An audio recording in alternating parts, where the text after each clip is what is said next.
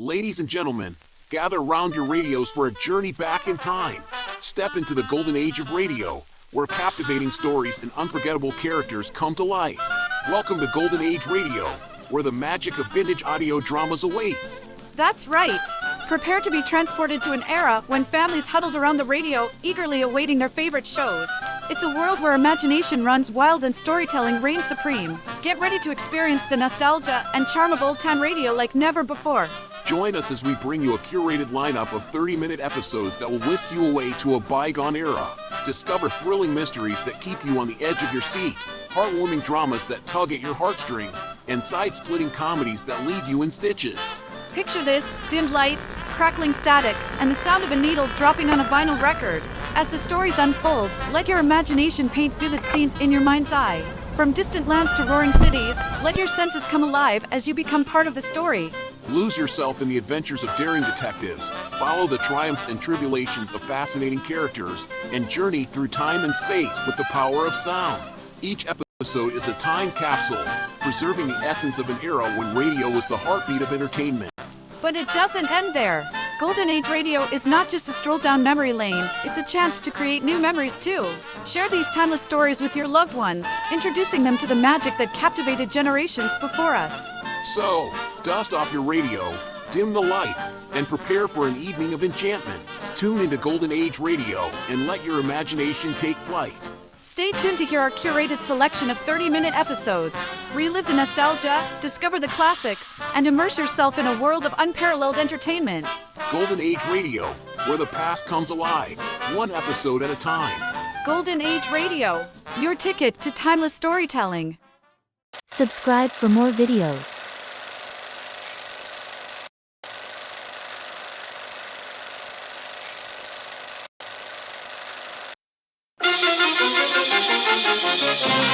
Baghdad, Martinique, Singapore, and all the places of the world where danger and intrigue walk hand in hand, there you will find Steve Mitchell on another dangerous assignment.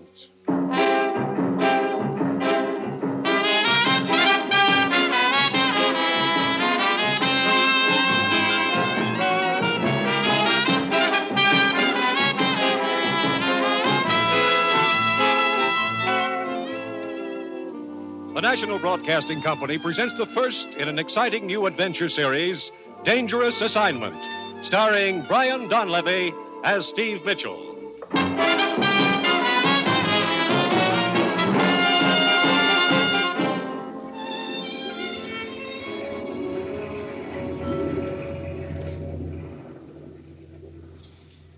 Steve. You're going to run this pretty little boat right onto the rocks if you don't put your hands on the wheel. Automatic pilot. W5, WRS, calling W2BYR. I should have known you'd have one of those on your boat. So help me. First time in my life I've ever used it, Evelyn. Eloise. Hello, sure. W5, WRS, calling W2BYR. Steve. Why don't you turn that radio off? I never should have turned it on. What's all that W stuff? Who's that silly woman trying to get, anyway? Oh, me. W5, WRS, calling W2BYR. That's the ship-to-shore operator. Brother, you know 'em all. What does she want with you? I'm afraid I know. Well, I guess I better answer before they send the Coast Guard. W5WRS from W2BYR. Go ahead. Stand by, W2BYR. I have a call for you. Go ahead. This is Ruth, Steve. The commissioner wants to see you right away. Over. Now, look, Ruth. I said only call me in an emergency. Over. The commissioner says this is an emergency. Over. But I'm in the middle of a big deal, Ruth. I'm tied up. Over. Just a minute, Steve. He says untie her and get into the office. But tell him... Oh, okay. I'll come back. Out. Eloise, I'm afraid And we'll... for this, I broke another day. Now, look, Eloise, I'm sorry. So what do? I go out and buy a new sunsuit. And it's a very nice sunsuit. I even fry some chicken. For the first time in my life, I fry some chicken. But this probably won't take long. What am I supposed to do in the meantime? And what am I going to do with all that fried chicken? Well, keep it on ice for me, huh?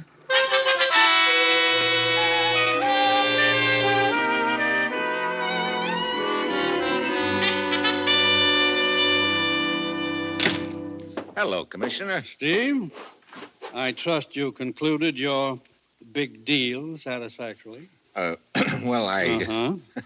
Steve, ever hear of the Throp Foundation? Throp Foundation? Sure. That's the private charity that's been sending a lot of relief shipments to Europe. Right. They've done quite a job over there. Tons of food and medical supplies. Yeah, that's the outfit. What about them? Their last 3 shipments to Sicily have been stolen. Oh? You mean off the boat? No, from the Foundation's warehouse in Messina, Sicily. I see. We've been instructed to get to the bottom of it. As usual, you'll pose as a foreign correspondent. Ruth has your credentials in order. Okay. On the surface, your assignment will be to write a story about the stolen shipments. Actually, I want you to find out who's been stealing those shipments. And to be frank, Steve, I'm sending you into a pretty nasty situation over there. What do you mean? The Throp Foundation has had 2 men working on this case. One of them has been missing for 2 weeks. What about the other one? Oh, they found him all right. His throat had been cut. Well, that's reassuring. We're sending you because we think you can take care of yourself and handle the danger. When do you want me to leave? Good. As soon as possible. Now, if you need help or information once you get to Sicily, contact Emilio Donati in Messina. Who's Emilio Donati? He runs a bar in Messina. We think he's a friend of ours. Okay. There's just one more thing I should warn you about, Steve. You know, you're making this assignment sound real attractive, Commissioner. What is it? I guess you've heard of the Sicilian bandit they call Lorenzo. Yeah, who hasn't? He's got the whole countryside terrorized. Steve, I don't know whether he has anything to do with all this or not, but if he has, watch yourself. Yep. Looks like I got a real honey this time. You did, but it's vital to us that those relief shipments get through. Trouble usually starts from empty stomachs. Yeah. That's all. You've got your assignment, Steve. Your plane leaves in 2 hours. Good luck.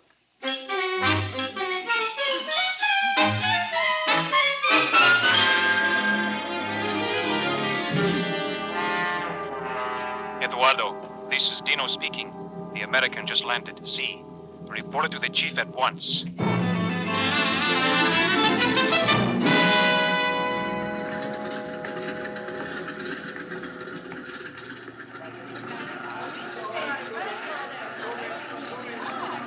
Signore, taxi, eh? You want a taxi, signore? Yeah.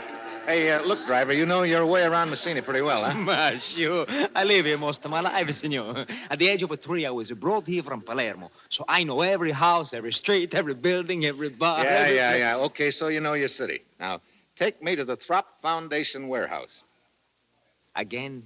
Throp Foundation warehouse. You know where it is? Throp? No. Throp. It's a... Ah, well, never mind. Just take me to the Rienzi Hotel. I'm sure you must have heard of that. Ma, sure. I'm going to put your baggage in the car, signore. Hello. Sorry I'm late.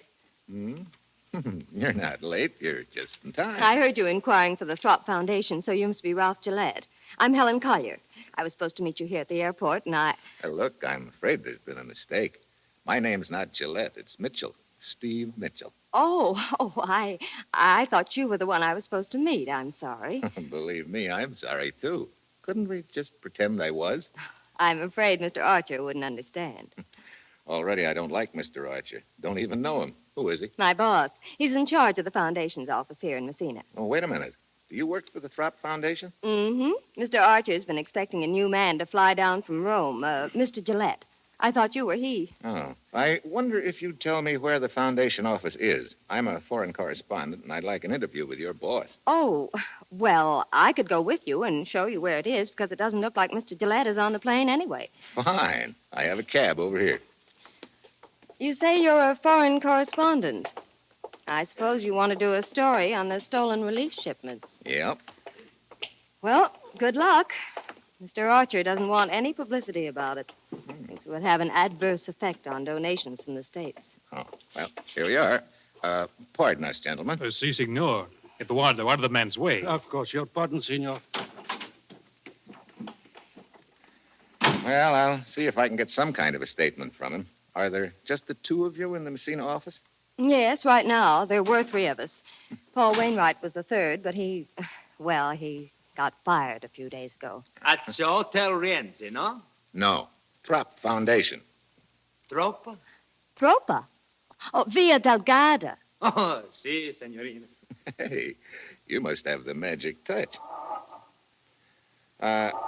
This Paul Wainwright, he was fired by Mr. Archer? Yes, 3 days ago. Senor, you ready, huh? See.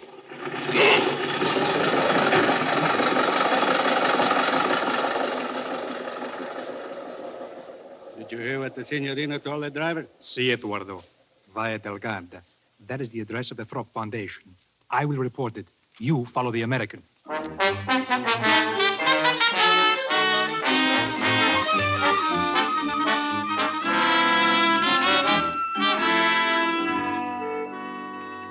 Mr. Mitchell, you must understand my position. It's not that I don't want to cooperate with you and your press association, but at the same... The stolen shipments are news, Mr. Archer, and news is my job. Well, I know all that, but just stop and think what's going to happen if the news spreads around back in the States. Our donations would probably stop coming in. We think it's vital that these shipments continue. I see. Well, in that case, could you give me an off-the-record statement about it? I might if I were sure it would be treated as such. I'll make a deal with you. We won't break the story unless or until the thieves are rounded up. Well, all right. I guess that's fair enough. There have been 3 shipments stolen, right? Yes, from our warehouse. It's right downstairs. Yes, I noticed it as I came up. Did you have anyone guarding the shipments? Of course, we kept doubling the guard, but each time they were overpowered. Mm-hmm. Sounds like the thieves have a pretty large outfit. Yes, apparently they do. I suppose you've heard of the bandit they call Lorenzo. Oh, certainly. Everybody in Sicily's heard of him. He's got the whole country terrorized. He's supposed to have a hideout up in the mountains. I know what you're thinking, Mr. Mitchell. That Lorenzo's men could have stolen the shipments. I thought of that right away myself. Well, it's possible, isn't it? Yes, it's possible. Personally, I don't think Lorenzo had anything to do with it. With Lorenzo's reputation what it is, it would be relatively easy for someone else to make it look as if Lorenzo had done it. That's an interesting thought. Incidentally, you fired one of your men a few days ago, didn't you? Paul Wainwright? That is something that I'd rather not discuss. Oh? Of course, I don't want to persecute the man just because some of his actions appeared vaguely suspicious to me. I have no proof of anything at all. I see. Well, thanks for the information. I'll see you later.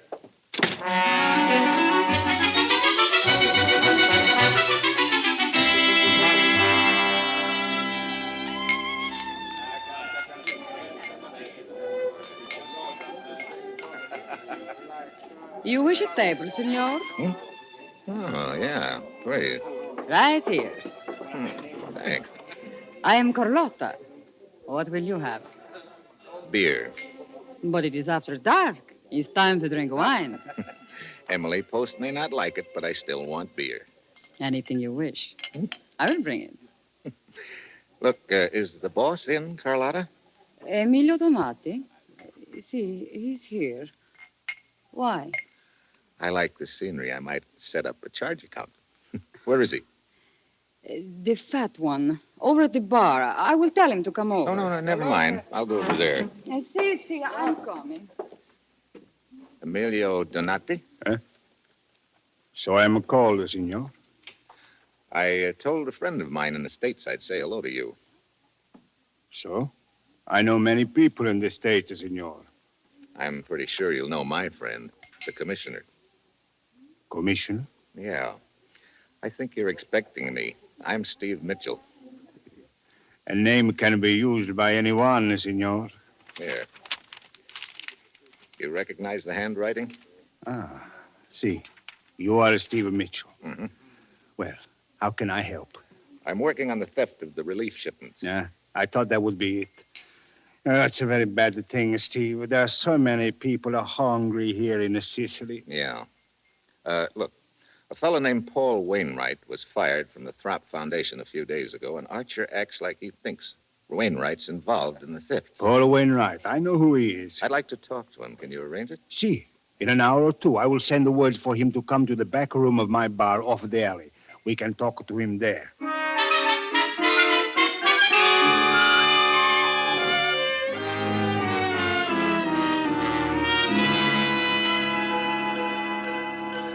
quarter after 11. Wainwright ought to be showing up pretty soon, hadn't he? See, he should have been here by now, Steve. There's another lead I want to run down, too, Emilio. Hmm? Do you have any idea where the bandit Lorenzo's headquarters are? Oh, see, in the mountains to the west over here. Think you could furnish me a guide? A guide? Yeah, just to get me into the general area. After that, I'll go it alone and do a little reconnoitering undercover. Steve, you must not try a thing like that. Look, it's the quickest way of proving whether Lorenzo's involved in these thefts or not. If he is, he's probably got a lot of the supplies hidden away in those mountains. His men would capture you. He has lookouts all over the mountains. Well, just last month, an entire division went up there and... Sure. That's the point. There were so many Lorenzo's men spotted them easy. But one man alone in the brush could be hard to find. Steve, Lorenzo has a small army of cutthroats up there. They are fanatically loyal to him. Could you get me a guide? Look, the danger. You must realize the danger. Yeah. Lorenzo isn't stupid enough to kill an American correspondent. That must be Paul Wainwright. Oh, come in, Senor Wainwright. No, thanks. Look, Donati, and you too, whatever your name is. There's a waste of time. We've got nothing to talk about. Oh! Wainwright. Knife in the back. Emilio, get out of the light. Get down. Someone's running down the alley. Don't follow him, Steve. Huh? It may be a trap. There may be others waiting in the dark. Yeah, I guess you're right. Wainwright, see... He's dead, Steve. Now perhaps you realize there's a real danger here for you. They know you are not a correspondent. Do you still wish a guide? I'll be waiting in room 23, Rienze Hotel. All right. I will send a man over.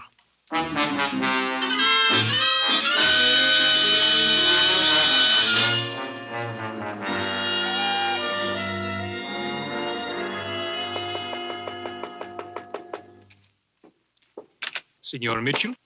Yeah. Who are you? Casella. Casella? That's supposed to mean something to me? Emilio Donati sent me to you. Oh, you're the guide. Si, signor. I am to conduct you to the mountain where Lorenzo and his band are hiding. Oh, Emilio didn't lose any time, did he? It was thought best to travel at night, so that we may be in the mountains before the sun comes up. Yeah, I guess that would be best. We will drive to the foot of the mountains by car.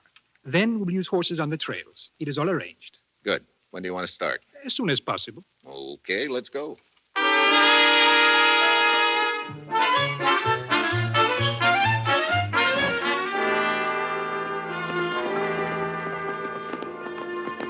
Hey, pretty narrow trail up here, Casella. Si, signor. About time for sunrise, isn't it? But a few more minutes and it will be light. You say, you think Lorenzo's hiding out somewhere on that mountain up there ahead of us? Si, that is what I have heard. Okay, let's stop here a minute. I'll go it alone from here, Casella. There's no point in your going any farther. Thanks very much. Si, signor. You're right. There is no point in going any farther. Put your hands in front of you. What? Do as I say, signor. I am going to tie your hands. Look, what is this anyway? Hey, wait a minute. You're one of Lorenzo's men. So true, signor. It will do you no good to resist. Do not try to escape. There's a man blocking your trail. See? He has a gun. Okay, I'll try it through you. Stop! Come on. Stop! I'm coming through. Eduardo, quick! Come and help me! Eduardo, help! Okay, Casella. That's for the double cross, Bub. Senor, I have a gun! I said stop! Okay. Looks like you win. Good. Now I tie you. Hold your hands up. Okay. Here's one of them. All right, senor. I will use the gun this way. So, Senor Mitchell. Casella, are you all right? See, I think so. Except my nose. It is bleeding. Fool, you deserve it. Come, we'll take the American to Lorenzo.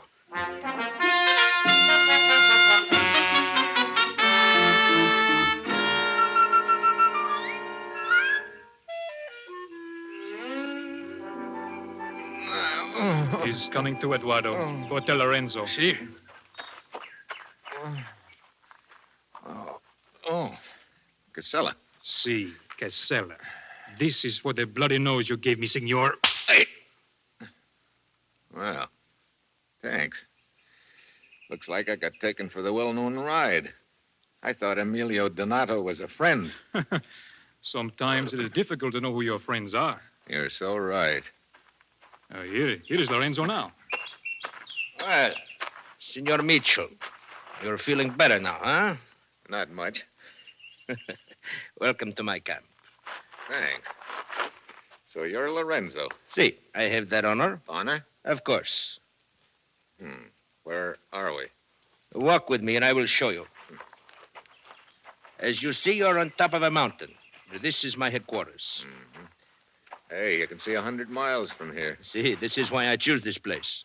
But where are the guards? Guards? You are not my prisoner. You are my guest. But see below us, my men are camped there. Is it not a reassuring sight? Hey, that looks like a small army. 120 patriots.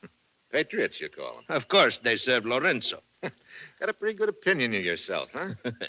I am one of the most brilliant men I have ever met. Really?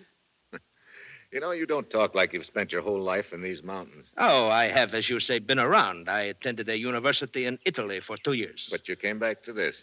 How come? A sense of duty, senor. I rob the rich and give to the poor. Yeah? That sounds pretty, Lorenzo. But are you sure it's not just because you're a thief at heart? You are shrewd, senor. Well, why not? From my experience in the world, I have learned that one must look out for oneself. Oh? Consider the recent war. Nobody won it. Consider the peace. Again, nobody wins it. Everyone quarrels and fights.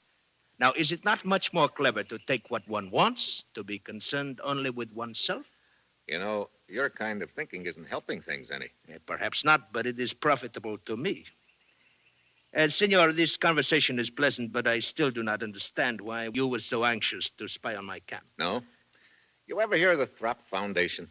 No. What is it, senor? A relief outfit that's been shipping food and medical supplies here to Sicily. Oh?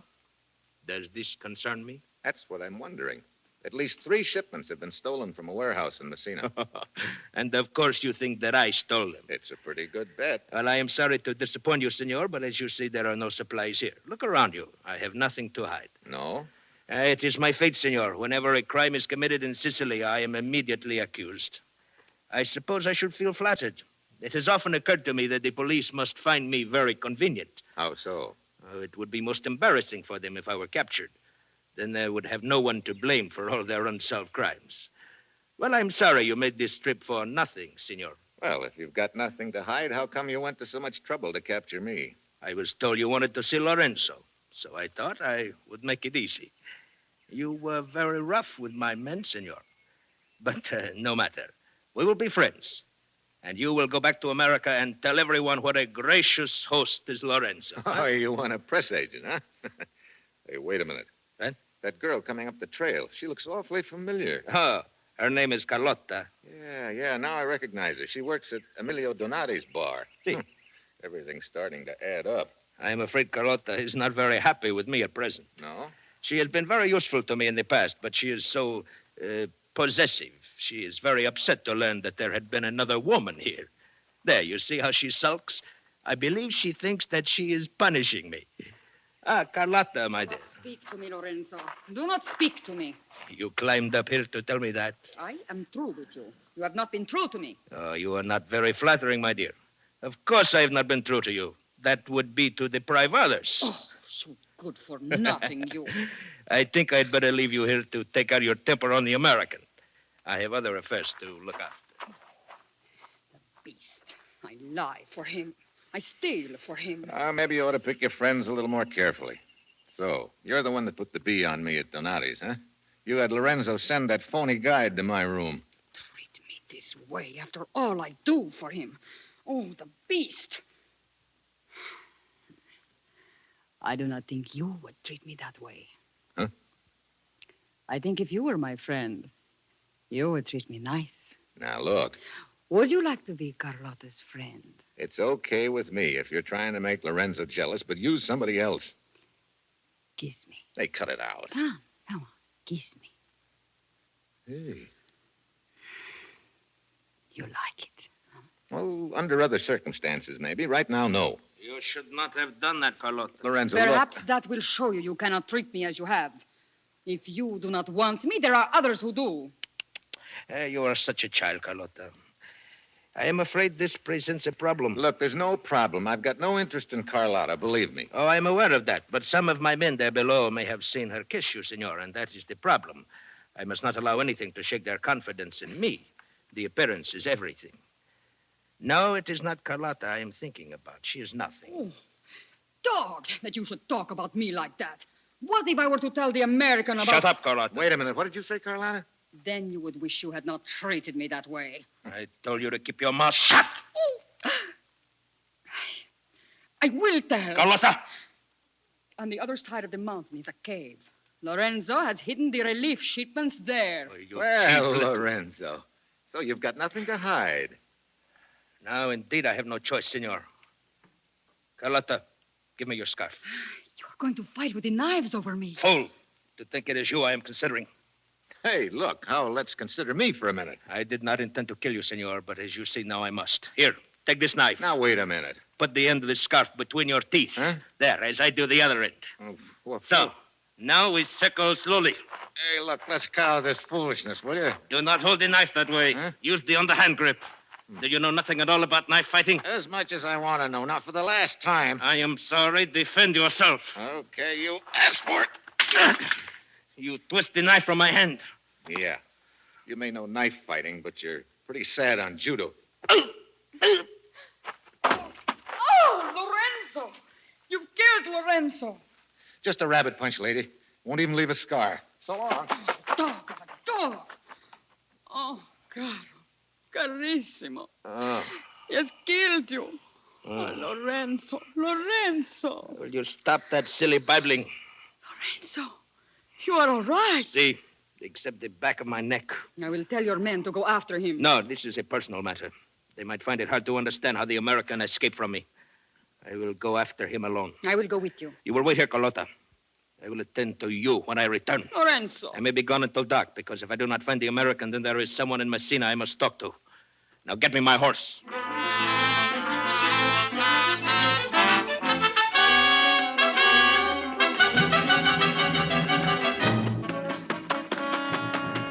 Oh, boy, my wind is shot.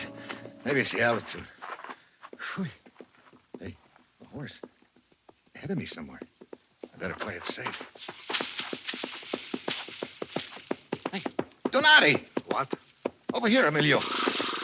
Steve Mitchell, you are safe. Yeah. I sent the guide to your room the first thing this morning. He said you were gone. Yeah, one of Lorenzo's men got there first. Your waiter, Carlotta, tipped him off about me. Carlotta? Yeah. Think that horse of yours can carry both of us? Lorenzo's men, they will be after you. Yeah, that's a good reason for not hanging around here any longer. All right, come. I will help you up. Wait, listen. That horse is coming. Come on, get your horse into the brush here. Cover up his nose so he won't whinny.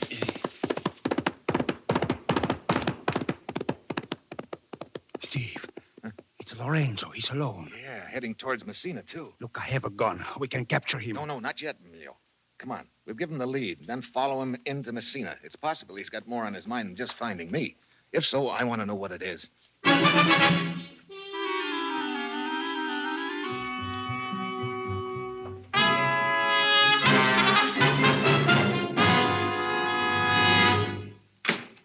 Lorenzo. Senor Arch. Why, you fool coming here to the Foundation office. My secretary will be back any minute. The American escaped. What? How could he? We will not go into that. Oh, you stupid fool. You've ruined everything. Mitchell must know all about the stolen shipments now. See, he knows I stole them, but he does not know that you are involved, Archer. He might as well. We're through now, Lorenzo. Through. And all because of your stupidity. Do not talk that way to me, Archer. I'd planned it so well. Even when Paul Wainwright became suspicious, I fired him. Then I had his mouth shut permanently.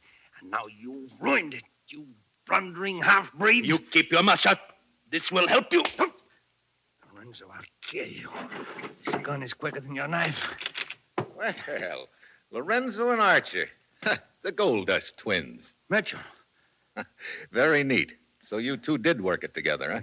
You're wrong, Mitchell. I've just captured a notorious bandit. Huh?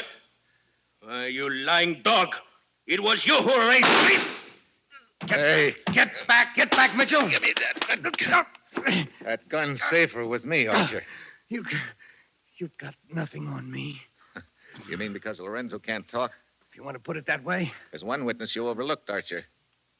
Carlotta. Yeah. When she finds out you killed Lorenzo, she'll sing plenty, and it's a song you're not going to like.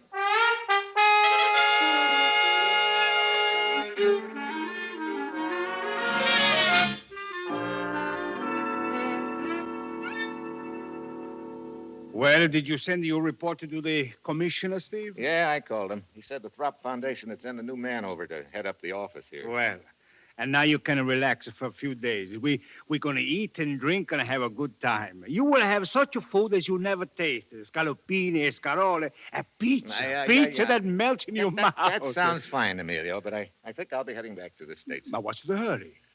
Well, someone back there is keeping some fried chicken on ice for me. Well, fried chicken? Yeah.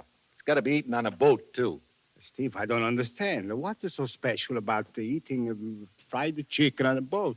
Well, you see, she's not the chicken. That is, Oh, well, just take my word for it, huh? So long, Emilio.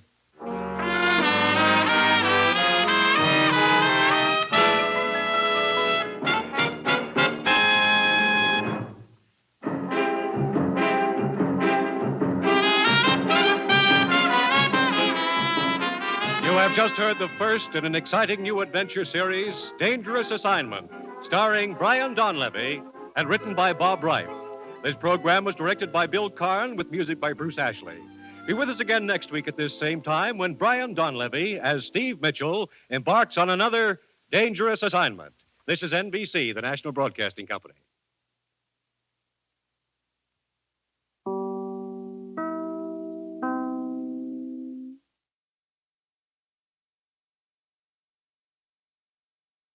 Thank you for listening to Golden Age Radio. We invite you to return tomorrow for the next episode that will take you on another unforgettable adventure. When I was a child, my grandmother used to make the best ice cream with a hand crank.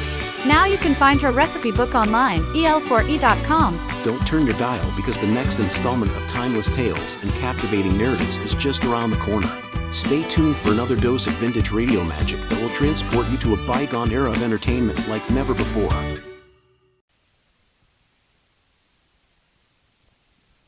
Adventures in time and space, told in future tense. Dimension X.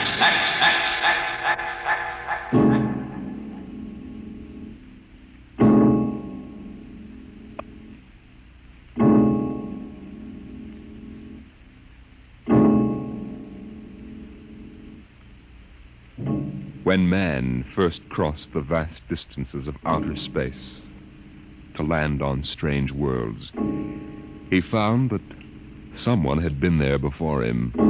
The ruined canals of Mars, the smashed cities of Titan and Centaurus II and III, all these were evidence that 100,000 years ago, a race of intelligent beings built their cities across the galaxy.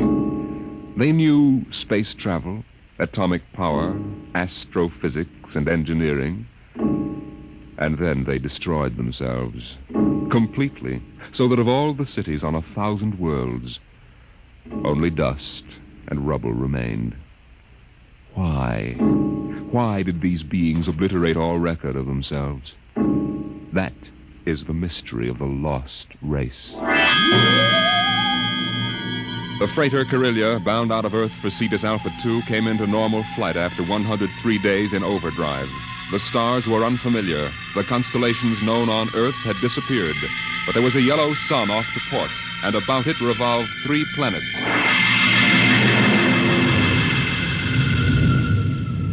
What do you make of it, Briggs? It isn't on any of the star charts, Captain Wharton. I checked through. 1 and 3 are dead, all right. Have to take a closer look at number 2. Turn up the vision scale. Polar ice caps. She's green around the belt.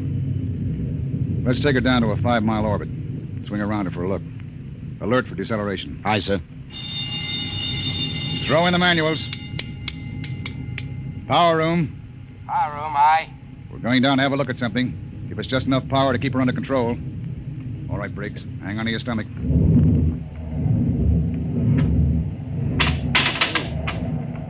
You sent for me, Captain Wharton? Come here, Mr. Howell. Do you mind if I sit down? Free fall sickness? Well, I'm afraid I'm not an old space hand. Oh. We'll level out in a minute. Do you want something? Yes.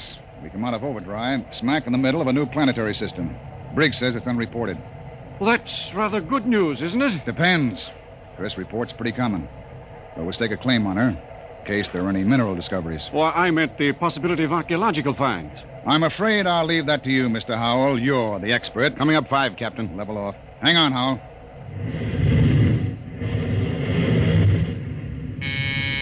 Power room. Hold her steady she goes.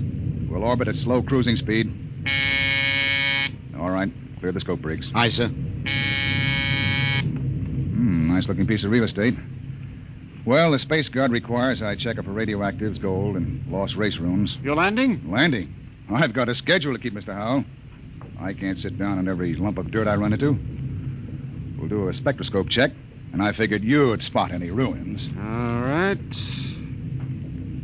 Wait a minute. There in the lower quadrant. What? That bald spot in the vegetation. Those are ruins, all right. Are you sure, Howell? Yes. I've seen the lost race rubble on Centaurus 2. There. You can see it plainly, dust and rubble. No, that's what I get for calling in an expert. Briggs, stand by to take it down to 5,000 feet. Aye, sir. All this stinking luck. There goes my schedule.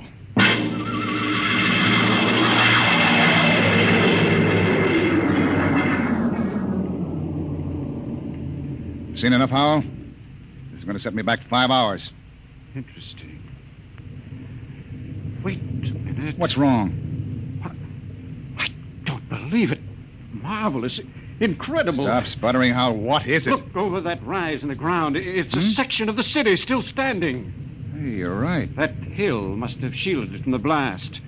Captain, you've got to land. Land? You've got to. This is the first lost race site that's ever been spotted. Of course, you'll land. Howell, we get a $1,000 bonus for every day under par for the run. But you don't understand. It's the biggest find in the century. We can chart it, and you'll have to get back somehow. That's all. I'm not sitting down to rake over old dust heaps. Captain Wharton, I'm on commission to the Space Guard. You may have to answer to them. I'll think up one. Look, Howell, strictly speaking, you're a passenger. Well, you've got to You land. don't belong on the bridge. I'm not landing down there, and that's not... Briggs! Emergency from the power room. Something must have blown. Power room. Power room. Danton, what's wrong down there? Danton. Oh, he doesn't answer. Anything serious, Captain? Reaches the fuel locker. That 5 pounds of ascending will go and kick us right out of space. Danton! Danton! Power room, aye. What happened? What blew? Main tube coupling. She's secured What's now. the damage? The main tube's burnt out. The bearing, the coupling, injector valve, and the needle gauge. Can you make repairs? Not in flight. Can you raise enough power to land? I don't know, Captain. The wiring's shot. She's fat like a tomcat. I might be able to get something from the deceleration auxiliaries. Get a jury rig on her. We'll try to set her down. Aye, sir.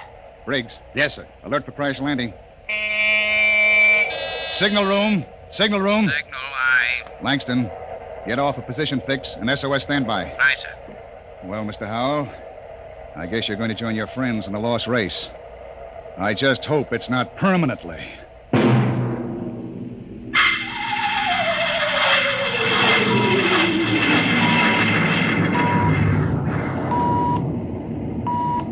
Leveled off now, Captain. Trim her up a point. That's it. She's bucking bad. 5 more minutes and the hull plates will shake loose. Power room. Stand by for bow blast on signal. Power ready. I'm going to try for that clearing. Too narrow. 2 to 1 for $1. All right. Hang on.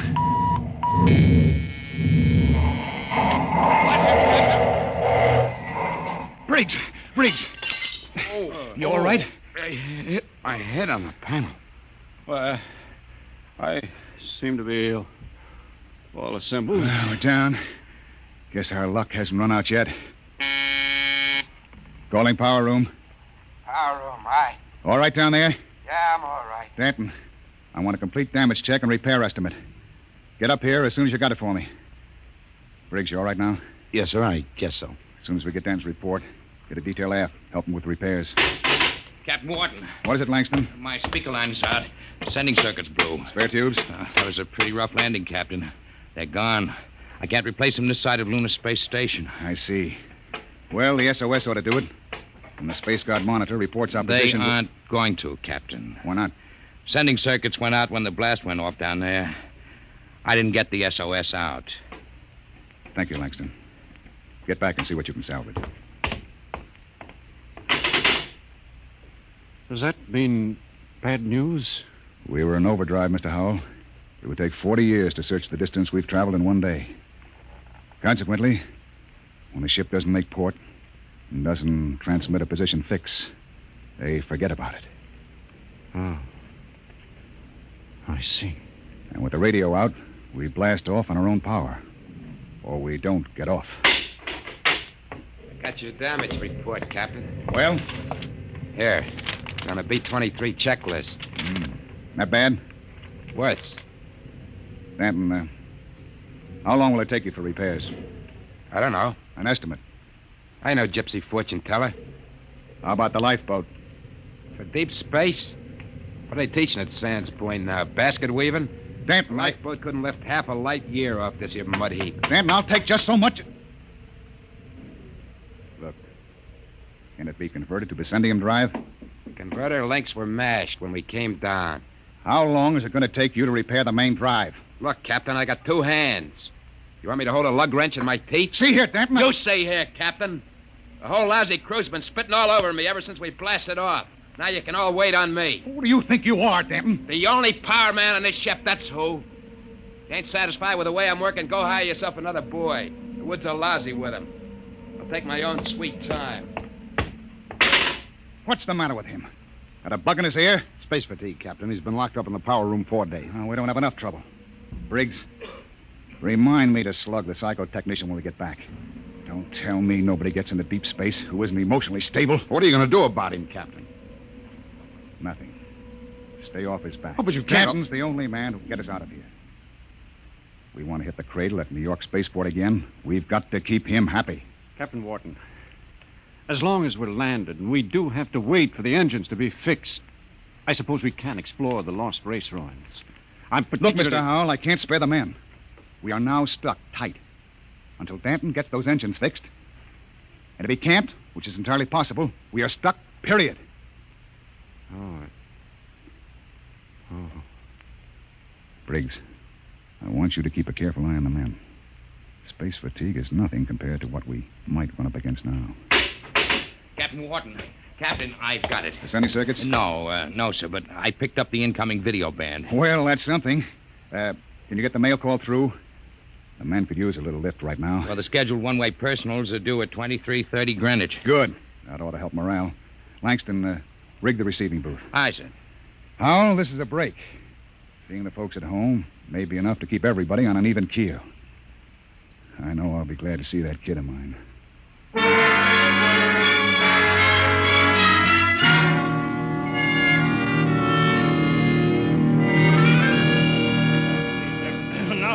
Yeah.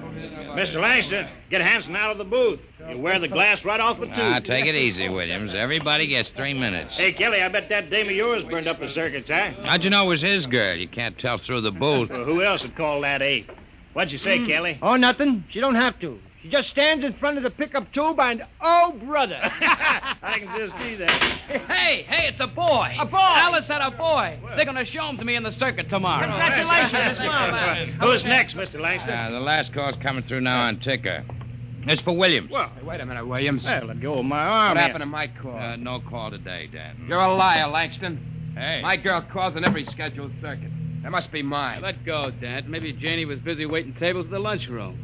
What do you know about her, Hanson? You kidding? She's a swell kid. Everybody at New York Spaceport knows her. Yeah, I've seen you hanging around Jane, too. Now, wait a minute, Danton. Take it easy, Dan. You and Williams made this up between you, didn't you?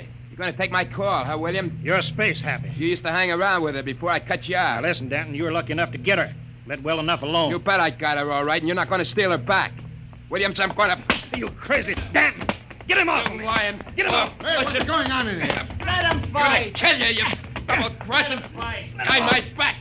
Grab him, Hanson. Get his Let go of me. Nobody took your call. Now, calm down, Dad. I'll fix all of it. Look out. He's got a wrench. Danton! He's nuts. Nobody gets a call. Nobody. How do you like that, Williams? You ain't going to hear from Janie no more. How do you like that? After him. Kelly! Hanson! The airlock. He's left the ship. Let him go, the jealous screwball. Sure. But that's the only man who can get us off of here.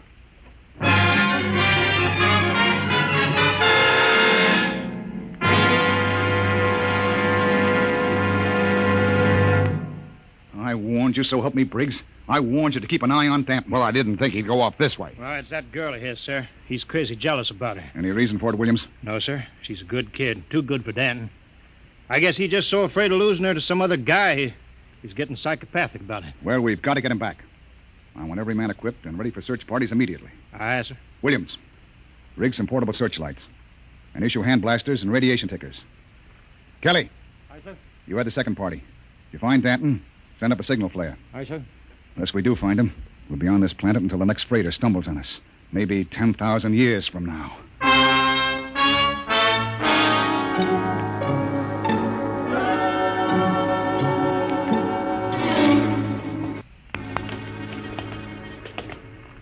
Hold that light up, Hanson. This is amazing, Captain. Lost Race building's actually standing. Hey! What is it?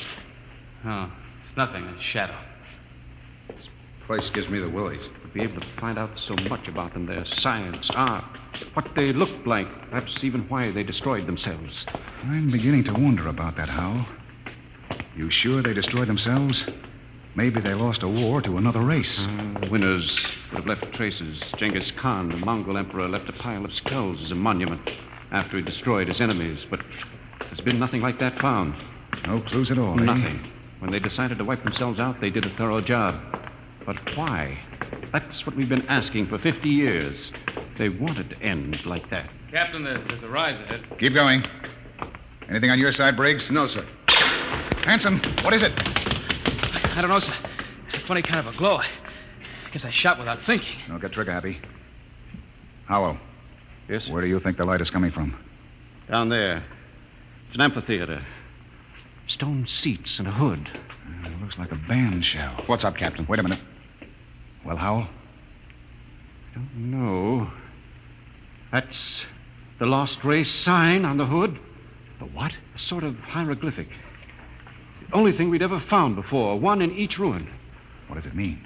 Some kind of a warning, I think. Come on. We're going down there. Careful now. There's a platform of some kind down there. Looks like a lecture platform, doesn't it? Or an altar. This might have been a temple. Perhaps the Lost Race sign had a religious significance. It looks like a throne to me. A throne 5 feet high. Briggs, climb up there. And see if there are any controls for this machinery. Aye, sir. This wasn't meant for any man to sit on. There's a lever up here. Shall I try it? Sure, go ahead. Hey, what's that mist? It's like a steam bath. I wonder if Kelly and Williams ran into anything Kelly, like... hold that light up. Shut up and keep looking for Danton. What? Look there, in the hood. It's Williams and Kelly. That crazy jet jockey. When I find Wait, him, I'm throw the going to lever. beat his brains out. You could see him, a 3-dimensional image. Some kind of television. Get down, Briggs. Aye, sir. Did you see it, Skipper? I was just thinking about him, and there he was. And we all saw it. Out of the way. I'm going to try it. This thing can pick up Earth. It'll replace the receiver Danton smashed. Just throw the lever, eh?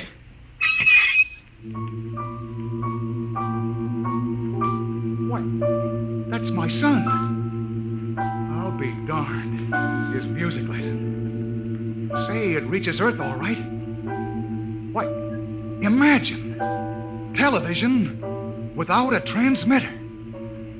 Looks like the Lost Race was ahead of us in more ways than one. Go up and try it, Howell. Amazing, amazing. Television without a transmitter. This machine may be the clue to the mystery of the Lost Race. I'll try it. Mary, I've told you I like my paper first in the morning. If that youngster wants to know how the Tigers did, let him wait until I am... My father in Detroit. Remarkable, Captain. You can see the whole room clearly. Say, how about me, Captain? Let me get up there. I'd like to see my baby. Alice told me all about it. Out! What's the matter, Hanson? I kicked something, a wrench. Well, hold it up. What? It's Danton's. That means he's been here. We're on his trail, all right. Come on, Howell, let's go. Oh, but the baby, it wouldn't take a minute, Captain. Later, Hanson. We've got to find Danton first. All right, now, let's get moving. Hold it. What's that? The recall flare. Kelly and his men have found Danton. Oh, I hope that crazy fool is in one piece. We start back now, Captain? Yes. That came from the ship. Another flare? No, that was an explosion. That's all we need now. Something more to happen to the ship.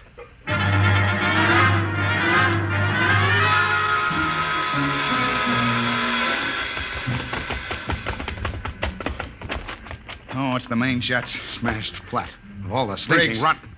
Check through the ship for further damage. Aye, sir. Oh, look at those plates. Crumpled like an accordion. Captain! Oh, Captain! Here comes Kelly's party. We got him. We got Denton. Hold it. What happened here? Somebody blew up the main jets. Denton, do you know anything about this? No, sir. Not much, he doesn't. He's crazy enough to blow us all up. Listen, Hanson, I admit I went off my head tonight, but I'm not crazy enough to commit suicide. If the jets are smashed, we're all marooned up the same creek. I still think he's got something to do with it. Lay off, Hanson. We found him wandering up in the hills. And he was with us when the blast went off. Yes, that's right. We saw your recall flare before the explosions. Oh, I guess that puts Stanton in the clear. Then who did it, Captain? I don't know, Howell. Looks like somebody didn't want us to leave this planet. Well, we still got one slim chance left. If we can repair the lifeboat. Skipper, it's gone. Gone? The escape port is open. The boat's missing. Oh, what else? The arms chest was cleaned out, sir, and the fuel locker was jimmied open. The descendium bars are gone. You sure? You can look for yourself, sir. She's clean. I see. There's only one answer left. There's something or somebody out in those ruins trying to get us. Maybe that lost race decided they weren't going to stay lost. You think some of them may still be alive? Who else could have blown up our ship?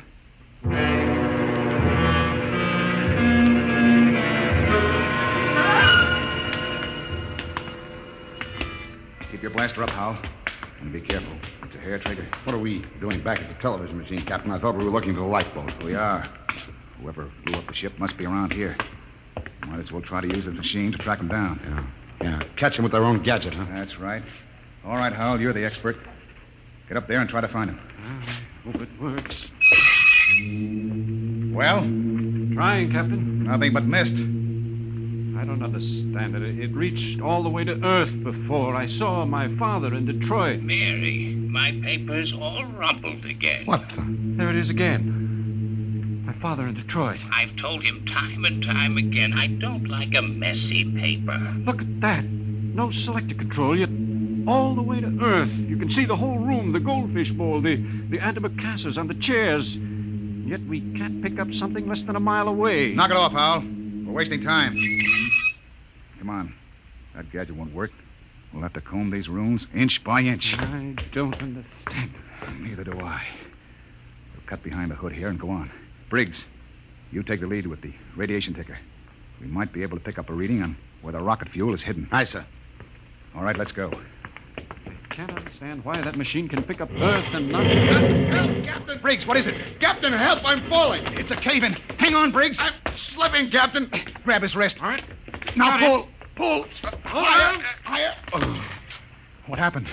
Was just walking along and the ground caved in. What? It's some kind of shaft. Hold your light over it, Captain. Oh! 50 feet deep in a stone bottom. I could have split my head open like a grapefruit. Something down there. Hold that light steady. Amazing. It's amazing. Looks like a pile of bones to me. 2 piles. They may be the first skeletal remains ever found of the lost race. I've got to get down in there. We haven't got time, Howell. Come on. Let me have your binoculars. Wonderful. That small skeleton must be an infant.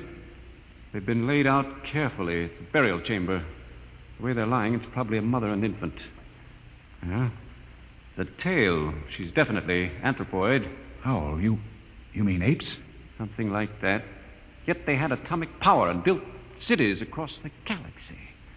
Amazing. Howell, we haven't got time. Hello, that's funny. The little one is different. The caudal bones are different. No tail. Listen, Howell. What do I care whether they had tails or not? Come on now. It's almost as if...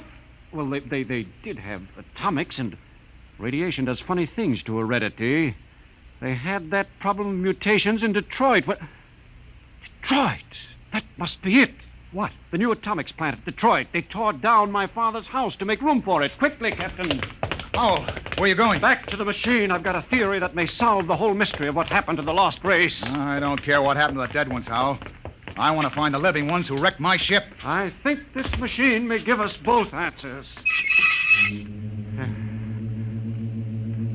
The house, Detroit, down to the last detail. Oh, come on, Don. We know all But that. don't you understand? That house was torn down. I got a letter before we lifted off Earth. It's gone. But it's on the television machine. Captain, that machine isn't television. It's a thought projector. What? It only mirrors what's in your own mind. But, Mr. Howell, we saw Earth. It was really there. But it was just because we imagined it, Briggs. It's a thought projection. I can produce any mental image that occurs to me on this machine. New York, spaceport, a Space Guard patrol, anything. Anything? Yes. And now I think I know what inspired the lost race to do what they did. It was fear. Fear of what was in their own minds. They could all see it with machines like this. But fear? Fear of what? They foresaw the future. So they destroyed themselves. Every last one of them. Hold it, Howell. Are you sure they're all dead? 100,000 years ago. Then who blew up the ship and stole our lifeboat? Danton. Danton? But why? He was pathologically jealous. Yes, but blowing up the ship was like committing suicide. He wasn't crazy enough to do that. The lost race was after they looked at this machine. You mean Danton did too? We found his wrench here. You're right. He must have looked at the machine and thought it was television. He must have seen all his fears about losing his girl confirmed. That was enough to make him completely unbalanced. But he was with Kelly when that explosion went off. He's got an ironclad alibi. No, he hasn't. Wouldn't take a power man long to sneak back to the ship and rig a delayed action fuse. Howell, we've got to get back to the ship before Danton. Never mind, Captain. Stay right there. That's Danton. In the dark. You make a perfect target there. Stop your gun. I got a blaster set at wide angle. Drop him. He's got us cold. I've been following you, Warden. I wanted to tell you. I'm going back to Earth. I got the lifeboat hidden over that rise. It won't work in deep space. You believed me when I told you that, didn't you? Well, I've got it fixed. And with that Vicendium fuel, it'll be a milk run. I'll reach the Space Guard station at Volta with a long, sad story about how the rest of you exploded in mid-space. Danton, that's murder. Yeah, that's just what it is. And easy, too. Danton, you can't just leave us here. Watch me. Sit in front of that machine and watch me. Yeah, I know what it is. I know it's a television without a transmitter. And I did some checking up. I've seen how you were stealing my call. Trying to steal my girl. Danton, you're sick. You Pretty can't... smart, that lost race. They built some machine. And it showed me plenty. It showed me enough to kill you. Oh, you've got it all wrong. This isn't a television machine. What are you trying to pull, Wharton? I saw it. Those were your own thoughts, Danton. Those things you saw exist only in your mind. Shut up before I blast all of you down. You're just trying to lie out of it, that's all. But I know the truth when I see it. And you're going to die. All right, Danton, but you're not going to get away with it. Look at the machine. What's that? The machine. It's the Space Guard patrol, Danton. Look, they're coming. X3 to command. Spotted the Corellias. Reported. Preparing to land. That's the Space Guard, Danton. Yeah, whole patrol. You're lying. They couldn't come. There wasn't any SOS. X3 to command. Preparing to land. There's a clearing. That's enough, Howell. All right, Danton. They'll be coming over the horizon. Drop your gun and give yourself up. Oh, no. No, they're not going to catch me. I'll be away in that lifeboat before they land. Stand still, all of you. Stay where you are. I Danton. still got you covered. Danton, look out behind you! Burial shaft. He fell in it. Hold the light down, Briggs. Well? He's dead. Deader than the lost race. And what about those Space Guard cruisers? Out of my head. I just imagined them, and there they were on the machine. Poor Danton believed they were real. I wish they were real so we could get off this planet. No, it doesn't matter. We know where the lifeboat is now. We can send one man to bring back help. And it won't be Danton. The machine got him the same way it got the lost race. Through fear. But what was the lost race afraid of, Howell? Changing. Changing? Look at those skeletons down there. They had atomic energy, but they couldn't control it. Look, the baby's different from the other. The race was changing by mutation. Mutation? Look at those skeletons. Now imagine a shifted hip socket so they could walk upright. The baby was already without a tail. But Howell, that would mean they were changing into... Yes, Captain. The lost race committed suicide rather than face the fear of seeing their descendants become such horrible creatures as men.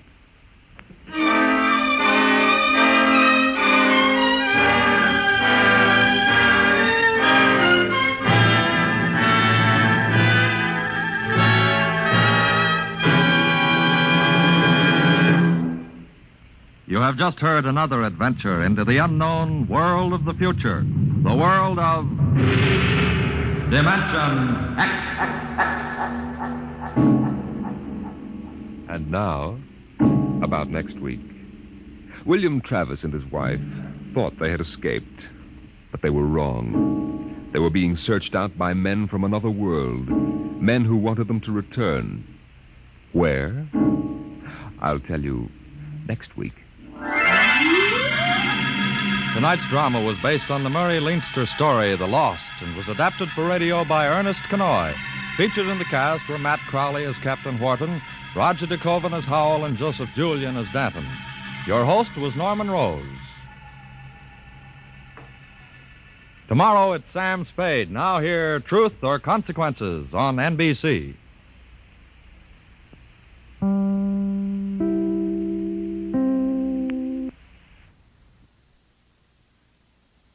Thank you for joining us for another thrilling episode of Dimension X. We're excited to have you as part of our audience. We invite you to return tomorrow for an all-new set of episodes that will take you on even more unforgettable adventures. Get ready for a journey to the outer reaches of imagination as we dive into X-1, our next featured program. Brace yourselves for mind-bending tales that will transport you to distant galaxies and alternate realities. We're always eager to hear from our fantastic audience. Your feedback fuels our passion for delivering the best in vintage entertainment. Feel free to share your thoughts, opinions, and suggestions. We value your input and strive to make your listening experience even more enjoyable. If you're looking to enhance your Microsoft Access skills, look no further. Reach out to them at 615-420-2040 and ask for Mark. Once again, thank you for being a part of our Golden Age radio community. Get ready for more riveting stories, captivating characters, and timeless entertainment. Until next time, stay tuned and keep the nostalgia alive. In just a moment, X-1. But first, after a hard day's work, there's nothing more welcome than an evening of variety entertainment. And that's just the tonic provided tomorrow night by NBC Radio. You'll laugh your cares away when good-natured contestants carry out the rib-tickling stunts dreamed up by MC Jack Bailey on NBC's Truth or Consequences. And later on, Groucho Marx peps things up with lots of spontaneous good fun and more of the friendly insults at which he's so accomplished. For a brighter, livelier evening tomorrow night, it's Groucho Marx and Truth or Consequences on this station. And now, stay tuned for X-1 on NBC. Have a nice trip. The seat number is 15. Next, please. Countdown for blast-off. X-5, 4, 3, 2, X-1, fire.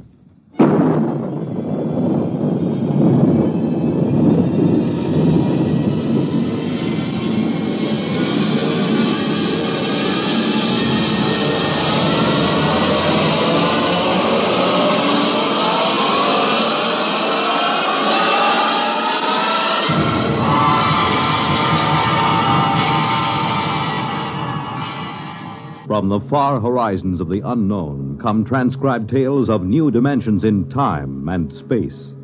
These are stories of the future, adventures in which you'll live in a million, could be years, on 1,000 maybe worlds. The National Broadcasting Company, in cooperation with Galaxy Science Fiction Magazine, presents X-1.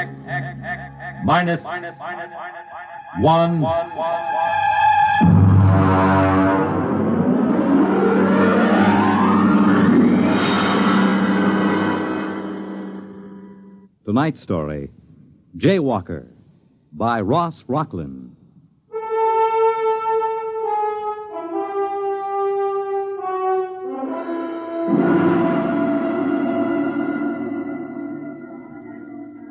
Intergalactic flight number 14 now loading at ramp 10. Intergalactic flight number 14 now loading at ramp 10. Please have your flight validation. You walk from the waiting room down the long ramp number 10. The flight pack is in one hand, the validation papers in the other. Other passengers chatter behind you. You turn a corner, and there's the ship. A cylinder of glistening silver aimed at the moon. You feel yourself carried up the moving stair to the gaping entrance lock. A pretty stewardess in a blue uniform smiles at you. Validation papers, please? Your papers, madam. Oh, papers? Oh, yes, here they are. Mm-hmm. Mrs. Marcia Foster. You feeling well, Miss Foster? Yes, quite well, thank you. We have to make sure. Once in a while, somebody slips aboard with another person's validation papers. What difference would it make if I felt well or not? Great deal, I'm afraid. You see, the effect of a free fall in space without gravity can do quite a bit of damage in certain glandular conditions. I see you've passed your physical. Yes, I'm quite all right. Fine. Have a nice trip. Your seat number is 15. Next, please. You walk down the carpeted aisle to the plastic-on seat. Her words make a ringing pattern in your brain. Are you feeling well, Mrs. Foster? Mrs. Foster's feeling quite well, thank you. Mrs. Foster has passed her physical examination. There's only one thing wrong with the picture. You are not Mrs. Foster. Attention, please. Attention. In 1 minute, the flash walls will be raised around the ship. If for any reason the passenger is not feeling well or does not wish to make the trip, please speak up. 1 minute. You begin to wonder if you ought to go after all. You begin to think of how it happened. Why you're here sitting in this silver vessel waiting to blast off for the moon. What happened between you and Jack? What happened?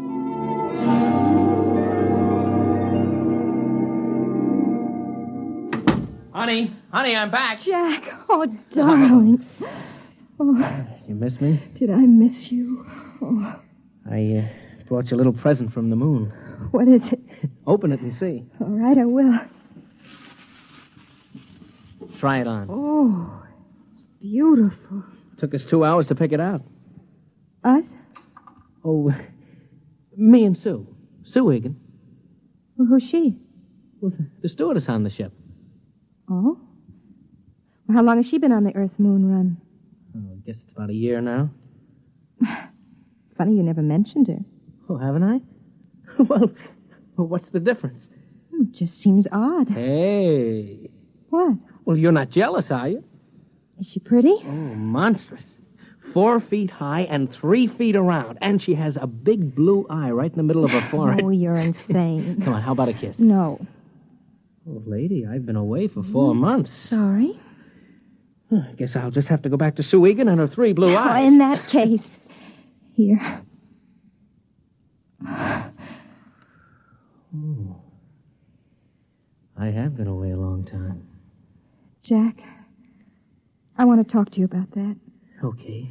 But could it wait till tonight? I am taking you to dinner, Mrs. McLean. I'd rather talk about it now. Okay. Jack, we've been married for 6 years now. Is it that long? 7 in July. For the last 2, you've been skippering that rocket to the moon. I know. 3 weeks at a time, with only a week in between. Well, I do get a month vacation Jack, besides. that is no kind of life. Oh, Marcia, I don't know what I can do about You it. haven't tried to do anything about it. I guess you're right. Do you intend to try? Marcia... But I need to know. Marcia, flying is my whole life. But it isn't mine. I'm not going to spend 3 weeks out of 4 sitting here wondering if you'll come back alive. Oh, now that's ridiculous. Is it? What about my father who died on the Elsinore when it missed Mars? Your father died as the result of a space maneuver that no pilot in his right mind would try. They missed the planet. That could happen to anybody. They missed it because they tried to warp the ship around. I'm afraid I don't understand. Well, it isn't very hard to understand.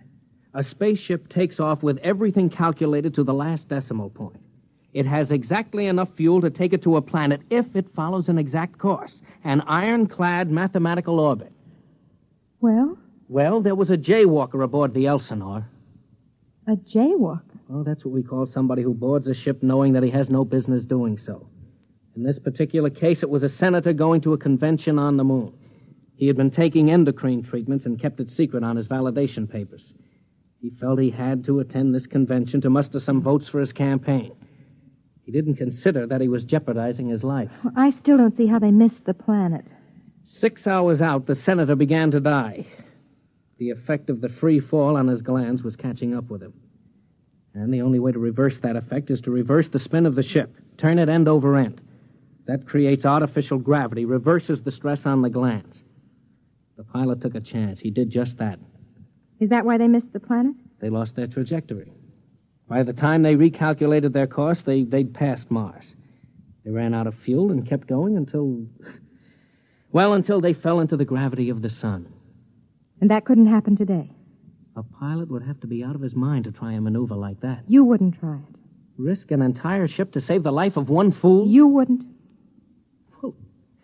Marcia, I can't say I definitely wouldn't. Right now, it's inconceivable to me. Just as inconceivable for you to give up space flight for my sake. Isn't it equally inconceivable for you to put up with it for my sake? I've put up with it for 2 years. Jack, this is the end of it. Now, what exactly do you mean by that? I mean you have to decide whether you want a marriage and a family or a career as a space jockey. Well, why do I have to decide? Why can't I have both? Because I won't live this way. Nobody else does except a handful of wives whose husbands are crazy enough to have picked a profession like this. Well, you knew this was my profession when you married me. I didn't know it was like this. Marcia, what you're asking me to do, I simply can't do.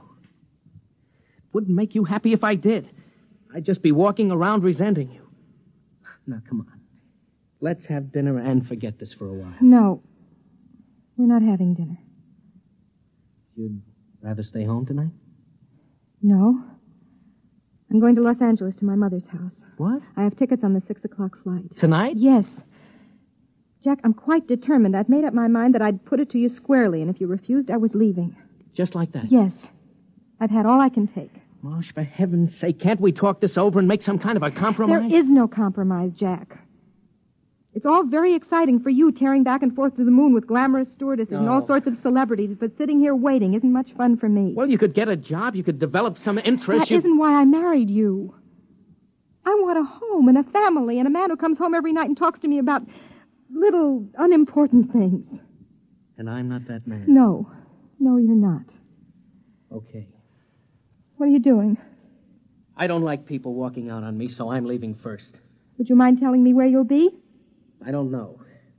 You can reach me through Intergalactic if you change your mind. Marcia, maybe we'll both be better off. We didn't have much of a home life anyway, just the two of us. Oh, I'm sorry. I didn't mean that. I know how you feel about not having children. Goodbye, Marsh.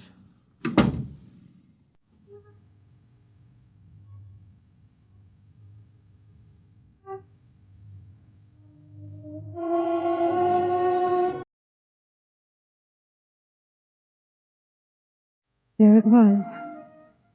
You learned when you came back from Los Angeles 2 months later that he'd been seen in the company of one Susan Egan, stewardess for Intergalactic on numerous occasions. You learned, too, that he'd applied for the Earth-Venus run, the newest and most difficult run in the galaxy. And you learned something else, something that was going to change the whole course of your life. Come in, Mrs. McLean. Sit down. Thank you, Doctor. I have some good news for you. Yes? You're going to have a child. Well, I thought you'd be happy about that. Happy? Oh, yes. Yes, I am. Naturally.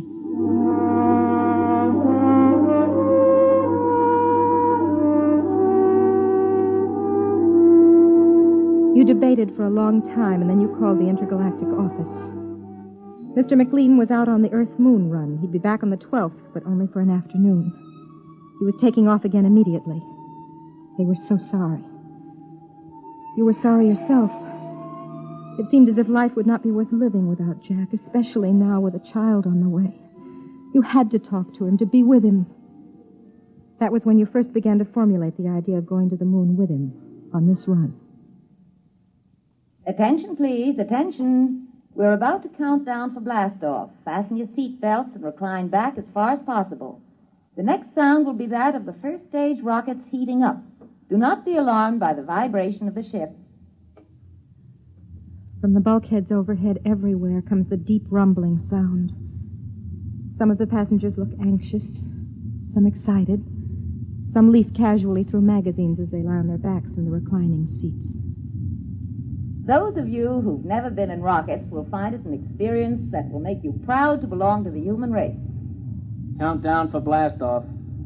X minus 5, minus 4, minus 3, minus 2, minus 1, 0.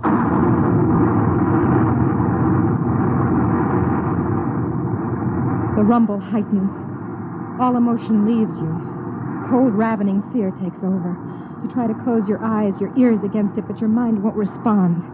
You look out the port, and the scene is suddenly splashed with a rushing sheet of flame that darkens the sky and is torn from your vision. It's snatched away. The buildings, the trees, the roads vanish. A great, soft, uniform weight presses down on you. You push with all your might, but it smothers you, presses you back, drives your blood down, down inside of you. And then, quiet. We are now 102 miles over New York City.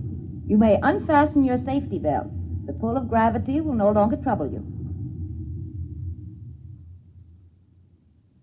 You unfasten the safety belt and sit in the seat, wondering what to do next.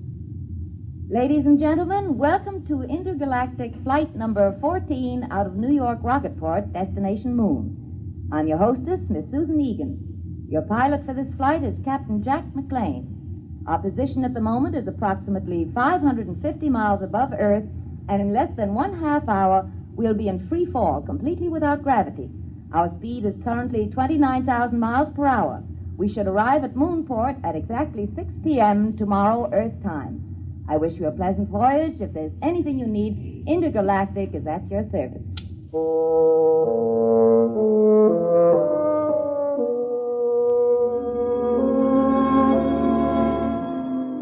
Well, you think to yourself, everybody's here. Your husband, his loved one, and his wife. You watch her as she walks back along the rows of seats with an armful of the latest magazine reportings. A tall girl, about 29 or 30, dark brown hair, dark eyes, and not very pretty. The sort who would be able to talk to him about steam tubes and beautiful landings and solar storms.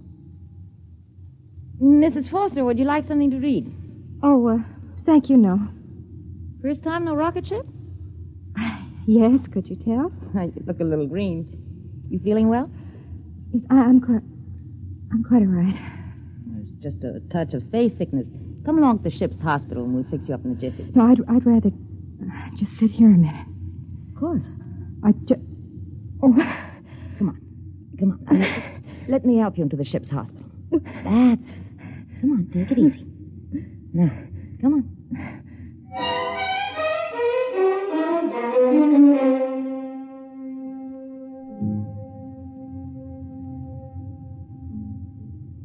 Now, you just lie down there. How are you feeling?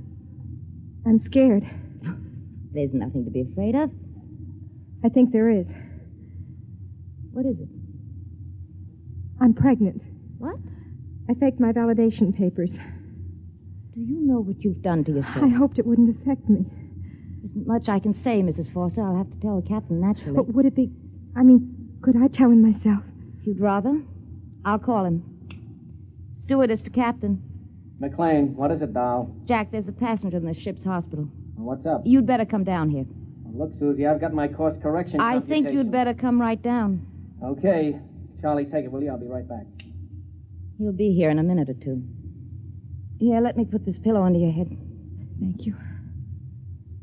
Now, what made you do it? You wouldn't understand. You loved him, and he's stationed on the moon, and you wanted to be near him. Is that it?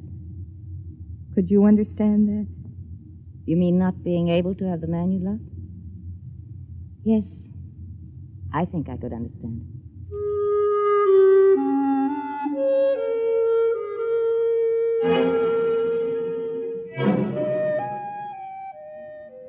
You wanted to scream at her, to claw at her face. She was going to live, and you were going to die. She was going to share a life with Jack when you were only a dim sort of memory in his mind. He came in, moving fast with that kind of schoolboy gait of his. His dark face was frowning, but handsome as ever. Now, just why did you... Marcia, honey. Hello, Jack. Well, what are you doing aboard? Sue, this is my wife. Marcia, this is Sue Egan. Oh, hello. I'll be getting out. Excuse me. What's going on? Jack, sit down. I want to tell you something. I'd like to say something first, Marsh. I've had a chance to do a lot of thinking lately. And if you think we could work it out, I'd like to try again. You mean that? Yes, I do. What about Miss Egan? Sue? What about her? Well, I thought... I heard... I'm very fond of Sue. Yes, I thought you were. But she isn't my wife. You are. Was. What do you mean? I'm going to die, Jack. Marcia, what are you talking about? Jack, I'm pregnant. You see, we're a little too late. Did you know this when you came aboard? Yes? But weren't you aware that... What about the physical? I used another woman's validation papers. I paid her for them. Why, Marcia? How could you do a thing like that? I don't know. All I knew was that I had to see you. I had to be with you. If you'd only told me. I couldn't reach you. Didn't you know what would happen if you took a rocket flight? I know. I thought somehow it wouldn't happen to me. I didn't know that pregnancy was affected. And if you had? I would have come along anyway. I suppose in a way I'm to blame. I'm the one who walked out. Don't take the blame on yourself. I'm over 21. Marcia, what did you hope to accomplish by this? I'm not sure. There's only one possibility. Possibility? Yes, excuse me. Miss Egan. Yes. Come into the ship's hospital, please. Bring Petrocelli from maintenance. Tell him to come up here with a crescent wrench. Yes, Captain. What are you going to do? Do? Nothing much. I'm going to warp the ship around, that's all.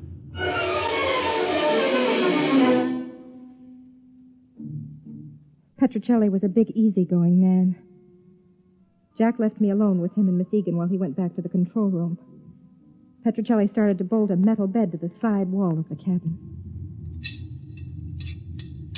Why are you putting the bed on the wall? Because, lady, when he starts to spin the ship, that outside bulk is going to be down, not sideways. Centrifugal force, see? I'm afraid I don't. Well, that's too bad, because I got other things to do besides explain. Okay, Susie, it's all yours. Oh, is he always that rude? Doesn't it occur to you that maybe he's under a slight strain? Strain? Look, Mrs. McLean, your husband's going to warp the ship around. The chances of his pulling off a maneuver like that without piling us up in the sun or in deep space are about 1,000 to 1. I appreciate that you wanted to see him and show him that he ought to be ashamed of himself for leaving you, but does it occur to you that all of us may lose our lives because of it? Including Petrocelli? No, I hadn't thought about it. Let's go. I've got to strap you into that bed. No, wait. What will happen to me if the ship isn't warped? Sudden floods of the adrenal glands, convulsions, panics, spastic secretions, and eventually death. What causes it? Lack of gravity. We aren't sure just how. The purpose of spinning the ship is to press you up against the outer wall and create the effect of gravity through centrifugal force. Do you think he can do it? I think he's the best skipper in the intergalactic fleet. That isn't the answer to my question. Can he spin the ship without killing everyone? I have faith in him.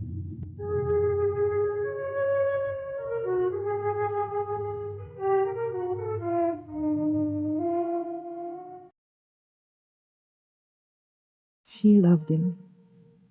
She had faith in him. And you to whom he was married, you who carried his child inside you, did you have faith in him? Everything set in here? Yes. Good. Jack, could we talk alone for a minute? Only a minute. We have to get the new data into the computers. Susie, will you excuse us, please? Yes. Well? Jack, don't do it. Marcia. I mean it. You've no right to risk all those lives just for me. Marsh, I'm captain of this ship. I do as I see fit, and I can't do otherwise. But it isn't fair to them. It isn't fair to you.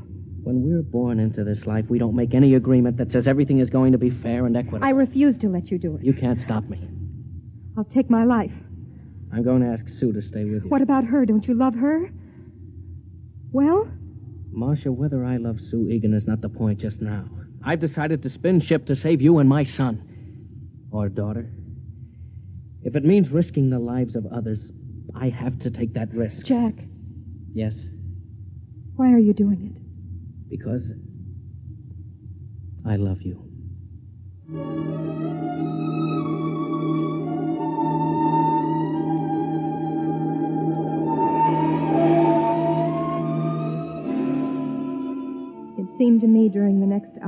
the haze of the drug they gave me that I could see him. There was the curved silver board. Before it sat Jack, hunched like a harried bookkeeper on the last day of the month. Okay, Charlie. We'll come to the moon obliquely at 0.307. We pass it, stop, spin the ship over once to check speed. Then put the tail down when we feel gravity at 7.035. And if we can do it with the fuel we've got, it'll be a miracle. All right, start the calculators. Engine room, reverse tubes. Reverse tubes. Wait for new course vector 7073. Ready for new course vector. Set firing formula 2635726. Firing formula ready. Coming into course vector. Counting down. 7077. 76. 76. 75. 75. 74. 74. 73. Fire.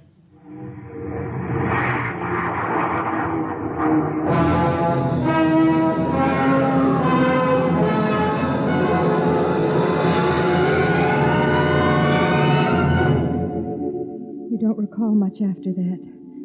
There's the bulkhead pressing against you like a magnet, pressing harder and harder.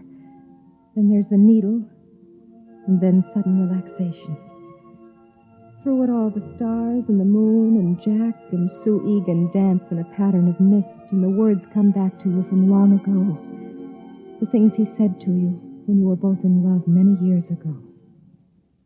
When I fly the ship, it seems that all Earth watches me through your eyes. A man comes to love the things he has to fight for, I guess. How is she? Hold tight, Marcia. Hold tight to me. She calls you Marcia. This woman who hates you, who loves your husband, she calls you Marcia. Marcia. Marcia. Marcia.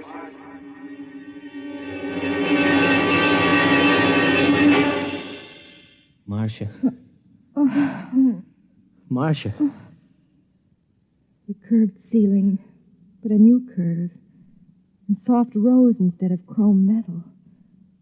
A new feeling, unlike Earth or the ship.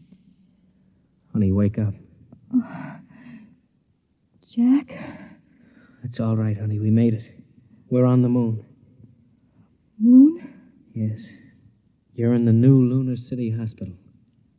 You did it. You really did it. Well, I've been telling you for years that I was the best pilot in the fleet. Oh, you don't have to pretend. I know how you must feel about what I did. I'm not pretending. I was a selfish coward. I wasn't concerned about anything but my own happiness. Marcia, there isn't any absolute scale for courage or kindness or goodness. I couldn't pretend to judge you or anybody else. I only know that I believe you're a good person. And I love you. With your faults and your good points. I just wanted to be with you, Jack. That's all I ever wanted. I'm sorry I'm not brave and strong like Susan or you or the others. Oh, honey, nobody expects you to be. Come on now. You've got to save your strength. We've got to take good care of you.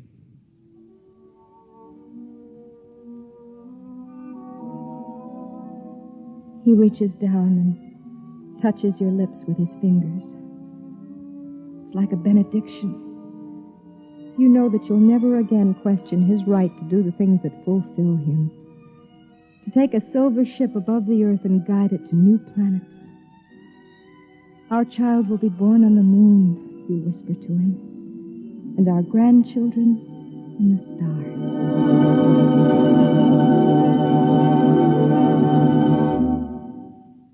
You have just heard X-1, presented by the National Broadcasting Company in cooperation with Galaxy Science Fiction Magazine, which this month features the Arthur Sellings tale entitled One Across, the story of a man who thought that doing puzzles was an escape, until he suddenly found himself completely boxed in. Galaxy Magazine on your newsstand today. Tonight, by transcription, X-1 has brought you Jaywalker, a story from the pages of Galaxy written by Ross Rocklin and adapted for radio by George Lefferts. Featured in the cast were Bob Hastings, Terry Keane, Raymond Edward Johnson, Connie Lemke, and Eugene Francis. Your announcer, Fred Collins. X-1 was directed by Daniel Sutter and is an NBC Radio Network production.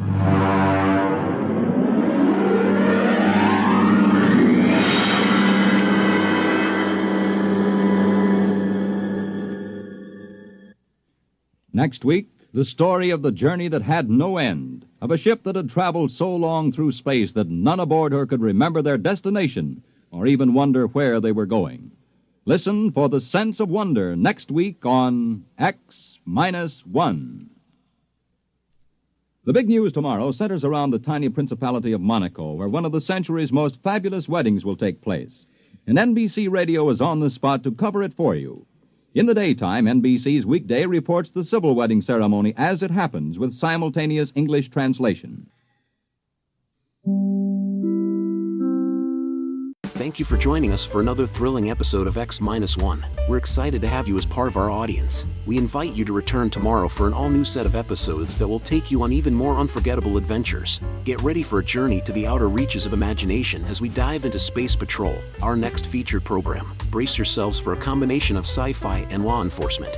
We're always eager to hear from our fantastic audience. Your feedback fuels our passion for delivering the best in vintage entertainment. Feel free to share your thoughts, opinions, and suggestions. We value your input and strive to make your listening experience even more enjoyable.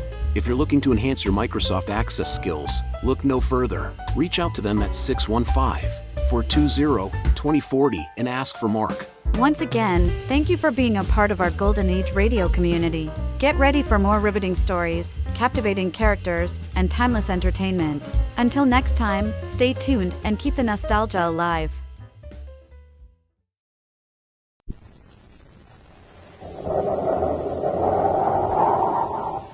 Instant Ralston and Regular Ralston, the hot whole wheat cereals in the red and white checkerboard packages present Space Patrol! High adventure in the wild, vast reaches of space. Visions of daring in the name of interplanetary justice. Travel into the future with Buzz Corey, Commander-in-Chief of the Space Patrol! In today's transcribed Space Patrol adventure, Buzz and Happy are flying over Crater Valley on Planet X when they sight Prince Baccarati's ship on the ground. Quickly landing, they see the prince struggling with a native and rush to the rescue. Is Baccarati all right, sir? He's beating that old man. He's trying to drag him into his ship. Let's get him. All right, Baccarati, break it up. I'll get his ray gun, sir. Let go of me, Corey. Commander, the old man's unconscious. Baccarati knocked him out. Getting pretty brave, aren't you, Baccarati, beating up an old man all by yourself? Not quite by myself. Get them, Malengro. Use your paralyzer ray. You got both of them, Malengro. This is the last time Corey will meddle in the affairs of Planet X. We'll return in just a moment with today's exciting Space Patrol adventure under the sea of Planet X. Hi, I'm a member of the Blue Demons Club here in Los Angeles, and this is Dick Beals. Hiya. Boy, there's lots of excitement around our club. All us Blue Demons are trying to win that big rocket ship clubhouse in the Name the Planet contest. And the $1,500 that comes with it. Yeah, what a prize. A huge rocket clubhouse on wheels and $1,500 cash. We Blue Demons have entered the contest 4 times already, so we're way ahead of some of the other clubs. And we're going to get lots more entries, but there's not much time. Hey, come on, let's get down to the Weatherbird shoe store and pick up some more entry blanks. Wait a minute, I want to tell the guys about the rocket clubhouse. What a giant. 10,000 pounds. 35 feet long. It's bigger than an airplane. Wow, we and all our dads are going to take turns driving the big truck that pulls the rocket clubhouse and take all us Blue Demons on camping and hiking trips. And how about those 750 Schwinn varsity bikes being given away? Schwinn's the swellest bike ever. It's got 3-speed gear shift, so it goes like everything, and 2-wheel handbrake, so it stops plenty fast. Hey, come on, will you? We got to get down to the Weatherbird shoe store. Yeah, and you get more of those swell space coins. You get 3 space coins absolutely free and an album, too, when you get your Name the Planet contest entry blank from the Weatherbird shoe dealer. And there's another space coin in every package of hot Ralston cereal. Hey, quit talking so much. Let's go to the Weatherbird shoe store. There's not much time left to enter the contest, and we got to make sure the Blue Demons win that rocket clubhouse. Okay, I'm coming. Gang, get your pals together. See your Weatherbird shoe dealer and get lots of swell space coins and contest entry blanks absolutely free. You don't have to buy a thing, but hurry. Time's getting short. Get going on the Name the Planet contest today at your Weatherbird shoe store.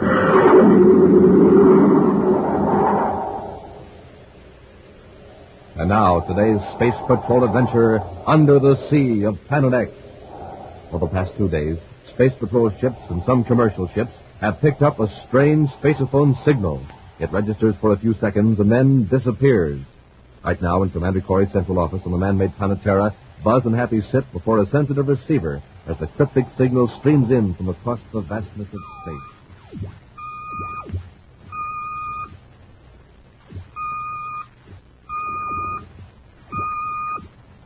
What is it, sir? The code signal has been picked up repeatedly from Planet X. Planet X? Notice the pattern. It's a constant repetition of 3 dashes. A homing signal for Baccarati's scout ship. But Major Robertson thought at first. It comes from a point in the great sea of Planet X, far away from any of Baccarati's known installations. On an island, then? Very likely. Somebody's in distress on Planet X. Let's get to our ship, Happy.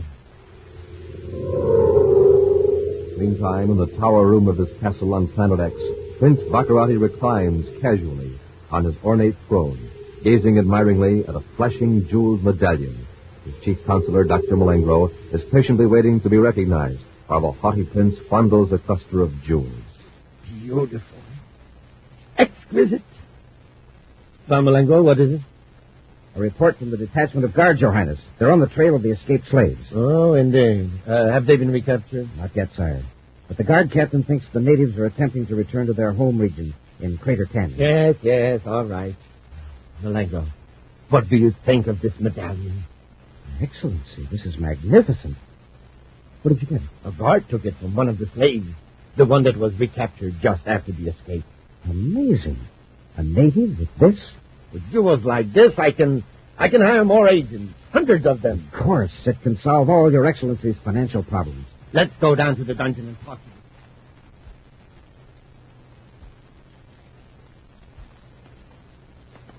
them. To the next cell, Malengro.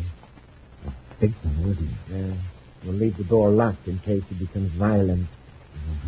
I'd have to suggest you mind the fellow. Perhaps you will be more you talk to him then. Very well, sire. Tamu, son of Chief Ramad, His Highness Prince Baccarati is impressed by the medallion. He would like to know where you got it. It was given to me by my father. And where did he get it? From his father. It is handed down by each chief to his eldest son. Generation I after... don't care about that. Where did it come from originally? From the Ancient One. And just who are the Ancient Ones? The givers of all knowledge. The benevolent masters of this world and the worlds beyond the sun. The exalted... Stop prattling! Where are these Ancient Ones, whoever they are? It is not given to me to know. For I am not a chief. Only a chief may know the secret of the Ancient One. This young upstart is trying to make a fool of me. Malengro, summon the guard. I'll beat this precious secret out of him. There is another way. I want to know where these jewels came from. Perhaps his father, the chief, will reveal the secret to get his son back safely. Besides, if this fellow is telling the truth and only his father knows where the jewels came from, maybe we can force him to reveal the secret. Excellent. We'll take this Tamu with us to prove we have him. Guard! I'm not... A few hours later, Buzz and Happy are scanning the surface of the great sea of Planet X in their viewscopes, searching for the source of the mysterious signal. Their spaceophone receiver is adjusted to pick up the code whenever the ship crosses the directional beam from the transmitter. Whoever calculated that fix on the signal must be way off, sir. We're right over the region where it's supposed to come from. Well, we've got to allow for error, Happy. Remember, the fix was computed from positions millions of DUs from Planet X. Yeah, right. There it is.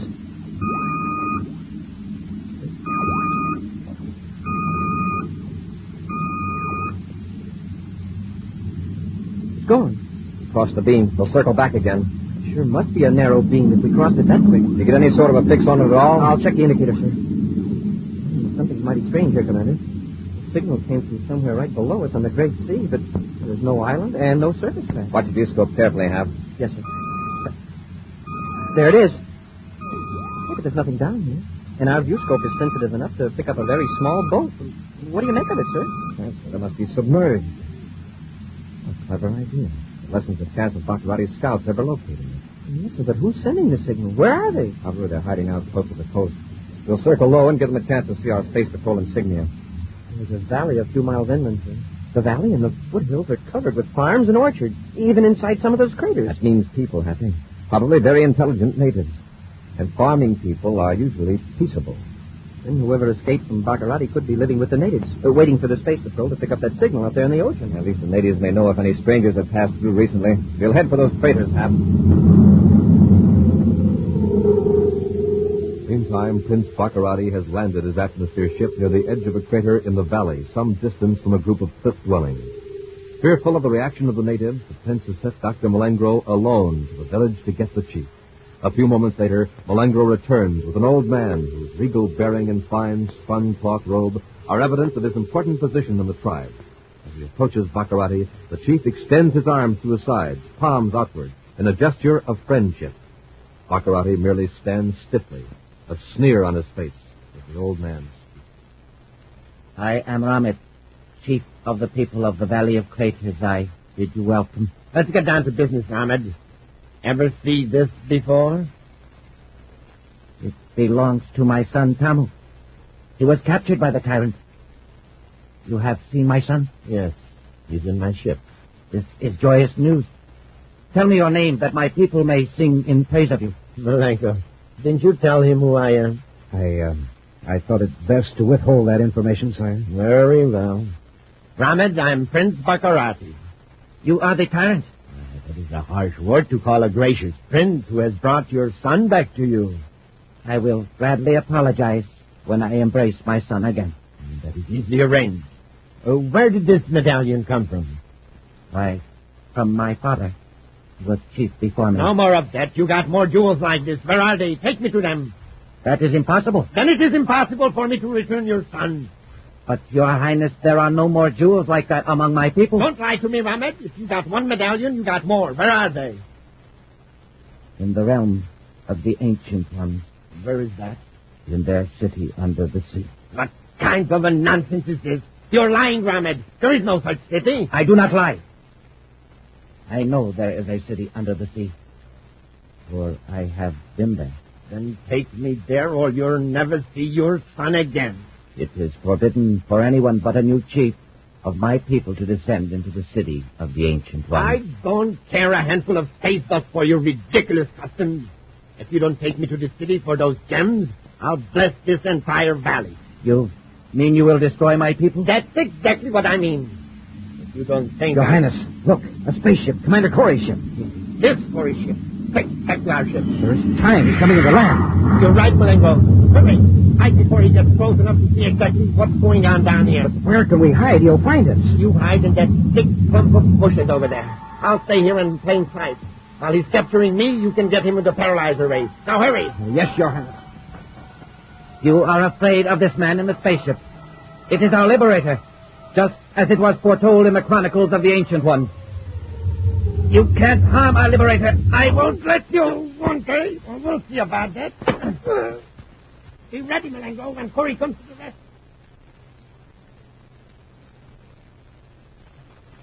Is Baccarati all right, sir? He's beating that old man. Trying to drag him into his ship. Let's get him. All right, Baccarati, break it up. I'll get his ray gun, sir. Let go of me, Corey. Commander, the old man's unconscious. Baccarati knocked him out. Getting pretty brave, aren't you, Baccarati, beating up an old man all by yourself? Get them, Malenko. Yes, Your Highness. Splendid, Malenko. You got both of them. This is the last time Commander Corey will meddle in the affairs of Sanitek.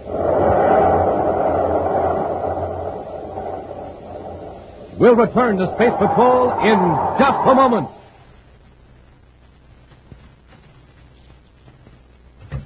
Hi, Mr. Weatherburn, man. Hi, you fellas. Back already? Yeah, we want some more of those swell space coins and 3 more contest entry blanks for the guys in our Blue Demons Club. Oh, sure, you bet. Here you are.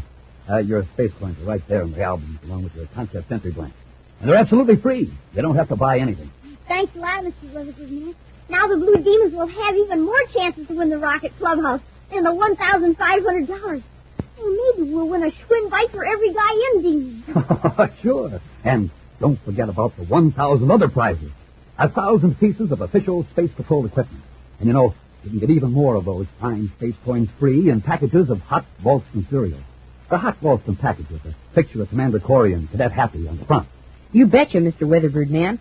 We're going to get some packages of hot Ralston with the free space coins right now. Then, all of us Blue Demons are going to come back here and get going on the Name the Planet contest again. Be seeing you. Good. But you better hurry. There's not much time left, enter. Right, Space Patrollers, time is running out. But you still have time to get your free space coins and contest entry blank at your Weatherbird shoe store. So do it today. That's your Weatherbird shoe store.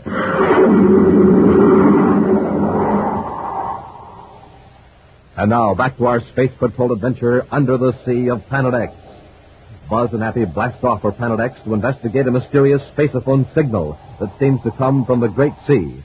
Believing the series of dashes are a distress signal from the United Planets personnel who escaped from Prince Baccarati, Buzz searches the nearby coast. Sighting Baccarati's ship in a crater valley, they land in time to stop Baccarati from beating Ramed, chief of a tribe of peaceful natives.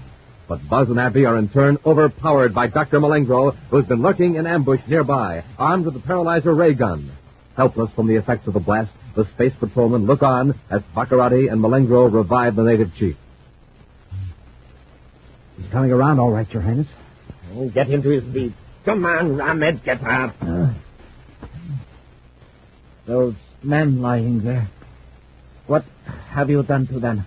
Temporarily paralyzed with this ray gun. This, Ramed, is one of the least powerful of my weapons.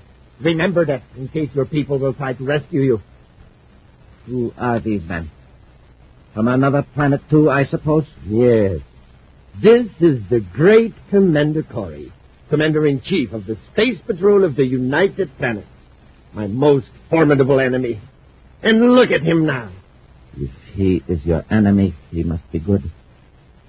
A liberator who came from another world to save us from a tyrant, just as the Ancient Ones foretold. Oh, there's your liberator. Your Ancient Ones are either bad prophets, or they were thinking of someone else.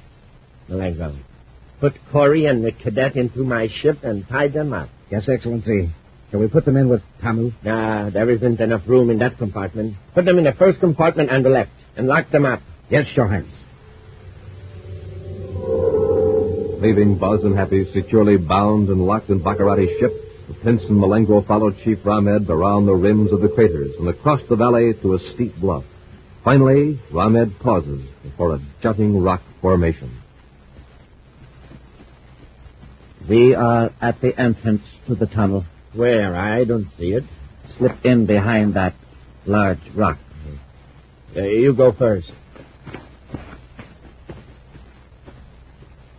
You're next, Malengro. Yes, Your Highness.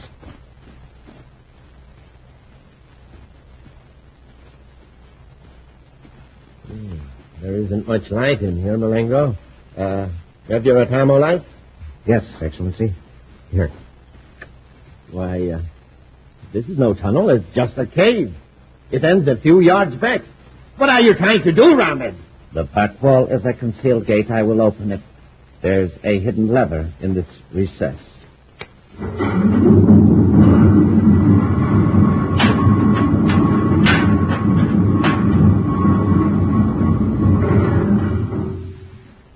Highness, it's amazing.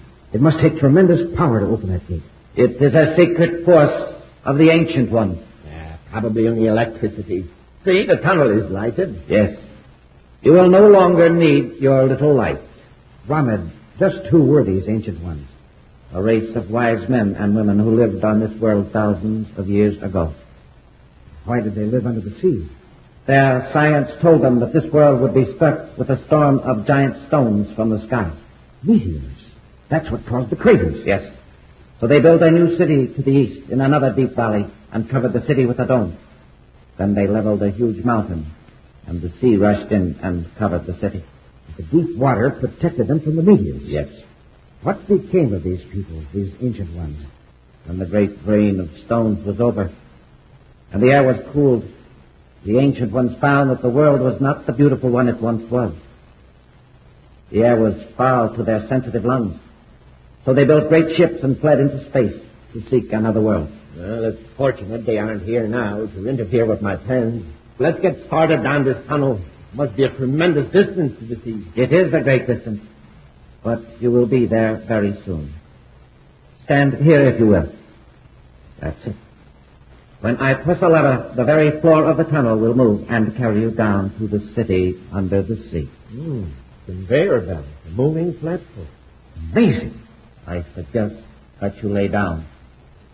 The floor moves swiftly. All right, hurry up. Let's get started. Come on, Ramit. Get on, we're ready. I'm not going with you. Ramit, get on the platform, do you hear me? Farewell, evil one. You will go alone to the city under the sea. Not this platform. Stop it, I say. May the ancient ones forgive me for defiling their beautiful city. I will close the gate and return to my people. Elsewhere, in a compartment of Baccarati's ship, Buzz and Happy, recovered from the effects of the paralyzer ray, are struggling vainly to free their tightly bound hands and feet. Boy, Malingro really did a job on us this time. Commander, somebody's at the door. Baccarati must be back. I returned as quickly as I could, Commander Corey. I am Ramad, chief of the people of the Valley of Craters. Believe me, Ram, we're certainly glad to see you. I'll say we are. If you will permit me, I shall release your bond. Thanks. What happened to Baccarati and Malengro? They're in the city under the sea. The moving platform should have carried them there by now. Smoking rockets, you mean there actually is a city under the sea? Yes. Built hundreds of generations ago by the Ancient One. And people live in it? No. Not since the Ancient Ones left this world in spaceships similar to your own. Perhaps you are a descendant of the Ancient Ones, returned to free my people from this tyrant Baccarati. It was foretold by the Ancient Ones. No, I'm afraid not. We've been after Baccarati for a long time. We came here because of a signal we received from space. From the Ancient One? No, from what we call a spaceophone. We first picked up the signal 3 days ago. 3 days ago, you said? That was the day my son disappeared. He was captured by Baccarati's men. That was the day I went to the tunnel and pressed another secret lever. Another lever? When the Ancient Ones left this world, they told those left behind of a tyrant who would someday come to enslave them. They told us of a secret lever that would summon a liberator from out of space. Smoking rockets, they set that equipment hundreds of years ago, and it works now. More than hundreds, Happy. Thousands. So, Ronald, you sent that signal when Baccarati captured your son. And 20 other of my people. But my son is here in this ship. Why didn't you tell us before? It is not our way to needlessly impose our affairs on strangers. Well, gee, let's get him out of here. If he's okay, I'll bet he wants to help us go after Baccarati. No, my friend. He must not enter the city until it is his time to succeed me as chief. All right, Ronald. We'll probably need you to show us around. After we get your son out of here, we'll go to my ship and get some weapons. Then tackle Baccarati. With ever-increasing speed, the moving platform carries the terrified Baccarati and Malengro down through the tunnel, mile after mile, until they are under the sea. Then the platform slows down and finally comes to a stop.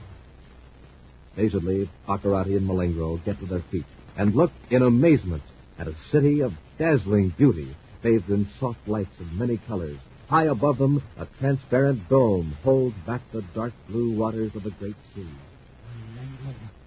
Look at these buildings. They're studded with jewels. There are even jewels in the streets. I'm rich. I'm richer than anyone in the universe.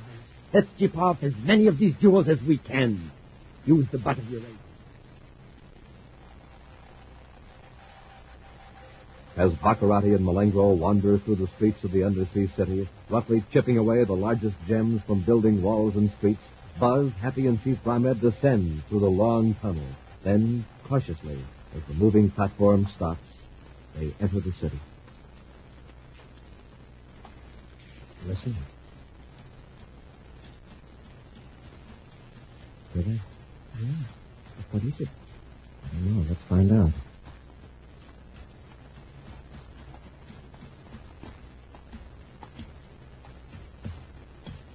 It's Baccarati and Malengro chipping gems from the walls. Ready, Hap? Yes. Let's rush them. Come on. Hurry! Malengo, get them!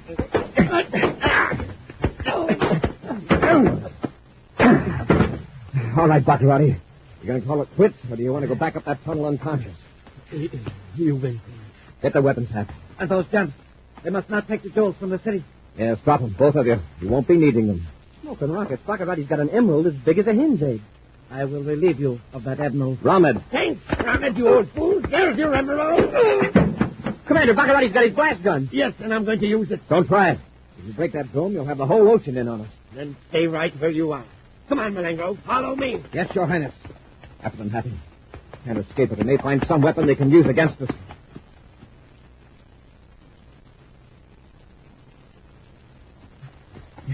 We just ducked around that corner, Commander. We're gaining on them. There they are. They're heading for that metal door. Stop, Baccarati. Let's see you get in here, Corey. Oh, doggone it. If we'd just been a second sooner. They've locked themselves in this chamber. Well, all we've got to do is just wait for them to come out. They can't stay in there forever. I know, huh? I don't like the looks of it. Yeah, but there's no other door. It's just a metal chamber. Yeah, but look, it's a column extending clear up to the dome. I wonder what it's for. Hey, what's happening? Look up at the top of the dome. Something shooting up to the surface. A big torpedo or something. See if you can open that door now, Hap. The chamber's empty. They're gone. This is an emergency escape hatch. Baccarati and Malengo shot to the surface inside of a watertight chamber. Wow, they sure took an awful chance. They have been ejected automatically. Commander, They got away, Ramad. I'm sorry. it was my fault. But I am very grateful. You've saved the lives of my son and all my people. I will order a feast in your honor. Thanks, Ramad, but some other time. But Baccarati cannot harm my people now. Probably not. We'll go back to our spaceship and search the great sea till we find him. I know our great danger is over. Baccarati will leave us alone now, I know it. Because I've got my son's jeweled medallion back. Baccarati dropped it in the fight. It is a sign of good fortune. Well, maybe, Ramad, but just the same. Don't forget where that spaceophone signal switch is. An action preview of next week's exciting Space Patrol adventure in just a moment. Look for the sign of the Weatherbird, Space Patrollers. Look for the sign of the Weatherbird at your Weatherbird shoe store, because that's where you get your free Name the Planet contest entry blank and those swell space coins. And remember, you can also get space coins in packages of good hot Ralston, instant or regular, but hurry. Time's getting short. There's still time to get going on the Name the Planet contest at your Weatherbird shoe store. That's your Weatherbird shoe store.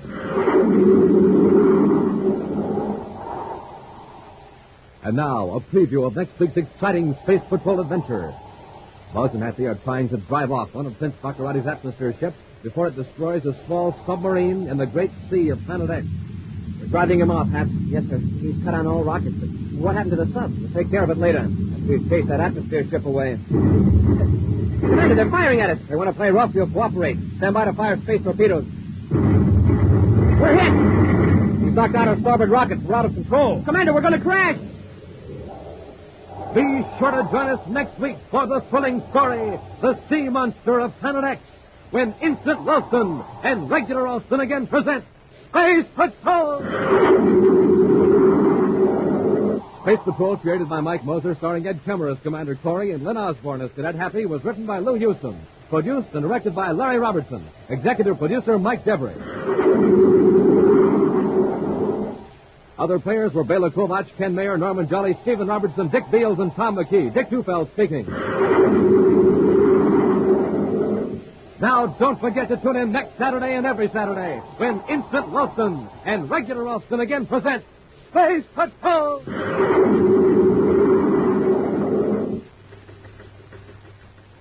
This is Dick Tufeld in Los Angeles reporting on the famous jet plane assigned to the vital Air Force mission of defending America's homeland, Lockheed's F-94C Starfire.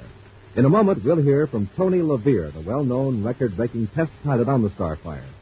Within seconds after warning, this radar-controlled interceptor can be off the ground and streaking to 45,000 feet or higher. Packing 48 rockets, it can fly and fight in sunshine or darkness at speeds of more than 600 miles per hour. Now, Tony LaVere, tape recorded this morning at a California air base. You know, good health is important to a test pilot, and I have to stay in top condition. I get lots of rest and eat plenty of good food. That's why I like a good cereal for breakfast, like Rice Chex or Wheat Chex. They have real energy and they taste swell. Why don't you try them? No other cereal, puffed or flaked, contains so much nourishment in such concentrated bite-sized form. So take a tip from Tony LaVere, Joe Lynch, and other top test pilots. Make your cereals Rice Chex and Wheat Chex. And now, attention all Space Patrollers. Now you can have the big, complete catalog of exciting new Space Patrol toys and official Space Patrol equipment. It's yours absolutely free. Just mail a postcard to Space Products, Box 591, Hollywood, California. That's Space Products, Box 591, Hollywood, California. Be sure to see another exciting Space Patrol program on your local ABC television station. Consult your local paper for time and channel. This program is broadcast to our armed forces overseas through the worldwide facilities of the Armed Forces Radio Service. Space Patrol came to you transcribed from Hollywood. This is ABC Radio Network.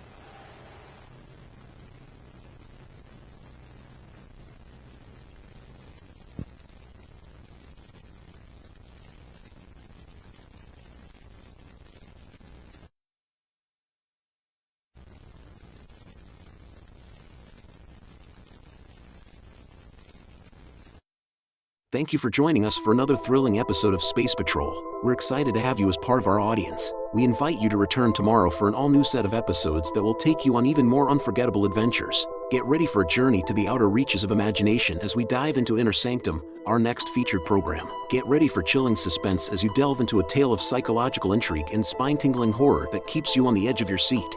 We're always eager to hear from our fantastic audience. Your feedback fuels our passion for delivering the best in vintage entertainment. Feel free to share your thoughts, opinions, and suggestions. We value your input and strive to make your listening experience even more enjoyable. If you're looking to enhance your Microsoft Access skills, look no further. Reach out to them at 615-420-2040 and ask for Mark. Once again, thank you for being a part of our Golden Age radio community. Get ready for more riveting stories, captivating characters, and timeless entertainment. Until next time, stay tuned and keep the nostalgia alive.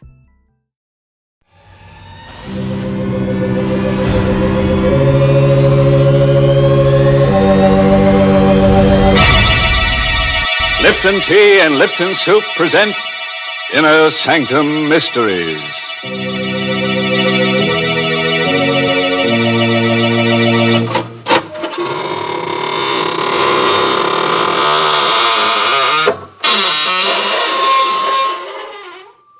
Come on in, friends. Into the Inner Sanctum. This is really a lovely place. Oh, kind of dark and cobwebby. But then the maid hasn't been around for some time. No, she was playing the numbers. Then her number came up. Why, through these portals pass some of the nicest people in the world. True, they're rather boring, but after all, they are deadheads. And I'll take a good old redhead deadhead any time. Why, Mr. Host, are you finally admitting that you like the ladies? Well, of course, Mary. Don't you know some of my favorite ghosts are girls? But I do wish they weren't so vain. Why, I know one who has pleats in her shroud. Not only in the front, but in the back, too. Yes, just in case she should turn over in her grave. Oh, dear. There you go talking nonsense again. I like talk that makes sense. Good common sense, like the things the tea experts say about Lipton tea. For instance, they say that Lipton's has a brisk flavor. And that's the truth, because Lipton's does taste fresh and tangy and full-bodied, never wishy-washy. And then the experts say that that brisk flavor makes all the difference in the world when you're sitting down to a cup of tea. And, folks, that's absolutely right. That brisk flavor is the reason why Lipton's is such a comfort, why it actually makes good food taste better. Yes, folks, you just don't know how good tea can be till you've tried Lipton's. So buy a package of Lipton's and taste what you've been missing all this time. And talking of time, friends, may I take a few years of your life? All right. Get ready to hear a gory little story entitled Boomerang. It's an original radio play written by a couple of Australian bushmen named Michael Sklar and Richard Manoff, and stars Martin Gable in the role of John Keeler. So, hitch up your chair, switch off the lights, and look out. Help me.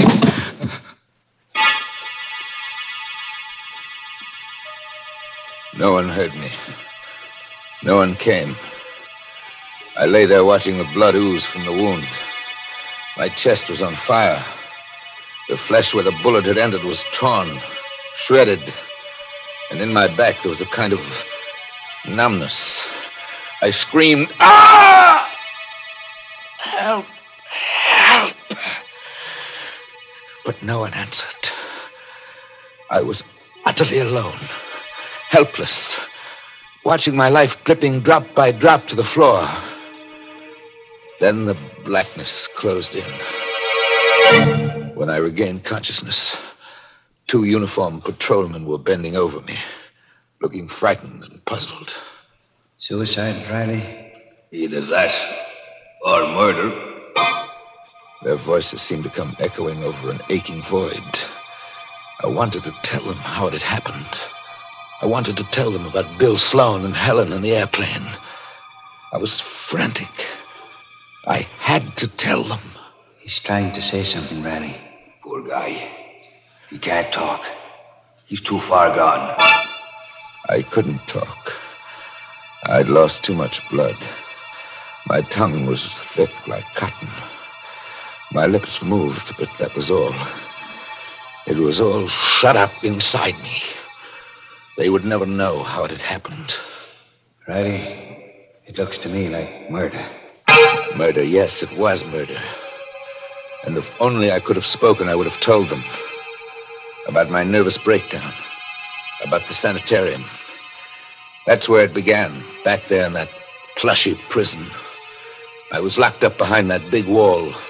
And my wife and my partner, they had the chance to discover each other. And then when I came out, the doctor said I was cured. Their false solicitude. And all the while, suspicion was building up inside me. I was already suspicious that day. I caught them by surprise. I'd come directly home from my regular visit to the psychiatrist instead of returning to the office. Bill was there in the living room with Helen. My partner and my wife, laughing together. I closed the front door silently. The rugs muffled my footsteps. I entered the room suddenly, wanting to see their faces when they saw me. Oh, what, darling? Hello, Helen. Why, John, how did you happen to come home in mid-afternoon? Why aren't you at the office? I was thinking of asking you that question. Bill made some flimsy excuse, but I caught the look of guilt on his face. He was a bachelor, smooth with words, successful with women. And I was beginning to believe he had succeeded with my wife. Oh, I had evidence.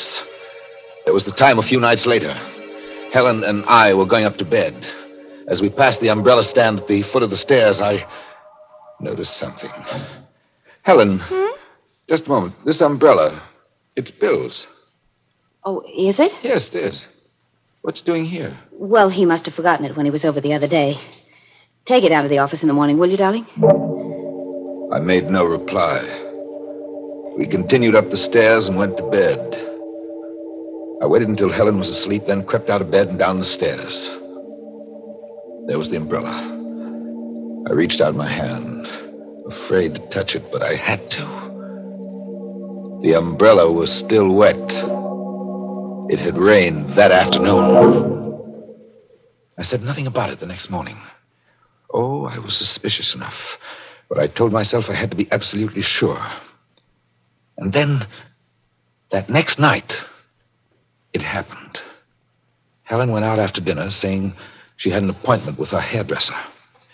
As the door closed behind her, I picked up the phone and dialed the number. Hello? Crescent Beauty Salon? Alberta, this is Mr. John Keeler.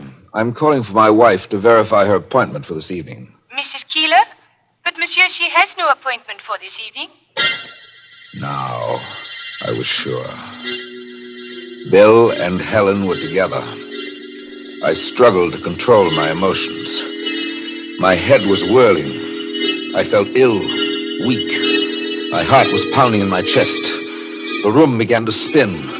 First the floor lamp, then the chairs, finally the table whirling around my head. I needed air. I forced myself out of my seat, stumbled across the floor to the window, and threw it open. The stars, too, were spinning, chasing each other in a mad race across the sky. I sucked the fresh air into my lungs, and slowly the stars resumed their normal positions. I drew my head back into the room, And then it struck me across the nostrils. Gas. The room was full of gas. Yes, I found one gas jet open in the kitchen stove. I fought against the logical conclusion, struggled against it all that night and into the next day. But I could no longer stand it by mid-afternoon. That open gas jet last night had been no accident. They were planning to have me put out of the way. Well, two could play at that game. I also could commit murder.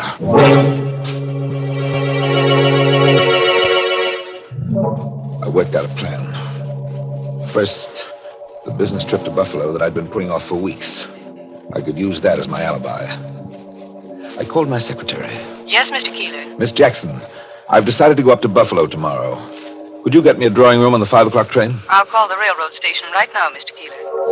A few minutes later, she called me back. I had the train reservation. So far, so good. I went to the bank, and from the bank to the airline terminal. What can I do for you, sir? I want a seat on the Rochester plane. The plane that leaves New York at 9:30 tomorrow night. 9:30. What is the name, sir? Dunham. Roger Dunham. Well, you're a lucky man, Mr. Dunham. It's the last seat on the plane. Roger Dunham. That assumed name would prove my alibi. The details of my scheme were falling into place. I went home, and at dinner told Helen I was leaving for Buffalo tomorrow. Tomorrow? Must you go tomorrow, John? Can't it wait? I've been putting this trip off too long already. I'll leave straight from the office and come home the next afternoon. Well, you're being a little inconsiderate. I'll be all alone here overnight. Oh, come, Helen. You're not afraid of anything, are you? Afraid? No, but Well, I'll tell you what I'll do. I'll ask Bill to come over and keep you company tomorrow night. How'll that be? Why, that'll be fine. Another cog in place. Another gear meshed. Now one last piece to move and the engine of my revenge would be complete. Yes, it was revenge now. Revenge for what those two had done to me. Buffalo, eh? It's a good idea, John. The way your trip could combine business with pleasure. Pleasure? You've been rather tense lately. The change of the scene will do you worlds of good. I'm sure it will. How about Helen? Can you make it tonight? Tonight? Yes. I'll be over after dinner. That day passed like a dream. With me, the sleepwalker in the center, going through all the motions correctly, but waiting for the evening. For I wasn't hunted now. Now I was the hunter. A little past 4 o'clock that afternoon, I left the office and took a cab to the station. I went directly to my drawing room, and as the train pulled out, I called for the porter. At midnight, sir? Just a glass of milk, porter, warm milk. And don't bring it before midnight. Till then, I've got a lot of work to do, and I don't want to be disturbed. Just as you see, sir. I gave the porter an unnecessarily large tip to make sure he'd remember me. Now, when the train stopped to change engines at Harmon an hour later, it was raining, thunderstorm. I pulled my hat down over my eyes, raised my coat collar around my face, and became just another shadowy figure hurrying to get out of the rain. I crossed the platform unnoticed, and 10 minutes later I was on a train going southbound, returning to New York.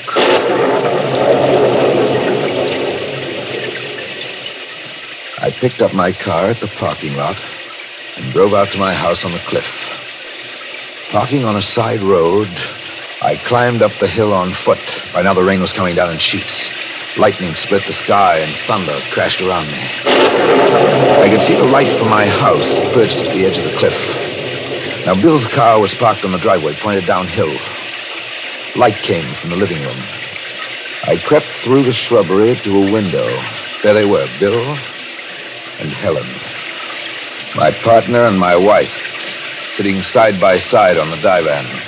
He drinking my whiskey, comfortable and warm, while I, the unwanted, was standing outside in the storm. How I hated him at that moment. I went back to Bill's car, crept beneath it, and went to work. The sound of the storm covered the noise of my tools as I disconnected the brakes. Then I was finished. And none too soon, for suddenly the front door opened, and Bill stood framed in the light of the doorway with Helen behind him. It's a bad night for it, but we'll never get another chance like this one, Helen. Well, all right, but come back quickly, Bill. I'm nervous. Oh, nothing to be nervous about. John is halfway to Buffalo by now. It's a perfect opportunity to go over our plans with Bates. All right, go ahead then. But hurry. I'll have Bates back here in a jiffy. Bates. He was going to fetch Bates, undoubtedly a hired killer. I laughed inwardly as the car got started. I could see Helen watching it as it picked up speed on the steep downgrades. Something was wrong now, and she knew it. Bill, not so fast! Too late, too late. The car was roaring downhill out of control, charging toward the lip of the cliff. There was a crash and it smashed through the guardrail.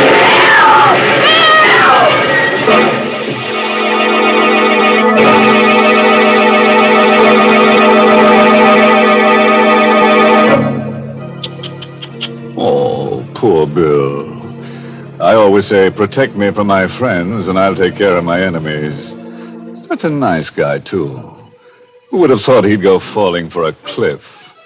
But there you are. There's no accounting for taste. There's no accounting for the people in this story, that's what. Such terrible people. Oh, Mary, wait till you meet Bates. He's the boy. He's really going to make our characters dance. Yeah, he's going to put them in the groove. Or do I mean grave? You don't know what you mean. And it seems to me, Mr. Host, that life is complicated enough without your making it more so. Well, look at what I had to do yesterday. Clean the house, do the Monday wash, and cook 3 meals in the bargain. Yes, and you'd be surprised at the big help I got from Lipton tea. You see, when I had a moment to relax, I'd make myself a cup of Lipton's. Such an easy thing to do, and it did me a world of good. That brisk flavor makes Lipton such a cheering, satisfying drink. It really perks you up. It's never wishy-washy. Of course, I know that lots of folks serve Lipton tea at mealtimes and serve it to their guests, too. But, friends, you really should try helping yourself through the day with a good hot cup of brisk-flavored Lipton tea. Yes, treat yourself to Lipton's when you've got a moment to relax. Well, don't relax yet. First, let's go back to that tiff on the cliff where John Keeler has just killed his business partner. I'm just itching to know what's going to happen to his wife. She's standing by the shattered fence, peering down the side of the cliff into the darkness. And John, he's creeping up behind her. Look out, Helen. He's dead, Helen. Oh! It's a sheer drop of 400 feet to the bottom. John, I thought... John, you said you were going to Buffalo. I am going to Buffalo, Helen, after I finish my business here. Well, Bill, the car It was just... a pity about the brakes. They must have come disconnected. Disconnected? Accidents will happen, Helen. John, you killed him. You and Bill thought you had pulled the wool over my eyes. Well, I fooled you. Stay away from me. I'm going to throw you over the cliff. I'm going to send you to join your lover. You can't do this. Tomorrow they'll find your bodies. They'll think you were thrown clear of the car when it crashed. They'll call it an unfortunate accident. No, please, Careful, Helen, John. you're at the edge. There's nothing behind you. John, don't touch me, John!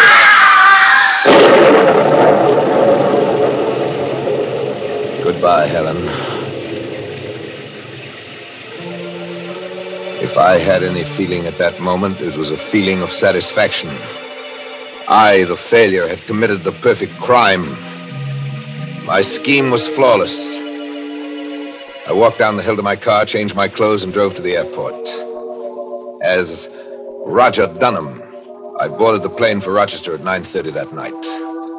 Just as I'd planned it, we arrived at that city well ahead of my train. I was waiting when the long line of sleeping cars pulled in at the Rochester station platform. I boarded the train. My drawing room was just as I had left it at Harmon. I sank down in a seat, removed my coat and shoes. I looked at my watch. It was midnight. Come in. Beg pardon, sir. It's midnight, sir. Oh, midnight? Really? Oh, thanks for bringing the milk. It's lukewarm, sir, just like you asked for it. Thank you, Porter.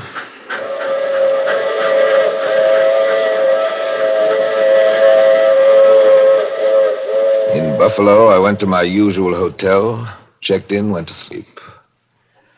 Oddly enough, I slept well that night.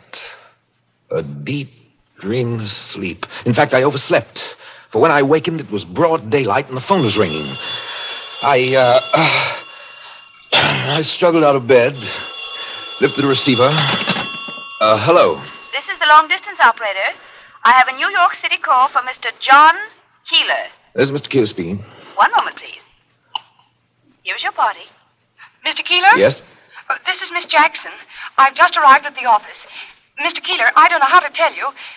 The police. What about the police? They're here in the office. They want you to return at once. Miss Keeler, what's going on there? Mr. Sloan and your wife. Both of them are dead, Mr. Keeler. Dead? Mr. Sloan's car went off the cliff near your house last night. The accident was discovered this morning. Accident? You say it was an accident? It must have been an accident, Mr. Keeler. She thought it was an accident. Now, if only the police thought likewise. I told my secretary I'd take the first plane back to the city, and I hung up. A few hours later, I reached New York, hurried to my office. There's a detective waiting in your office, Mr. Keeler. A detective? He said he had to see you. A detective. This was the test. I pulled myself together and opened the door to my office. Mr. Keeler? Yes. I understand you're from police headquarters. Jerome is the name, sir. Assistant Inspector. How do you do, sir? We won't take up much of your time, Mr. Keeler. It's an open and shut case. How do you mean that? Well, stormy night, slippery road, bad brakes. Obviously an accident. I'm very sorry. I nodded at the detective, and all the while I was laughing inwardly. He sat there, the very symbol of the law, and offered me official sympathy. No question of clues, nothing overlooked, nothing to fear. Not now. I, the weakling, had committed the perfect crime.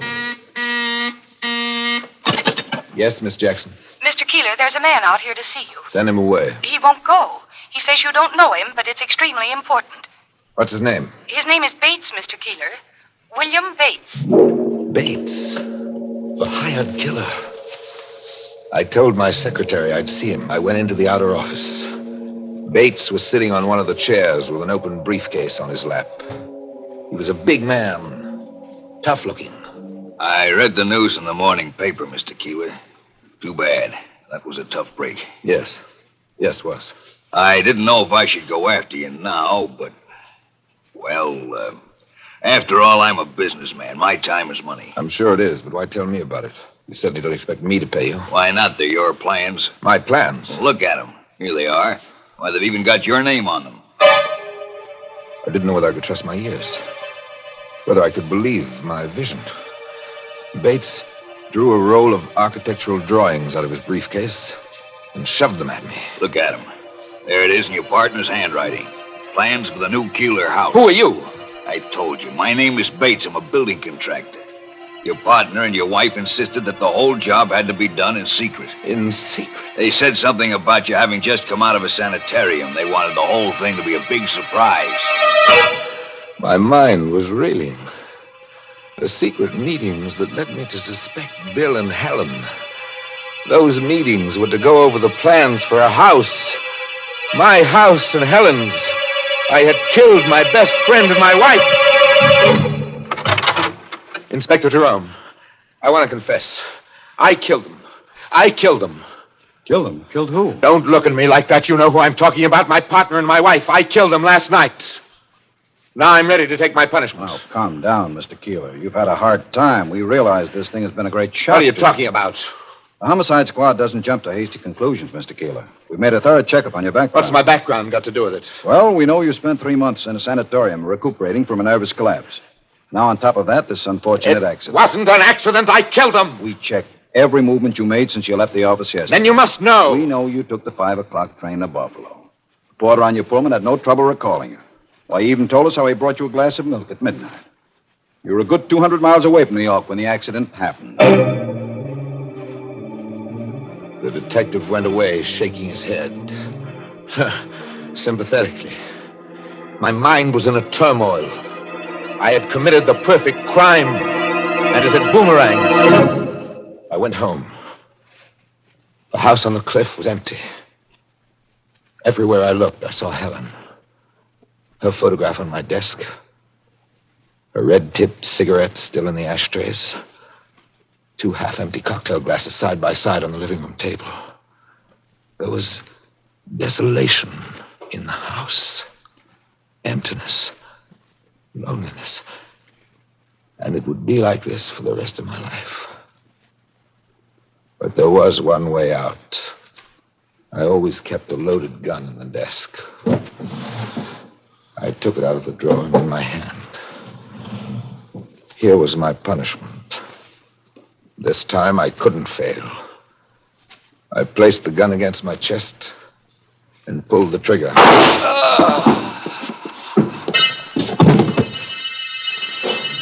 I fell by the desk and lay there, where I am now, staining the carpet with my blood. I was dying, and I was glad of it. And then I remembered the plane reservation to Rochester. I could tell the police when they came, and they could check that, and they would know that I was guilty. But they came too late. They bent over me. I tried to tell them. I tried. Riley, he's trying to say something. Yeah, poor guy. He's too far gone to talk. Now I'm lying here on the carpet, waiting to die, with my guilt locked up inside me. I can see a new figure among the police, a man in civilian dress with a small black bag in his hand. How long is it since this man was discovered in this condition, officer? About half an hour, Doc. He's in very bad shape.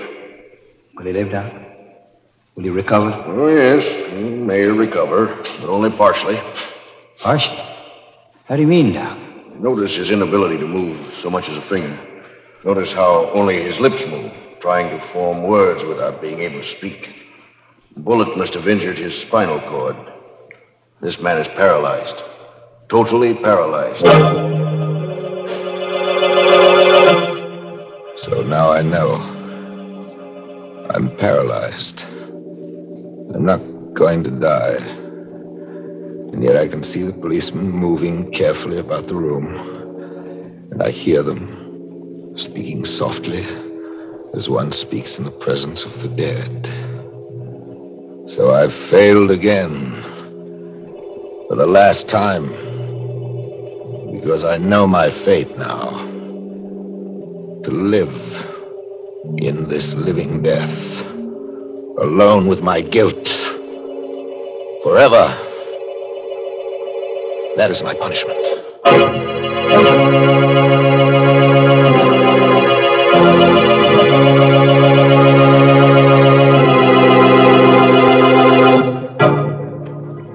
Poor old John Keeler. Who would have thought his spinal cord could have tied him up in knots? Not so nice for John, He started out as a Keeler, tried to be a Keeler dealer, but got all wound up. Mr. Host, let's forget about that awful story, because there's something really important I'd like to talk about. The makers of Lipton tea and Lipton soup want me to remind all you folks of a debt that must be paid to our servicemen. A debt that can be paid in part by buying and continuing to buy victory bonds. You know, I think the best reason for buying bonds was given many, many years ago by one of the great statesmen of all time, by Abraham Lincoln, when he said, "Let us strive to finish the work we are in, to bind up the nation's wounds, to care for him who shall have borne the battle, and for his widow and his orphan, to do all which may achieve and cherish a just and lasting peace among ourselves and with all nations." Yes, folks, that's just what we're helping to do when we invest in victory bonds. So keep on buying all that you can, won't you?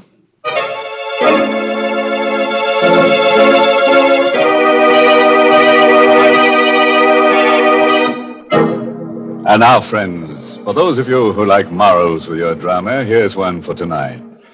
Never mix your partner's business with your pleasure. For if you do, he may consider it a pleasure to give you the business. By the way, this month's Inner Sanctum mystery novel is Devil in the Bush by Matthew Head. Yes, and next week's Inner Sanctum story, directed by Hyman Brown and brought to you by Lipton Tea and Lipton Soup. Next week's story is about a genius, a photographer who believes that death can be beautiful. So he only takes pictures of people who are in the throes of dying. It's enough to make your camera shudder. And naturally, he has to arrange his models, arrange to have them die. So next Tuesday, bring along the kiddies, and we'll make it a nice family picture. And now it's time to close the squeaking door. So, good night. Pleasant dreams.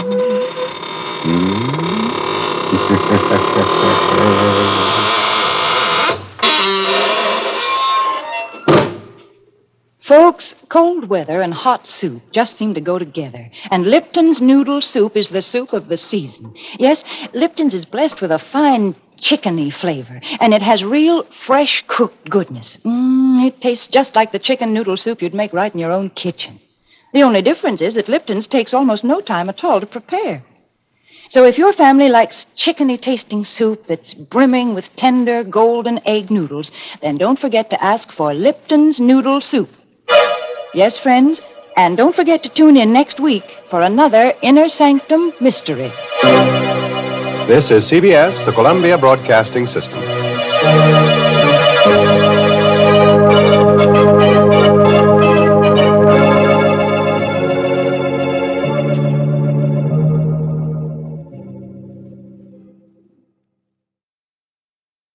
Thank you for joining us for another thrilling episode of Inner Sanctum. We're excited to have you as part of our audience. We invite you to return tomorrow for an all-new set of episodes that will take you on even more unforgettable adventures. Get ready for a journey to the outer reaches of imagination as you escape our next featured program. This exciting thriller will keep you on the edge of your seat as you experience captivating moments of action, suspense, mystery, and science fiction.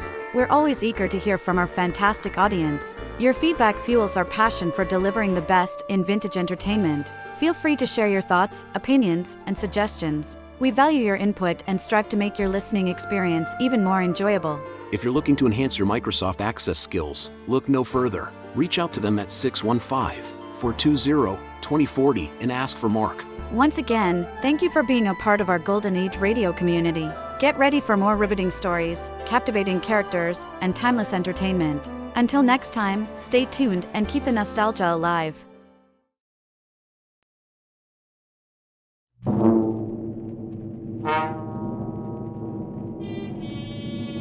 Escape!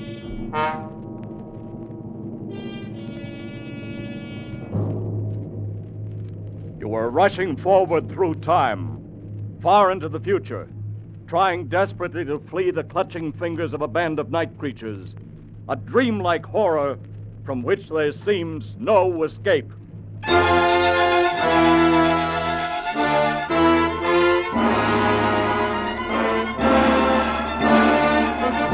Escape, designed to free you from the four walls of today for a half hour of high adventure.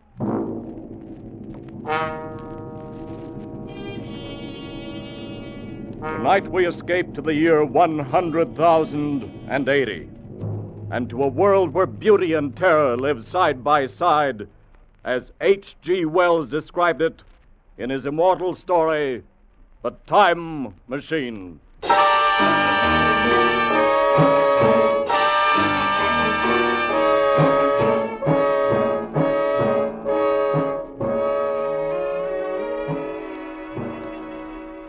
You must be mad, Dudley.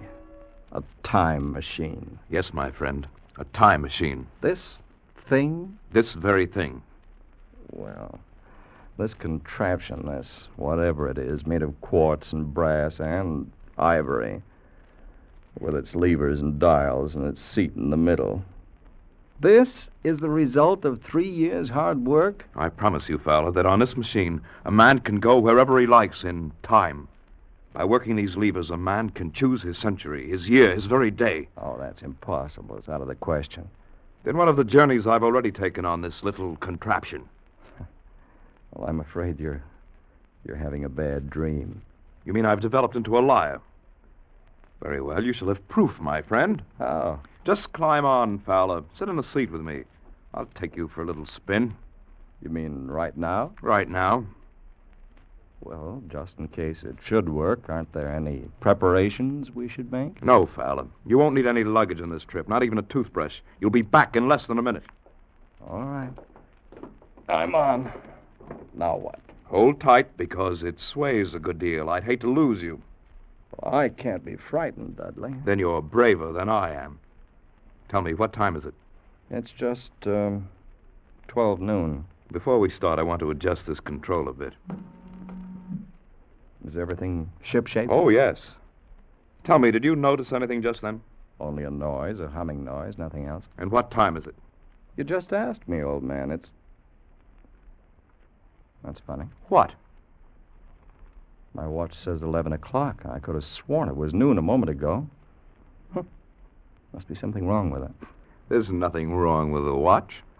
It's only that I touched the lever to test it. And we've gone forward a full day. 23 hours at any rate. Dudley. Have you finished scoffing, Fowler? Yes, I believe I have. Then hold tight. This will be the real article. I'm ready, Dudley. Good man. Well, say goodbye, Fowler. Say goodbye to 1948. We went off with a shattering jar. With the machine swaying under us, the walls of Dr. Dudley's laboratory suddenly fell away, and night was speeding after day like the flapping of a black wing. I saw the sun hopping across the sky, leaping swiftly across it every second, and every second marking a day. I saw the moon spinning through her quarters like a ball, from new to full, all in the twinkling of an eye. Trees grew and blossomed like puffs of smoke and then passed away, and all the while we were going faster. And now our pace was a year a second, so that second by second the white snow flashed across the world and was followed by the bright, brief spring. And still we went on into the future.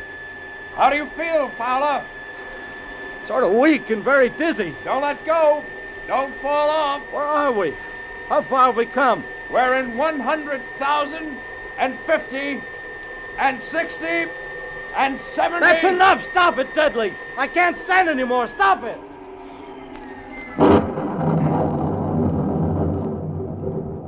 Fowler, are you all right?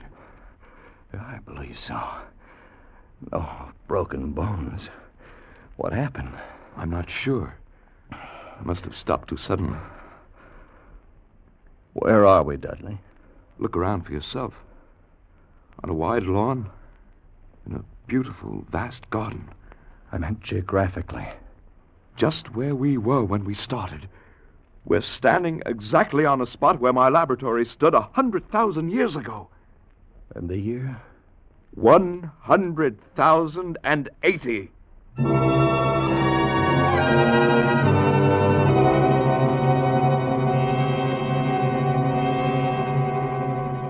It seemed absolutely incredible. A dream, but a pleasant one. For the garden in which we found ourselves was beautiful and summery and inviting. At some distance we could see a large, imposing building. All was quiet and peaceful, almost too much so. And the sense of strangeness, of incredible strangeness, sent a shiver up my spine. 100,080. Dudley, have you thought what we might find here? What manner of man? What danger? I don't see any men at all. Well, perhaps they don't exist at all anymore. Or if they do, what are they like? How have they developed? There's been a long interval between us, more than 100,000 years. We won't know until we see them. And then it may be too late. Suppose the race has lost its manliness and has become a savage animal. Do you want to go back? Yes, Dudley, I'm frightened. Let's go back. Dudley! From over there in the bushes. It sounded human. Come on. But, Dudley, we don't have any weapons. Come on. Oh, it's a child. Look, it seems to be a very small girl. There's been a beast here of some kind. It struggled with her. Look at the marks on her arms. See here, my dear. You'll be all right now. You won't be harmed. Oh, of course, she wouldn't understand English. I don't think it's that. She's motioning us to go with her. I don't believe they have any language at all, Dudley. What about the animal? Did you see it? No, not a glimpse. It was too fast for us. Perhaps we'd better go back, Dudley. The girl seems to be all right now. Leave her like this, without seeing her people and the way they live? You want to go back so soon? Yeah, I've had enough. Well, they haven't, old man. Because they're here. All around us.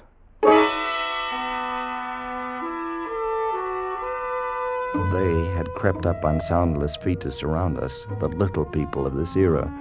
And the girl we'd saved was not a child, but a full-grown woman. For they all stood 4 feet high, dressed in simple tunics, beautiful creatures, but terribly frail, with a plump, soft kind of frailty. Their mouths were small, and their little chins ran to a point, and they made no sound. They were like eerie figures in a dream, and all we could hear was the heavy rustling of their clothes as they surged happily around us, their faces wreathed in smiles.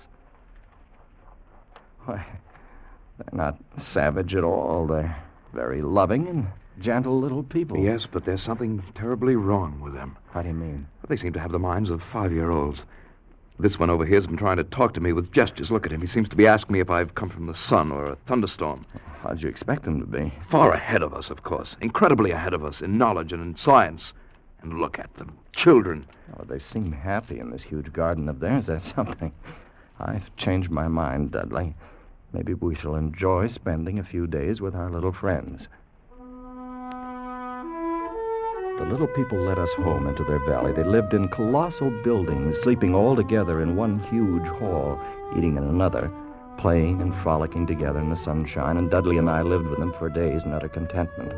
One afternoon, we walked together along the banks of the great river. There's no apparent difference among the sexes. They all wear the same clothes, have the same soft, hairless skin, same feminine roundness of limbs. Yeah. I wonder if it's because they're vegetarians. Well, they're vegetarians because they have to be. You haven't run across any horses or dogs or cattle of any kind, have you? No, now that you mention it. With good reason. They're all extinct by now. Just as the dinosaur is with us. Dudley, there's something very strange here.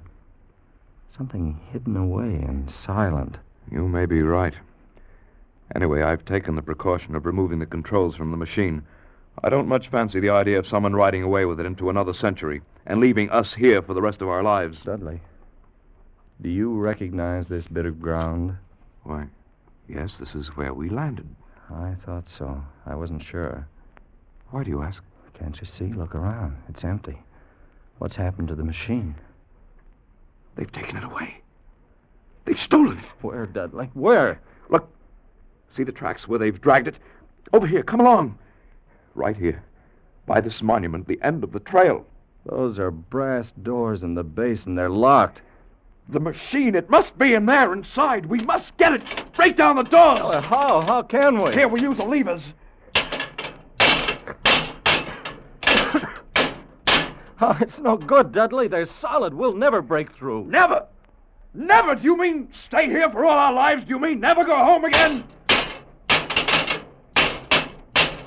They must open the machine, the time machine!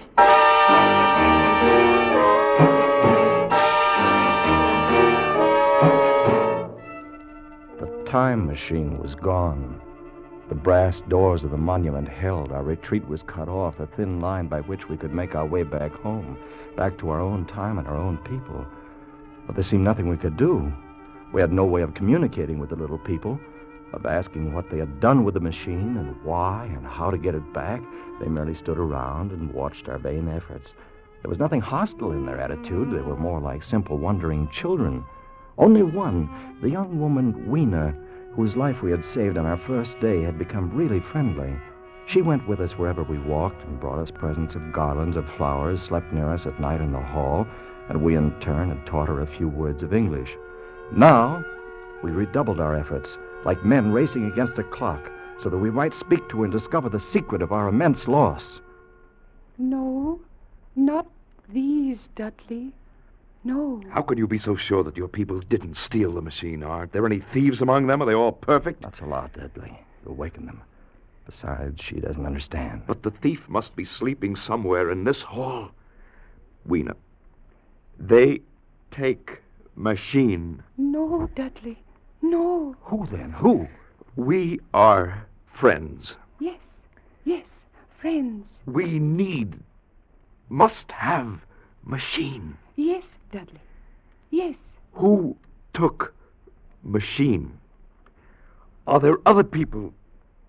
Not yours.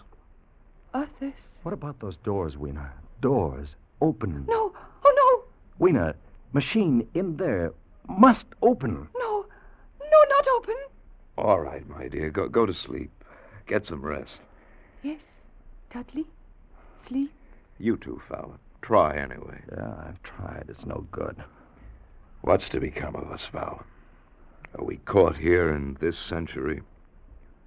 Should we spend our lives with the little people and their secret? Try to sleep, Dudley.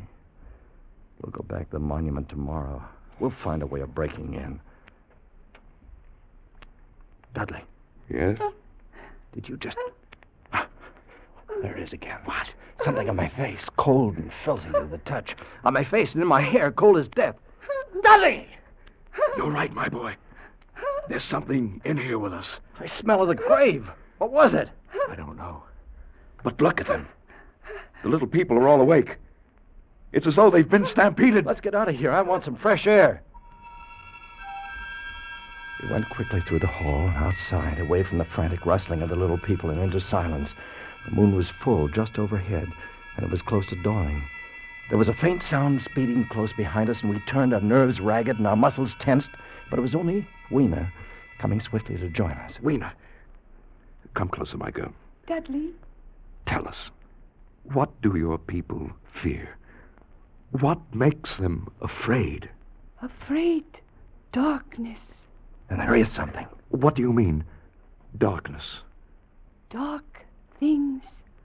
Dark places. Night. Why? Why? I don't know. Why should they be afraid of the night, Dudley? Perhaps it's not the night alone. Dark places. That's our cue. Perhaps it's something underground.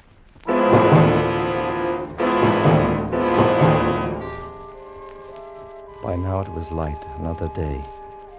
We had wandered into a lovely wooded place, about a mile from the community. Suddenly, Weena screamed. Dudley! We stopped short. A pair of glaring eyes was fixed upon us. As we stood there petrified, the thing, a little ape-like figure, rushed across our path and disappeared in a clearing about 30 yards away. What was it? I couldn't see it too well. It seemed to be dull white, with white hair in its head and down its back. Looked like a small ape. That's because it was running on all fours, with its arms held very low. Weena, what's the matter? Morlocks. They are Morlocks. Who are the Morlocks? What are they? Weena, tell me. No, go away. Let's go over there and see where it disappeared.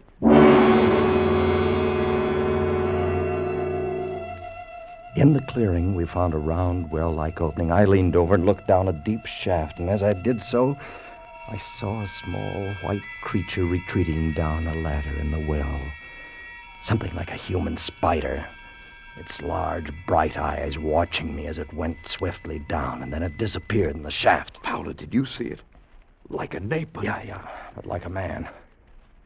So there are two species of men in this world. Hey, fella. Yes. The little people above the ground, and this obscene thing, this bleached monster below. Two races of men in this country. That white look. It's common to animals that live in the dark, like huge rats, like worms that are cold to the touch. I know because they've touched me. You can feel air being sucked down into the shaft. Yes. The earth must be tunneled enormously here under our feet. And these monsters live in the tunnels. I think we know now who stole our time machine. Yes, I'm sure of it. Then we'll go down and have a look. No, don't go. Why not, Weena? Morlocks, you never come back. We've got to have our machine, my dear. You wait for us here. No.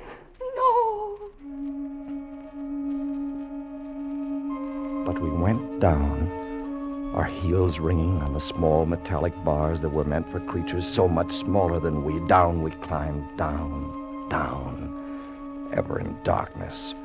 Down, it seemed, into the center of the earth, into the core of the world. How much longer? We won't know till we reach bottom. We can only stop and rest. It can't be much further. I'm so terribly tired. Hang on, old man. You hear that? Like machinery. We're almost there. Well, thank heaven for that. All right, Fowler. I'm at the bottom. Come along, just a few more steps. Give me your hand, Fowler. Good. We're here. Yeah. In the land of the Morlocks. Do you have a match? Yeah. Here. There seems to be a large vaulted cavern at the end of the passage. What do you suppose they'll do if they catch us? I've no idea, so we'd better take care not to get caught. Another match. That throbbing noise. It's probably the ventilating system pumping air down. There must be thousands upon thousands of these Morlocks living under the earth. And we haven't seen any yet, except for our friend who came down ahead of us. Why do you suppose they wanted our time machine? I think they wanted us, Dudley, not the machine. And we've come to them. We must. It's our only chance. Fowler, if that noise does come from air pumps, why is it so stuffy here? So oppressive? Dudley, that smell. Blood. Light another match. Dudley, look! Straight ahead, on the white metal table. It's set for a meal.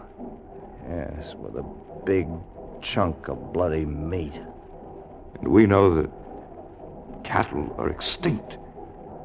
What do they feed on, these Morlocks? Don't you know? I guess I do. Another match. All right,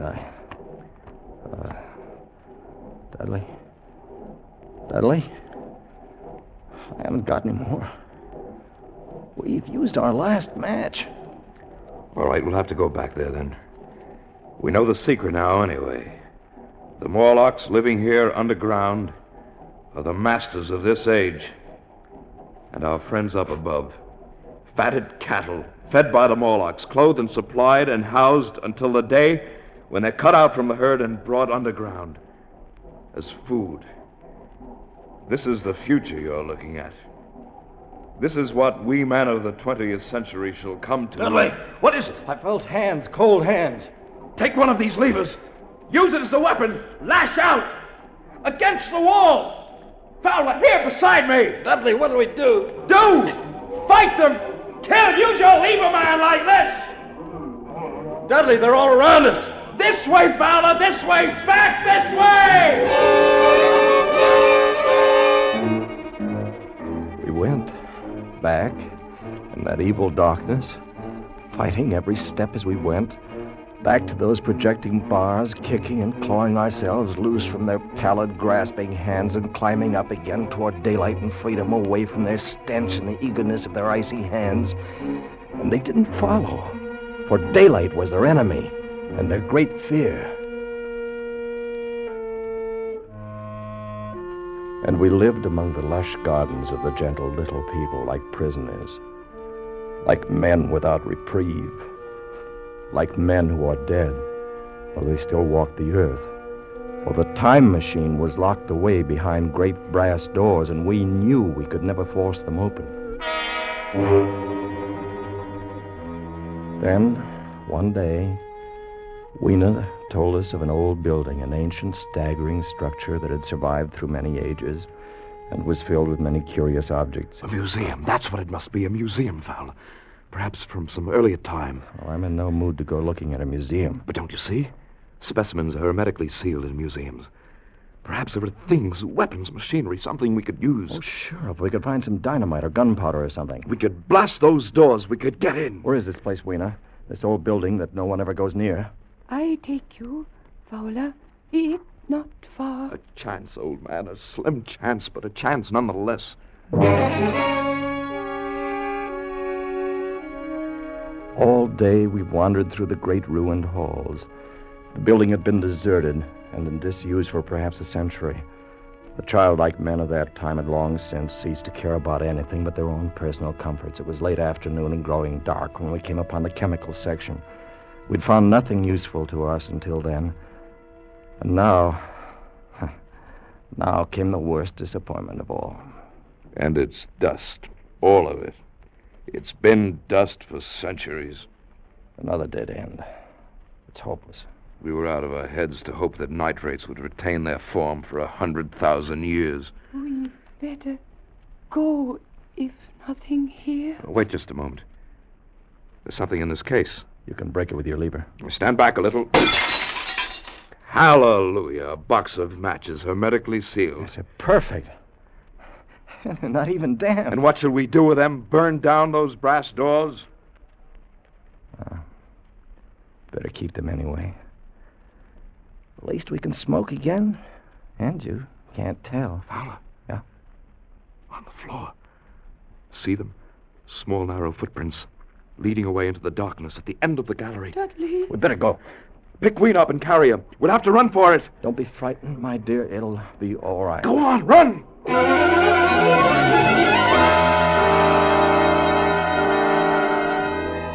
We came out of the gloom of that place into the deeper gloom of dusk. Suddenly, we saw we were trapped. All around us were the Morlocks.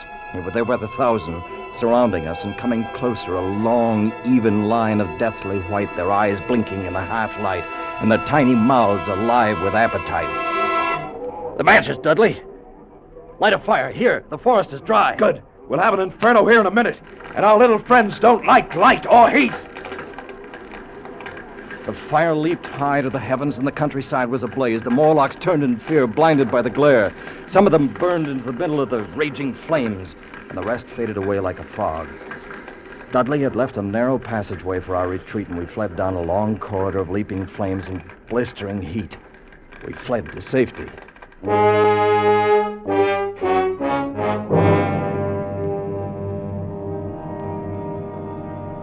We fled back toward the community of the little people. And as we ran, we passed the huge monument with its great bronze doors that were locked tight on our time machine. And suddenly, in the glare of the distant fires, we saw something that stopped us short. They're open. Fowler, the doors are open. No, not go in, Dudley, no. It's a trap. They're ready for us inside. Ready or not, we're going in. Dudley, it's suicide. It'll take me about 1 minute to screw the levers in again. Then I touch them and we're away. All right. I'll try to give you your 1 minute. Good boy. No, go, not leave me. You, my dear, you hold tight around my neck. You're coming home with us. All right, let's go.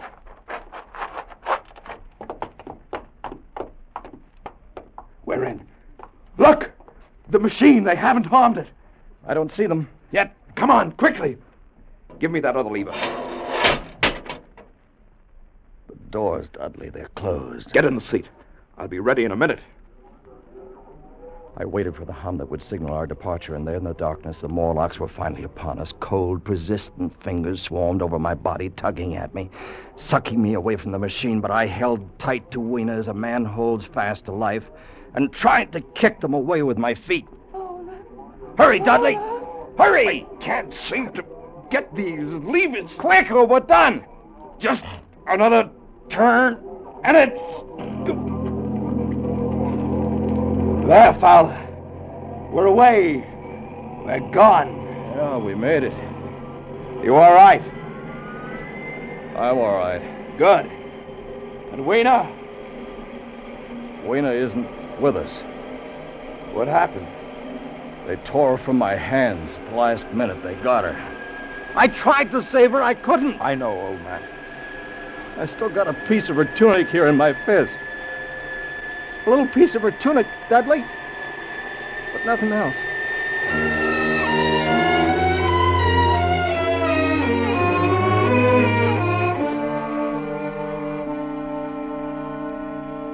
And so we came home again.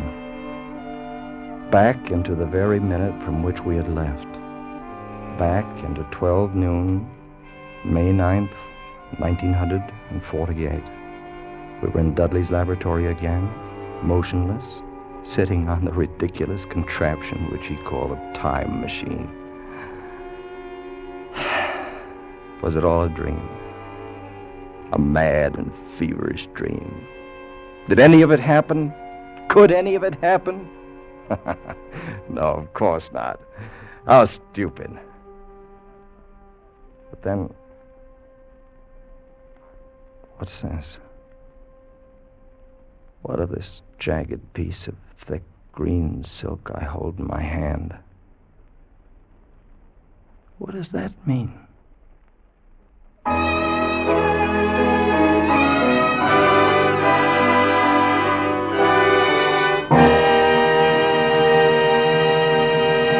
Escape, produced and directed by Norman MacDonald, tonight brought you The Time Machine by H.G. Wells, adapted for radio by Irving Ravitch, with Eric Rolfe as Fowler, Jeff Corey as Dudley, and Kay Brinker as Weena. The musical score was conducted by Wilbur Hatch. Next week. You are wandering in a vast white solitude, torn by the icy blast of Arctic wind, your strength ebbing and frozen death creeping up on you, and behind you a man with a gun from whom there is no escape.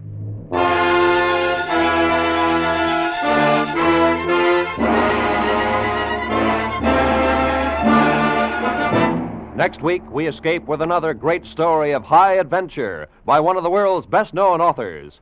Good night, then, until this same time next week, when once again we offer you Escape.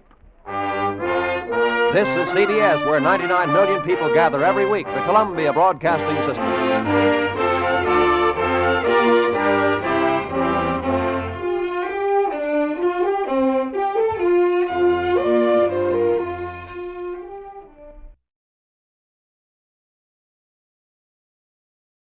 Are you ready to unlock the full potential of your data management? Look no further. Introducing G3PL.com, your ultimate destination for mastering Microsoft Access. Microsoft Access is a powerful tool that lets you organize, analyze, and report on your data with ease. And with G3PL.com, learning how to harness its capabilities has never been more accessible. At G3PL.com, we believe that knowledge is the key to success. Our expert instructors will guide you step by step. Whether you're a beginner or looking to enhance your skills, you'll learn how to create databases, design user-friendly forms, and generate insightful reports, all using Microsoft Access. Call us now at 615-420-2040 to enroll in our Microsoft Access courses. Don't miss out on this opportunity to become a Microsoft Access guru. Visit G3PL.com to start your learning journey today. G3PL.com, empowering you with the knowledge you need to succeed in the digital age. Email db@g3pl.com. This is Orson Welles, speaking from London.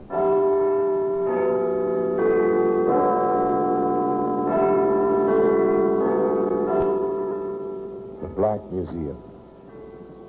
Here, in the grim stone structure on the Thames, which houses Scotland Yard, is a warehouse of homicide. A warehouse where everyday objects, a woman's necklace, a pair of spectacles, an iron ladle, all are touched by murder.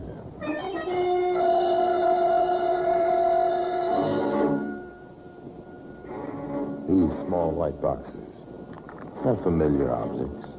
They might have contained sleeping pills or a mild sedative or just aspirin. But no, they contained arsenic. Comparatively tasteless, isn't it, Inspector? Yes, sir. The murderer coated on that. Obviously. Nasty way to die.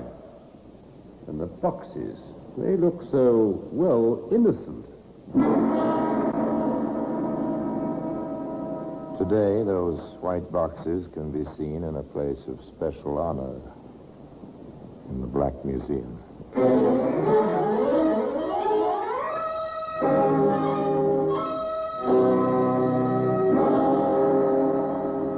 From the annals of the Criminal Investigation Department of the London Police, we bring you the dramatic stories of the crimes recorded by the objects in Scotland Yard's Gallery of Death, the Black Museum. In just a moment, you will hear The Black Museum, starring Orson Welles.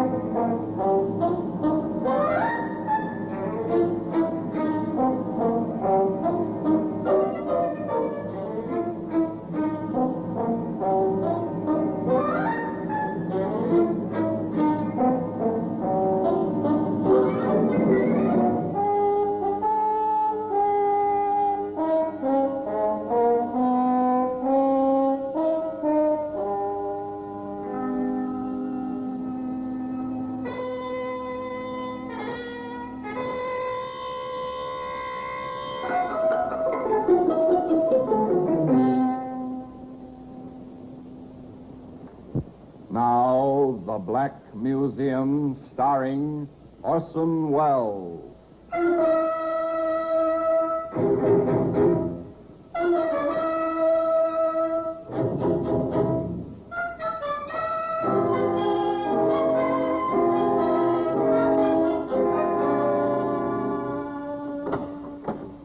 And here we are, Black Museum, Scotland Yard's mausoleum of murder. Perhaps a little courage to wander through this long, ghostly room. All around, arranged so very neatly, is the evidence of man's rages, of woman's cruelty, of the rogue beast who lies waiting just beneath the veneer of civilization, waiting to kill. Yes, here lies death. Here death seems deliberate, murder almost moderate. Here in the echoing quiet, one is a spectator amid an orgy of violence, expressed so calmly by ordinary objects. The filing spike was created for the piercing of papers, to maintain orderliness on a clerk's desk, not for the purpose to which this spike was put. The piercing of the neck, the base of the skull, where the brain conjoins with the spinal column. Yeah, here we are. The white boxes, a little bit yellowed with age. The neat, spidery penmanship on the tiny labels fading now. But still legible. Curry's Pharmacy, Glasgow, Scotland, they say. And the date? January 1857.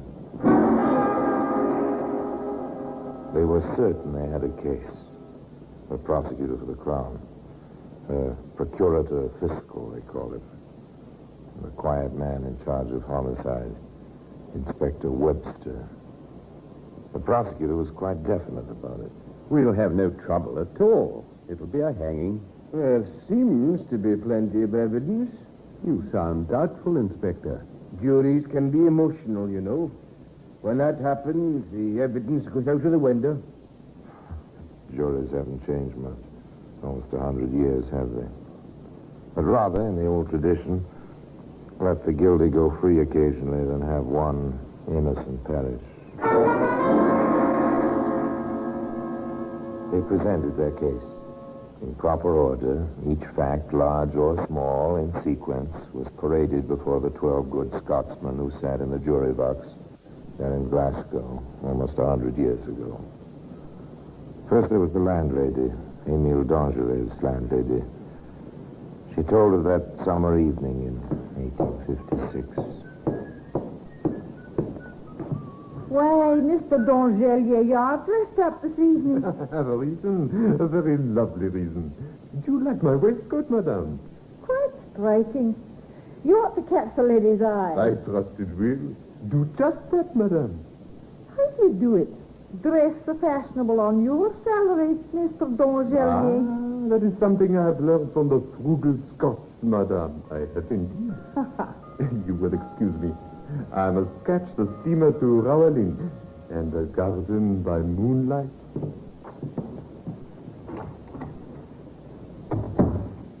A happy little man, that summer's evening, Émile Dangelet. A happy, strutting little man in his new waistcoat, his well-pressed jacket, his smart hat. On the way to the quay to board the side-wheel steamer, he met his friend, Robert Dougal. Mr. Dougal was a witness, too. His story was just as simple. Emil, how are you? As if I needed to ask. You are the sport this evening. Thank you, Robert. You look well yourself. Don't tell me if you don't want to, but I'll wager you have a rendezvous. I do. And you introduced us. With Madeline? Madeline Smith? No other, my friend. But the Smiths are Drowallen. Then you met the family? Not yet, Robert, but very soon. Tonight, just Madeleine. How long after tonight shall I have to wait for the family to accept me? How long, little man? How long indeed? It was a good part of the problem. Robert Dougal was temporarily excused from the witness box. The next witness was a letter. A letter which tried to recapture on paper the wonder of a summer night of young love. Oh, Emil. Oh, my darling. Madeleine, my love. Whisper, sweet. They are not asleep yet. How can I whisper when my heart wishes to shout from the housetops? Emil, you're sweet. My darling, is this not a night for lovers? Come, darling. There is a quiet place, I know, where the moon will be reflected in the water, and no one will be near. Don't let the gate bang, darling. We don't want my father finding us now.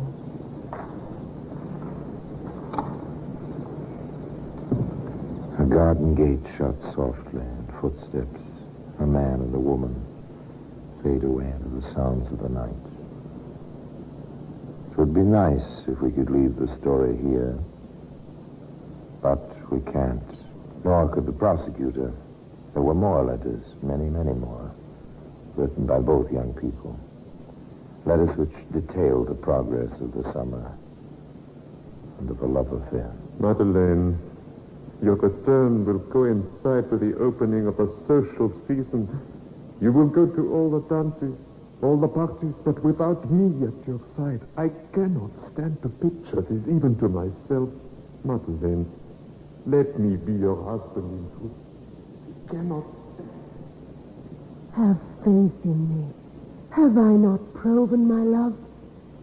Oh, Emil, the tears which bathe this paper, they are tears of longing, longing to be with you. There was more, much more. It all seemed endless, eternal, like the love these two pledged each other. But August moved into September, and September into the fall. Present, as the prosecutor didn't fail to point out, the social round swept over Glasgow and over the Smith family, of course. Madeline was caught in a whirl with her family. Here, Robert Dougal was recalled to the witness box. This part of his evidence, if evidence it was, held a touch of wistfulness, of pathos even. Do you think this is the proper place to stand, Robert? Not proper, but correct for our purpose. They'll have to pass this way. There's quite a crowd, is there not? The public dances of the Glasgow season are always crowded. They say more matches are made at these affairs. Do not say that, my friend. This is my great fear, that she will meet someone. But she loves you. What am I? A 10-shilling packing clerk. I am nothing. Our family do not even know I exist. Where are they? Has something happened? I must... He stood there, on the stairway leading to the ballroom, waiting so impatiently. The little man in the fancy waistcoat, beneath which was so much pride and so much love. And then, at long last, he saw her alight on her father's arm from their carriage, start up the stairway. She's a princess. Is she not, Robert? She's a very pretty girl. But then, I'm not in love with her. I will speak to her. No, you mustn't. Not here. Madeleine. Miss Smith. No, it would be unforgivable. Don't embarrass her like this. She passed within arm's length and seemed not to notice him, standing there waiting so eagerly for the acknowledgement which never came. Shortly afterwards, the two young men went into the ballroom themselves. Emile saw his Madeline whirling in the waltz, heard her laughter. Why, Mr. Miller, I cannot allow you to speak to me like that. My father would be... Robert, this is what I have nightmares over. Patience, Emil, patience. That is what she says. Patience, Emile, patience.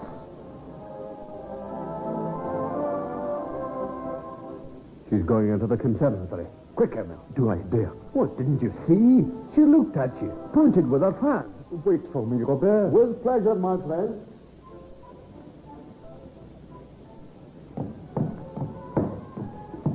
Emil, here, behind the arbor. Madeleine, Oh, my dear. You shouldn't have come. Yet I'm glad you're here. If I could have only but one dance with you. Impossible, darling. My father noticed you on the steps. I told him it was Robert who spoke my name. I don't think he believes me. Let him know me. I am not ashamed of what I do. I will not be a clerk forever. Not now, not tonight. I must be quick. They will be missing me. Darling, tomorrow night, come to the house. You know my window on the ground floor with the railing. We will talk about it then. Tomorrow, after the family is asleep. The ground floor window where the cat bars to keep out cats. Or was it young lovers? A strong, if decorative grill. There was an area entrance. According to the letters offered clearly in evidence, Emil was admitted via the area entrance to the gracious old house in Glasgow.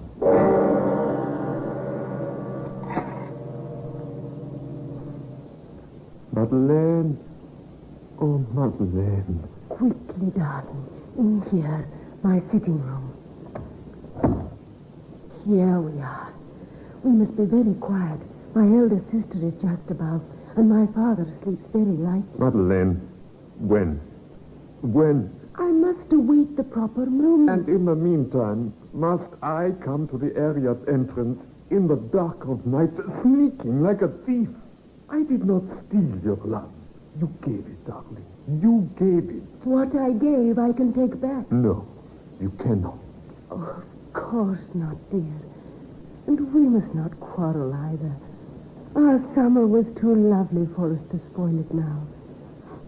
I have made some tea, my dear. It must be cold outside. Shall we have tea together and pretend we are the happy married couple we want to be?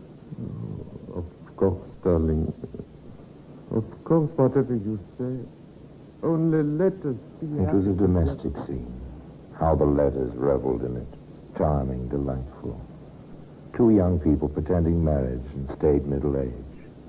And then, in due course and in proper chronological order, the prosecutor introduced Mr. Curry, owner and chief dispenser at Curry's Glasgow Pharmacy.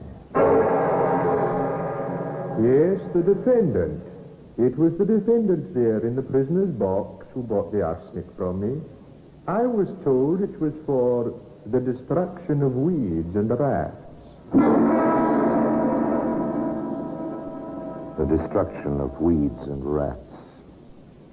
Well, be that as it may, today those little white boxes can be found in the Black Museum.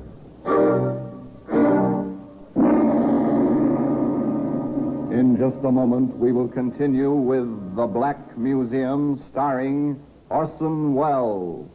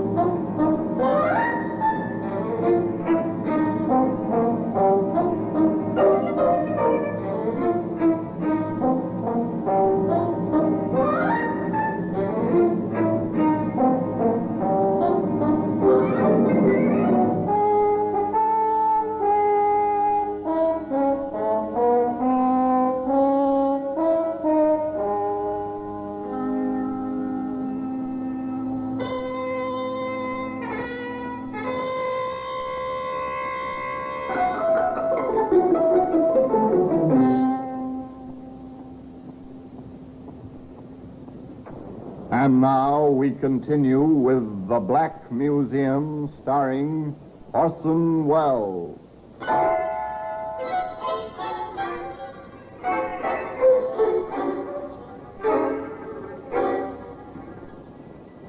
White is the bride's color, they say. In China, white is the color of mourning. Perhaps white was the right color for the little boxes in the Black Museum. The evidence continued. was the stolid, honest police constable. He had a simple, sad little tale to tell. It began with a sound such as children make when they play with sticks on an iron leg. But this was not a child. This was a lover calling to his love. While the onlookers were policemen and death.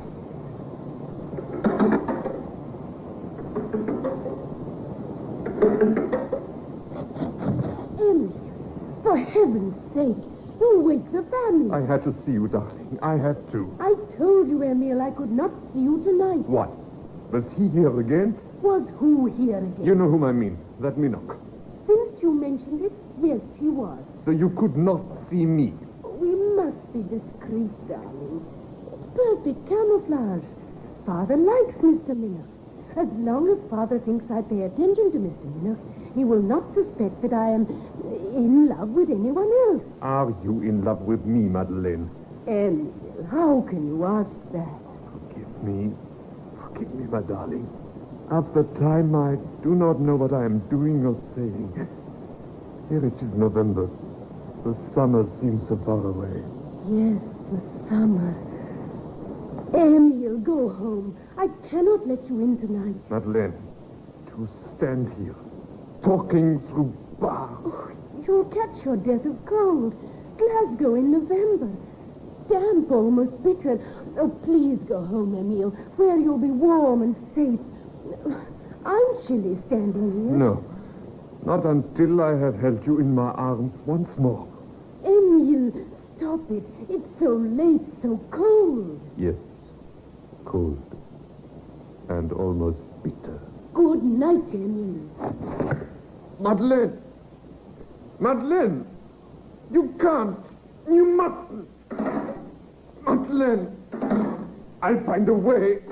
We will go off to South America. We will get away. Madeleine, listen to me. Here, now, what's all this? It's nothing, Constable. This is near the time to be rattling windy grates. It's much too cold for serenading, you know. You do not understand. Oh, don't I? I was young myself, not so long ago. Now, on your way, young fella. Mr. Smith is a good friend of mine. I'll no have lovesick boys disturbing his daughters this time of night. Up with you now. Get on your goose. Understand, little man? I'm telling you to move along. Yes, Constable. I understand.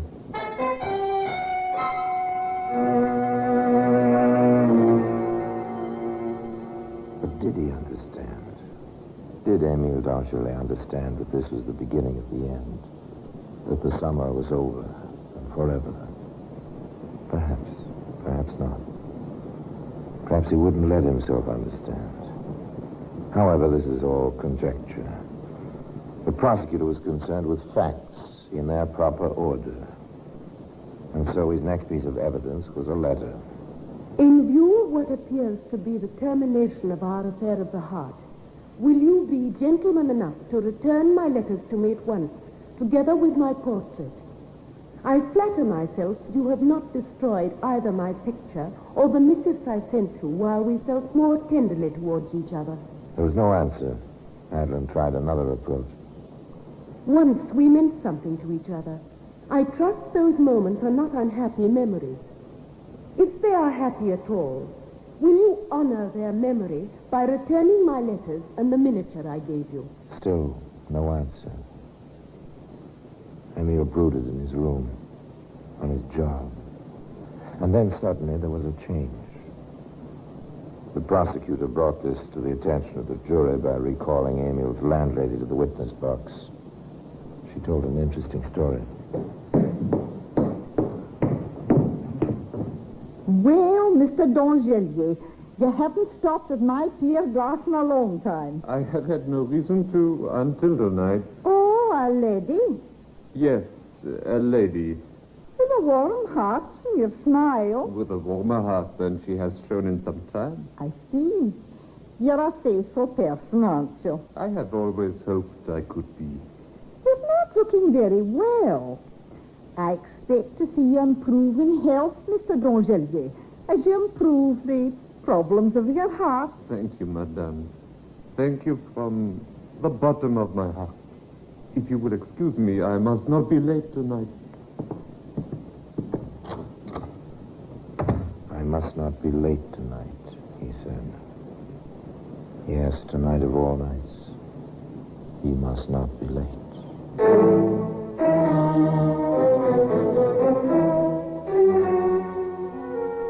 Jauntily, the little packing clerk left the house where he lived in his furnished room. There was no record, no witness, the prosecutor admitted, of what went on that night between the jaunty Emile and the beautiful Madeline. But the landlady had more to say. And what she had to add was a tale which was neither jaunty nor beautiful.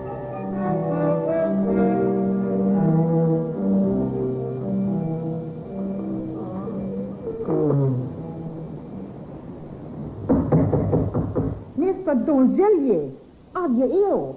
What's wrong? Do you want a doctor? Can I help you? Mr. Dongelier. Mr. Dongelier. Mr. Dongelier, what is it? You look as if you'd crawled home on your hands and knees. Yes, I did. The last block. The pay. The pay. I cannot stand the pain. I shall call a doctor. You're sick. You're very sick. You must have a doctor. The good woman hurried up the street, aroused the doctor, whose surgery was in the corner, and together they hurried back and up the stairs to the little man's shabby room. What is it, man? Where's your pain? Leave me alone. I want to die. Good heavens. Mr. Dongelier. You will die unless you help me yourself. Madam, have you any mustard in the house? Mustard? Whatever for? An emetic. This man has been poisoned. Quickly now. Oh, yes, of course. I must have some somewhere. They did their best, the doctor and the landlady. But their best was to no avail. He's gone. A bad end. My guess is arsenic. It'll take an autopsy to find out for certain. However, now it's the turn of the police. The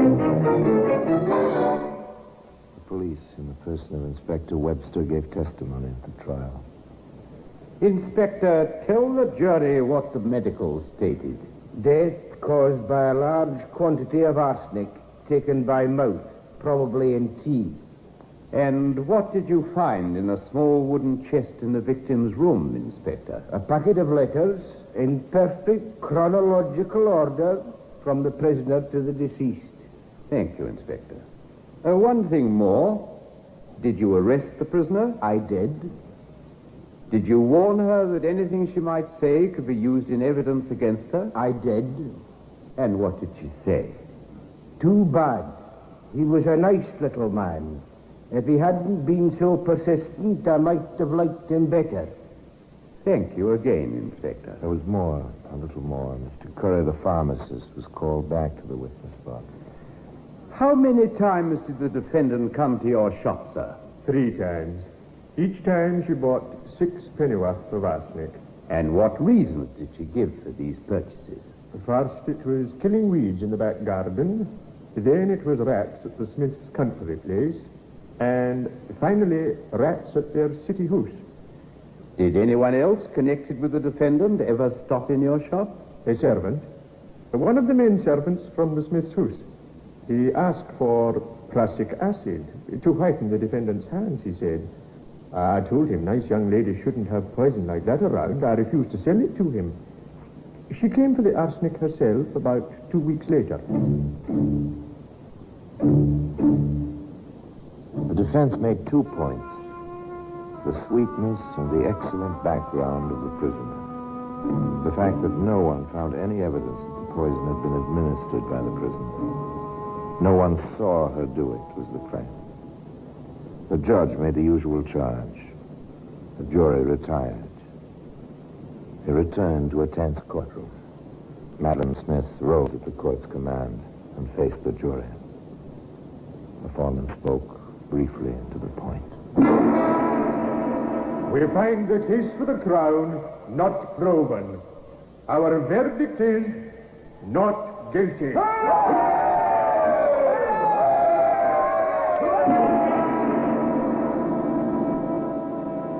So ended the trial of Madeline Smith. Were the jury right? We shall never know. History is as silent as the little white boxes which lie upon a shelf in their customary place in the Black Museum.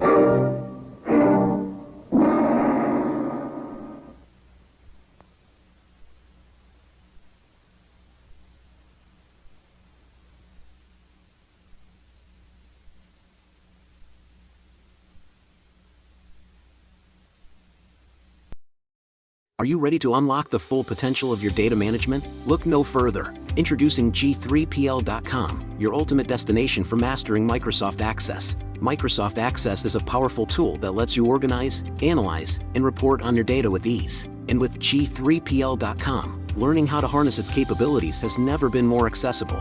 At G3PL.com, we believe that knowledge is the key to success. Our expert instructors will guide you step by step.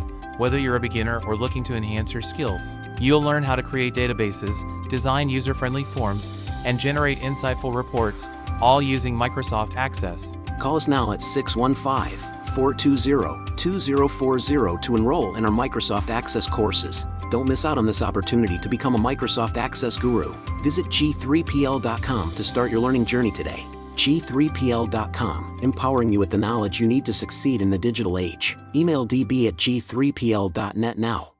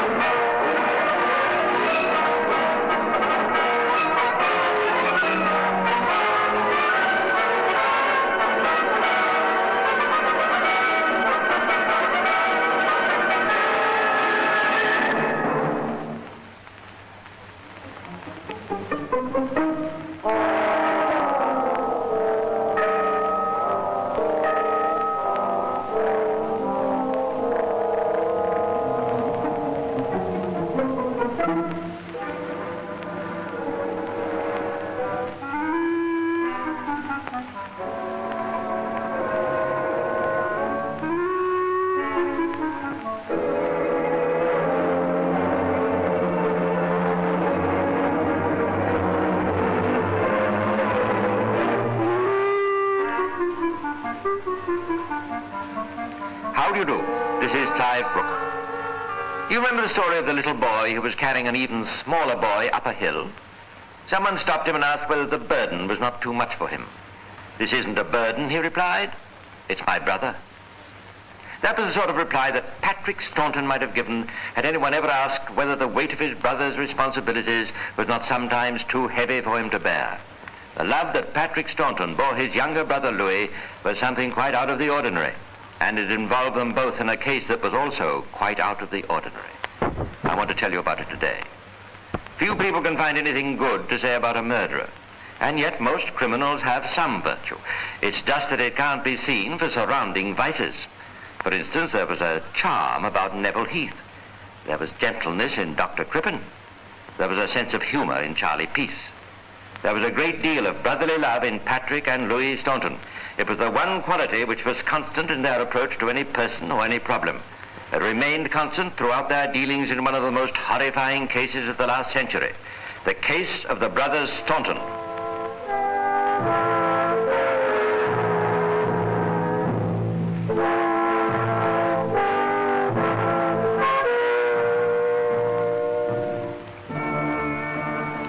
It all happened in Kent around the year 1876. Yes, the lovely old village of Curram in Kent was for a short time spotlighted in the blaze of publicity surrounding the two brothers who lived there. Now, although Patrick Staunton was 2 years older than his brother Louis, he had nothing but admiration for him, while Louis, in his turn, regarded his older brother with something very near to hero worship.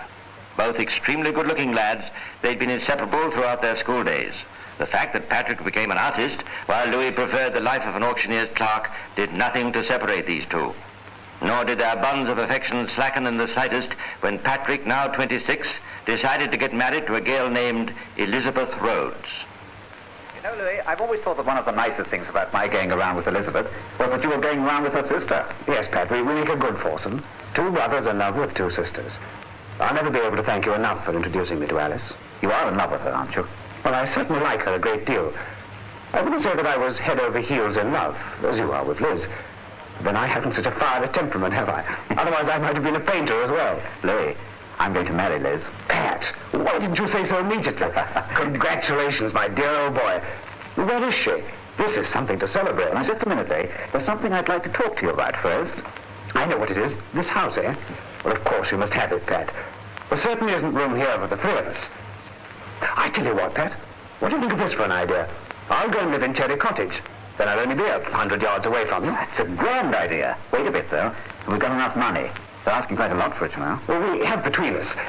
Would you lend me a bit just for the time being? I need you ask. Of course I will. Now, what about this celebration? Louis, it wasn't about the house I want to speak to you. You see, I was thinking about you and Alice. Well, what about us, old man? Well, I'm marrying Liz, and I was hoping that you might want to marry her sister. I mean, we four get on so well together, don't we? I know what you mean, Pat. It would be a grand arrangement. But at present, I have other ideas about a wife. Well, I rather felt that Alice was expecting a proposal for you any day now. Look here, Pat, old man. Alice would be the last woman in the world to marry me in my present financial position. She made it quite plain to me that the only way I can hope to keep her with me is to earn, or acquire, enough money to make her very comfortable. Oh, I see. I'm sorry. I suppose that means you have to wait some time. I'm not so sure. I've been working on the problem, and I hope that within a fortnight, I'll be able to announce to you my engagement. You don't quite follow all this. You just said that Alice... Forget Alice. The name of the young lady I hope to make Mrs. Staunton is Harriet. What? Not Harriet Richardson. The very same. 22 years of age, good background, plain as a pudding. Agreed. As plain as a pudding. But a very rich pudding. She has £4,000 in the bank. I see. Are you in love with her? Madly. And if she hadn't any money? Who knows? Perhaps I wouldn't have noticed her charms. I always said you turned into a first-rate scoundrel. Well, no one knows me better than you do, Pat.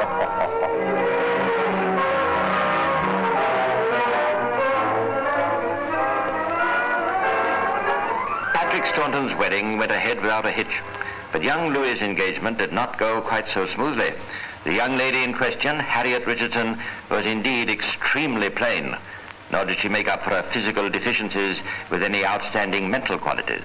No one knew this better than her mother, Mrs. Richardson, and she was naturally suspicious when the dashing young Louis Staunton came to ask her for her daughter's hand. I find it rather difficult to believe, Mr. Staunton, that after such a short acquaintance with my daughter, that you should be so infatuated. Your daughter, madam, is to my mind the most desirable of companions. I'm happy to think that she returns my affection. Oh, yes, I know Harriet is madly in love with you. But then, frankly, there have not been many young men who have paid her the attention that you have. I cannot for the life of me think why not, Mrs. Richardson. Come now, Mr. Staunton. Let us come out into the open.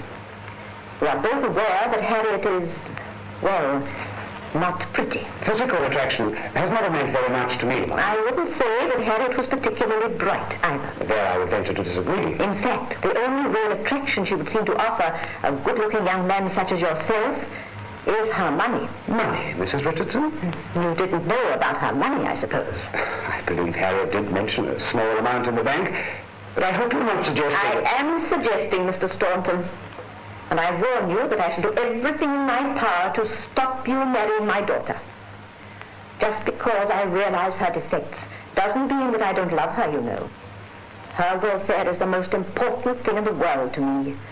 If and when she marries, I want her husband to be someone who will love her for her many excellent qualities, not for her bank account.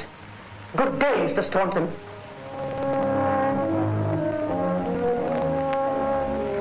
But in spite of all Mrs. Richardson's efforts to prevent it, the marriage between Harriet and Louis eventually took place.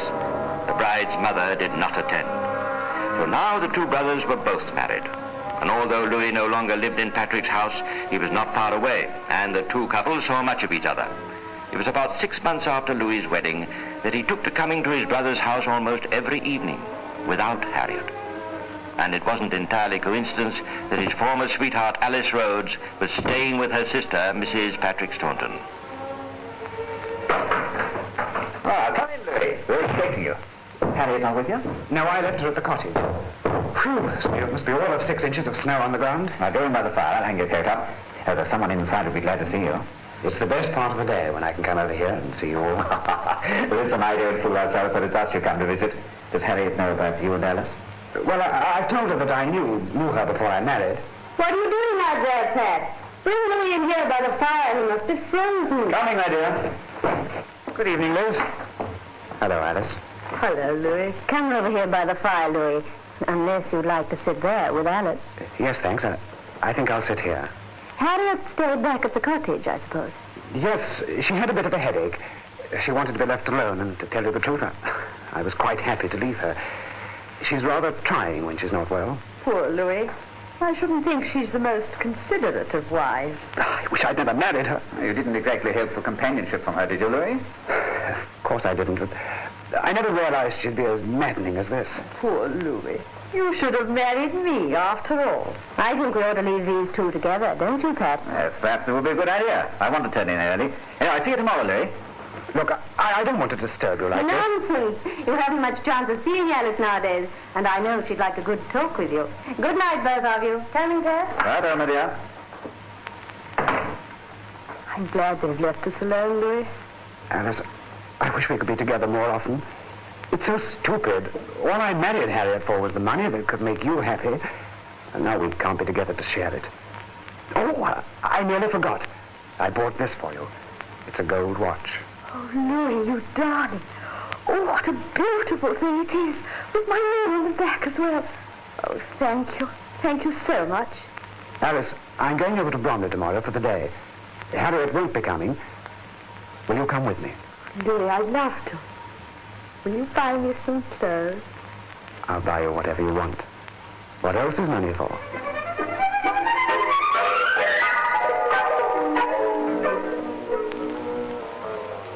There were many little expeditions to Brumley and other places in the weeks to come. Alice Rhodes' name came to be linked with that of Louis Staunton whenever the village gossips met. And inevitably the rumors came to the ears of Mrs. Richardson, who didn't know where her daughter was and naturally was extremely worried. You see, Harriet had made it clear when she left her mother that she never wished to see her again, and for months there had been no word of the girl. But now, hearing of the behavior of her son-in-law, Mrs. Richardson made a personal visit to his brother Patrick, whom she knew to be living in the village of Curram. She was not, however, prepared for the reception that Patrick gave her.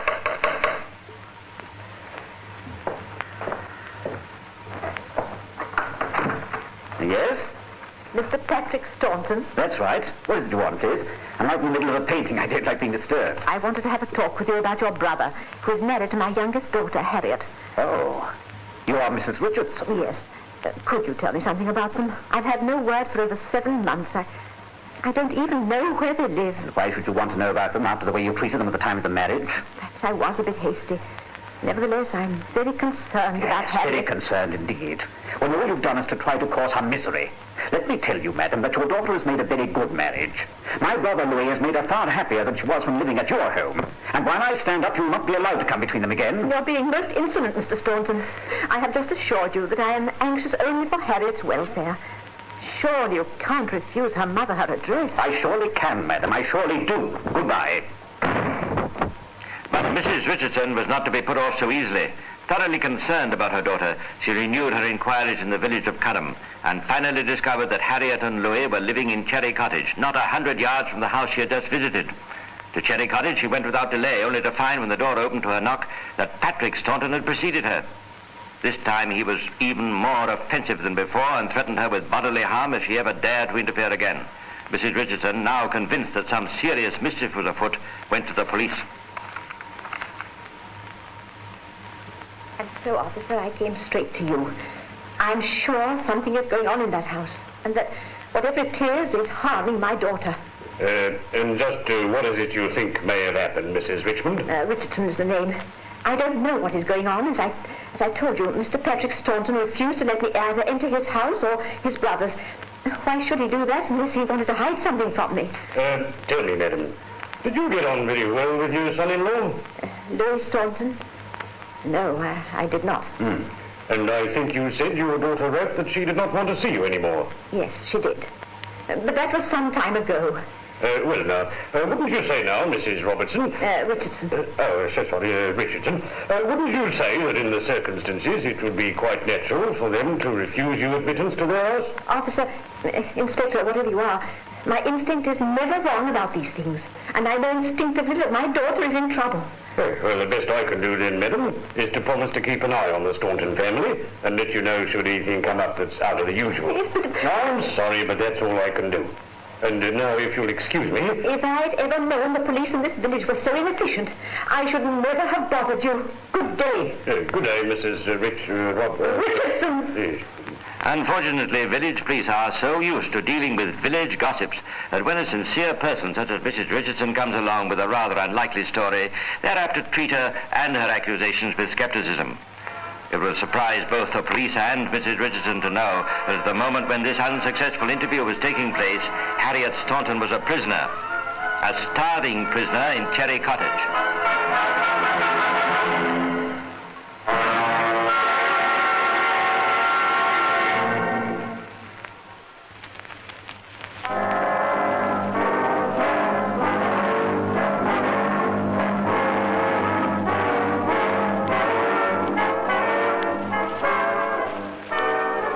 Louis Staunton could not have hoped to hide forever from his wife the relationship between him and Alice Rhodes. In any case, Miss Rhodes was not as careful as she might have been. The more money Louis spent on her, the more her love for him grew. If she was away from the neighborhood for more than a few hours, she would send him long and passionate letters, fervently reminding him of her adoration. Though absence parts us for a while, and distance rolls between, believe whoever may revile, I'm still what I have been. It was thus that she ended one of her letters, the one that Harriet Staunton discovered. Harriet had a turbulent scene with her husband. Now, Louis Staunton did not like scenes. He wanted life to be easy, and at the moment it was far too noisy and complicated. With great confidence, he went to see his brother Patrick. Pat, it's all got a bit too much. I can't stand the rows that are going on. Can't you suggest any way in which I can be free to see Alice whenever I want to? There's only one way I can suggest, Louis. Leave Harriet. But it's her money that keeps Alice to me, Pat. If I left Harriet, I'd be broke. I can't think of a way out. Harriet won't even allow Alice inside the house now. Louis, why not let Harriet come over and stay with us? It couldn't then be said that you were leaving her. She's always complaining about lack of company, so she ought to be pleased to stay with us for a while. Pat, it's a grand idea. I'm sure we could make her come. Then I'd have more freedom. That's right, and you could come over quite often. But you wouldn't like her here, Pat. She can be the most maddening person. I don't think you'll be able to stand her for long. No, I think we can manage her, Louis. Anyway, the important thing is for you to be happy. You know, I'd do anything in the world to bring that about. It's grand of you, Pat. But I insist on paying for her keep, though. No nonsense, I wouldn't dream of such a thing. But of course, look, I'll pay you £1 a week to keep her as a lodger. All right, if you insist. £1 it is.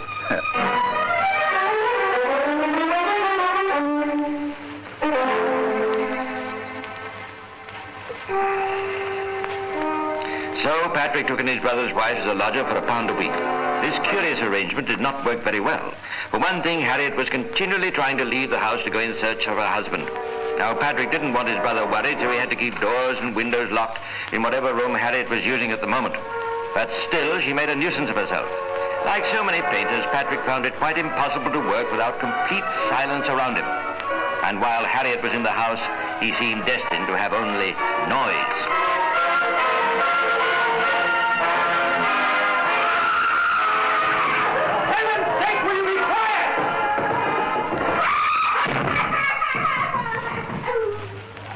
Liz, what can I do? It's quite impossible to paint with that screaming din going on. Isn't there any way we can have some peace? I told you it's crazy to have her in the place. Why don't you send her back to Louis? She's his wife, let him take care of her. I can't do that. Louis has as much right to be happy as anyone. Really, Pat? You're so soft about that brother of yours. No, Liz. Don't say anything you might regret. All right.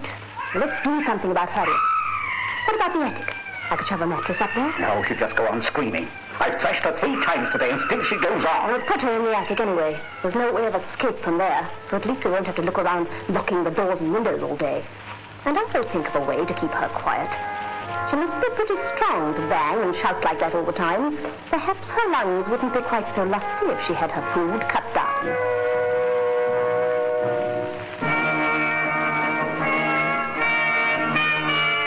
Not only was Harriet's food cut down, it was cut off altogether.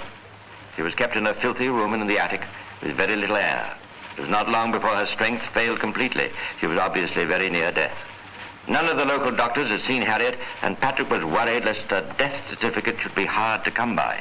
The last thing he wanted was an inquest. Of course, there would have to be a funeral, but naturally he didn't want Mrs. Richardson to hear about that. In view of all these circumstances, it seemed eminently desirable that Harriet Staunton should die somewhere else than in Patrick's house. But where? It was finally decided that Penge should be the locality. Penge, a little town on the borderlines of the counties of Sussex and Kent. Louis and his sister-in-law, Liz, went to explore the locality. They found what they thought were ideal lodgings and paved the way for Harriet by having a chat with the landlady, a Mrs. Christ. You see, Mrs. Quest, this lady is not a very healthy person. Oh, bless you, I've taken care of invalids before. I'm glad to hear it. Harriet is indeed an invalid.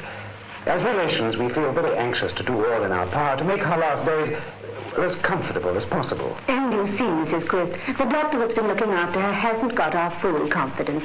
We've heard that there are some good doctors here in Penge who will know how to treat a paralysis case. Oh, bless you, yes. We've some wonderful doctors here. We'll take care of the poor lady for you. I'm afraid she hasn't long for this world. Oh, and there's one other thing. Her illness sometimes makes her delirious.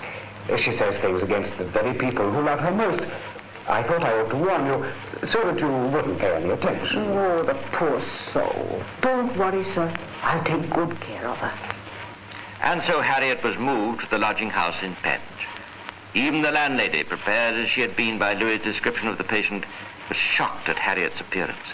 Her body was alive with vermin, and her skin resembled more the bark of a tree than human flesh. Patrick Staunton called in a local doctor on the same evening that Harriet came to Penge, but the case was hopeless. Harriet died within 24 hours. It seemed to Patrick and Louis that the burden of this woman's life was now lifted forever from their shoulders. Actually, Harriet Staunton was to prove far more troublesome dead than alive. Where are you taking me now, Pat?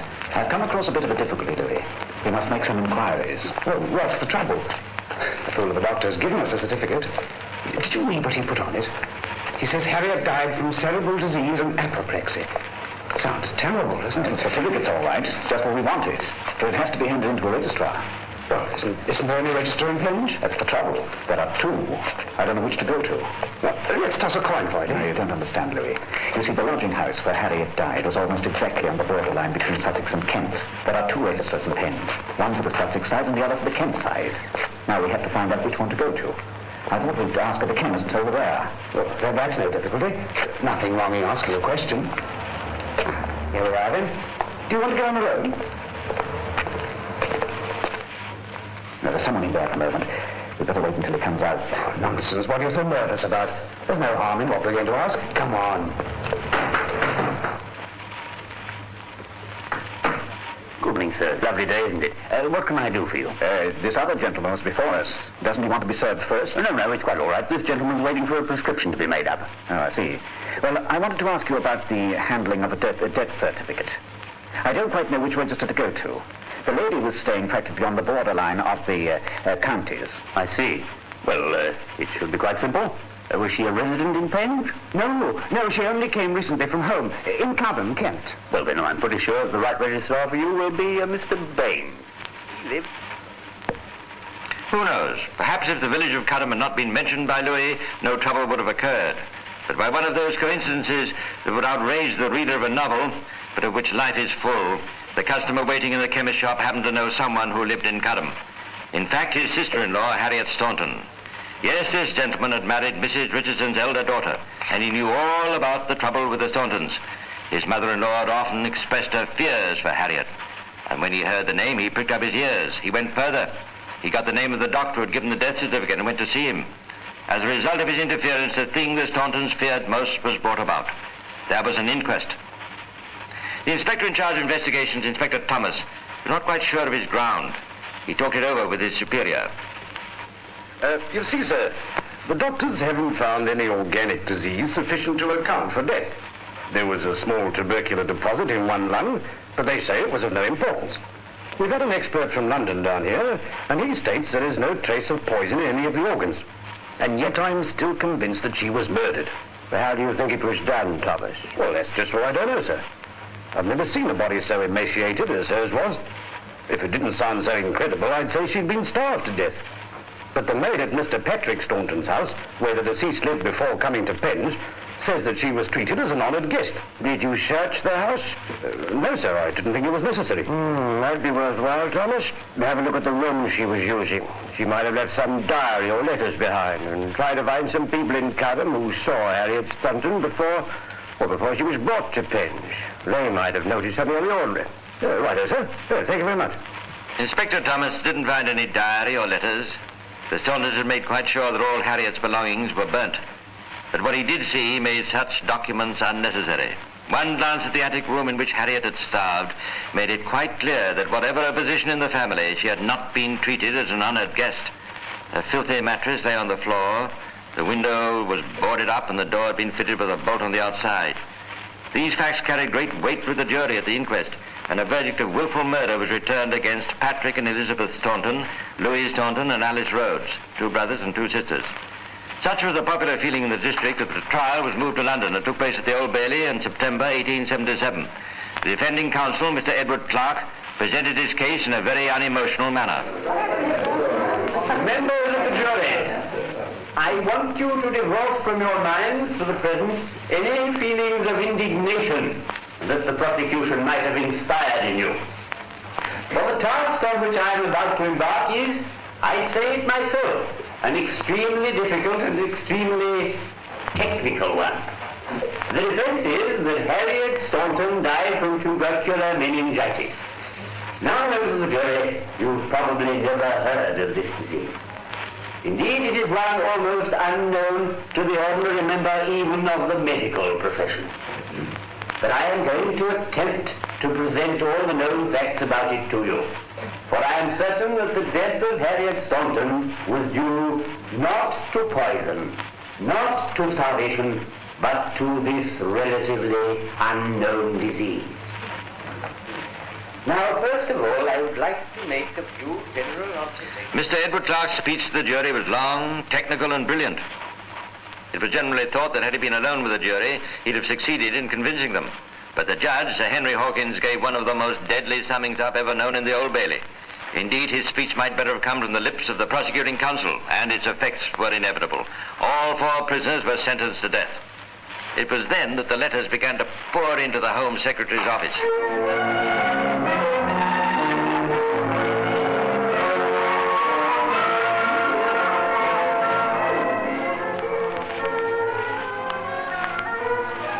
October the 12th. Dear Sir, regarding the scant attention paid to the expert medical opinions in the trial of the Stauntons, I would wish to state my conjecture.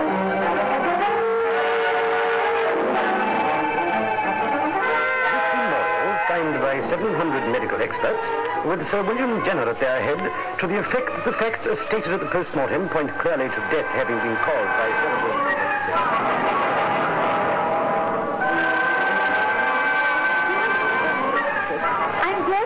Morning that you are to reopen the case of the Stauntons. I feel sure that when the full facts are presented...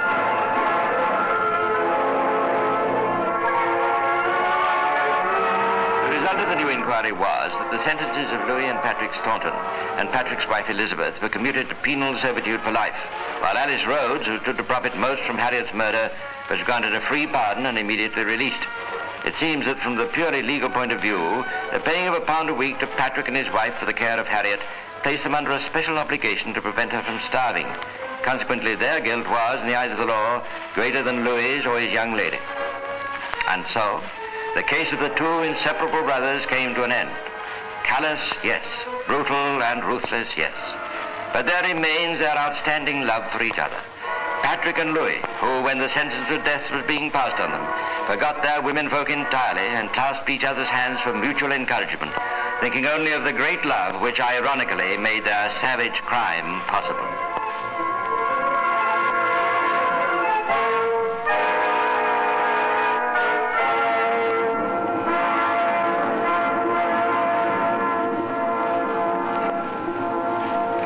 Well, that's all for now, but I'll be back again soon to tell you some more of the secrets of Scotland Yard. Meanwhile, this is Clive Brooks saying goodbye and pleasant dreams.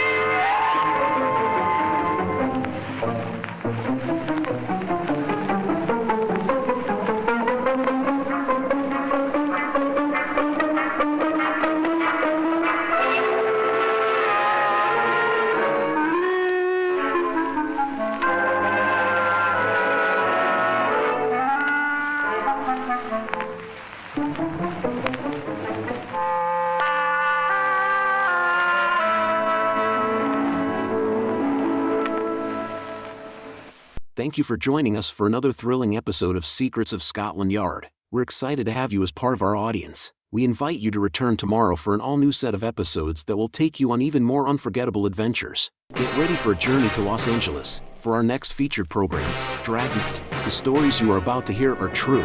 Only the names have been changed to protect the innocent. We're always eager to hear from our fantastic audience. Your feedback fuels our passion for delivering the best in vintage entertainment. Feel free to share your thoughts, opinions, and suggestions. We value your input and strive to make your listening experience even more enjoyable. If you're looking to enhance your Microsoft Access skills, look no further. Reach out to them at 615-420-2040 and ask for Mark. Once again, thank you for being a part of our Golden Age radio community. Get ready for more riveting stories, captivating characters, and timeless entertainment. Until next time, stay tuned and keep the nostalgia alive. Subscribe for more videos.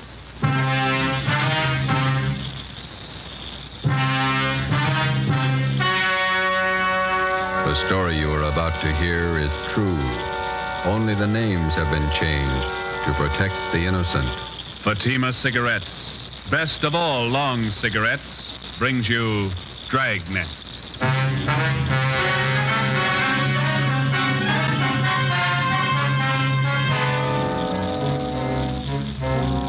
You're a detective sergeant. You're assigned to Juvenile Bureau. A potential killer roams the halls of one of the high schools in your city.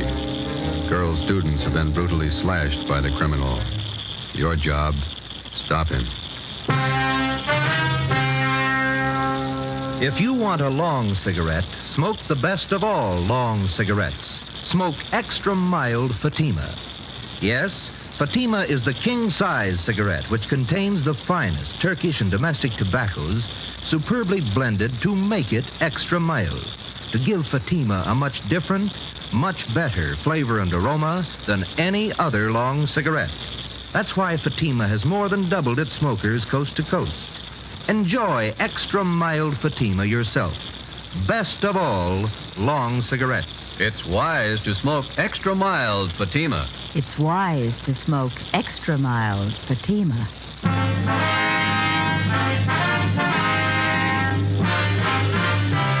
Dragnet, the documented drama of an actual crime. For the next 30 minutes, in cooperation with the Los Angeles Police Department, you will travel step by step on the side of the law through an actual case from official police files. From beginning to end, from crime to punishment, Dragnet is the story of your police force in action. It was Thursday, November 4th. It was windy in Los Angeles. We were working the day watch out of Georgia Street Juvenile Bureau. My partner's Ben Romero. The boss is Captain Bowling, Commander Juvenile Division. My name's Friday. It was 2:45 p.m. when we got to Charter High School, main entrance. Which way, Joe? I don't know. We can ask this boy. Hey, son. Yeah? Where's the principal's office?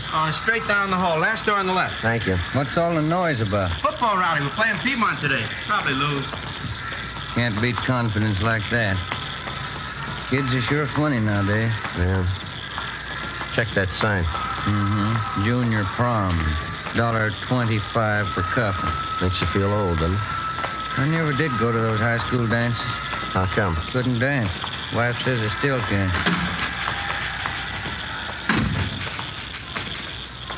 Yes, sir? Like to see Mr. Chase? Could I have your names, please? Romero and Friday. Oh, yes, he's expecting you. You can go right in. That door there. Thank you, miss.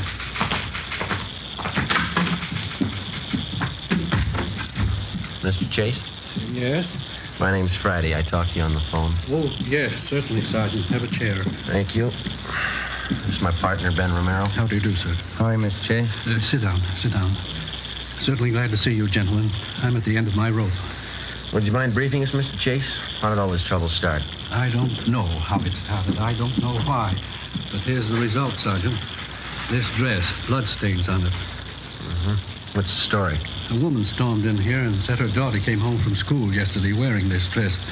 She told her mother she'd been knifed here at the school. Mm-hmm. How many cases like this have you had? 21 in the past 3 weeks. Why didn't you notify us? Believe me, Sergeant, I didn't know which way to turn.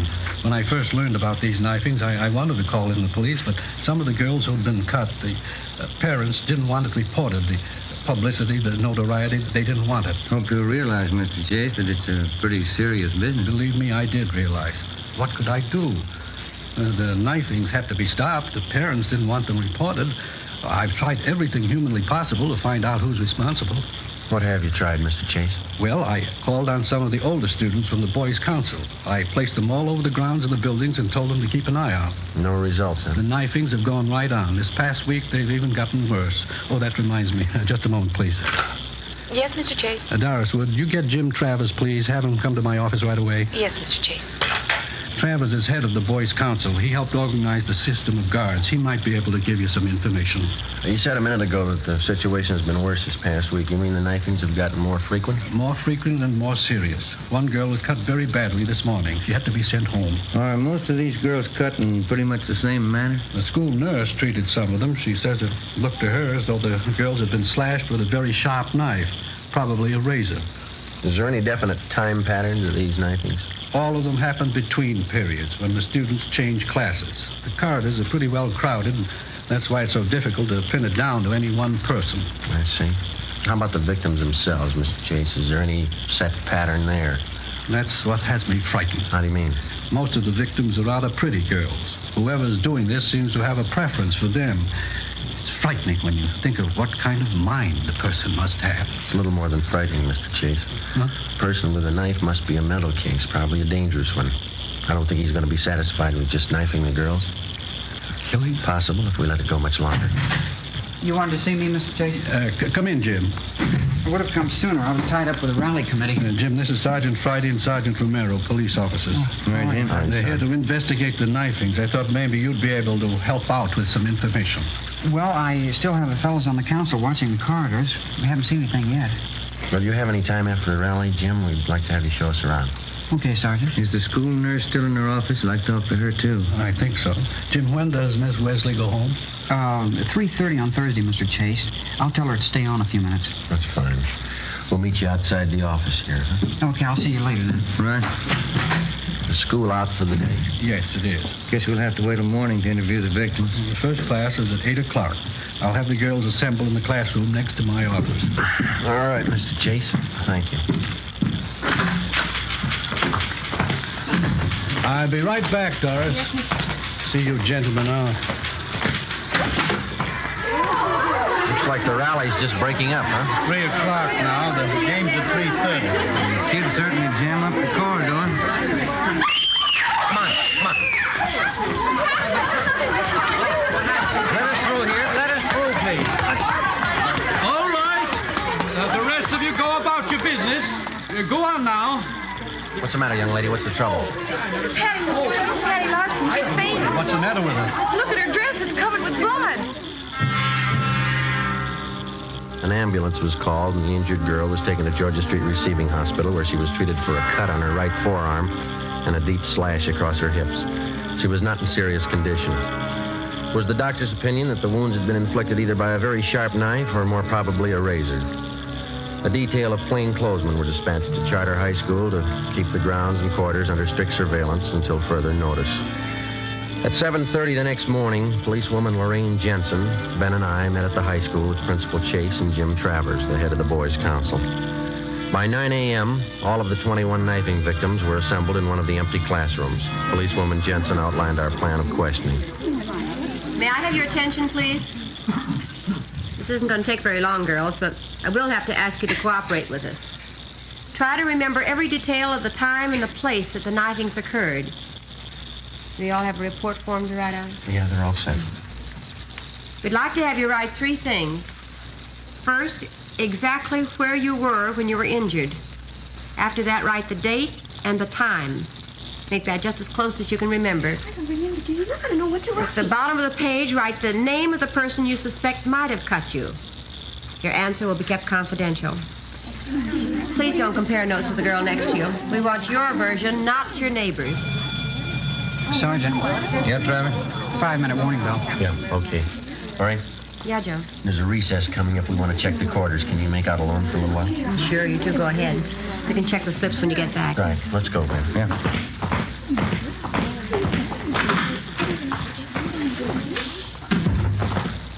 Top of the stairs is best, Sergeant. Okay. If you stand back a little from the railing, no one down below can tell if they're being watched either. Okay. I'm pretty much interested in police work. You know, the lie detector and stuff. Will you keep on going here? One more flight. All right. I wrote a paper once on the lie detector for our physiology class. The teacher liked it. That's so? Yeah. I've been reading how they take fingerprints, cloth imprints, and all that. Pretty interesting. Here we are. We can keep an eye on the whole corridor from here. Okay. What detail do you officers work out of? Georgia Street Juvenile. You know Lee Jones or Ray Pinker? Oh, yeah. I've read a lot about the crime lab. Why don't you come downtown some afternoon? We'll show you around. That'd be swell. Okay. Must be interesting, meeting all kinds of people, watching how they behave, you know. Yeah, it's interesting. During a recess, while the students moved from classroom to classroom, we kept the main quarter under close surveillance. The other men from Juvenile Bureau covered the rest of the corridors. We kept an eye on the main quarter during the third recess between periods at 11 a.m. Again, no results. At 11:30, Travers went to check with the members of the Boys' Council to set up the noontime watch. Ben and I went back to the classroom on the main floor to check with policewoman Jensen. We helped her tally the results of the questioning of the girl victims that morning. Let's see, 17, 18, 19. Well, that takes care of the lot. Let's see. There it is. Now what's it mean? Well, 12 say they were knifed on the main corridor, 3 knifed outside the building, 4 on the stairway, 2 in a classroom. The times they list doesn't look like there's any pattern there. How about the suspects that they wrote down? That's even got me beat. We've got more of them than we have victims. Here. There's 4 pages of names. Some of the girls wrote down as many as 5 suspects. That's going to help a lot. How many altogether? Let's see. 34. Oh, hi, Mr. Chase. Did you find out anything? Well, it didn't turn out too well. Nothing definite. Terrible morning. Parents calling up, newspapers. I don't know. Certainly out of my hands. Are there any assemblies scheduled for this afternoon? Yes, after the 5th period. Why? Well, I think maybe you better cancel it. Seems like every time the kids are crowded together, we just ask for trouble. All right, I'll have it canceled. Fine. Something else, Mr. Chase. Yes? The girls that we had in this room this morning, the victims, we'd like to have every one of them brought back here after the next class, can we? All right, Sergeant. I'll have excuse slips sent to each one. Thank you, sir. Gives you the chills. Those kids getting cut up in broad daylight. Whoever it is, the guy's got a stomach for it. How do you know it's a guy? It's as good a guess as any.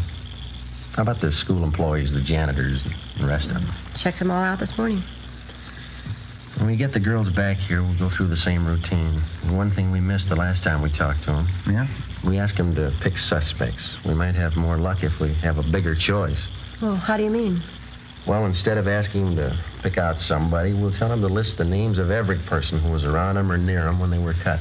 It might work if we can spot a couple of repeats on the list. Sergeant, they want you downstairs. Hurry. Come on, Ben.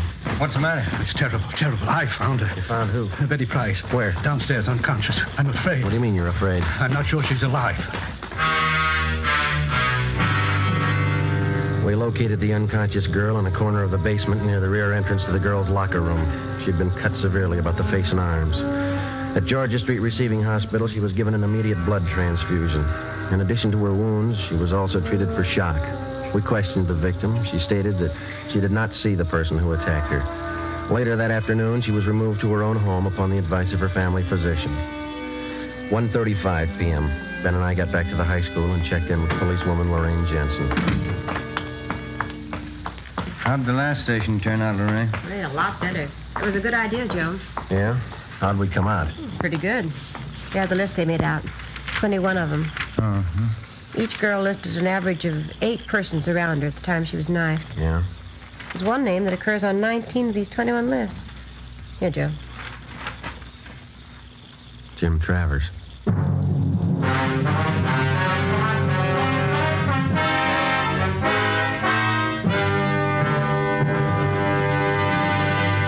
You are listening to Dragnet, the case history of a police investigation presented in the public interest by Fatima Cigarettes. If you smoke a long cigarette, it will be in your interest to listen to a typical case history of a Fatima smoker. It's the case of Mr. Frank Fenton, well-known author and Hollywood screenwriter. This is his actual signed statement. When a writer gets absorbed in his work, he loses track of time, smokes more than usual. And this happens often to me. As a result, I appreciate a mild cigarette. Fatima is extra mild. I agree it's wise to smoke extra mild Fatima. And so do more and more smokers every day. Actual figures show extra mild Fatima has more than doubled its smokers coast to coast. So enjoy extra mild Fatima yourself. The king-size cigarette, which contains the finest Turkish and domestic tobaccos, superbly blended to make it extra mild. You will prefer Fatima's much different, much better flavor. You will agree. It's wise to smoke extra mild Fatima. It's wise to smoke extra mild Fatima. The best of all long cigarettes.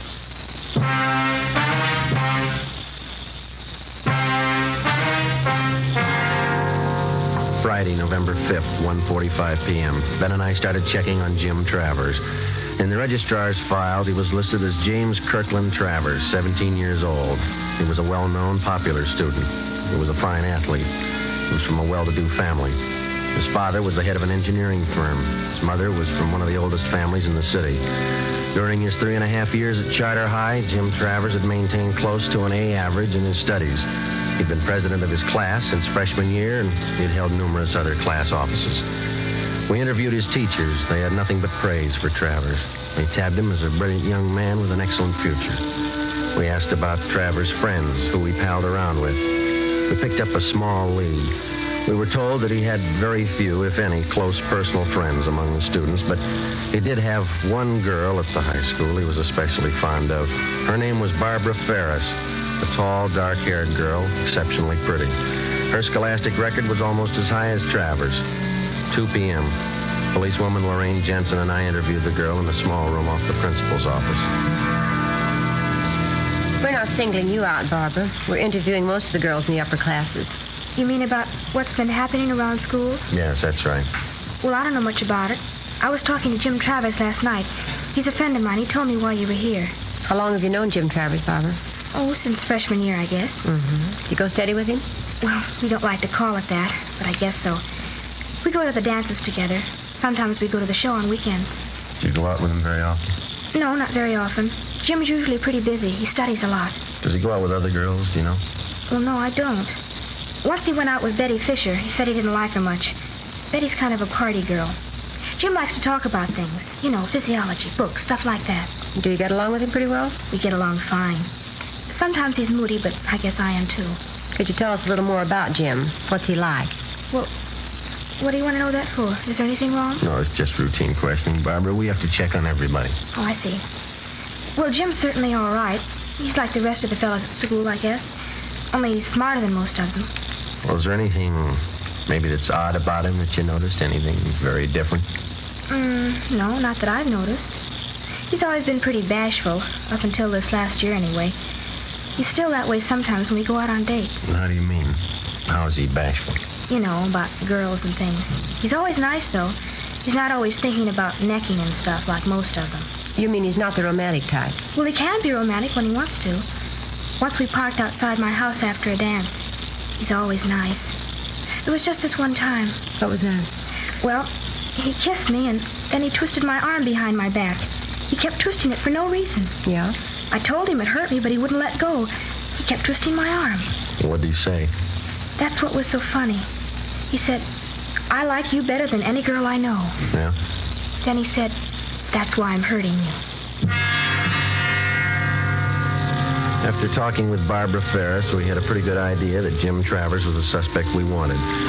But because of his fine background and his record, we realized that we'd have to prove beyond any question of a doubt that he was the guilty person. We had only one thing to go on besides the information Barbara Ferris had given us. During the morning recesses, when Travers was with Ben and I was watching the corridors, not one knifing took place. When we had left Travers and gone downstairs to check with policewoman Jensen, a girl had been found slugged and cut at the rear of the girls' locker room. 2:30 p.m., Ben and I met with the suspect. How's it going, Sergeant?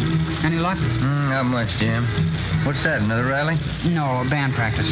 Junior prom's tonight, isn't it? Yeah. You talked to the girl who was knifed downstairs, huh? Find out anything? No, not much. You want to stick with us this afternoon? I think you might be able to help us out. Sure. I've got the fellows on the council standing by if you want them. Fine. Let's go outside, huh? Got something to tell you. Sure, okay. We can go out this way.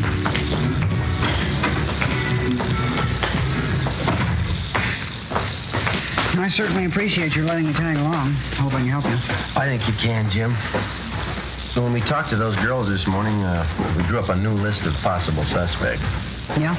Funny thing, one of the names on the list was yours. Well, I've got nothing to hide. Well, we'll make a systematic check of each name on the list and start with yours. Well, will we have to go on the lie detector? I'd like to try that. I never saw one. Only pictures of them. No, you won't have to go through that. It'll just be a couple of questions, and then we're going to check your locker. Okay, I'd be glad to show you. Does this take us to the locker room? Yeah, we can cut through here.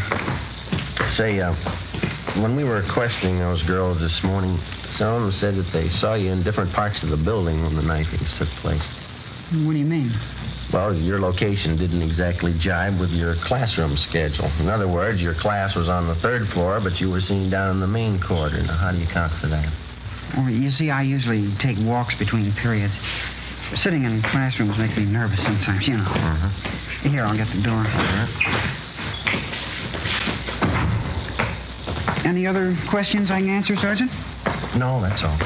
How'd you happen to get interested in police work, Jim? You said your father was an engineer, didn't you? Yeah, that's right.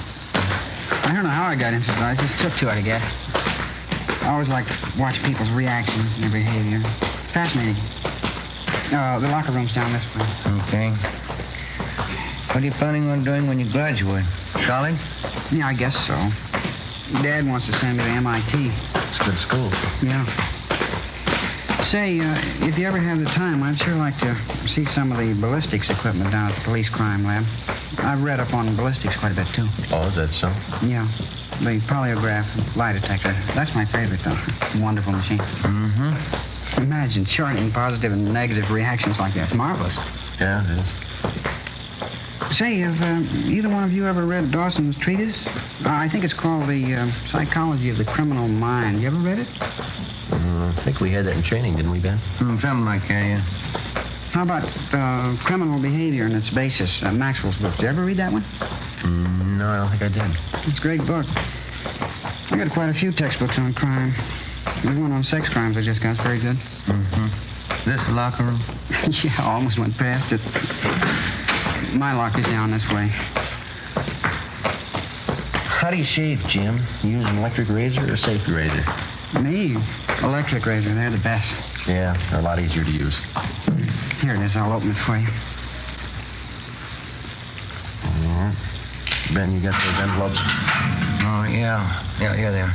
Okay, would you step aside there, Jim? Yeah, sure. All right, we'll get some dust scrapings from the shelf here. All right, there you are, Ben. You want to mark it? Yeah. Jim Travers, dust scrapings from locker. All right. Let's see here. Here's some more scrapings from the bottom of the locker this time, huh? Okay, I'll seal these envelopes. Oh, Here's a nail file. Okay, Jim. Now, will you hold out your right hand? Oh, yeah, okay. Hold an envelope under his hand, will you, Ben? Catch the nail scrapings. Yep, here we are. Say, what's all this for, Sergeant? Oh, it's just routine with everybody, Jim. Just gonna take some sample specimens to run through the spectrograph. The spectrograph? Mm-hmm. Now, let me scrape that middle fingernail a little. Oh, okay. That's it. Now the index finger. What about the spectrograph? We use it all the time.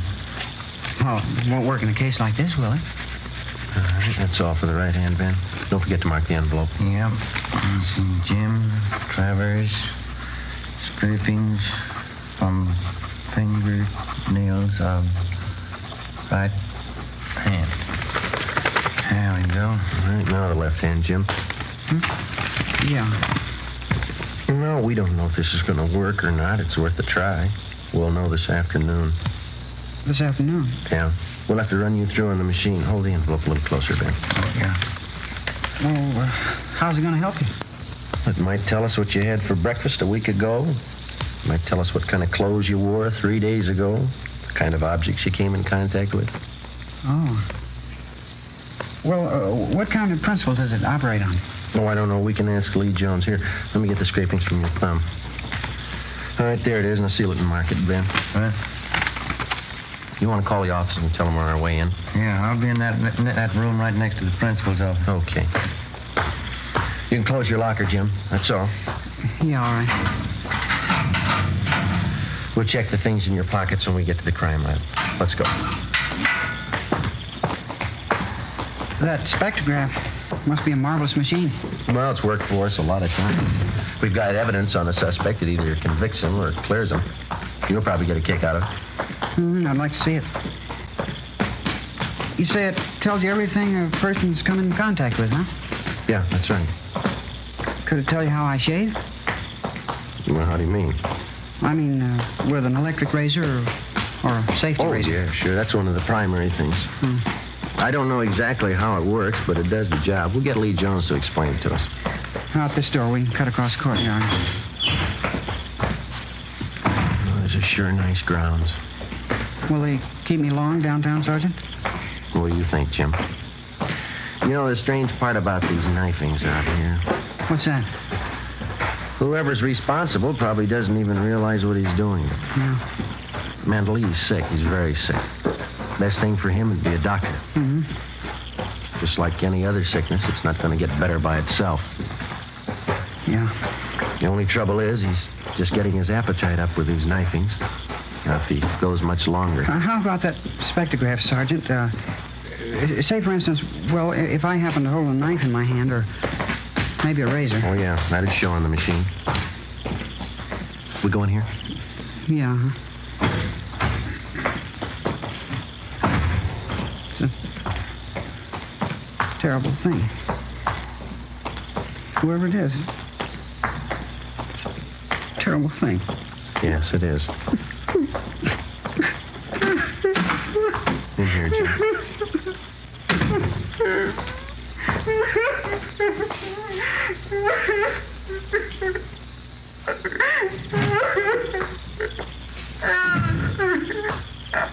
Joe, how's it going? I think he's ready to tell us. Hope so. I expect to go for him. All right, son, you want to tell us about it now? I couldn't help myself. I had to do it. I had to. I couldn't sleep. I couldn't study unless I did it. I couldn't help myself. You're responsible for all the knifings, are you?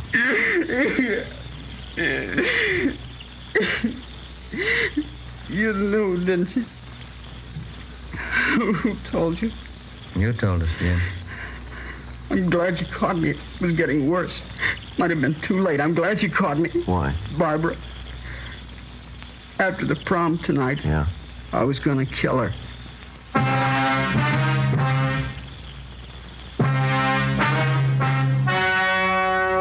The The story you have just heard was true. Only the names were changed to protect the innocent.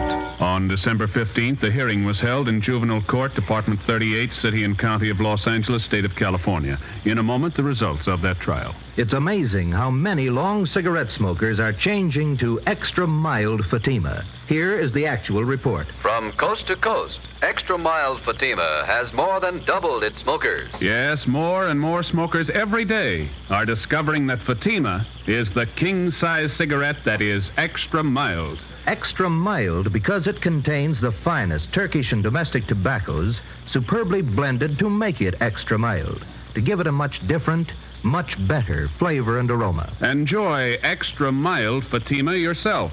Best of all long cigarettes. It's wise to smoke extra mild Fatima. It's wise to smoke extra mild Fatima.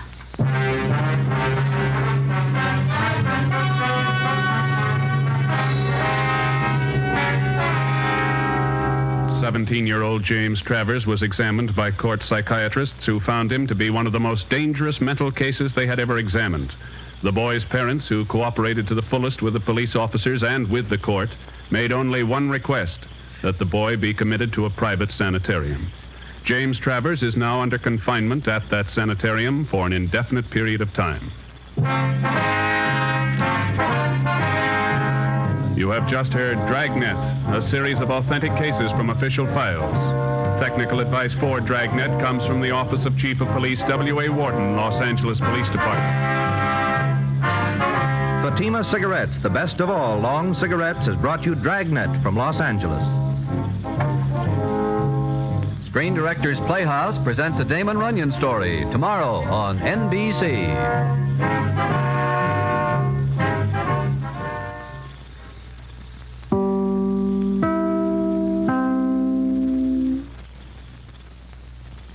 I would like to extend my sincere gratitude to Old Time Radio Research Group for their remarkable efforts in preserving and archiving the captivating world of old time radio programs.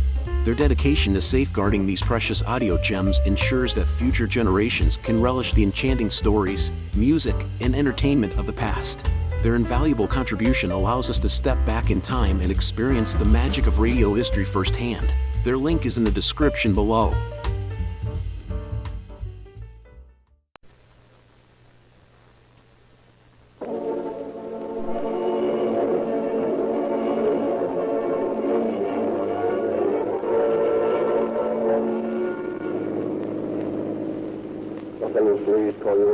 Attention all cars, broadcast 41, may be in your district, regarding a holdup and shooting on West 50th Street. There's one bandit described as American, 28 years of age, about 5 feet 7 inches, weighs about 135 pounds, with mask, wore a dark top coat, escaped in a Ford Roadster, license number unknown. That's all. Rolls and Quist.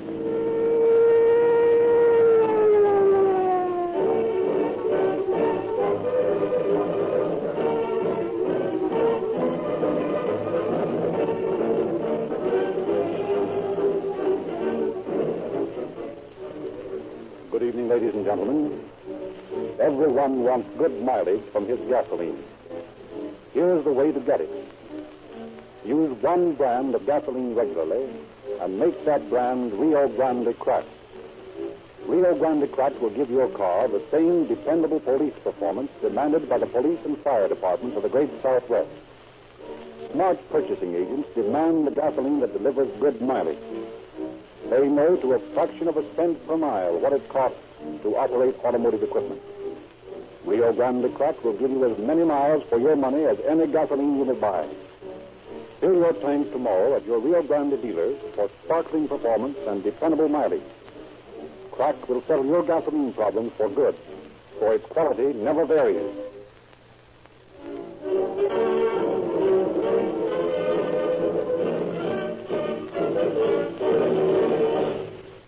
And now, again, it's our privilege to introduce Captain Bert Wallace, head of the homicide squad of the Los Angeles Police Department, who has a personal message for you.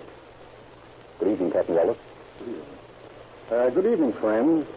Tonight, Chief Davis has selected a story which is somewhat the reverse of our usual procedure. Tonight, we will tell you how hard a police officer works to get a man out of prison. It sometimes happens in the work of keeping the peace when cold scientific police procedure meets with heated human emotions that mistakes are made. No police officer, no matter how hard he has worked on a case, wants to see a man who has not committed a crime prosecuted for it. When such a situation occurs, every police facility is utilized to build a case which will convince the parole board that the mistake must be rectified. To build such a case was the Herculean task that faced Captain Barlow, our fingerprint expert. Frederick Lindsay will now tell you how well he succeeded. Thank you, Captain Roberts.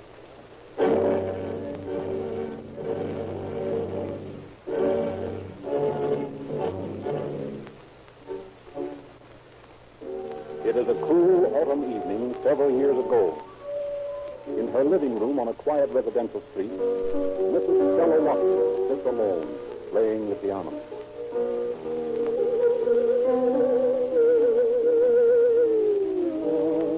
All right, stick him up.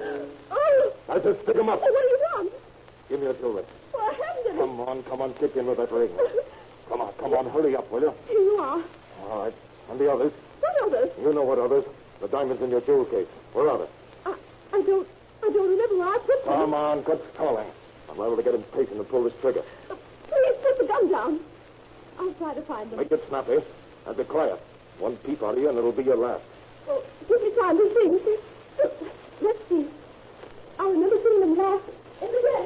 Come on, hurry up. I haven't got all night. Well, I'm trying to remember where they are. Just a minute. Lady, I'll give you just 3 counts to get those stones. Oh, please. 1, 2. Hey, come back here.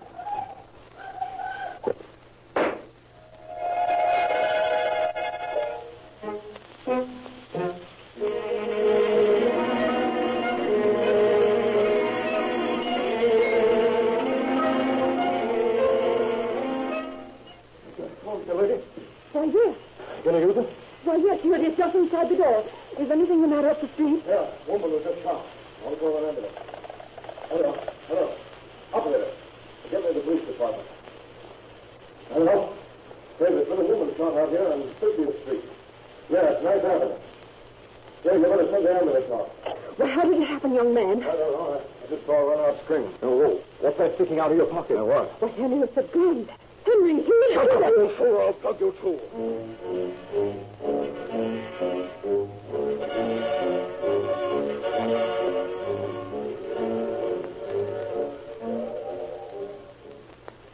She's still breathing. Oh, somebody bring some water. I'll go get some there. Oh, has anyone a handkerchief or a rag? We've got to stop the blood.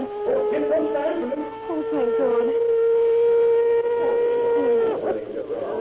Right this way, Doctor. Stand back there. Stand back.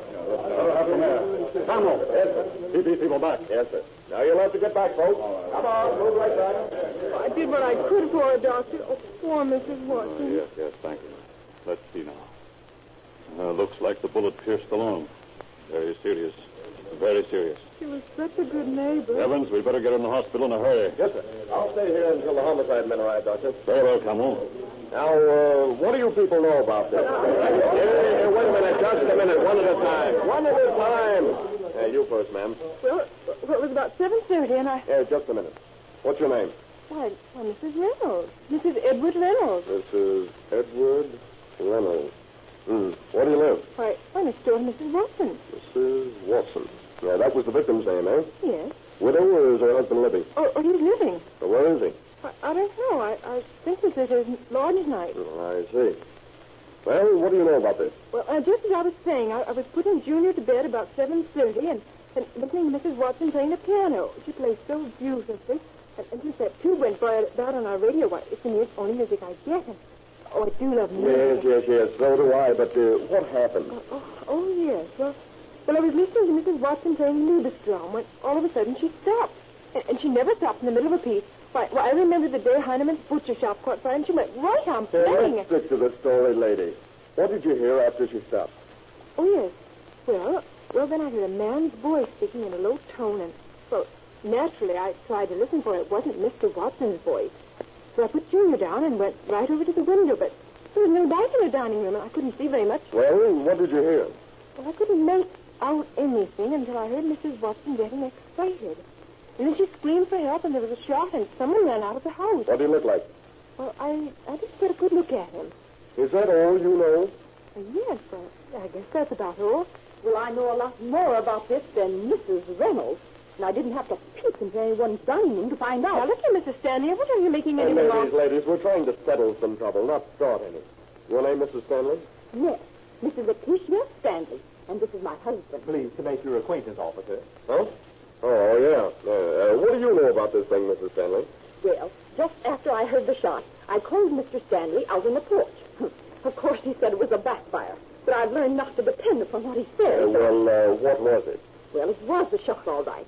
And just a moment later, a man ran up on the porch and told us the woman had been shot and asked to use the phone. He called the police, and just as I was asking him about it, I saw a gun sticking out of his pocket. And when I accused him of shooting poor Mrs. Watson, he threatened to kill me. Yeah, what did he look like? Look like? Well, it was so dark I couldn't tell. I thought you knew so much about this, Mrs. Stanley. And I do. You didn't see him drive away in a Ford Roadster, did you? A Ford Roadster? He drove away in a Ford Roadster? Yes. Well, why didn't you say so? What was the license number? The license number? Well, so on, Mrs. Stanley. Tell the officer the license number. Well, I didn't think. You didn't think? Mortimer, are you going to stand there and hear me insulted by this nobody? Nobody? But look here, Mrs. Stanley. I'll have you know that you and anyone else can talk to me like that. Is that so? Yes, it is, so, Mrs. Mortimer, do something. Do something.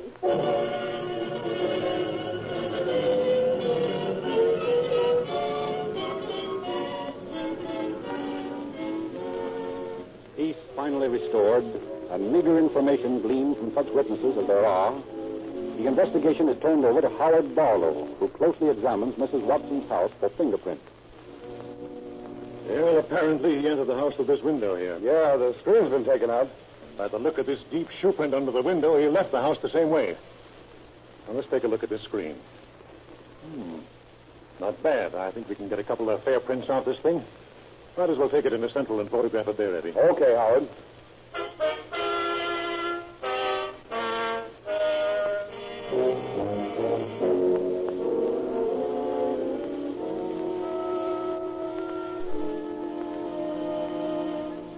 The latent fingerprints found on the screen by Sergeant Barlow are photographed by him and also by the Sheriff's Office, which sends copies to the State Bureau of Identification in Sacramento.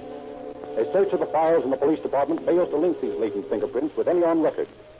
And as soon as she is able to be questioned, Mrs. Watson receives a visit from investigating officers at the hospital. Now, Mrs. Watson, can you give us any better description of the man who shot you than the one we have? Well, Lieutenant, he had a scarf around his face, and it was difficult to make out his features. There was one thing that impressed me, though. What was that, ma'am? His eyes. He drew them into slits when he talked. I see. Do you think you would recognize him if you saw him again? Yes, I believe I would. Have you any idea who might have held you up? No, I haven't. But it might have been done for revenge. Revenge? Why? Well, you see, Mr. Watson has been quite active in politics around the neighborhood, and he's been responsible for quite a few criminals being sent to San Quentin. Several of them have been threatened to get even. I see. Well, that is a possibility. We'll look into that angle of the case.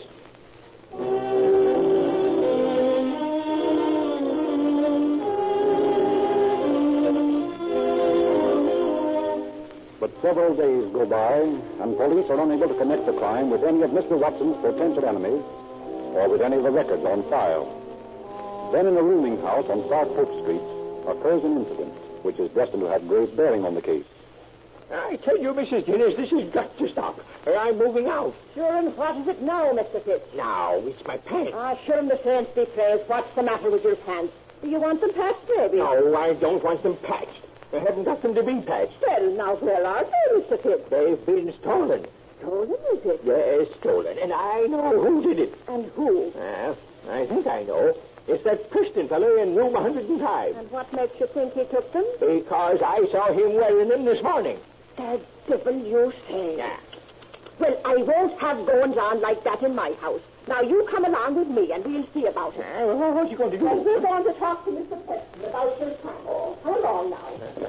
Why, I never had a thing like it in my house. I'm not going to have a place like this. Are you Mr. Preston? Yeah, who is it? It's Mrs. Guinness. McGinnis? Mr. Preston, whose pants is them? Why, they're mine. No, they're not, young man. They belong to me. You stole them. I did not steal them. I bought them from Jimmy Black. Well, they're my pants. Oh, I didn't know they was hot, or I wouldn't have bought them. Mrs. Guinness, I don't believe this young man's story. Yeah, well, it doesn't sound straight to me either. And I'm going to get to the bottom of it. What do you mean? Young man, I run a decent house here, and I don't want the likes of you into it. Okay, I'll move. Not with my pants I on. know you'll move. And if you'll be in the police patrol, you'll be moving. Huh, I've been missing things around my place, too. And I'm going to find out who's been taking them and know the reason why.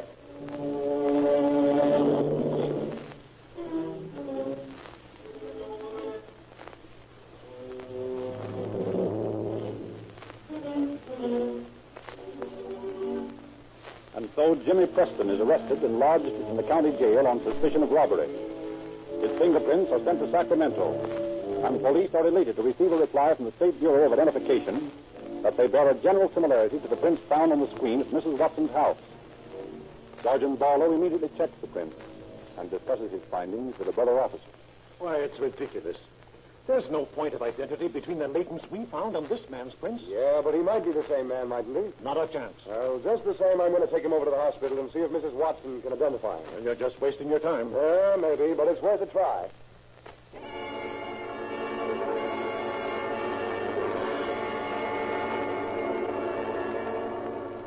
Now, Mrs. Watson, is this the man that held you up? It's so hard to be sure. But then, you've always found his fingerprints are the same, haven't you? Well, Sacramento reports a similarity. Listen, lady, I don't know what this is all about, but I know this much. I never saw you before in my life. Yes, Lieutenant. I'm sure now that this is the man. Notice the way his eyes draw down to slits? He's the one, all right. Say, lady, you don't know what you're saying. You're railroading me. You sent an innocent guy to the pen. I never done nothing to you. Well, the night that guy plugged you, I was in jail in San Diego. I should think, young man, when you're thinking up what do you call it? Oh, yes, alibi, that you have enough pride not to lie about being in jail elsewhere. What difference does it make where I was? I didn't do nothing to you. This is the man, Lieutenant. There's no doubt about it. And men of his type should be in prison. I'll do everything I can to cooperate with you. I'll help in every way to see that he's sent there for good. And I hope it will be a lesson to you, young man.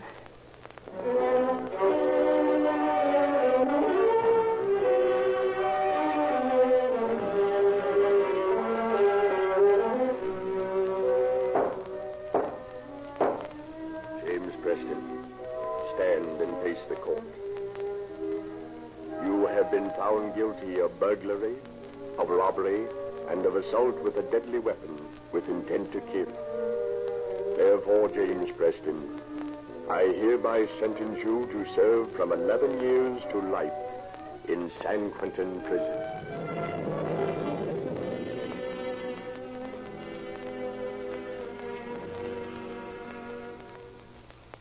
Now, I tell you, Chief, this is one of the most outrageous miscarriages of justice I've ever heard of. Quiet down, Sergeant. Let me get the straight of this. Begin at the beginning. This man Preston's prints bear a general resemblance in outline to those I found on the screen at the Watson home. But they are not identical. There is not one single point of similarity. Why, Preston is no more guilty of this crime than you or I. Well, I don't know what you can do about it. You've had your chance. I had no chance, sir. The first I knew of his trial was when I read it in this afternoon's paper that he'd been sentenced. I was never subpoenaed to appear. You weren't? No. They convicted that man on Mrs. Watson's general identification and the general similarity of prints. Why, it's ridiculous. Oh, wait a minute, young fella. Don't go off the deep end. Well, it makes me burn. We've got to do something about it, Chief. We can't let an innocent man go to prison. There isn't much we can do about it. Judgment has been passed. Well, it isn't fair. Well, there's only one thing for you to do now, then. What's that, sir? Find the man who left his fingerprint on Mrs. Watson's screen. If you can find the real criminal and convict him on your fingerprint evidence, then you can free Preston. And in the meantime, Preston has to go to San Quentin for a crime of which he is innocent. I'm afraid so, Sergeant. Very well, then.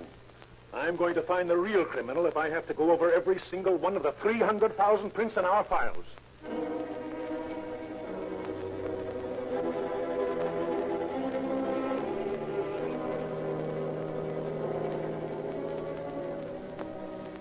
For the next year and a half, Barlow, the police officer who works by exact science rather than the undependable emotionality of witnesses, checks and rechecks his ponderous file of fingerprints. Every burglar suspect brought in for questioning is fingerprinted, and his prints are compared with the marks left on Mrs. Watson's screen. Still, nothing comes of the patient search. Only the thought of justice that he alone can bring to an innocent man immured in San Quentin spurs Barlow to his Herculean task.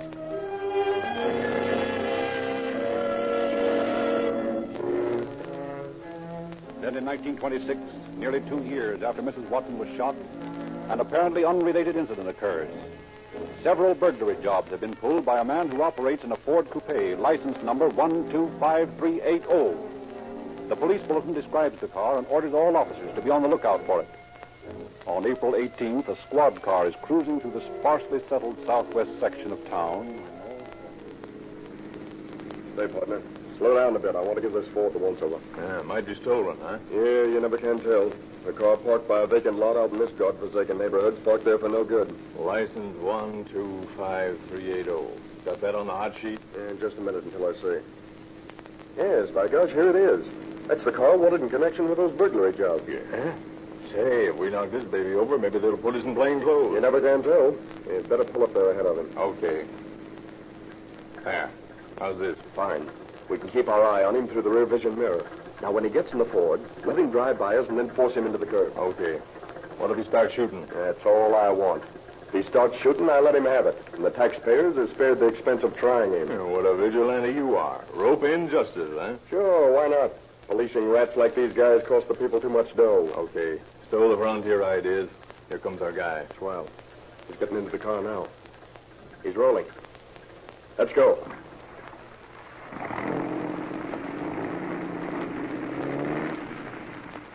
All right, get over there. Over the curb. Hey, what's the big idea? Up with your hands. Reach and keep them there. Hey, what is this? Get up. Get out of the car.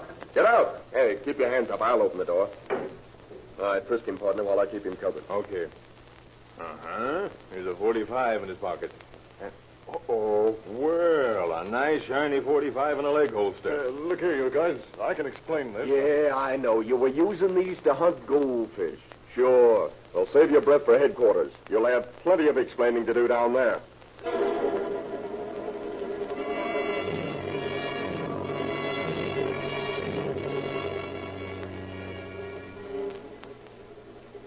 The suspect, who says his name is Carroll, is brought in, fingerprinted, and booked on suspicion of robbery. Sergeant Barlow checks his prints against those found on the recent holdups and faces the man with these facts. Well, Carroll, are you ready to confess? Confess what? Oh, you know that better than we do. Well, maybe I do, but you guys are paid to find out things. Suppose you find out something about me. Very well. We'll show you how far we've gotten. Barlow, suppose you tell Carroll what we know about him. Well, Carroll, on December 29th, you burglarized the home of Charles McInnes on Glendale Boulevard. On July 4th, you broke into W. Barker's house on Western Avenue. And on January 2nd, you committed a burglary at 5012 Beverly Boulevard. Shall I go on? Or are you convinced? How do you know all that? Fingerprints. You left a nice set of prints on every one of those jobs. Fingerprints don't prove anything. No? Well, we think they do. Yeah? Well, a lot you know about them. If I told you what I know about fingerprints, an innocent guy would be sprung from San Quentin. What do you mean? Oh, nothing. What innocent man are you talking about? Oh, some guy that got mixed up in a robbery and shooting a couple of years ago. Who do you mean? Preston? I've said all I'm going to say. Well, maybe that was too much, Carroll. Maybe you're the man I've been looking for a year and a half.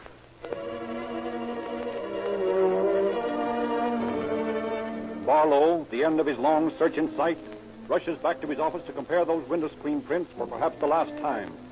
Elated with what he discovers, he bursts into the chief's office. Oh, well, Chief, I found him. Found who? Well, the man who shot Mrs. Watson. Yeah? Yes, sir. Look at these prints. Oh. Identical, aren't they? Yep. Exact duplicates. 25 or 30 points of similarity, more than 4 times enough for a conviction. Who is the man? Name's Carroll, alias the Weasel. Has he confessed? No, he refuses to admit or deny anything. Now, Chief, how can we get Preston out of San Quentin? It's going to be hard to do. And we've got to have a tight case. Well, what tighter case would you want than these prints? True. But first, the victim should be convinced. You mean Mrs. Watson? Yes. Let's see if we can get an identification from her. How? By pictures? Yeah. We'll go out to see her and take her half a dozen mugs of convicts.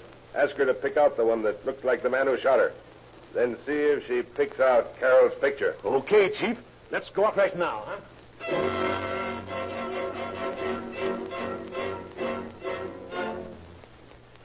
Mrs. Watson, I never bothered you about it before, but I've always felt that an innocent man was sent to prison in that shooting case of yours last year. An innocent man? Yes.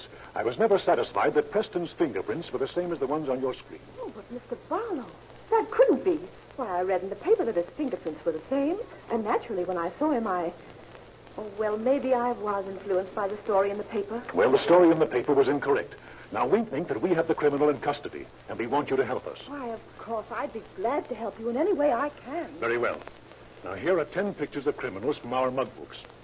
Do any of these men look like the fellow who held you up and shot you? Well, now, wait until I put my glasses on. There. That's better. Now, let's see. No, that's nothing like him. Oh, no, not that one. No, that's not him. Oh, wait a minute. Here he is. Yes, I'm sure that's him. See how the eyes squint? That's just the way he looked at me. You see that, Chief? She picked out the picture of Carol. Mrs. Watson, you're right this time. This man's fingerprints match exactly the prints left on your screen. And you mean that the man in San Quentin is innocent? Yes, Mrs. Watson, he is. Oh, how terrible. Believe me, Sergeant, you can count on me to do anything I can to make up this terrible injustice to the poor man.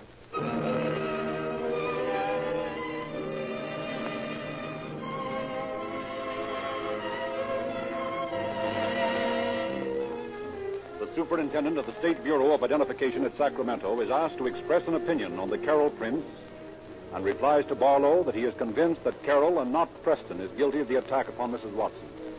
Barlow engages upon a voluminous correspondence with Preston in San Quentin, with the governor, and with the judge who sentenced Preston.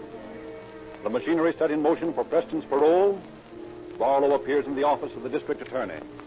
Now, I've sent you a statement of the facts in this case, sir.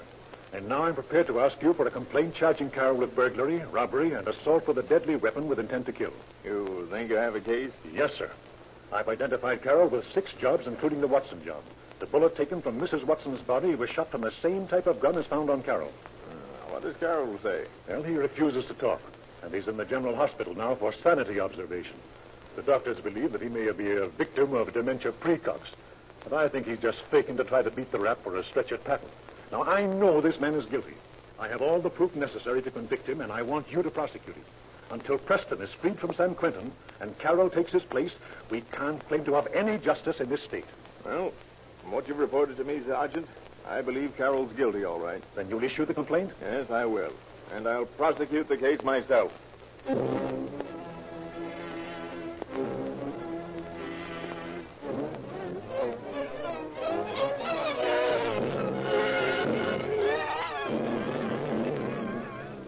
A year and a half after he had entered the state penitentiary, the great gates of San Quentin open on James Preston, and he emerges a free man.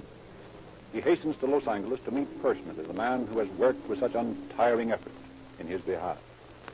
Gee, Sergeant, I don't know how to thank you. There ain't many bulls that would do what you done for me. Oh, that's all right, Jimmy. I was convinced from the first that you were innocent, and I wasn't going to let you stay up there without fighting about it. Maybe you don't know how it feels to be in my spot, to be free, out in the open again, to get a break. I don't know what to say. Well, don't try to say it, Jimmy. I think I know what you mean. A great injustice has been done to you, and I don't know how I'm ever going to make it up to you. But the boys in the department have made up a little purse. Now, it isn't much, but maybe it'll help you get started. We want you to just accept it as our way of saying we're sorry you had to go up there. Gee. The chief has arranged the job for you at the Ford plant. You can start to work next week. Gee. And I used to think that coppers was rats.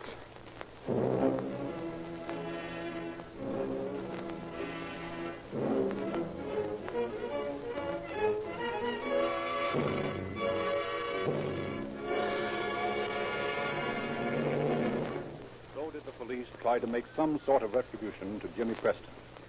As to Carroll, he was found to be suffering from catatonic dementia precox and was sent to Patton. Later, he was brought back and tried on charges of burglary, robbery, and assault with a deadly weapon with intent to commit murder. He pleaded not guilty by reason of insanity. After trial by 4 different juries, he was found sane at times crimes were committed, and he was sentenced to San Quentin Penitentiary for 5 to 50 years. Calling All Cars is a presentation of the Rio Grande Oil Company. Rio Grande cracked gasoline is the police preferred gasoline wherever it's sold. You can get police car performance from your car by patronizing your independent Rio Grande dealer. Sinclair Motor Oils are companion products of Rio Grande gasoline. The American Automobile Association states that poor oil costs $40 million per year in damages and attendant repairs to American automobile motors and machinery. Why should motorists buy cheap bulk oil at 15 cents to 25 cents per quart, not knowing how long it has been stored in dirty tanks? Sinclair Opaline is subjected to 7 extra refining processes. It is made from Mid-Continent's oldest crude oil and costs only 25 cents per quart. Sold only in extra-measured, tamper-proof cans. Don't gamble with your investment in your automobile when you can have positive motor protection with Sinclair Opaline at only 25 cents per quart at independent service stations.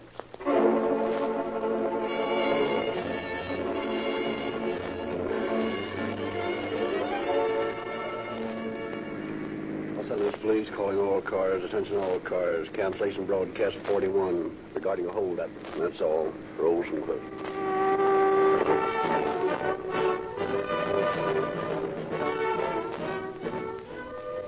Calling All Cars is written and produced by William N. Robeson. The orchestra is conducted by Frederick Stark.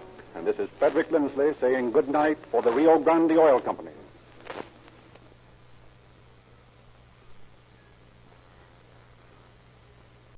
Thank you for joining us for a thrilling episode of Golden Age Radio.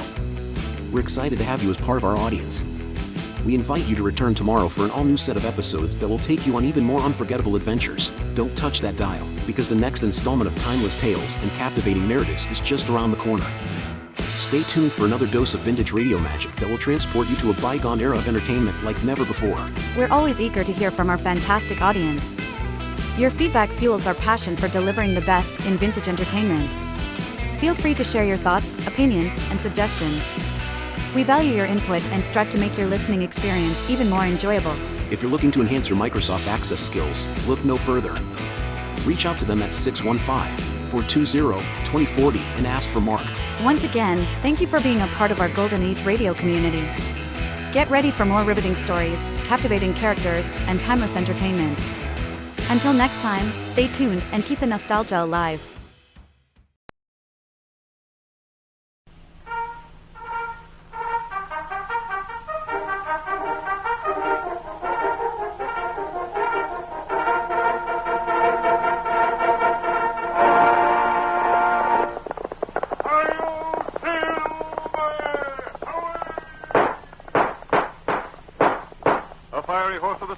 A cloud of dust and a hearty hi-yo silver, the Lone Ranger.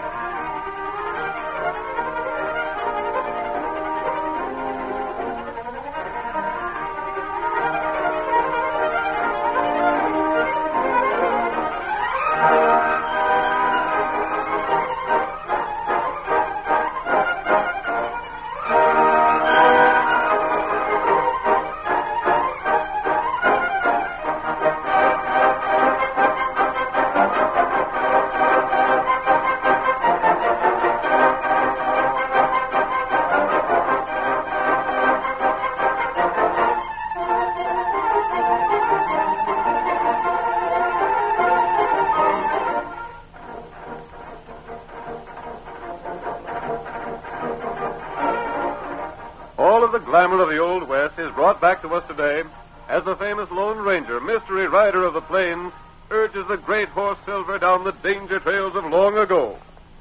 Listen to the tattoo of those silver-shod hoofs. The Lone Ranger rides again. Come on, Silver, old boy! That's it, old fellow! Run as you've never run before! We're needed on the trail ahead!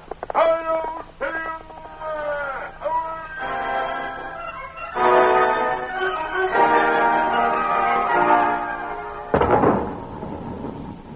That thunder of cannons was the signal for the start of the first thrilling ride of the Pony Express in the year 1860. The route extended from Missouri to California. For 2 years, the most highly skilled young horsemen and the fastest mounts carried the mail across the country in record time. 24 hours a day, the Pony Riders urged their fleet little horses along the trail at top speed. Stations were established every few miles to furnish fresh horses for the racing riders. Our story begins as we see a foam-flecked horse pull to a stop at the end of his run. There he is, just on time. Slap that saddle on a fresh horse and let me be on my way. I'm out to make a record. Bill Cody just passed here in the eastbound I'll run. beat his time if I have to break my neck trying. Want some hot coffee? Not this time. Hurry up with that saddle. Cinch it up tight. I got some important papers this trip. Yeah? What are they? I don't know. Something for Silver Gulch. This particular load's just got to get through fast. Sam takes the mail from you at the next station, don't he? Yeah. What's taking you so long about that horse? Hurry up there. Watch out for engines ahead. I'm watching all the time. Your horse is ready. That's the ticket. Well, I'm on my way. Hup, get along there, boy.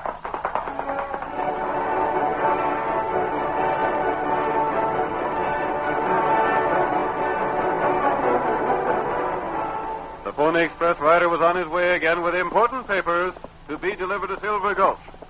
He gave his mount his head and urged him along at his greatest speed in an effort to break the record of another express rider, Bill Cody, later to be known as Buffalo Bill. Then from ambush, a shot rang across the plain.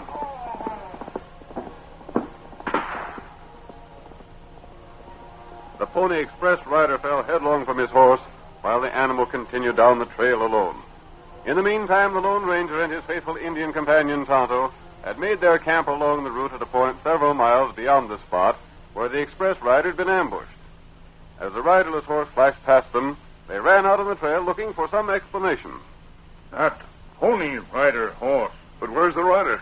Me not know. Maybe him fall off. The Pony Riders don't fall off their horses, Tonto. That's right. And that horse isn't running away. It's galloping right along the regular trail. Something's happened. Maybe that's right. Here, Silver. What you do, huh? It's about 8 miles to the station where the horses are chained. We're going back there, Tonto, and see what's happened to the Pony Rider. And that's good. When anyone interferes with the mail, it's something serious. You think someone do something? The only way to get a Pony Rider from his horse is to shoot him off. Yep. Come with me, Tonto. Tonto, ready. Come on, Silver.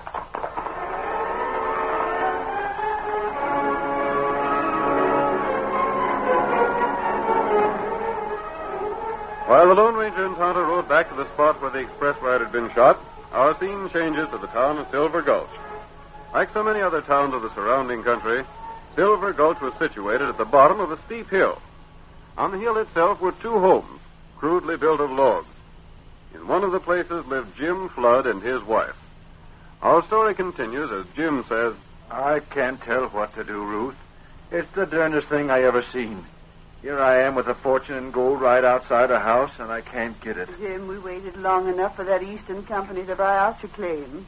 I don't reckon they ever aimed to buy it. I sort of figured from what the examiners said that it wouldn't be no question but what they'd buy us out, same as they done with all the other good claims. I'd say we'd better sell your land to Harv Riggs and get what we can out in it. Come out back and take a look at the claim, Ruth. I've seen it 100 times. But maybe we can figure out some way to get the ore out. Come on. I get so tired climbing this hill. I don't know whatever possessed us to build our house here. Good timber, a swift stream, and being near my claim, that's what it was. Here, let me help you, Ruth. You'll like to turn your ankle on this loose rock. I'll get along better alone. What's Harv Riggs' last offer? Just $150. Including the house? The whole works. House, land, and gold claim. Ain't much. Ain't nothing at all to what the claim is worth. The worst of it is these rocks are so doggone loose. I send them sliding down on Riggs' place every time I stick a spade into the ground. And you can't get to pay dirt without spading. No, What's that paper Riggs has got from the law? something called an injunction. What's it do? Just about ruins me, that's what. It keeps me from doing any digging here. Every time I dig, I send a shale down on Riggs' property. So he got this paper. Next time I dig, I go to jail. There's Riggs coming up the hill now. Ornery rat. Hey, Fly. Hello, Riggs. I just stepped outside your house by the rocks that slid past my place. Yeah? All over my proposition. To buy your place? Buy mine or sell me yours. Ain't no ways an even proposition. You offer $150 for mine and ask $1,000 for yours. That's the deal. And mine has gold on. Well, can't get at that gold, though, can you? Thanks to you and your doggone legal papers, I can't. Jim, why can't you build a fence and keep the rock from sliding down? Sorry, ma'am, that won't do. You could build a dozen fences and it wouldn't do. It'll stop the sliding rock. Yeah, if only that paper don't make no mention of fences. It just says that you can't dig, and that's all there is to it. Why, you ornery polecat. You're just trying to force me to accept your proposition. That's right. But look here, Riggs. $150 for my land's nothing at all. Why, them Eastern mining men said it was worth at least $20,000. They ain't offered you that much, have they? Well, no. But they might. It takes time for the mails to get here. You won't get no such offer. Like as not, that's fool's gold anyhow. Ain't neither. Well, buy me out for $1,000. That's a good bargain if your place is worth $20,000. All right, I will. $1,000 cash money. But now, wait, Riggs. You know blame well I ain't no cash. Cash is what I'm after. I'd have it blamed soon if I could dig that land. The paper says you go to jail as soon as you start digging. Look here, Riggs. I'll make a deal with you. I'm listening. I'll pay $2,000. That sounds good. But not cash money. I'll give you $2,000 if you let me dig my land to get it. That ain't no deal. The law says you can't dig. But I could if you was to let me. I'll sign a paper pledging $2,000 to you, and you have the judge take the paper back, call that injunction paper. No. Your place ain't worth $500. What more do you want? I know a good thing when I see it, Jim. Reckon I'd be a blame fool to let this chance go by. Sooner or later, you'll have to sell your land, won't you? Why? Sell it or starve. And I don't reckon anyone would buy it with me holding this injunction. You better sell to me while you got the chance. Because maybe when you want to sell, I won't be willing to go as high as 150. Polecat, that's what you are. You know just enough about the law to use it to your selfish ends. You're misjudging me, Jim. You're the one that's being selfish. You're like the dog in the manger. You can't use the land yourself, and you won't let no one else use it. Well, I can wait. I reckon you'll sell when you begin to get good and hungry.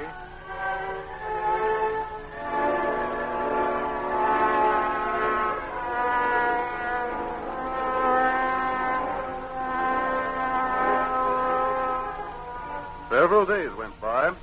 Jim Flood, unable to sell to the Eastern Syndicate and unwilling to sell to Riggs, began to feel the pinch of poverty. As our next scene opens, we see him in the Silver Glove Cafe and watch him as he approaches the bartender. If you just let me have a little more credit, Steve. I'd like to, Jim, but you already owe a sizable amount here. But it's grub I want. Divorce tain't liquor. Don't you see? Food costs money, Jim. I'm afraid your credit here's come wore out. You won't give me none, Steve? Reckon not. You ain't heard from that Eastern company, have you? No, not yet. Well, I didn't figure you would. Riggs was talking about the fool's gold you thought was genuine. Riggs, that ornery. He says that you never'd hear from that company. Says we'd be foolish to let you have more credit. We never'll get our money. Riggs is trying to make me sell out to him. That's why he's saying them things. Well, maybe you better had sell out. For $150? Oh, Steve, you know what my place is worth. Well, it ain't worth much if it's got fool's gold on it. Let me tell you something, Jim Flood. Yeah? If you don't sell out pretty quick, me and Sam over in the general store is going to have to go to law. I suppose that's Riggs' suggestion, too. Well, it's a good one. You owe us both considerable money. It's up to us to get it. We can force you to sell out if we have to. Pardon me. Oh, yeah. What did it be, stranger? I happen to overhear you two talking. I reckon we was talking a little too loud. Who is this man, Riggs? What do you want to know for? Who is he? He lives up on the hill a ways, just below my house. I've heard something about the situation on that hill. Your name is Flood, isn't it? That's right. What's your handle, stranger? Suppose you call me friend. Friend? Huh. Reckon that's one thing I ain't got right now. Flood, if you'll sit over here at the corner table with me, I'll stake you to a meal. Thanks, stranger. It ain't so much that I'm hungry. It's the missus, my wife. She's home. When you go home, you'll take food to her, Flood. I ain't taking charity from no stranger. You're looking for word from the east, aren't you? Yeah. Hey, stranger, you sort of talk like an Easterner.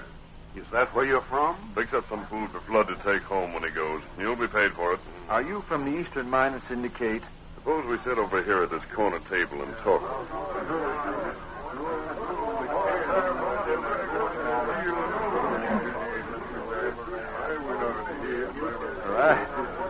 I don't know when food ever tasted better, stranger. Tell me more about this letter you've been looking for. Seeing as you ain't from the mining company, I reckon I ain't looking for no letter. Just what was it to be? Well, I reckon there ain't no use talking about it now. I sort of hoped I might get an offer for my land. I can't work it on account of its being on a hill. The stone falls down on Riggs' land. I heard about that. He has an injunction that prevents you from working your land. Yeah, that's right. He wants to buy your place from you. For $150. Huh. That ain't very much, but I expect I'll soon have to sell to him. Suppose the Eastern Company did buy the land. Shucks, they'd be able to rake up the cash and pay Riggs what he wants for his place and work the claim. But you can't pay the cash, huh? Gosh, no. I can't even raise the price of a square meal no more. How'd I ever get $1,000? I'd like to see Harv Riggs. Oh, he'll be coming in here real soon, blowing off his mouth and bragging how he put a slick deal over on me. You just stick around, stranger, and you'll see him.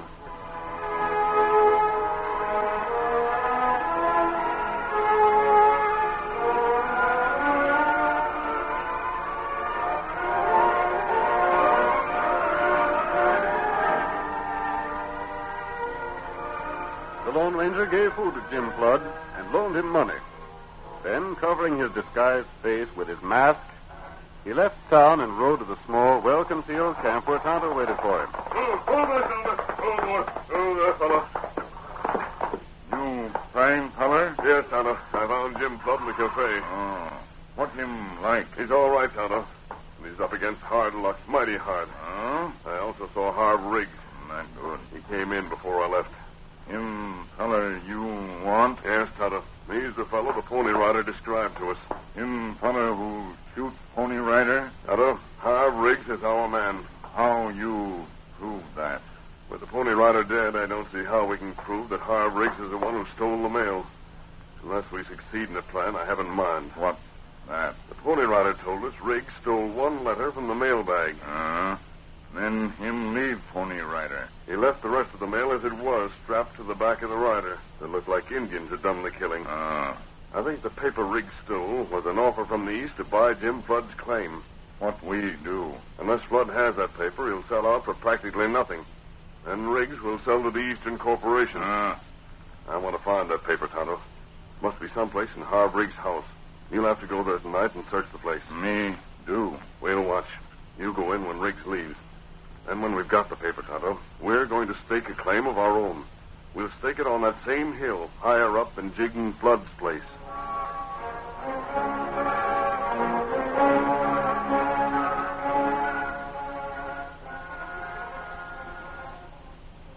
The curtain falls on the first act of tonight's Lone Ranger drama. Before the next exciting scene, please permit us to pause for just a few moments.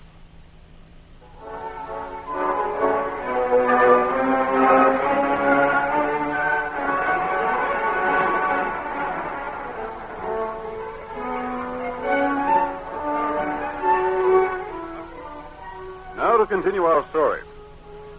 You will recall that in the first act of our Lone Ranger drama, Jim Flood found himself unable to work his mine or sell it because of the opposition of his neighbor. A letter to Flood from the Eastern Syndicate was stolen by Riggs before it reached its true destination. Riggs had also won an injunction prohibiting Flood working the claim on the grounds that loose rock endangered his property. At this point, the Lone Ranger took a hand in the affair by giving financial help to Jim Flood, the famous masked rider determined to bring Riggs to justice. That night, Tonto entered Riggs' home in search of the missing letter. In the meantime, Riggs had gone to call on Jim Flood. We hear him as he raps on the door of Jim's home. Evening, Jim. I figured you might want to talk to me tonight. Oh, you. Well, come in, Riggs. Come in. Heard you was having hard luck in town today. You knew I was going to have hard luck before I went there, Riggs. It's your talk that's had them shut off all my credit everywhere. Well, you can't blame a man for being a shrewd business dealer, can you, Flood? I'd almost sooner starve than sell out at your price. And so would I, Jim. Tell Riggs we ain't going to sell. No, I can't do it, Ruthie. I reckon we ain't no choice but to sell out to this polecat and try and find new diggings somewhere. When them victuals that man from the east brought us is gone, well, there won't be no more. No money to buy none with. And no credit. $150 is a lot of cash, Jim. Don't you take it, Jim. What'll we do when the 150's gone? We won't have nothing then, not even this house and the claim. All right. I reckon we can find something to do. We'll settle down in the valley. No need to worry, Jim. I'll give you a job working for me. I'll make that part of the deal. I'll pay you $150 cash and give you a job. Now, that's fair enough, ain't it? I reckon so. I guess our dreams of being wealthy won't never be more than dreams, Jim. Some people just ain't cut out for well. That's the way to look at it, Mrs. Flood. Now, here, I got a paper all made out. Bill of sale, it's called. Let me see it. All I got to do is fill in the date. I'll date it for tomorrow. You just sign it, and I'll hand over the money to you. I sure hate to do this. After all your hard years of prospecting, Jim, to finally strike this gold claim, and then have to sell out for $150. Never mind, Ruth. We never had the gold, so we won't miss it. What about that job, Riggs? I'll write it right here on this paper for you. I'll even specify just how much I'm to pay you. Don't be much. I'll vouch for that. It'll be a living wage. You needn't worry. Jim, look. Oh, what the? Take it easy. It's an outlaw, a masked man. Put down them guns, mister. I want you to come with me. What are you coming here for? What do you want? Who are you? You stay back, Riggs. It's Jim Flood I want. You can't do this. You can't take me. I ain't got nothing to say. Hurry, Flood. I'm waiting. Don't try to draw that gun. All right, mister. You're showing good sense, Jim, and coming without a struggle. I ain't struggling now. Riggs, don't let him take Jim. Stop him somehow. Stop him. I don't know anything I could have done. He's captured Jim. He's run off with him. Is this more of your ornery scheming? There they go. Look, the outlaws carrying Jim on that white horse. Land's sakes, they'll break their necks riding down the hill at that speed. Ain't no use me going after him. But you can get to town, can't you? Hurry up and get the sheriff. There ain't no telling what'll happen to Jim.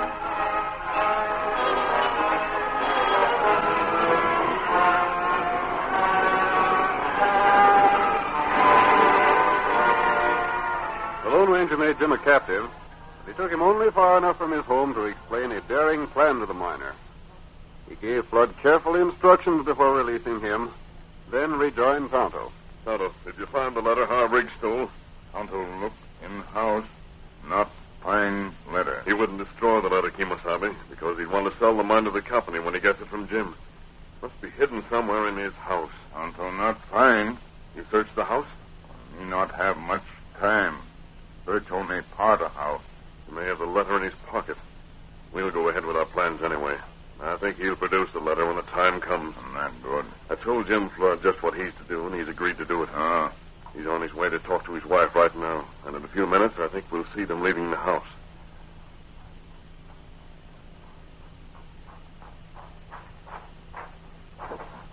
Come on, Ruth.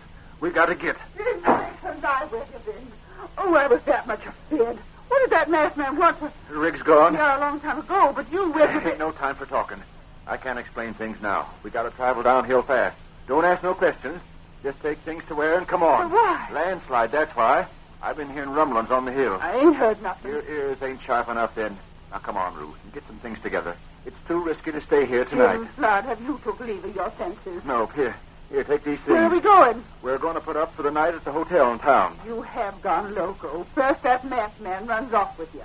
Then you come back shouting things about a landslide coming off tonight. And now, without a cent of cash money and no credit, you talk of going to the hotel. We got some money. Where did it come from? It was loaned us. Come on now, let's get going. The sooner we get to town, the better.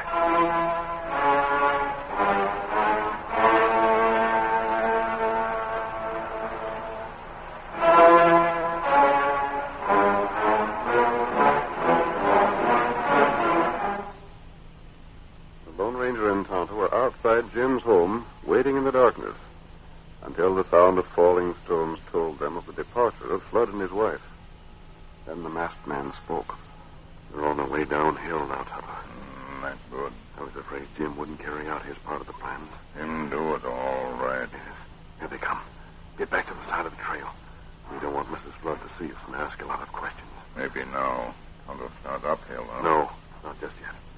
Wait until they pass by. I still can't see what possession you to leave the house tonight, Jim Flood. Ruth, some men can tell by feeling inside them when it's going to rain. Some can tell other things. But me, I could tell there's a landslide due before morning, and I'm going to stay on this hill and get catched in it. Well, you can tell a blame sight more than I can. That's all I got to say. Now, Tonto, you start up the hill. Get everything ready. Now, wait till Jim Flood gets to town before I ride in with the exciting news. Everyone will laugh at Flood when he tells them there's a landslide due. Maybe them laugh too soon. Yes, they'll be sorry that they laughed.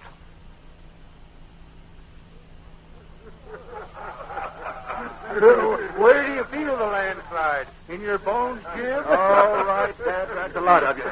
Go on and laugh. Boys, he invites us to laugh. Free of charge. Didn't have this rheumatic ache what Rayners do. He gets a feeling when there'll be a landslide coming on. Hey, what's that? We were told I knew it. Landslide! Hurry! Get up the ring place! It's happening! Huh? Oh, what did I tell you? What sort of trick is this? Come outside! See for yourself! He's me! What's the mask for? Who is he? All weeks from his past!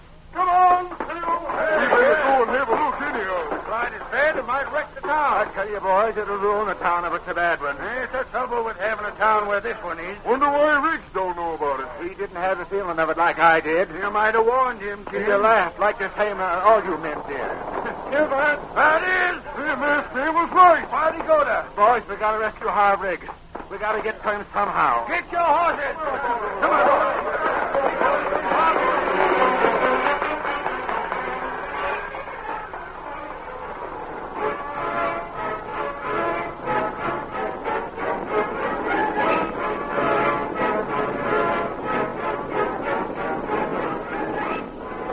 The men of Silver Gulch learned to their alarm that a landslide had actually started.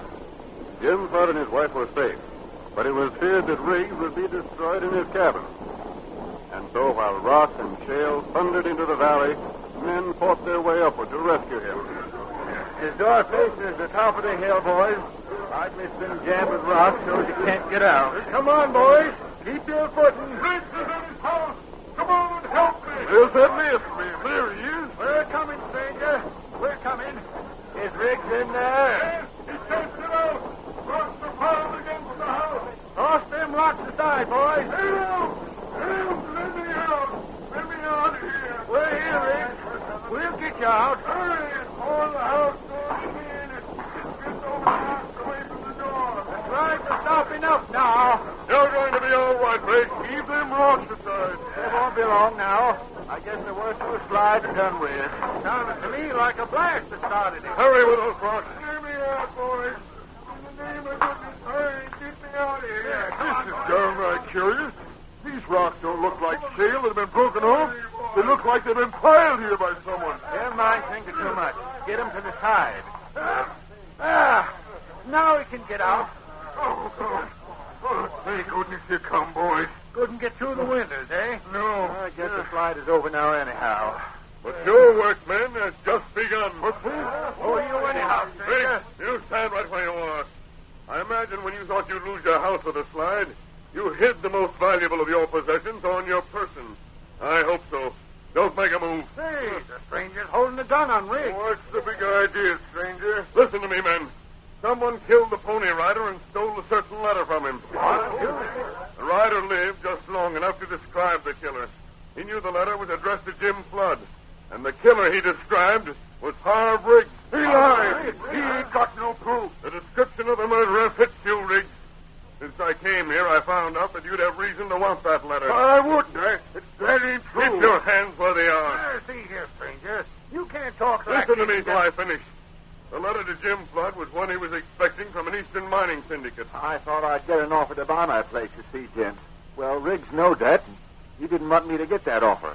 He figured to force me to sell out to him, and then he'd sell to the Eastern people. Well, it's nothing but a pack of lies. It ain't true. It can easily be proved.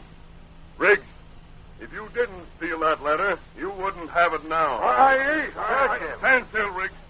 You're going to be searched. Well, I won't submit to this. It's an insult. I'll take you to court. We'll hold court right here. That whole landslide was staged for your benefit. Rocks were piled against your house so you couldn't get out. Take your hands off me. You stand still and let me see about that letter. Here's something. Hold the lantern close. I don't know nothing about that. I didn't put it there. I don't know how it got in my pocket. Here, Jim, this is yours. My letter, sakes alive. How'd you get it, Riggs, if you didn't do what the masked man said? Jim Flood must have stuck it in my pocket. Boys, this offers me 5,000 cash and half interest in the mine for my claim. I'm going to be rich. You frame me. Shut up, Riggs. Why should Jim Flood try to frame you by putting that letter in your clothes? That letter makes him a rich man. Stranger, we sure want to thank you. Get that masked man. How do you know he ain't the killer? Maybe he's just trying to frame me for what he done. We don't want him, Riggs. We got you.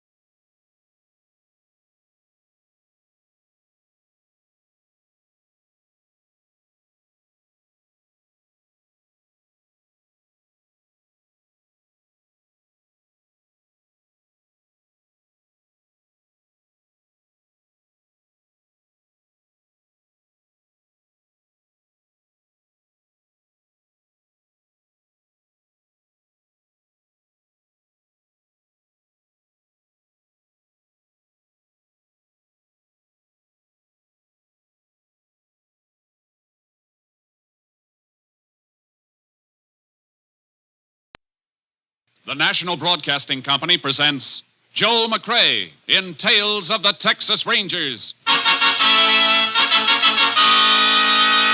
Tonight, transcribed from Hollywood, another authentic reenactment of a case from the files of the Texas Rangers.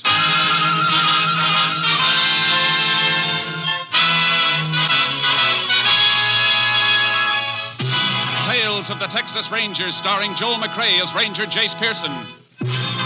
Texas, more than 260,000 square miles, and 50 men who make up the most famous and oldest law enforcement body in North America.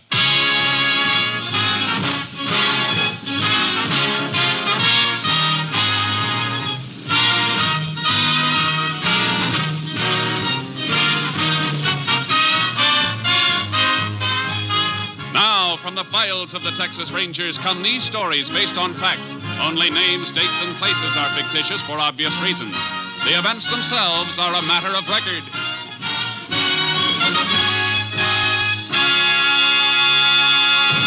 Case for tonight, the Cactus Pear.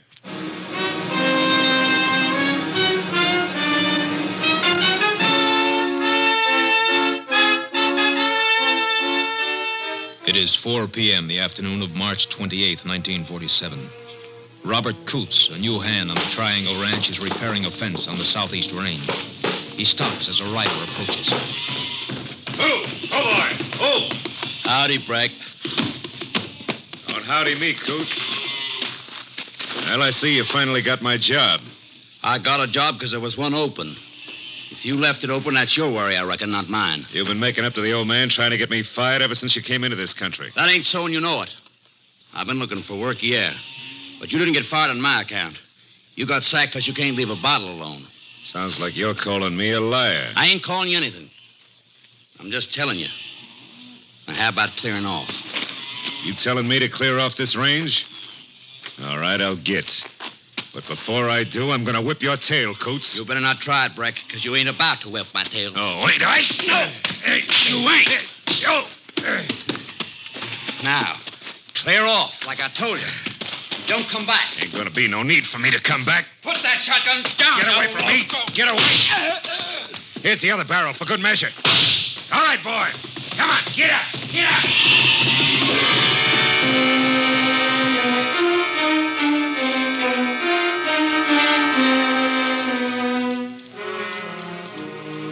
The body of ranch hand Robert Coots was discovered by the owner of the ranch next day when he rode out to search for the missing rider. He summoned the sheriff, and the sheriff called for the assistance of a Texas Ranger. Ranger Jace Pearson was assigned to the case. You say you spotted the buzzards this morning, Mr. Galt? Yeah, and I found Coots. From look of him, he must have been shot sometime yesterday. Thought I heard a shotgun yesterday afternoon. Should have rode out then. Why didn't you? Sheriff, we've been having a time with the coyotes and mountain cats lately. I just figured one of my hands must have spotted one and cut loose. Coots was fixing to break in the fence, eh? Yeah, that's right. Might have known something was wrong when Coots didn't come back to the ranch last night. Spot's just up ahead where my deputy's standing. Yeah, I can see the body now. Anybody been stealing cattle around here lately, Sheriff? Oh, a few head now and then, Jace. Nothing big. Coots might have run into somebody doing it, though. Might have. Here we are. Oh, boy. Oh, Charcoal. Oh, boy. Howdy, Sheriff. Ranger. Hi there. Yeah. Tie the horses off the fence here. I don't want them tramping around near the body. Good idea. Coots with you a long time, Mr. Galt? No, Reggie, no. Hired him on less than a week ago. He was new around here, Jace. Only been here about a month, all told. You ever say where he came from? Yep, over around Marfa. Hit with both barrels, Jace. Once through the stomach, once through the head. Yeah. He was on the ground when the second charge hit him, though. Look, some of the shot clipped the grass. Yeah. Killer's horse stopped here, too. Looks like. Coots must have had a fist fight with the man who killed him. How do you figure that, Jace? A little dried blood on the grass here, scuffle marks, and some of the blades pressed down as though somebody'd been lying here. Coots was shot, though. Might be his blood, No, but his wounds, he was killed instantly. He didn't move 15 feet and then back again after getting blasted like that. Come on. All right. Yeah, what you looking for? Horse moved off this way. Prints mixed right in with some of your herd. They were grazing around here and then took off mighty sudden. See here where they dug in to get started? Yeah, that could mean a cattle thief, all right, chasing the stock, Jace. We'll find out. Let's get back to the horses and follow this trail.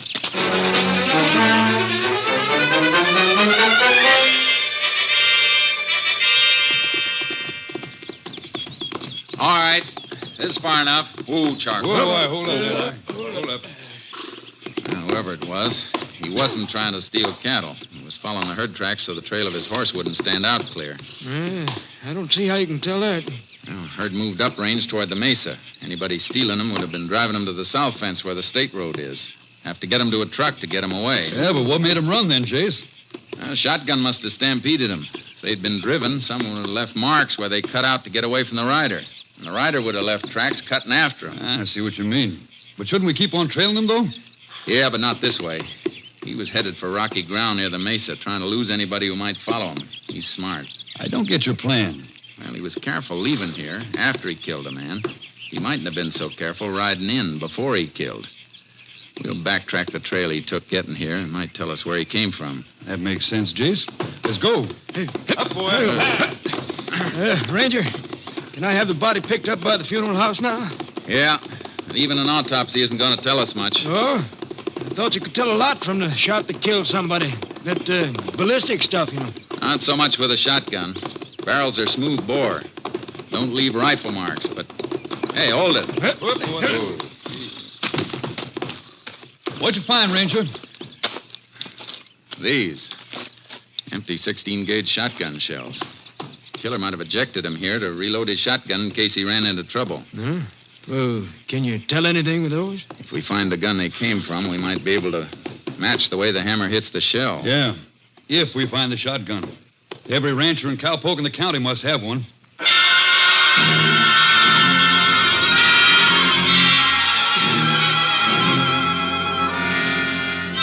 The sheriff and I backtracked on the approach the killer had used to get to the Triangle Ranch owned by Galt, but we came to a dead end.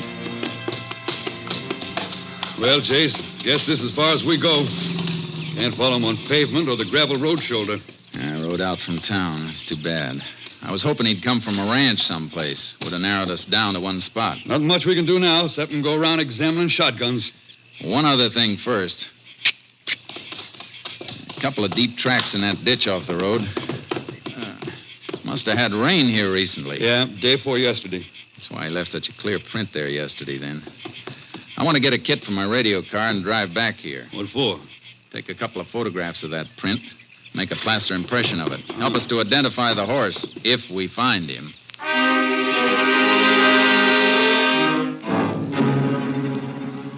We took the cast and headed for town. To check every horse in the territory would have been impossible, so I had to gamble on a shortcut. Howdy, Ranger. Sheriff. Howdy. Howdy. Hey, mind dropping that hammer a minute and taking a look at this? Sure thing. Hey, what is it? Plaster cast. Shoe print of a left hind hoof. You remember making a shoe like this, Ed? Common plate, Sheriff. It was caulked or something I might remember, but I don't know. I know it's a tough one, but all shoes are a little different. Wear in different places. Hoofs have to be fitted for slightly different shapes. That's true, all right. If I come across that shoe now, after seeing the cast, I might recognize it. Good. I'm going to leave this cast here. If anybody brings in a horse to be shod, and the left hind hoof looks like the cast, don't touch it until you call us. Be right glad to help. Keep my eyes open. Any other blacksmiths around here, Sheriff? Oh, not for over 50 miles. We going looking for that gun now? You start on it. I'm going to pay another visit to the Triangle Ranch. I want to talk with Mr. Galt again.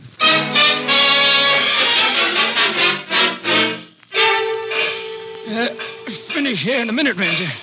Hey, Joe. Yeah? Turn on the rest of the irrigation pumps, will you? Okay.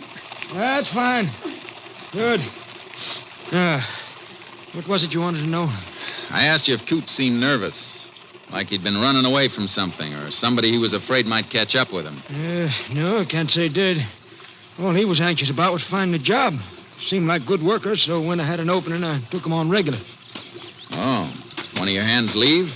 No. You see, I had to fire a poke named Harvey Breck.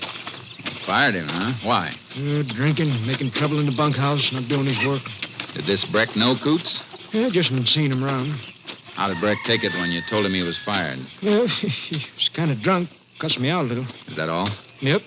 I paid him off, give him an extra month like I do with any hand I have to let go. He seemed all right after that. You know where this Breck is living now? Here he's bunked up in one of them deserted adobe huts by the old Quicksilver mine. Road's washed out, though. All the huts are empty since mine stopped operating. Why, Ranger? You going to see him? I sure intend to.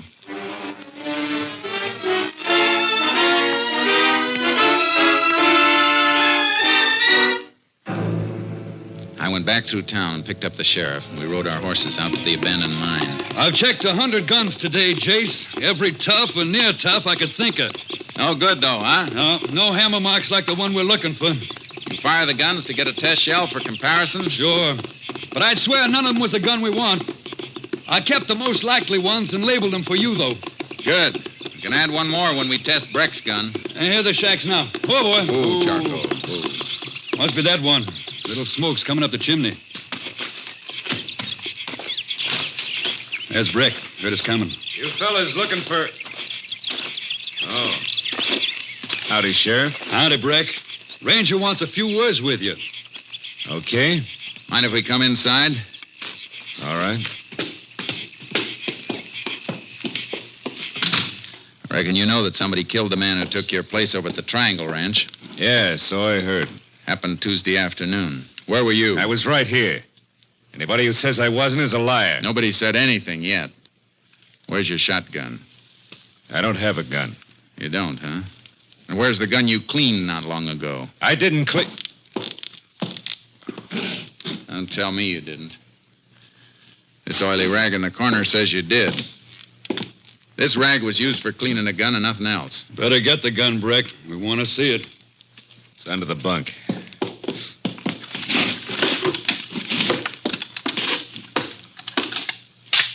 16-gauge double barrel. Yeah, loaded, too. Hey, let me have it a minute.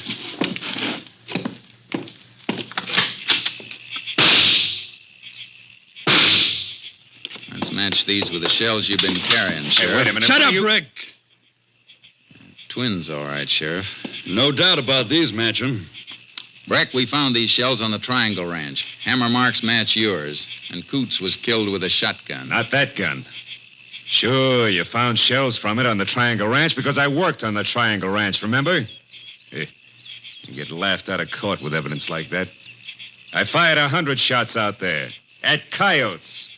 Your story could hold, Jace. Yeah, maybe, maybe not. Because there's one other thing, Breck. We're all going to take a ride into town after I check the shoes on your horse. Now, that's real interesting, Ranger. Because if we're riding into town, you'll be packing me behind you. I don't own a horse.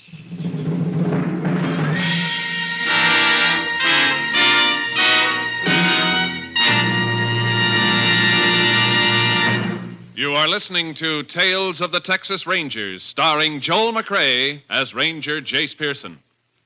Now we continue with tonight's case, The Cactus Pear, an authentic story from the files of the Texas Rangers.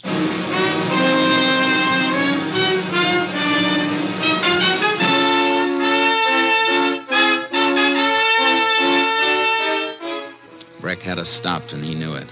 His story about the coyotes and the empty shotgun shells covered him, and we didn't even have enough to take him in. We left him and headed back for town. If he is the one, Chase, we're going to have a time proving it. Gunn would have made a strong case against anybody who hadn't worked on the ranch, but he can alibi that. Yeah. You got something on your mind, Chase. What is it? He swore he hadn't been on the Triangle Ranch in a week, since Galt fired him. Yeah.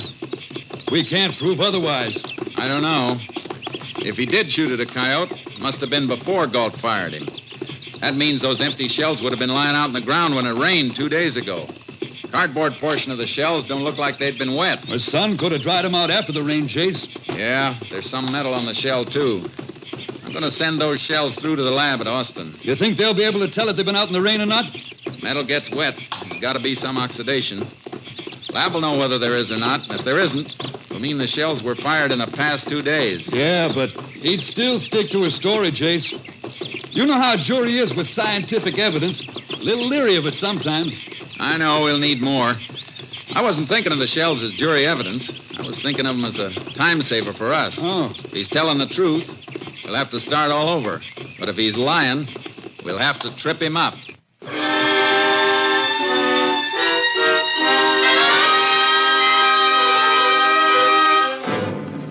I sent the shells through to Austin, and while I waited for a report, I drove to Coots' old home at Marfa.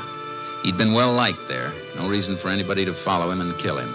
It was a routine check, and on the way back, I got my report from Austin.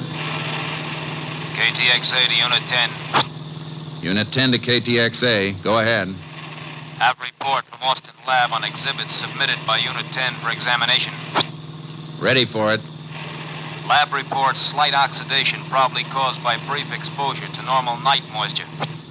No evidence that shells were thoroughly soaked, though. No indication of such exposure in lab report. 10-4, Unit 10 clear. KTXA Austin.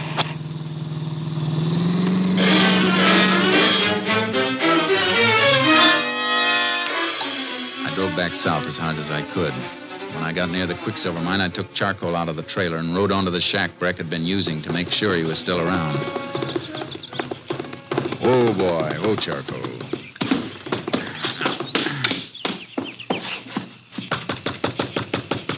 Breck, open up. I want to talk to you. All right, what do you want this time? I just want to make sure you're still around, that's all. Well, you see me, don't you? Yeah.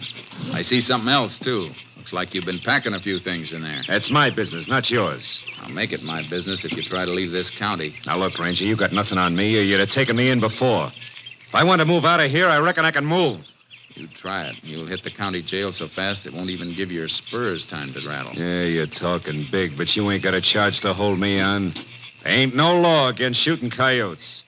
No, but there's a law against moving into a shack without the owner's permission. The mining company give you the right to live here? Yeah. It isn't going to be hard to check on. All right, then, Ranger, go back to town and check. Because until you do and get a warrant, you got no right in here. Have you? Okay, Breck. I'll be back. And you better be here. I got back to town as fast as I could. I had to have a minor charge to hold him on. But as I pulled up to the sheriff's office, I found out I wasn't going to need it. Stay in the car, Jace. Why? What's up? You got here just in time. We're just heading for my car. Let's move. Which way? Straight ahead. Blacksmith shop. He found the horse we've been looking for.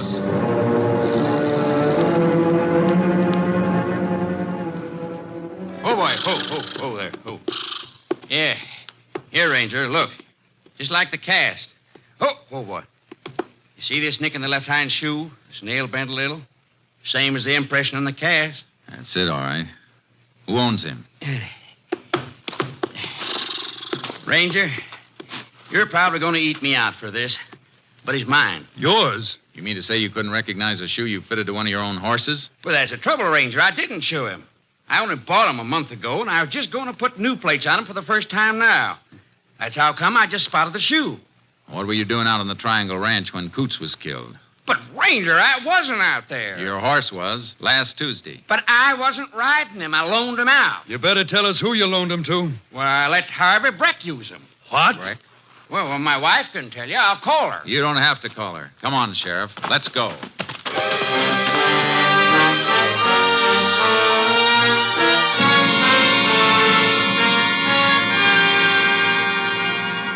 We stopped for the sheriff's horse, loaded him in the double trailer with charcoal, and then headed for the mine. We left the car at the washout, unloaded the horses, and rode to the adobe shack Breck was using. We got enough to take him in now, Jace. If he's still here, he was packing to leave. Look, he hasn't left yet. There's the hut he was using. Crack a light under the door. We're on time, then. Not much to spare. It's a cinch he figures to move out tonight. He won't move now. Stop here. Move, charcoal. He isn't going to come easy, Sheriff. Watch out for that shotgun. He wants gunplay. He can have it. We'll know when he answers the door. All right, Breck. Open up. We know you're in there, Breck. Now, come on. Maybe waiting in there so he can nail us with that shotgun if we bust in. We can wait out here for you, Breck. Yeah. That light in there could keep us waiting all night if he's gone. You mean it's a trick to slow us up? We'll find out. Keep that door covered while I kick it in. Right. The hut was empty. Breck had made his getaway. We went over the ground outside to get his direction. It led toward rugged country, and we followed as fast as we could on horseback, cutting back and forth to pick up his marks. Went up into these hills, Sheriff. We made some time. It was easy to trail this far, and he's on foot. Yeah, but we're going to be on foot, too, now. Why? He's headed for the border, Jace. Rio Grande's that way, but no horse can take this country between here and there. Oh, boy. Oh, charcoal. How far is it to the river? 40 miles of country the devil won't have, and we'll have to cover every inch of it on foot. Well, that's what he's doing. Come on, let's go. We must be close to him by... Hey, look, Sheriff. That's him. Top on the ridge. Get to cover under that ledge. You better hide and stay there. I got you pinned down. Hobble the horses so they can move off and graze later. How are we going to get to him? Long way up that ridge, and we'll be moving right into his sights. You go around that way. All right. Crawl and hug whatever cover you can find. I'll go the other way and see if we can't circle in behind him.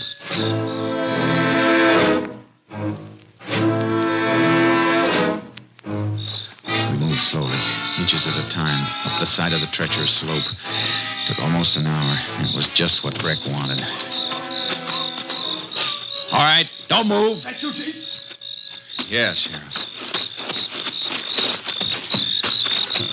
Jace, he isn't here. Of course he isn't. I should have figured his play. Only reason he fired from up here was to trick us into giving him time. Sure it was. He's ahead of us with the night to cover him. We don't have horses to give us an edge anymore. Now, let's see if we can pick up his trail. But, Jace, if we're going into this, we're going to need water. No time to go back for it now. We'll have to get it as we find it. If we find it. He's headed this way. Come on. We'll have to keep trail cutting. And it's going to be plenty rough.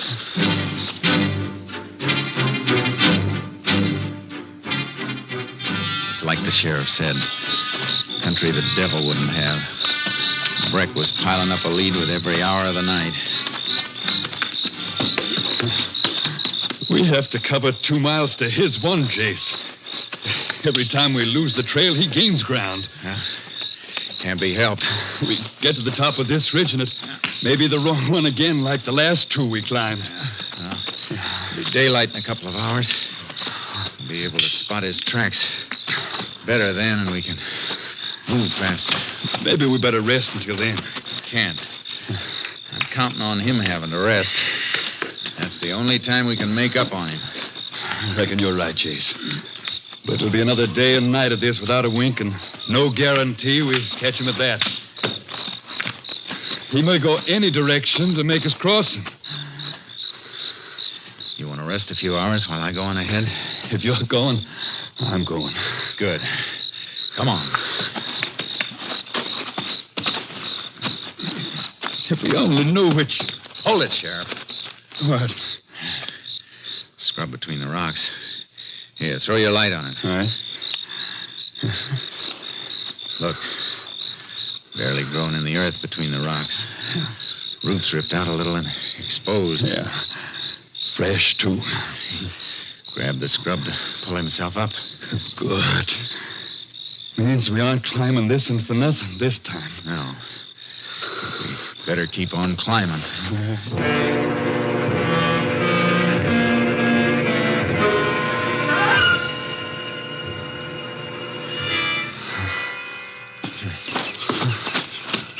Almost 24 hours. Getting dark again, Jace. Yeah. And more mountains ahead. Hey, wait. Lose him? No. Cut over this way. Something on the ground by that cactus patch. Yeah. Dug for water again and hit it, too. Still wet. Yeah. Dig a little. Get a drink for yourself. Knows the country all right. Never misses. Seems to know just where to dig if there's even a mouthful of water. What you doing over there? He ate here. Rested, too. Cactus pear's been cut and skinned. Sun hasn't dried the skins out yet. He's only an hour or so ahead now. His tracks show he's slowing down. Still going fast enough to make that river sometime tonight, though. We'll be there, too, then. Little water running up in this hole now, Jace. You better take a mouthful. You first. Thanks. Then let's move.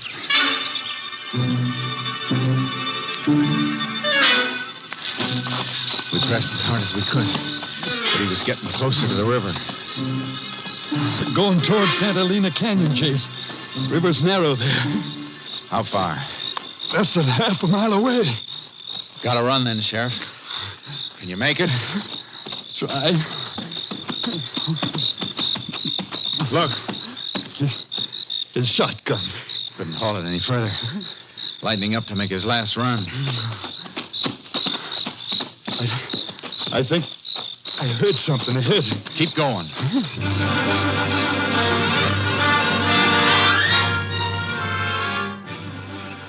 We heard him in front of us. And we broke through the brush at the river. He was just wading in. Stop, Breck! I'll get him. Don't make me put a bullet in you, Breck.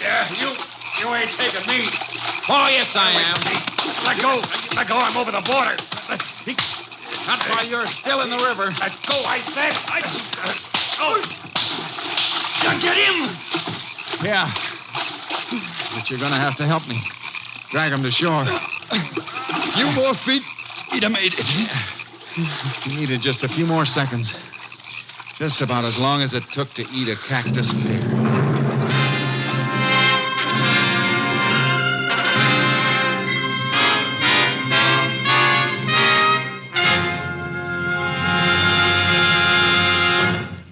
Harvey Breck was tried and convicted for the murder of Robert Coots. His sentence, 99 years.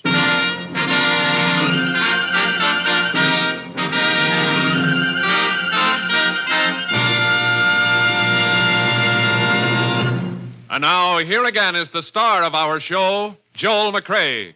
When the Allies invaded Normandy in World War II, they got an idea as to how far the fame of the Texas Rangers had spread. Both surrendering Nazis and liberated Free French said they knew the war was as good as over because the Texas Rangers had landed. Of course, it was the heroic American Ranger troops who made the landings. But nothing could convince the Nazi war prisoners that these were not the terrible Texans they'd heard about in many American legends. Good night, folks. See you same time next week.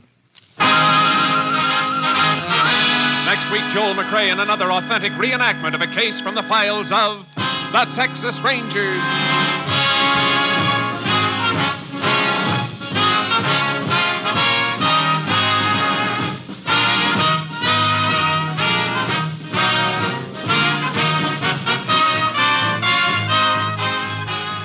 Joel McCrea is currently seen starring in the MGM production Stars in My Crown. Tonight's cast included Tony Barrett, Wilms Herbert, Tom McKee, and Gerald Moore. This story was transcribed and adapted by Joel Murcott, and the program was produced and directed by Stacy Keach. This is Hal Gibney speaking.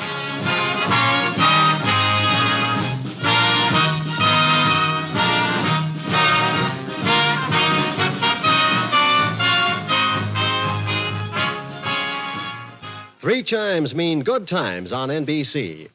Monday means music on NBC. Tomorrow night, the Voice of Firestone presents a selection of melodies in the Christmas spirit, with Metropolitan Opera star Jerome Hines as soloist. The NBC Symphony brings you another one-hour concert featuring works by Vivaldi and Beethoven under the baton of the brilliant young conductor Guido Cantelli.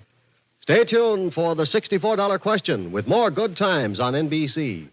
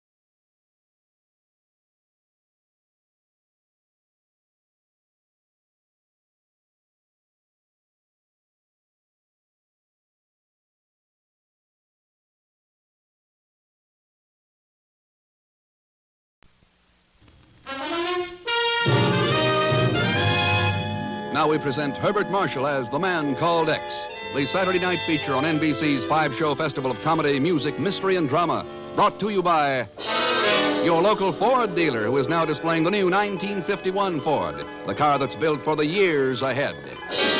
By RCA Victor, world leader in radio, first in recorded music, first in television. And by the makers of Anacin for fast relief from pain of headache, neuritis, neuralgia.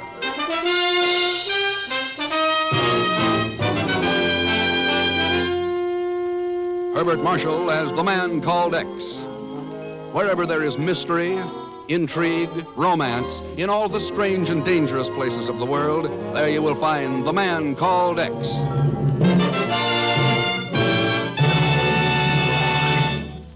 Ladies and gentlemen, I bring you an invitation. An invitation to examine the fine new Ford for 1951. It's on display now at your neighborhood Ford dealers, and we want you to see it. We want you to drive it, because this is the finest Ford ever produced. It's a quality car, a car that's designed and built to give you lasting satisfaction in the years ahead. When you inspect the 1951 Ford, you'll find that it offers 43 look-ahead features, features that will keep it young in performance, young in style for years to come. Among them, you'll find the new automatic ride control for an easy ride, a level ride, the automatic mileage maker for real fuel economy, and new luxury lounge interiors with rich, color-harmonized Ford Craft fabrics. We invite you to see all 43 look-ahead features of this great new Ford for 1951 at your Ford dealers tomorrow. Under the frowning volcanoes of Guatemala lie the ruins of a once proud city, Santiago de los Caballeros La Neiva. The walls of her more than 100 churches and convents crushed by an earthquake in 1773. Now even her name is almost forgotten. The tourists who pass through call it only Antigua, the old, the ancient. And a thin, half-hidden road that forks off the highway from Guatemala City leads not to the past, but to the present, perhaps even the future. A small blue roadster hesitates and then turns up this crude trail.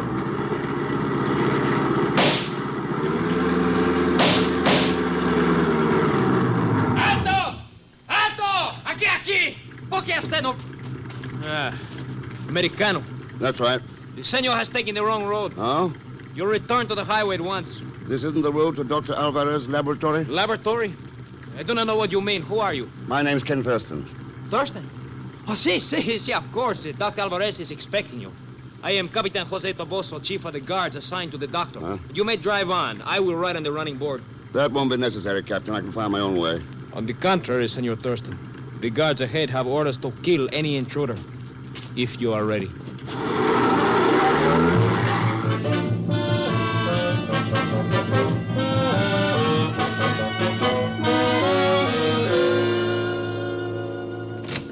Ken! How good it is to see you. Hello, Dr. Alvarez. Dr. Alvarez. Oh, come now. You know me better than that. It's been quite a while, Fernando. How are you? Much too long it has been. You had no trouble getting to Guatemala? Well, the only difficulty I had was getting into this place. Just what are you doing? What are you doing here, Fernando? Guards all around, a laboratory in a ruined convent? I could not explain in the wire I sent to your bureau, Ken. I could not trust this matter even to the usual diplomatic channels. Oh? Ken, have you ever heard of Professor Zender? Professor? You mean Hilda Zender, the German bacteriologist? Yes. Well, of course, one of the most promising young scientists in Europe. Why, there was even talk of awarding her the Nobel Prize about 10 years ago. Yes. Professor Zender is here. Oh? During the war, she escaped from Germany and fled to Brazil. Yeah, I know that. After I became head of the Guatemalan Public Health Service, I invited Professor Zender to continue her research under the auspices of my government. I see. She has been working on ways of combating germ warfare. Unfortunately, this work has quite, by accident, produced a new and terrible means of bacteriological attack. A virus cholera. Virus cholera? Yes, Ken. A cholera that spreads through the air rather than by the usual media of infection. A cholera for which there is, at present, no immunization, no cure. No cure? Fernando, if the wrong country got hold of this... That is why I have sent for you.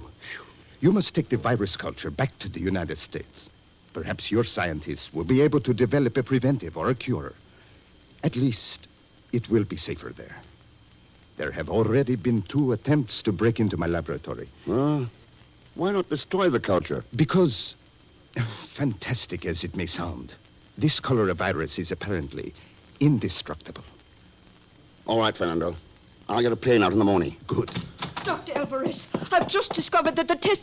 Oh, I did not know you were busy. I must see you alone at once. It is of the utmost importance. This is Mr. Thurston, Professor Zender. Mr. Thurston. Oh, it is good that you have arrived. You see the test tube containing the cholera culture. It has disappeared. What? I have searched everywhere. Someone must have broken in and stolen it. Come with me. I will show you.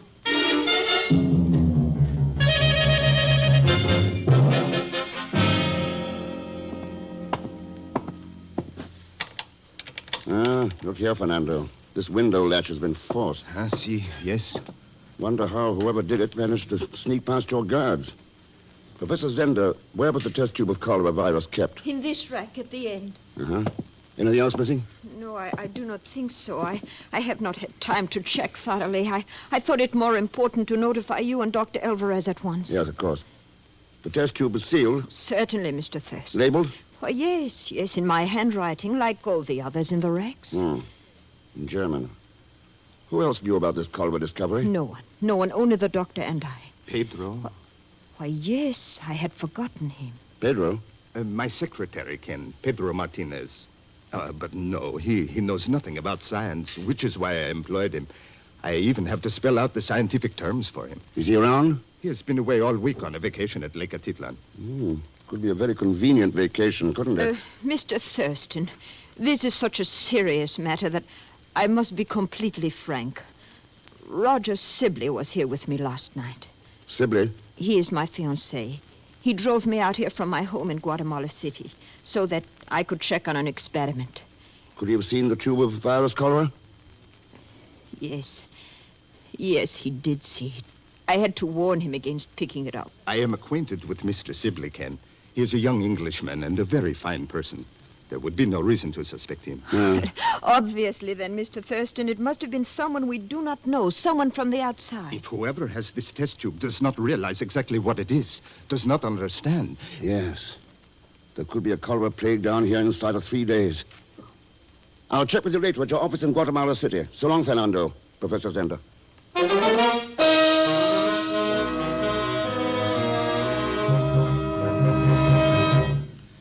Well, it's about time you called, Ken. There's a situation developing in Formosa, and I think that you'd better... Sorry, Chief. Afraid I'll have to stay here a little longer. Why? What did Alvarez want, anyway? He wanted to introduce me to a friend of his, Hilda Zender. Hilda Zender? What are you talking about? Where are you? My hotel room in Guatemala City. Oh, I see. Well, go on. Hilda's engaged to Roger Sibley. You remember him, Chief? Sure, he's the son of Ford Sibley, the man who... Yes, right. Well, anyway, Hilda is working down here with Alvarez. Something similar to the Westbrook project. Oh? She is doing quite well. Too well. But her best work is missing. So I'm going to help her look for it. All right, Ken, I'll leave it up to you. Let me know what happens. Sure, Chief. Say hello to Miss Brooks for me. So long. Hey, give her hello for me, too. What? Operator, there's someone else on this line. Sure, Mr. Thurston, it's me. Pagon, where the devil are you? At the hotel switchboard, making some good connections. Of course, it's not exactly the work I was cut up for, but my cousin Angela isn't feeling so hot, so I'm taking over in her place. I'm being what you might call a big operator. Eh, Mr. Rex? Listening in on private conversations. Mr. Rex, how can you talk to me like that, especially when you owe me so much money? I owe you... Of course. I hope you don't think it was cheap finding out where you were going and getting all the way down here. Like I was telling... Wait a minute, Mr. Thurston. Something is making a noise. Don't hang up. Hello? Hotel San Carlos Gran, what do you want? Yes, Mr. Sibley? A plane to Lisbon? Sure, I'll find out. You'll be in a bar, okay? I'll let you know when the next one is leaving. Like I was saying, Mr. Thurston, if you... Mr. Thurston? Mr. Thurston!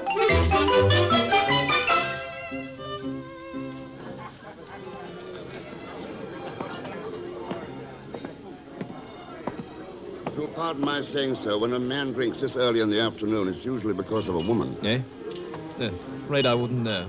Sorry, my name's Thurston. How'd you do? You are, Sibley, Roger Sibley, now, if you'll please excuse me. Roger Sibley? Oh, then I was wrong about a woman driving you to drink. What do you mean by that? I was fortunate enough to meet your fiancée this morning. She's very charming. You met Hilda? Yes, through Dr. Alvarez. You're a very lucky man. You didn't know her before? No, should I? I just wondered. I understand you're planning to get married soon. No, I don't think so. Engagement's off. I'm leaving Guatemala as soon as I can get out of here. Oh, isn't this a little sudden? Roger, darling, I've been looking all over for you. Hello, Hilda. And Mr. Thurston, you've met each other. How nice. Come along, Hilda. I want to talk to you. But of course, dear. And I want to talk to you. After all, I haven't seen you since last night, and you promised to call me early this morning. Did you forget? Come along, Hilda. All right, darling. Don't be so impatient. Goodbye, Mr. Thurston. We will see you again. Sure. You'll see me.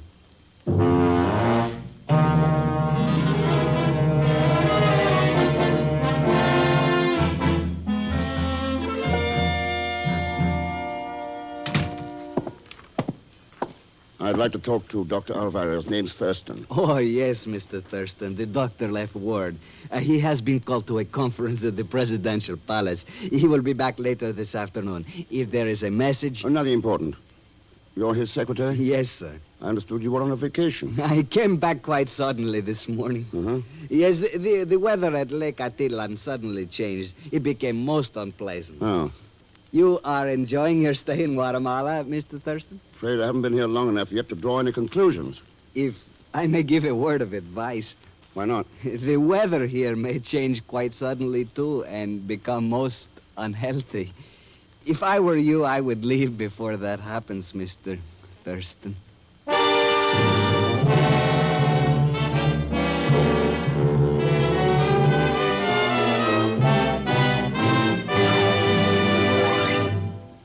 We will continue with The Man Called X in just a moment. Here's a word from RCA Victor. If you've ever built a house, you know it costs far less to include all the rooms you'll ever want at the start than to add them on separately later. Well, the same thing's true about buying home entertainment equipment today. You save tremendously in the end by shooting the works in the beginning, by buying a complete combination set, including console radio by RCA Victor, world leader in radio, console phonograph by RCA Victor, first in recorded music, and of course, console television by RCA Victor, first in television. You get 3 worlds of entertainment in one beautiful, beautiful cabinet for one beautiful, beautiful price. Visit your RCA Victor dealer soon and experience for yourself the matchless glories of sight and sound pouring from the 16 and 19-inch screens and the golden throat tone systems of RCA Victor's magnificent console combinations, each built with RCA Victor's most powerful television chassis. Its famous RCA Victor million-proof television, proven in well over 1 million homes. Now, Act 2 of The Man Called X, starring Herbert Marshall with Leanne Belasco as Pagan Zellschmidt.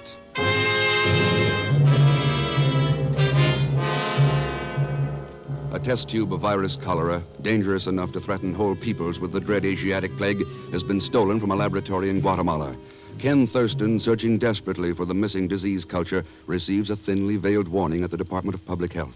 The weather here may change quite suddenly, too, and become most unhealthy. If I were you, I would leave before that happens. There may be something in what you say, Pedro. Guatemala may become very unhealthy for a lot of people. Even you. I do not think so. I'm a native and accustomed to the climate. Suppose there were a cholera epidemic. Cholera? I do not understand you. It's too bad. I understood you. Well, please tell Dr. Alvarez I'll call him later. Of course. You, Mr. Thurston. I've been looking all over for you. No? What happened to your job at the hotel, Pagan? You call that a job? Paid hardly nothing. Anyway, how was I to blame when the manager was talking to that cute little chick in 314? And his wife got cut in on the same line. Oh, no. Boy, did I tell him off. I said my good friend Mr. Thurston was in Guatemala, and he'd be like a lost shepherd without me. I sure was right, too, eh? Who else could tell you about that pretty little petunia who came to the hotel asking for you? Pretty? You mean blonde with a German accent? No, a local type. A brunette with a figure like the hands on an hourglass. So, you see how much you need me, Mr. Thurston? I could find out everything about her for just a couple of bucks, say 50. Oh, never mind. You don't want me to find out about who she is and where you can meet her? If it's important, she'll turn up again. Well, if you're going to act that way about her... Her name is Maria Santos, and she makes with the rumba at the Casablanca Dance Hall. She wants you to come there before 8 o'clock tonight, and, see, it's almost 8 now. Any idea what it's all about, Pagan? Oh, I don't know, some double talk about germs or bugs or something. Ah, the Casablanca. Come on, Pagan.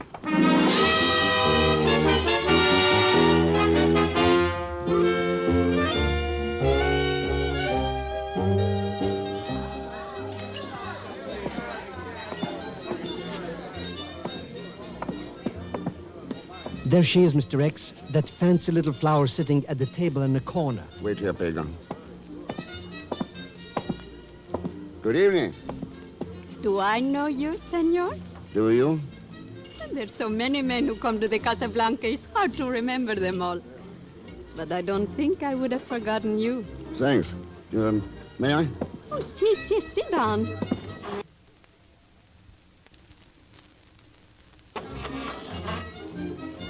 Well, senor? I thought perhaps you do the talking, Maria. Who are you, senor?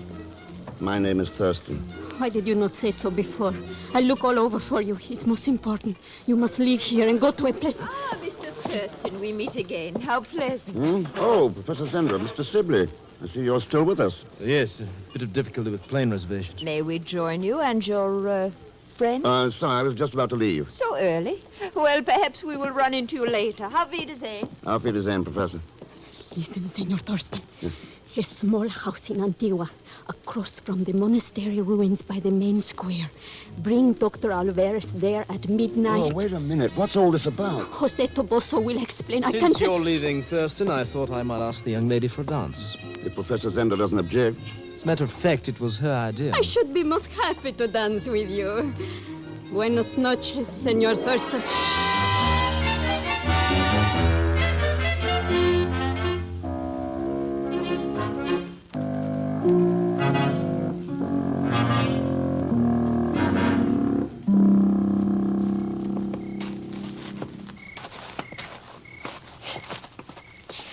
This must be the house that girl described to you, Ken.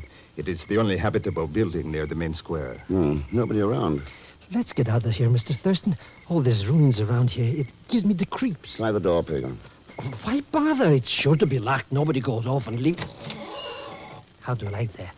Looks like I'll need this flashlight. Why would anybody want to live way out here? Nothing but a bunch of ghosts for company. Hey, speaking of ghosts, Mr. X, on that bed, under the sheet. That's no ghost, Pagan. Oh, dead like a doornail. Yeah. It's Captain Toboso. Why is he all purple like?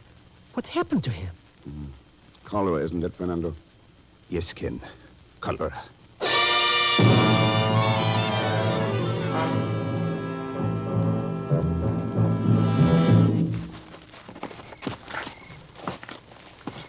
How much longer are we going to tramp around these old ruins, Mr. Thurston? I don't know, Pagan.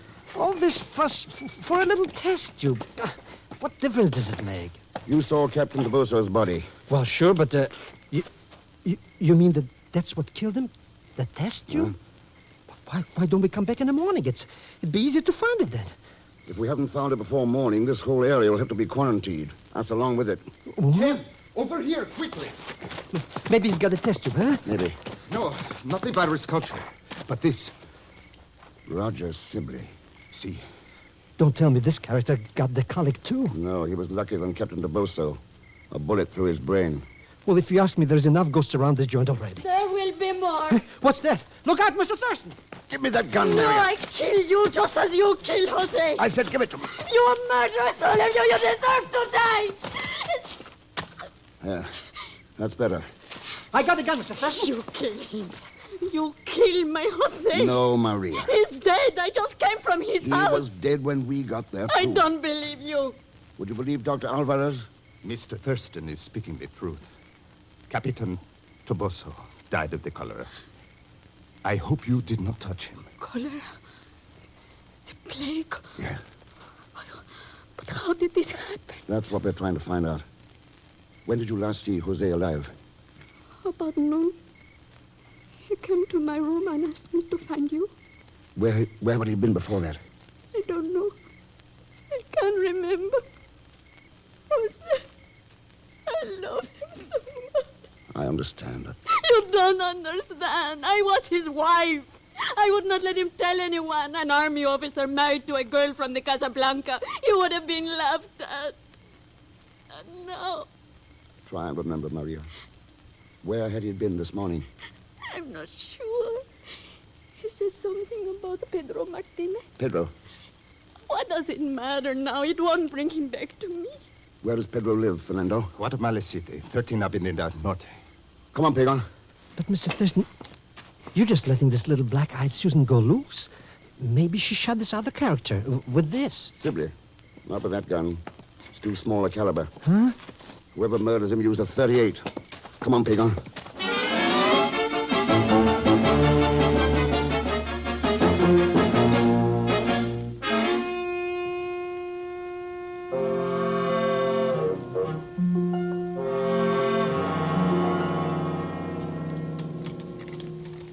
Yeah, that does it. What's going on in here anyway? Breaking into a man's house in the middle of the night. Shut up and start looking for the test tube. Oh, that thing again. I wouldn't look for it if you paid me. Well, maybe if you paid me enough. But even that, I wouldn't look very hard. Quiet. All right, all right. Oh. Good evening, Mr. Thurston. Hello, Pedro. Is this what you're looking for by any chance? Hey, he's got the test tube. And a gun. Two very dangerous weapons. Glad you realize that, Pedro. The gun is for you. And the test tube? For a country that would never use such a horrible means of warfare. A peace-loving country, unlike the warmongering United States. Well, ein Mann, der eine Schlange stehle, wird manchmal auch gebissen. Talk English, Mr. Thurston, or Spanish, so that I can understand you. It's an old German proverb. Surely you're familiar with it. I do not speak German. It means that if a man steals a snake, he may get bitten. I was wondering if that might apply to you. But of course, that's wishful thinking. You've had a series of inoculations against cholera. You're immune. Immune? Oh, you must be, or you wouldn't be so foolish as to stand there holding that test tube. I am sure it puts me in no danger, Mr. Thurston. Pagan, remember how Captain Toboso looked? Capitan Toboso. He died of cholera tonight. Yeah. Oh, you should have seen him. All purple and his face twisted. Oh, pretty horrible death. Shut up, both of you. But of course, you have nothing to worry about, Pedro, unless... Pedro? Huh? Yes, Mr. Thurston? Speak up so I can hear what you're saying. His face. The color of his face. Do you see? What's wrong with him? Yes, I think so, too. Whatever you do, don't go near him. Mr. Thurston. You mean he's got the colic? Oh. Mr. Thurston. But with that much color, there should be other symptoms, too. Dizziness, pains in the legs. He don't look too steady to me right now. Listen to me. He'd feel a tightening of the throat, too. No. Stop. You're lying. There's nothing wrong with me. Hey, look at his face. There is nothing wrong with me. That mirror on the wall, Pedro. What? Perhaps you better look for yourself. I will. What you say is not true. All right, Pedro. The test tube! He's gonna drop it! Grab it. Now then, Martinez. All right, Mr. X. You've knocked him out. But what about me?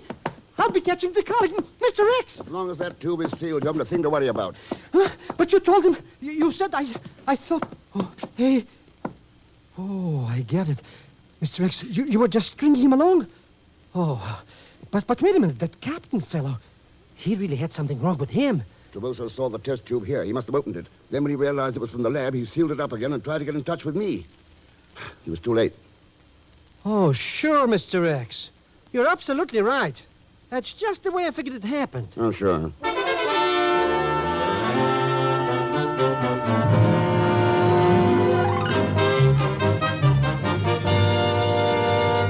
You don't know how relieved I am. This whole thing, I have felt responsible. Yeah? Ken, I think Roger may have told you. We aren't engaged any longer. A few days ago, I would have felt so alone without him, but now, since I've met you... Roger is dead, Hilda. What? That shouldn't be such a surprise, since you killed him. You're not serious. It's Pedro. That gun we took from Pedro hasn't been fired for at least 24 hours. Oh, this is too ridiculous. I do not even have a gun. Why'd you do it, Hilda? I cannot lie to you, Ken. I did kill Roger. I was sure that Pedro had stolen the test tube, and when I found out that Roger was planning to take it to Europe, I had to stop him. Roger Sibley. I worked with his father in England, Hilda. And I know all about the fine job Roger was doing for his government. Ken, Roger found out what you were doing. That's why he tried to get away from Guatemala. That's why you had to kill him. No, Roger was working with Pedro. He ordered him to steal the test tube from the rack in the laboratory. A rack of tubes all marked in German, a language Pedro didn't understand a word of. No, Hilda. He wouldn't have known which tube to steal. He was just a messenger for the cholera culture you stole and passed on to him. And if I did, you will do nothing to me. I am the only person in the world who understands how that culture was developed. You will need me to develop more. I am a scientist, the most valuable scientist in the world. No, Hilda. You're a murderer.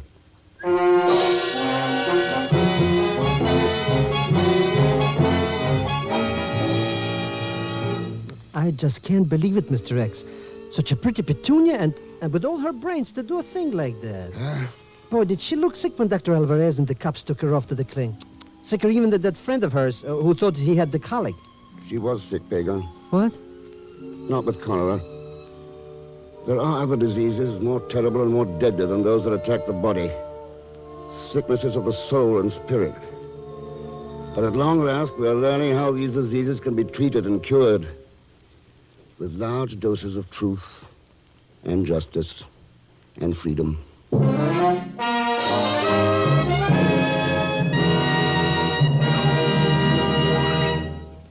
Our star, Mr. Herbert Marshall, will return in just a moment to tell you about next week's story. No matter what you now take for headache relief, we urge you to try Anacin for the incredibly fast relief these tablets bring the next time you're suffering from a headache. Now, the reason Anacin is so wonderfully fast-acting and effective is this. Anacin is like a doctor's prescription. That is, Anacin contains not just one, but a combination of medically proven active ingredients in easy-to-take tablet form. Thousands of people have received envelopes containing Anacin tablets from their own dentist or physician, and in this way discovered the incredibly fast relief Anacin brings from pains of headache, neuritis, or neuralgia. So the next time a headache strikes, take Anacin for this wonderfully fast relief. Anacin, A-N-A-C-I-N. Anacin at any drug counter in handy boxes of 12 and 30. Economical family-size bottles of 50 and 100.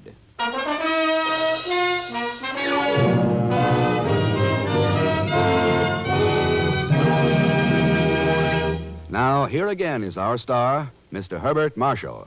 Thanks for being with us. Next week, Mr. X goes to Syria, where he learns that every inch of the new international oil pipeline holds danger, not only for him, but for the peace of the entire world. And there's no help from Leon Belasco as Pagon Zellschmidt. So join us, won't you, when next I return as The Man Called X.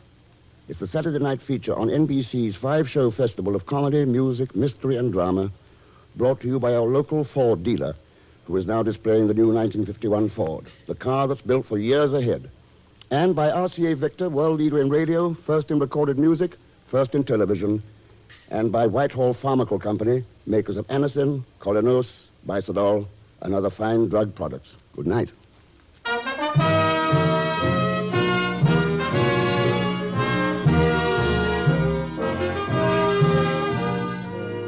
The Man Called X, starring Herbert Marshall, is a J. Richard Kennedy production, with music composed and conducted by Felix Mills. Tonight's story was written by Robert Libet and Frank Burt.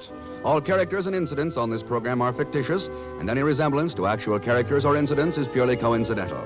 Be sure to listen tomorrow evening for The Big Show with Tallulah Bankhead, Margaret Truman, Fred Allen, Danny Thomas, Douglas Fairbanks Jr., Mindy Carson, the Sons of the Pioneers, and Meredith Wilson. And until next week, same time and same station, this is Jack Latham saying good night for The Man Called X.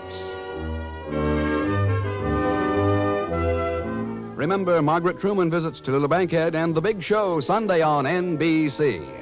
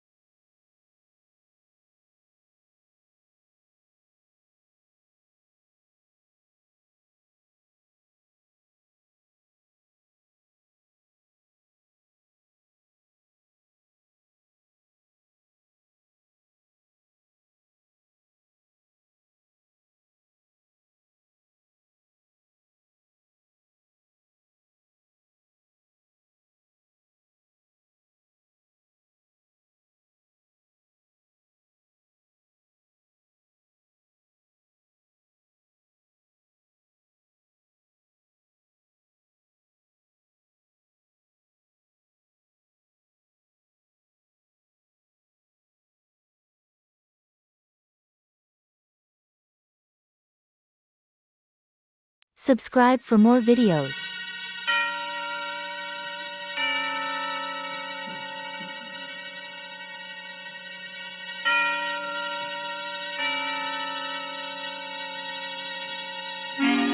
Suspense.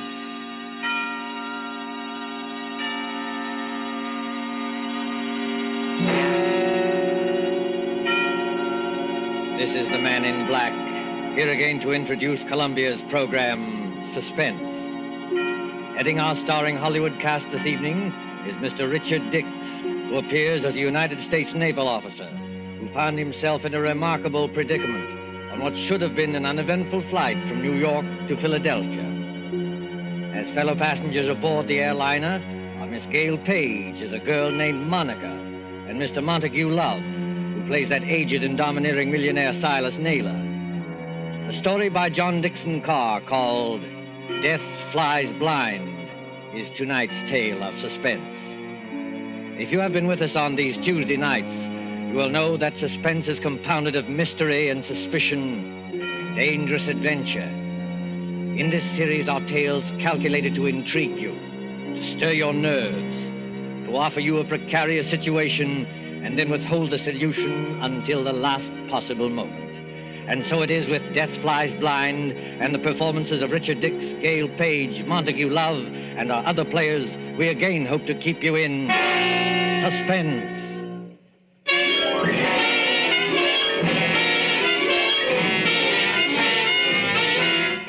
LaGuardia Field, Municipal Airport of New York.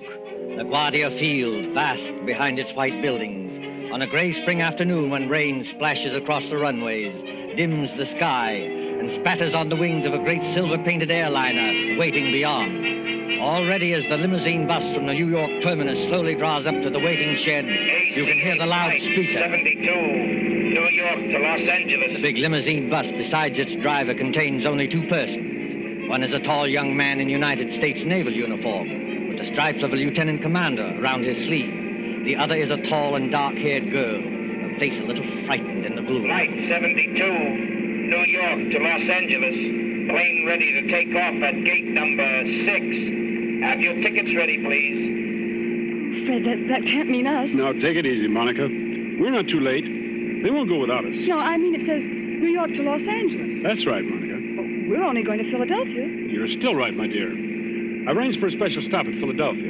It won't take long, and then they go on nonstop from there. Fred, that's just it. Who's going on from there? Oh, you'd be surprised. This airport bus must hold 20 people, but there's nobody in it except ourselves and the driver. Who's going on to Los Angeles or anywhere else? I was going to tell you about that, Monica. All right, miss. All right, sir. Hop under that shed and out the door on the other side. Oh, got your tickets ready? Yes, I've got them. All set, Monica? The rain is certainly coming down. Do they take off when it rains like this? Oh, miss, a little rain don't bother them. What does bother them is unsettled weather at other places. You mean it's perfectly safe? They never take off, miss, unless it is safe. You better hurry up now.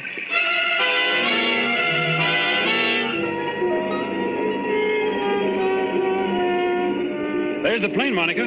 Shall we run for it? Fred, I'd rather not run if you don't mind. Aren't getting nervous, are you? No. I know it's stupid of me. I've flown before. It's just those few seconds before the takeoff. You're moving and the motors have been idling. All of a sudden they start to roar. The plane races ahead and the roar gets louder and suddenly you think, am I ever going to get down alive? Now, look here, my dear. I'm sorry, Fred. There's nothing to worry about, you know. Of course not. I'll be good. It's just this dismal day and a ghostly bus without any passengers. And...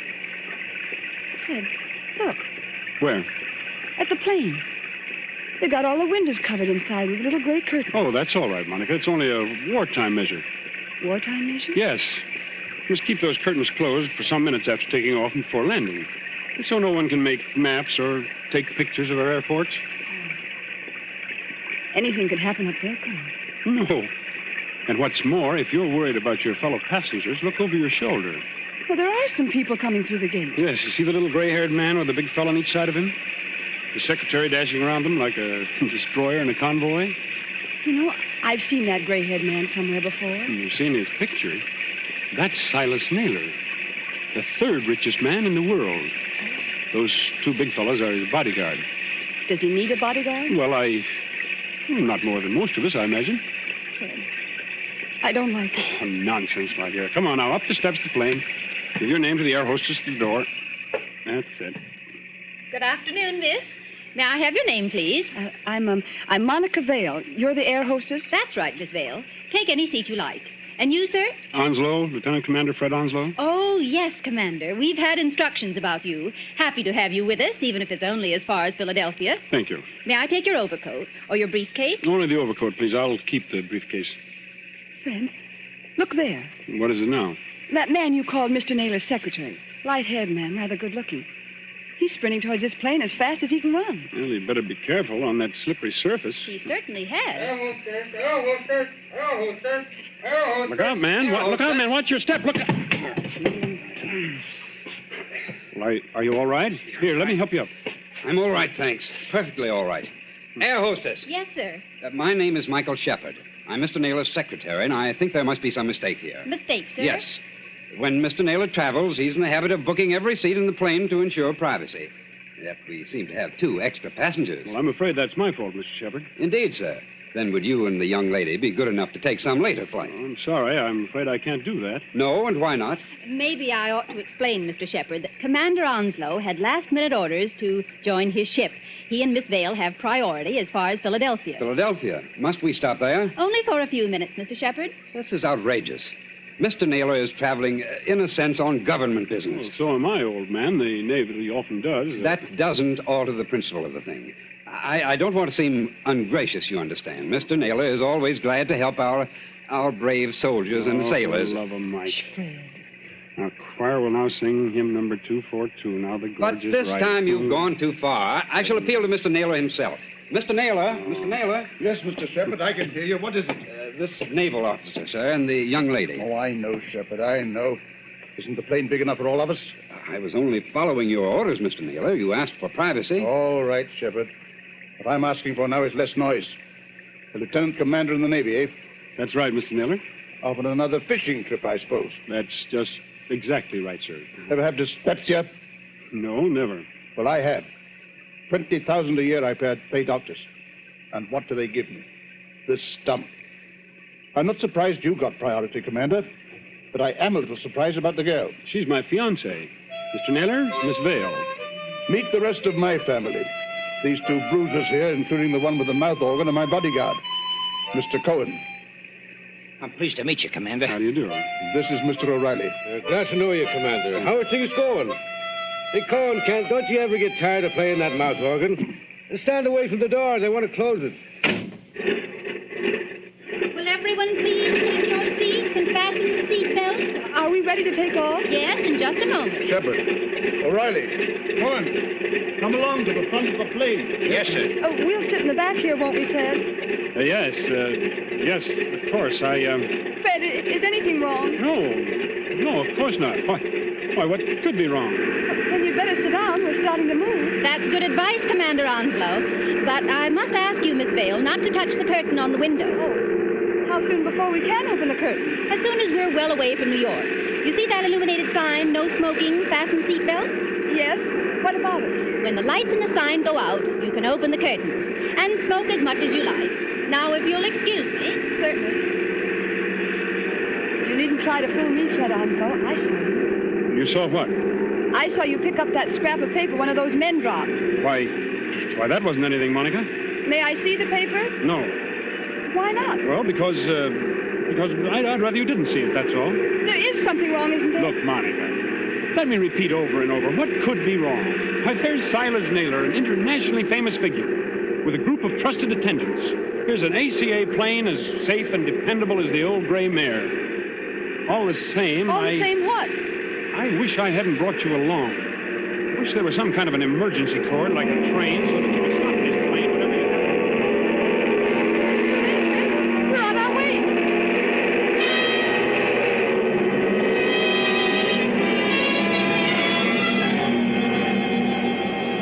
"15 minutes, 30 minutes, 40 minutes. The great silver plane throbs against dead quiet. It's warm and stuffy in the cabin, despite the hissing ventilator. Dim white reading lamps shine down on a double row of cushioned chairs along one side and a single row of cushioned chairs along the other. Ahead, above the closed door to the pilot's control cabin, the red glowing sign still warns against opening those curtains. Aft in the plane sits Commander Onslow, his eyes fixed on the clock under that illuminated sign.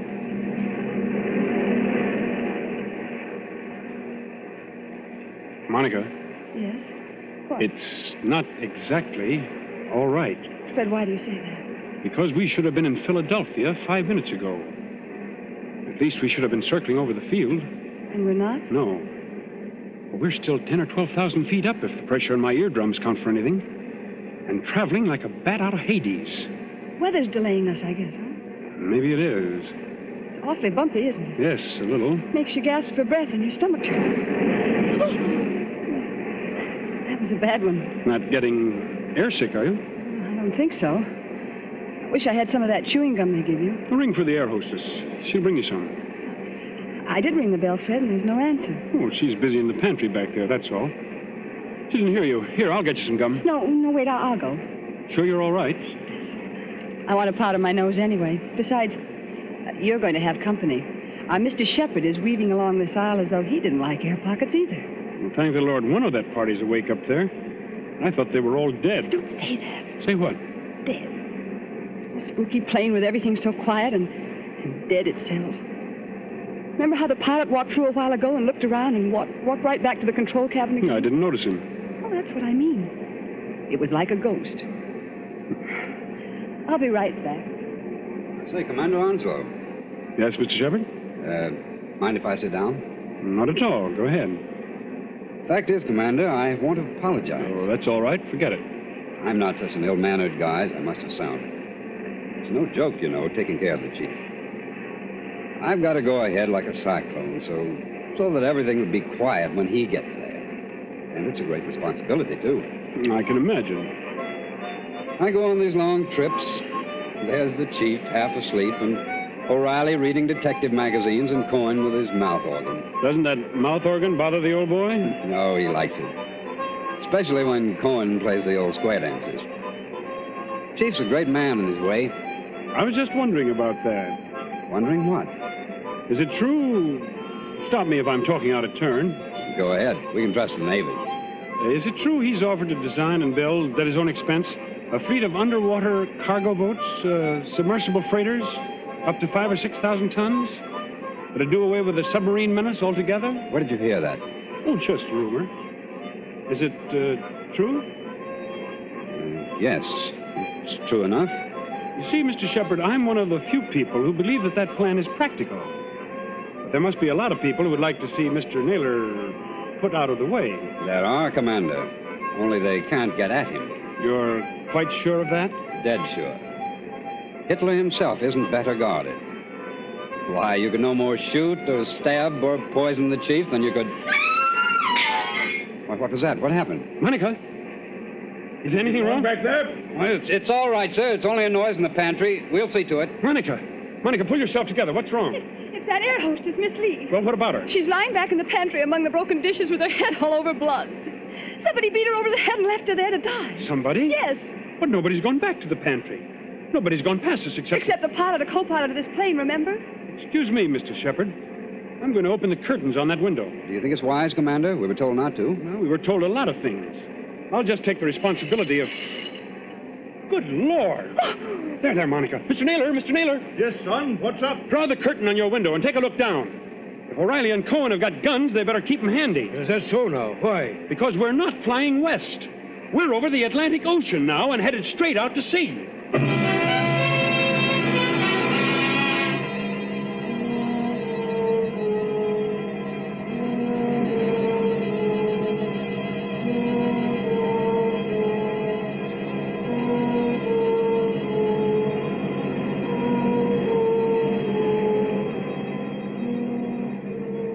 Gray water, thin clouds. We must be miles and miles away from land. We are miles away from land. Does anybody here know anything about first aid? I do, Commander. I studied medicine in the old days. Then you better go back and look after the hostess. You'll join Mr. Naylor. Steady, Monica. I'm all right. It's this horrible blind feeling, that's all. Air pocket, look out. See here, Commander. We're over the ocean. What the devil's going on here, eh? You're being kidnapped, Mr. Naylor. That's my guess. Kidnapped, did you say? Ah, come off it, Commander. We ain't as dumb as that. The pilot and the co-pilot of this plane are fakes. They've replaced the real officer. On a dark day like this, with their raincoat collars turned up, they could have gotten away with it. And hijacked us straight off the airfield. Is that it? Yes, I'm afraid so. The hostess must have spotted one of them and knocked her out. Now, what about the airport? Wouldn't they know a plane was missing? Well, not until we failed to show up at Philadelphia. The pilot would report by aerial radio telephone about, 15 minutes out of New York. But after that, silence. Excuse me, Commander. You say these two fake pilots are still aboard? In that compartment there with the closed door? Yes, that's right. Well, what are we waiting for, Cohen? Can we get to work on them? You said it, Barney. Now, wait a minute, both of you. You wouldn't be trying to stop us, would you, Commander? The one thing we don't want is a gunfight 12,000 feet up. Can any of you fly a plane? No, not one of us. Well, neither can I. So if anything happens to those two pilots, how are we going to get down? I see, young fellow. Well, what are you going to do? First of all, we'll try rapping on the door. Have your gun ready. You can count on that, sir. Fred, listen to me. Be quiet, Monica. Has this anything to do with a scrap of paper you picked up off the floor? What scrap of paper, Commander? Never mind, sir. Why, this door, it's unlocked. Unlocked? Now, don't take any fool chances, young fella. The way I always did when I was your age. Stand to one side when you open that door. Let Cohen and O'Reilly take care of it. Good Lord. Well, the control cabin is empty. There's nobody at the controls. You mean we're flying without a pilot? Yes.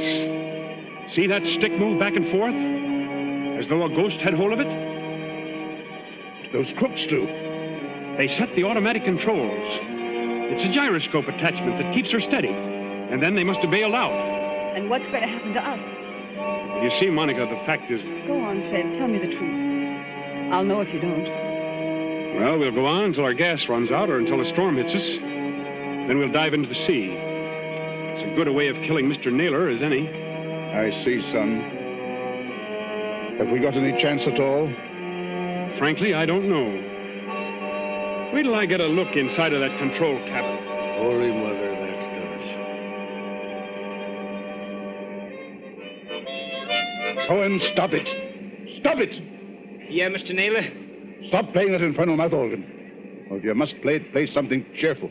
Yeah, sure, Mr. Naylor, sure. How long do you think it'll be before we... Quiet, Cohen. Here's the commander back again. Well, young fella. The radio telephone's out of order. We can't signal. Fred, what about those patrol ships? You said they're 200 miles out to watch for unidentified aircraft. Won't they see us? They've seen us already, I expect. They'll send for an Army fighter plane to investigate, but... Oh, what can it do? Yeah. Shoot us down, maybe, huh? That's fine. If only somebody could fly the plane. Well, nobody can, Skipper, so think of something else. See, Mr. Naylor, I was wrong. Wrong, son? About what? One of your party, and I can guess which one, dropped a torn piece of paper. There was a line of writing on it, probably the end of some instructions. Well? Those instructions ended, you should land just as your fuel fails at 7 o'clock a.m. You should land just as your fuel fails at 7 o'clock a.m. But that might not have anything to do with us, son. What made you suspicious of it? Because it was written in German. In German? Quiet, Cohen. I can't hear myself think. Okay, Mr. Naylor. I'm sorry. I thought the fake pilots were kidnapping you, maybe abroad. There's not enough fuel for that, is there? Well, if there's enough fuel for Los Angeles, then there's enough for Europe. Well, that won't work. They bailed out and left us to crash. Excuse me, sir, but it's getting black as pitch out there. I think there's a storm coming up. What happens when that hits us? Plenty, O'Reilly. Plenty. Yeah, well, I was afraid of that.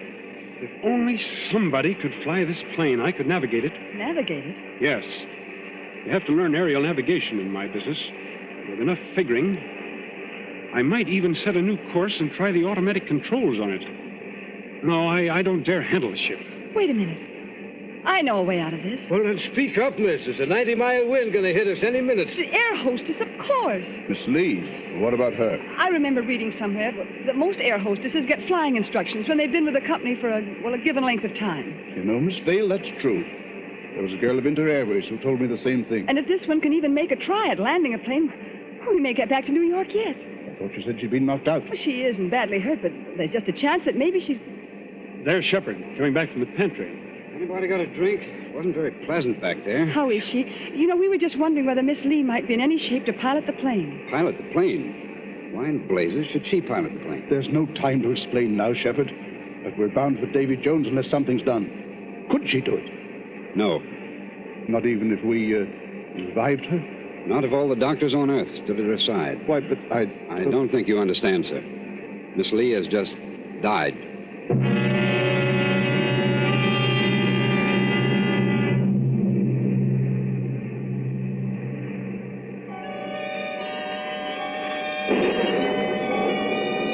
Thin singing of wind above the clouds, then storm with a white eye of lightning at the windows. Losing height, gaining it again, blown off her blind course, flung partway back again, always racing forward on a flight to nowhere. Late afternoon, evening, night, the steady throbbing of motors like a pulse beat inside the head. Towards morning, the storm dies away.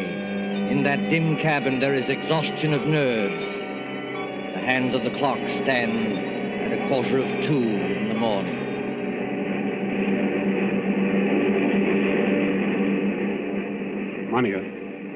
Monica, wake up. What? Oh. Shh. It's Fred. Now keep your voice down. Have I been asleep? Yes, for a couple of hours. They say condemned criminals sleep on the night before their execution. Where are the others? I was a boy back home, the county down. My father used to say to me, Well, O'Reilly, says he, did you ever see a banshee? A banshee, says he, is the old woman that lets you know when you're going to die. Pipe down, you two. I'm sorry, Mr. Naylor. No offense, Chief. And a man play a quiet game of solitaire without somebody yapping all the time? Black 9 on red 10. Listen, Monica, and listen carefully. My first idea was right after all. What are you talking about? There's somebody aboard this ship who can fly a plane. Shh. There is. I proved it by the automatic controls. Proved it how? If those controls had stayed as they originally were, the side winds would have blown us clear off our course. But we're still on our course. That shows that somebody's been sneaking in there and setting us right again when we do stray. And you mean... I mean that we're headed for somewhere. We're being taken somewhere. But we may outwit this gentleman yet. Outwit who? Is somebody still talking back there? I'm sorry, Mr. Naylor. Monica's just waked up. None of us can feel very much like sleeping anyway. You're right, son. I admit it. Come up here and join me, will you? With pleasure. I've cheated myself in this twice in this card game, but I still can't make it come out. Oh, what's the use pretending anyway? We know we're in for it. It's this waiting that gets you. Yeah, that goes for all of us, Mr. Naylor. What I'm dreading is the minute when those motors choke and go dead, and we start whirling down. What does it sound like, Commander, when motors conk out? I've never heard it, Mr. Naylor, but I imagine it sounds like... Listen. I imagine it sounds like that. We're losing height. I can feel it. Well, Cohen, I guess this is the payoff. Yeah, you said it. But look here, Mr. Naylor, we can't be out of fuel. Because it's too early. Look at the clock. It's only 5 minutes to 2 o'clock. I beg your pardon, old man. It's 5 minutes to 7 o'clock. 7 o'clock? Are you crazy? No. Haven't you forgotten the cross-ocean changes in time? By George, the Commander's right. European time is 5 hours ahead of our time. You don't believe me? Just notice that it's getting daylight outside. I was thinking of that message. You should land just as your fuel fails at 7 o'clock a.m. Stand perfectly still, all of you. Yeah, what's got into little Lord Fauntleroy? I'll show you what's got into me, my friend. Yes, I rather thought you would. I shall go into that control cabin. Follow me if you like. I shall sit down at the controls, and I shall bring this plane safely to the ground. Safely to the ground? Where? In Germany, of course. Germany? Don't pull a gun, Cohen. If you plug him, we're all done for. That is good advice, Mr. Cohen. I might add that we're getting closer to the ground every minute. For the love of... Do I take control? Yes, go ahead, but we're following you. Follow by all means. All right. Let's get comfortable here. I take up my position, so. There's fog below. Can you see? Well enough, Miss Dale. Well enough. We must go down rather quickly. And I can't help if it's somewhat rough on your ear. You young swine, what's the idea? The idea, dear patron, is to bring you and your plans for a submarine freighter to a country which will appreciate them. Then those two fake pilots? They were colleagues of mine. Unfortunately, if they had remained, your pug uglies would have started a gunfight, and none of us might have got here. Well? So they left by parachute. And I brought you safely, without blood or toil, into the boundaries of the Third Reich. You're going down too fast, man. Now take it easy. I am perfectly in command, thank you. Look out! The trees, Look out, they're coming man. straight up at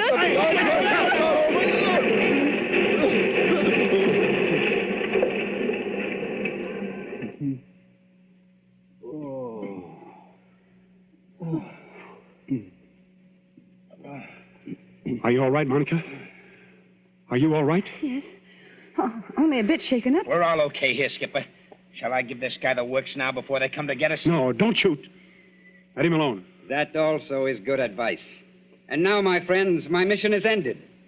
I stand up on the pilot's chair. I throw open this glass hatch.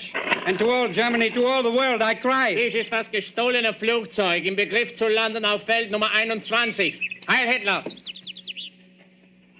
Well, strike me blind if it ain't another one. Yes, first Rudolph S. and now this bloke. What do you suppose they want over here? English. Why are you speaking English? Why, Cocky? It's an Eden habit we've got in this country. This isn't England. Oh, yes, it is. Better climb out of here and with your hands up. But it can't be.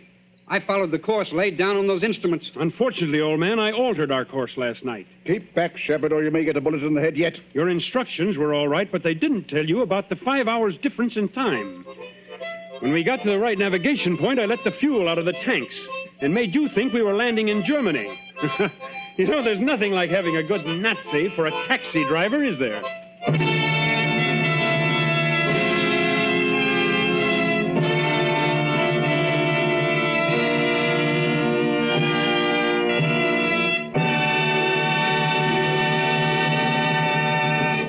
And so ends Death Flies Blind, starring Richard Dix with Gail Page and Montague Love.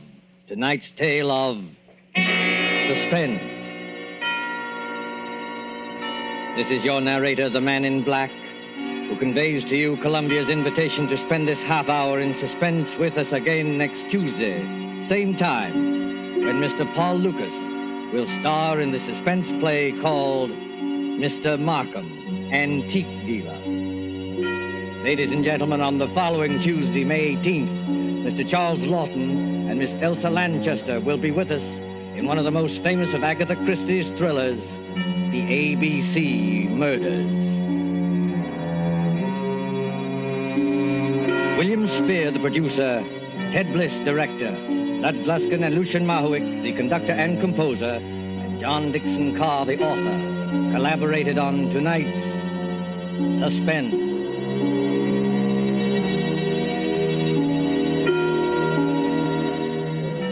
This is the Columbia Broadcasting System.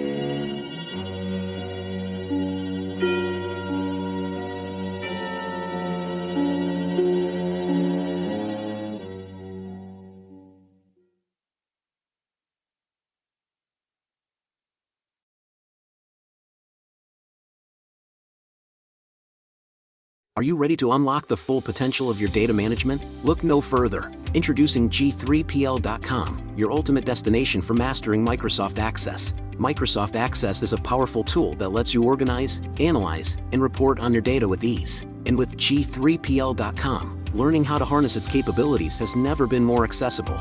At G3PL.com, we believe that knowledge is the key to success. Our expert instructors will guide you step by step, whether you're a beginner or looking to enhance your skills. You'll learn how to create databases, design user-friendly forms, and generate insightful reports, all using Microsoft Access. Call us now at 615-420-2040 to enroll in our Microsoft Access courses. Don't miss out on this opportunity to become a Microsoft Access guru. Visit G3PL.com to start your learning journey today.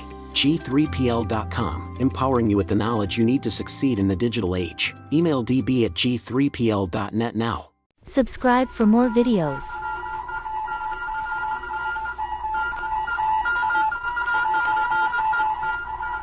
Secret Agent K7 returns.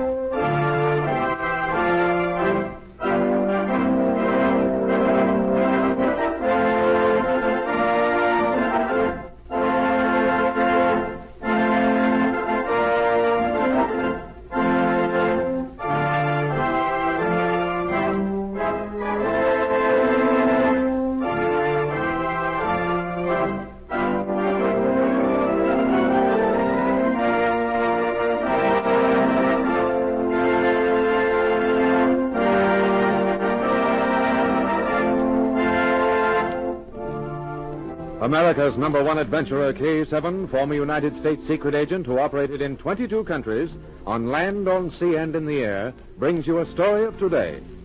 We take you to Secret Agent K7's headquarters. This is K7 speaking. Send in Agent Z for assignment. At once, K7.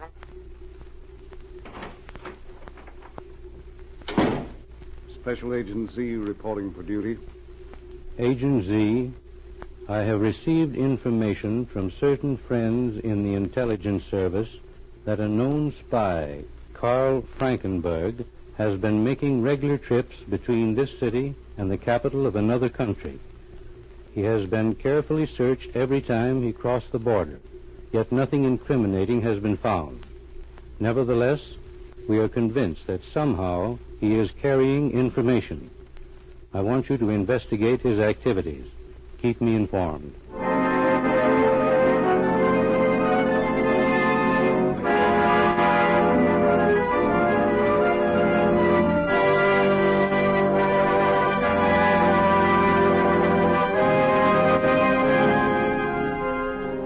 2 days later, customs officials notified Agent Z when the spy, Carl Frankenberg, again entered France.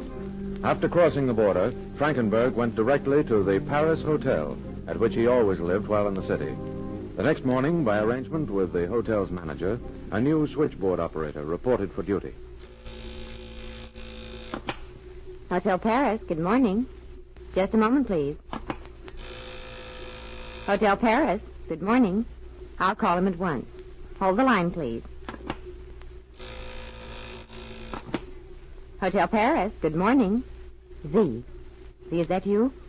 Hold the line. All right, go ahead. There's no one around. Is everything all right, Pat? Yes, noticed that I was a new operator and inquired for the regular girl.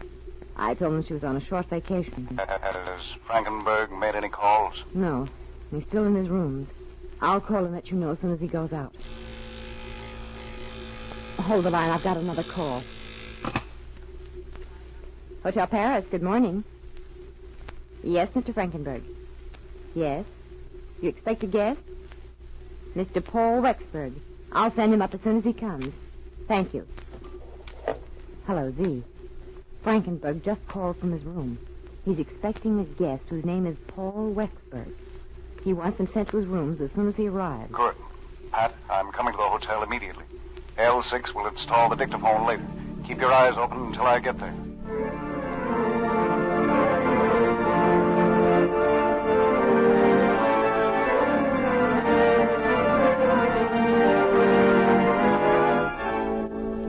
A few minutes later, Agent Z arrived and seated himself in the lobby. The spy's visitor, an old man, entered the hotel shortly after Z had taken his position. The old man went immediately to the spy's rooms. As the two talked, Agent Z listened from outside the door. I'm not ready to talk with you yet. You'll have to see me tonight. But, Frankenberg, what am I to tell my wife? She wants to know what the work is that I'm doing. Tell her it's none of her business. But she wants to know. She says I cannot do it anymore unless I tell her. When I found you, you had no money. You were starving. I'm paying you well. What more do you want? What can I tell my wife?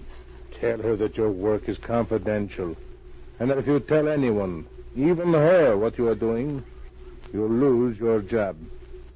Now get out. Come back here day tonight. But I said get out. Yes, Sir Frankenberg. I will be here a day. See that you are.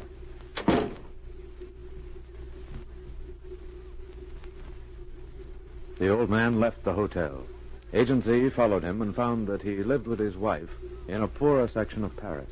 However, beyond that, he learned little. At lunchtime, Agent Z again talked with Pat. Hotel Paris. Pat, this is Z. Has anything happened there?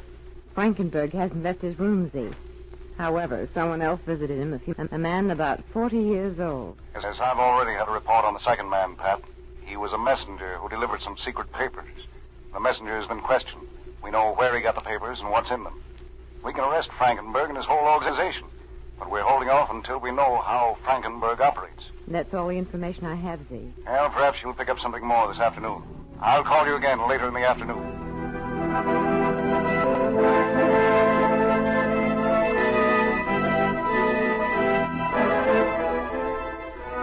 Throughout the afternoon, Agent Z searched for the answer.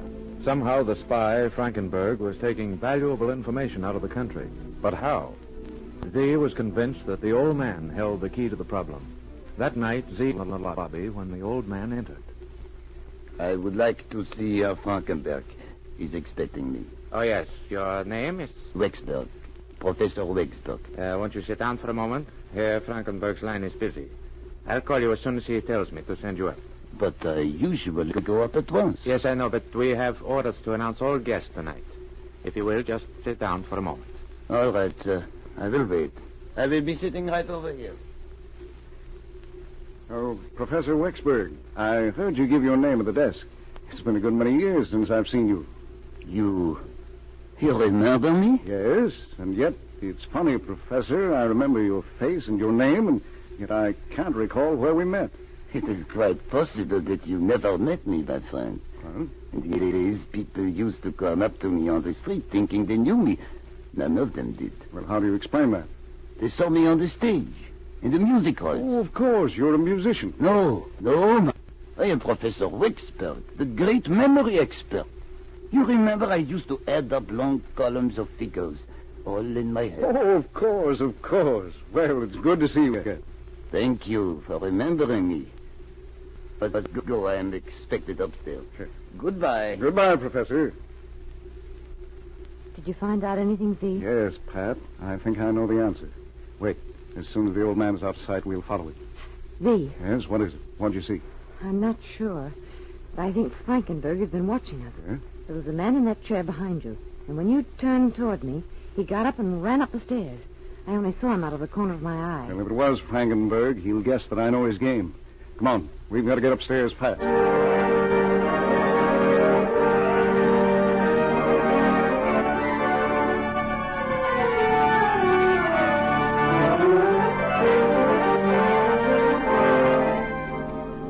Pat was right. The spy, Frankenberg, had overheard the conversation between Agent Z and the old professor. A sixth sense told him he was in danger. He rushed upstairs and faced the old man. Who was the man you talked with in the lobby? I don't know his name. He was a man who remembered me. A man who remembered you. I'll tell you who he was. He was a special agent. Special agent? I don't understand. You don't understand?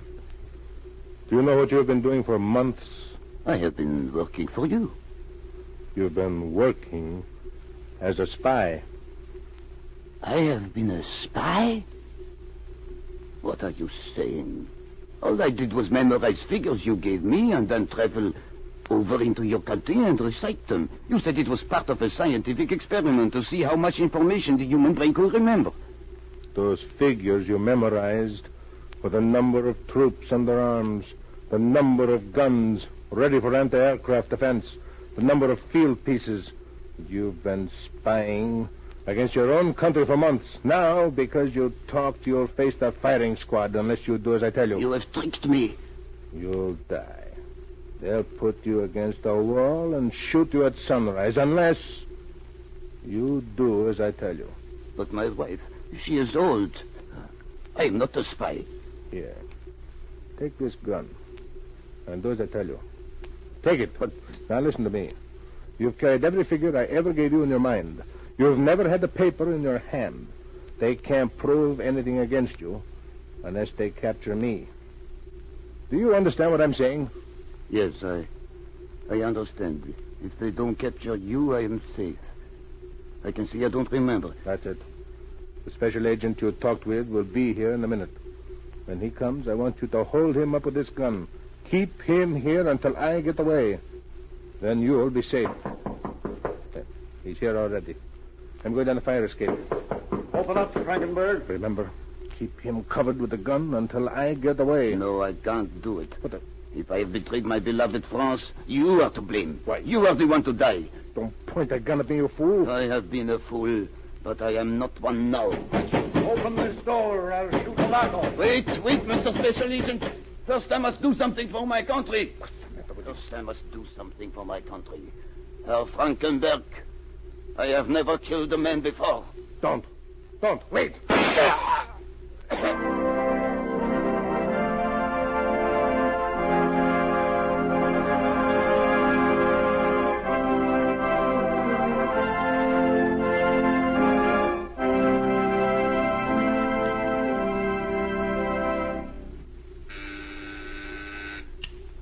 Agent Z reporting K7. The spy, Carl Frankenberg, is dead. He was sending such information as the number of men under arms, the number of field pieces, fighting planes, and other statistics out of the country by the simple method of having a former vaudeville memory expert memorize the figures and leave the country with them. The expert was an old man. When he learned how he had been used, he shot the spy. The case is closed. Some spies who work against peace are clever, but often their cleverness is their undoing. The advice which France gives her soldiers is worth remembering. Be silent, be on your guard. The ears of the enemy are listening to you. Listen for my next story. This is K7 speaking.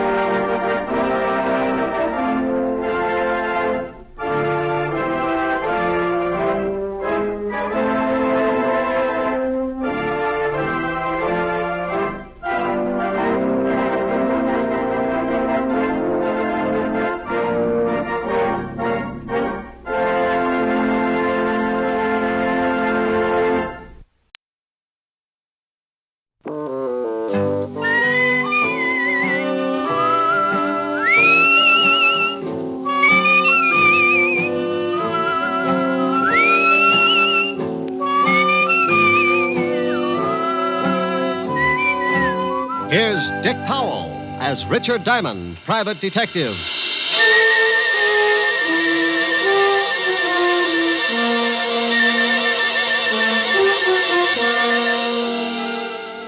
Hello there. I'm Diamond. What if you got any idea how much trouble a private detective can get into sometimes? Well, if you happen to have an office at Broadway and 53rd Street and the sign painted on your door reads Diamond Detective Agency, you're a setup for more trouble than a guy who goes bear hunting with a switch. I know, because I've got that office and the sign painted on the door. Sure, I've got a lot of idle time, and I use it up sitting around with my feet on the desk, waiting. But idle time can be as dangerous as a rattlesnake taking a sunbath. It's just a preliminary, the lull before the storm. You might wait an hour, a day, or maybe even a week. But the quiet minutes keep multiplying, and sooner or later, things come to a head. Like one day last week. I'd been working on an extra long lull that didn't look like it was going anywhere. But in another part of town, a union meeting was taking place. It was going to keep me jumping around like a hungry flea at a dog show. I wanted to talk to you men. It's time that we did something. The Laborers' Assistance League is already functioning in a great number of factories in this city. And it's getting a stronger foothold all across the country. continues to expand and gain power because it operates best where there's growing unrest and discontent within the factories. Now, they cause trouble and make it look like the union's not doing a good job for the worker. I know for a fact that 4 or 5 men can sit in on a union meeting and cause enough trouble to make it look like the whole union is wrong. Now, this union is getting along fine. He's really out to make trouble tonight. Yeah, if he keeps it up, this is going to be a tough union to crack. He won't keep it up. We're going to take care of him. Oh, what good will that do? His brother Phil will be in from California next week. We can shut his brother up, too. Are you sure he planned this thing with his brother? Yeah. When he gets in from California, he's bringing enough information to put us out of business. Well, that just gives us a week. He's talked too long. Let's break this meeting up. Is doing just that. Yeah? Well, how do we know you're not talking through your hat? Well, now, look, you all know me. I gripe as much as the next guy. But I know for a fact that this league is not only working like that all over the country, but now it's beginning to move in on our factories and our unions. Yeah, but how do we know it's such a bad thing? They're a bunch of racketeers. And if you don't believe me, you come to this meeting next week, and I'll give you the proof you want. Well, I guess you're right. He promised them proof in a week, and that's what his brother gets in. Don't worry about it. When he gets the package, he won't be able to give anybody anything.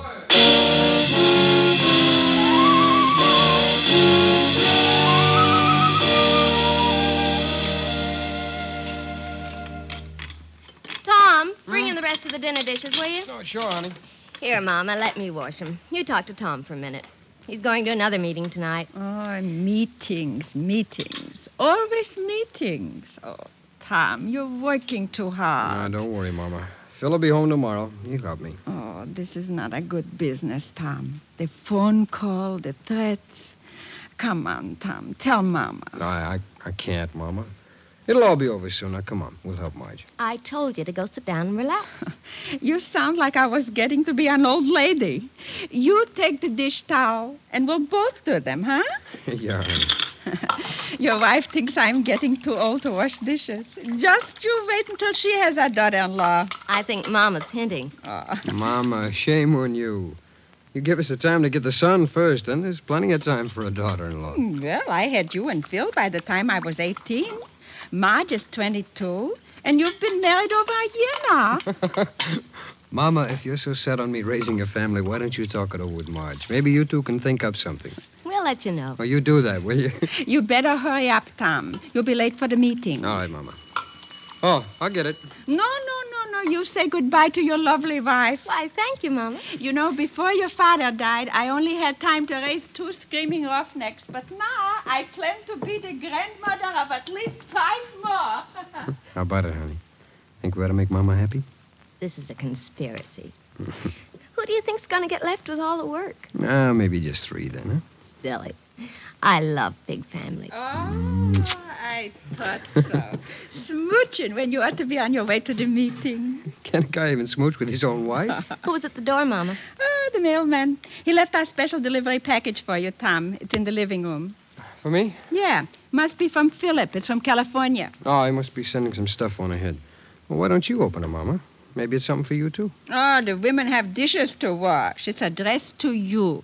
If you don't want to open it now, so leave it till tomorrow. Now, go on. Get out of my kitchen. You know go. You're sounding more like a mother-in-law every day. Oh. Okay, I'll open it. You know, maybe it'd make you happier if you knew that Marge and I decided on 5 kids. Children are not kids. Kids are goats. Well, you never know. Tom, John Wagner called you earlier. Wagner? What do you want? He didn't say. Who's the package from? Oh, that's from Phil, all right. I know it's a surprise because he sent it to me at the shop first, and then they sent it on here. Wonder why I didn't get it at the shop. Well, what is it? Just a second, Mama. Wrapped up pretty tight. Oh, it's sure heavy.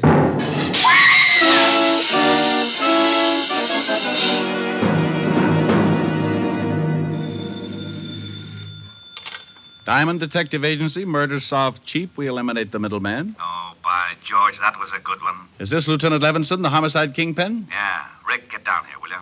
What's up, lover? Something pretty nasty. Well, tell Otis to stop leaving his bubble gum under the seats. No kidding, Rick. This is something that you want to know about. Well, stop sounding like an auctioneer at a mortuary and tell me what it is. You know the Waxmans? Mama Waxman? Yeah. Sure, I had dinner over there last week. Took Helen. What's happened, Walt? Last night, someone sent Tom Waxman a box with a bomb in it. What? I knew you were a friend of the family, and I've got to talk with you. Come down here, will you? You know it. I closed the office and grabbed a cab for Walt's precinct. All the way over, I kept thinking about Mama Waxman and her two sons. I'd known the whole family when I used to be on the force. Tom, who used to sing first tenor at the synagogue, had gotten hit in the throat with a baseball. And Cantor Weinberg asked me to take over for him, so I sang that day in Tom's place. Mama Waxman heard me and asked me over later for the best dinner I'd ever eaten. We've been friends ever since. The cab dropped me off at the station, and I went in fast. Sergeant Otis was sitting at his desk reading the Police Gazette. Hello, Otis. Stop panting. They're just pictures. Oh, it's the comic gumshoe. Go on in, Diamond. The lieutenant expects you. Well, thanks, Sergeant. Oh, by the way, when are you going to get a haircut? You're beginning to look like Rasputin with a Tony. Hello, Walt. Sit down. I got a real headache. How much damage did the bomb do? Plenty. Killed Tom and put his wife and mother in the hospital. Mama Waxman's pretty bad. Oh, that's awful. Any line on the killer? Yeah, that's why I got this headache. We're, holding Phil Waxman, Tom's brother. Holding Phil? Are you crazy? Those two kids were inseparable. Tom's wife said that the box the bomb came in was from Phil. She heard Tom say so before he opened it. Well, she could have been mistaken. Someone could have copied Phil's handwriting. The story's got more holes in it than a fishnet. The package was sent from California, Rick. That's where Phil was. He got in this morning, and we picked him up at the train. What does he say? I thought at first he was going to say plenty, but then some guy comes in and says that he's his lawyer. After the guy left, Phil shut up like a clam. He denies the crime, doesn't he? Oh, sure, but that's all. Can't get anything else out of him. Who was this guy who claimed to be his lawyer? I got it right here. Name is John Wagner. You check on him? Yeah, he's a lawyer, all right, but we can't find an address on him. Moved his offices about 3 weeks ago. Can I talk to Phil? Won't do you any good. But if you want to, have Otis take you over to the Tombs. I won't have to hold Otis's hand, will I? Oh, go on. Get out of here.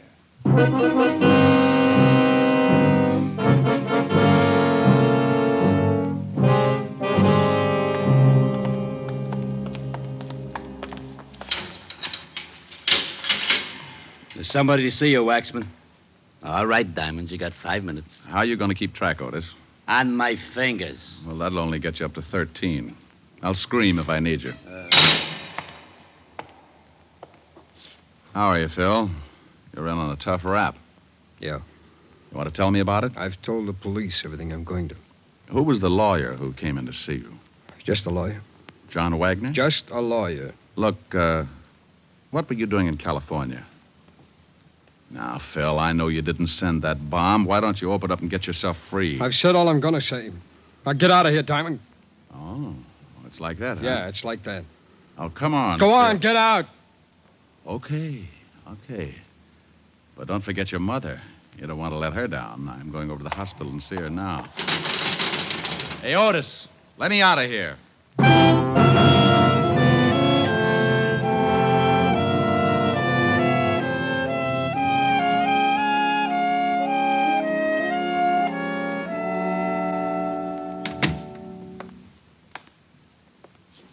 Hello, Mama.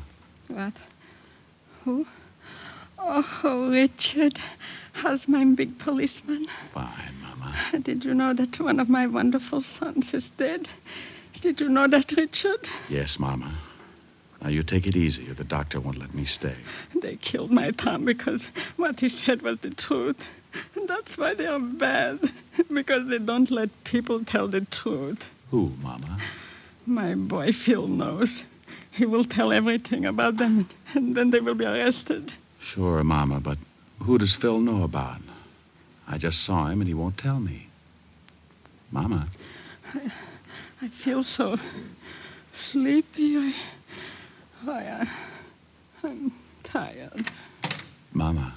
You'll have to leave now, Mr. Diamond. Is she asleep, nurse? Yes, we gave her an injection before you got here. Oh. Well, then may I see Mrs. Tom Waxman? For a minute, yes. She's in this next room. She isn't as serious as Mrs. Waxman, but she has to rest. I'll give you a minute with her.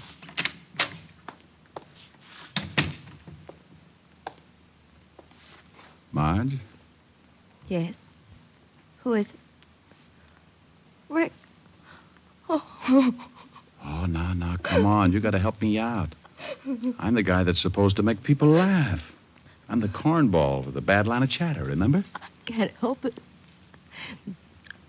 Sorry, they gave me something to make me sleep, and things don't make too much sense. Look, dear, I want to help Mama, and I want to help you, too. But the nurse will only let me stay a minute. The police are holding Phil. I just came from seeing him. Did he tell you anything? Nothing. I made a mistake and told the police that the bomb had arrived in a package from Phil. I didn't think... They can't believe Phil would ever do a thing like that. He was helping Tom. Mama said Phil knows who did it. He doesn't know. He just knows who's behind it. I'm pretty sure I know, too. Who, Marge? Tom's been making speeches against an organization that call themselves the Laborers Assistance League. I've heard of them. King-size bunco game. Yeah. Phil's been in California. He joined the league and found out a lot of things about it. He used to write Tom once a week. Your time's up, Mr. Diamond. You'll have to leave. Just a second. Marge, did Tom tell anybody what his brother was doing? I don't know. There was a man named John Wagner that called Tom all the time. John Wagner? He's a lawyer. Please, Mr. Diamond. Did he tell any of the men who work in the shop with him? Yes, I think so. Mr. Diamond, I'll have to call the doctor. Please, nurse. This may mean another man's life. Marge, who did he tell? Well, I can only remember one person, Ralph Pryor. Pryor. Mama used to fix Tom and Ralph dinner after work sometimes, but he was Tom's closest friend. Okay, Marge. Now, you take it easy, and I'll see what I can do. Please, Rick, find the men who did this. Yes. Well, I'll try. All right, nurse. I shouldn't have let you stay this long. What would I have to do to get you to take care of me? Have an accident. Well, I'll see what I can come up with. Bye.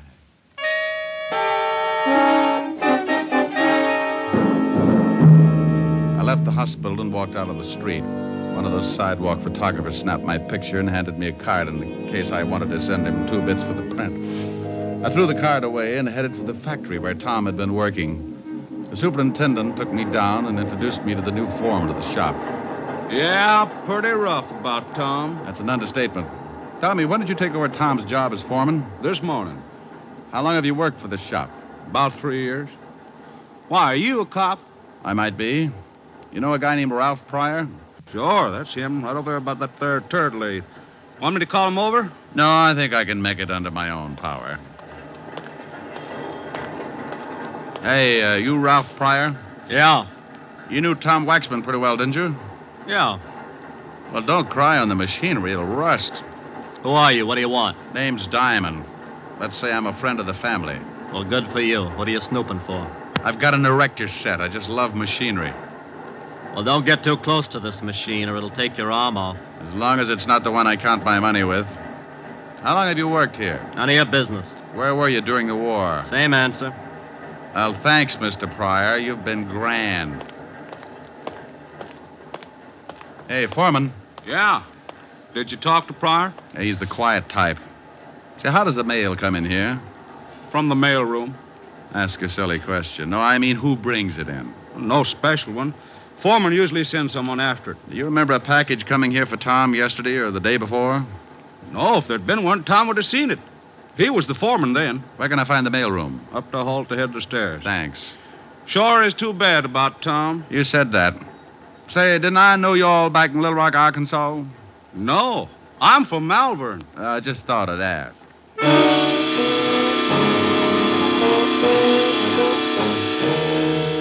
I went up and talked to the mailroom clerk, and he was a little more help. There had been a package for Tom. He told me that he'd sent it down along with some other mail, but he couldn't remember who'd picked it up. I was beginning to get warm, and I knew it.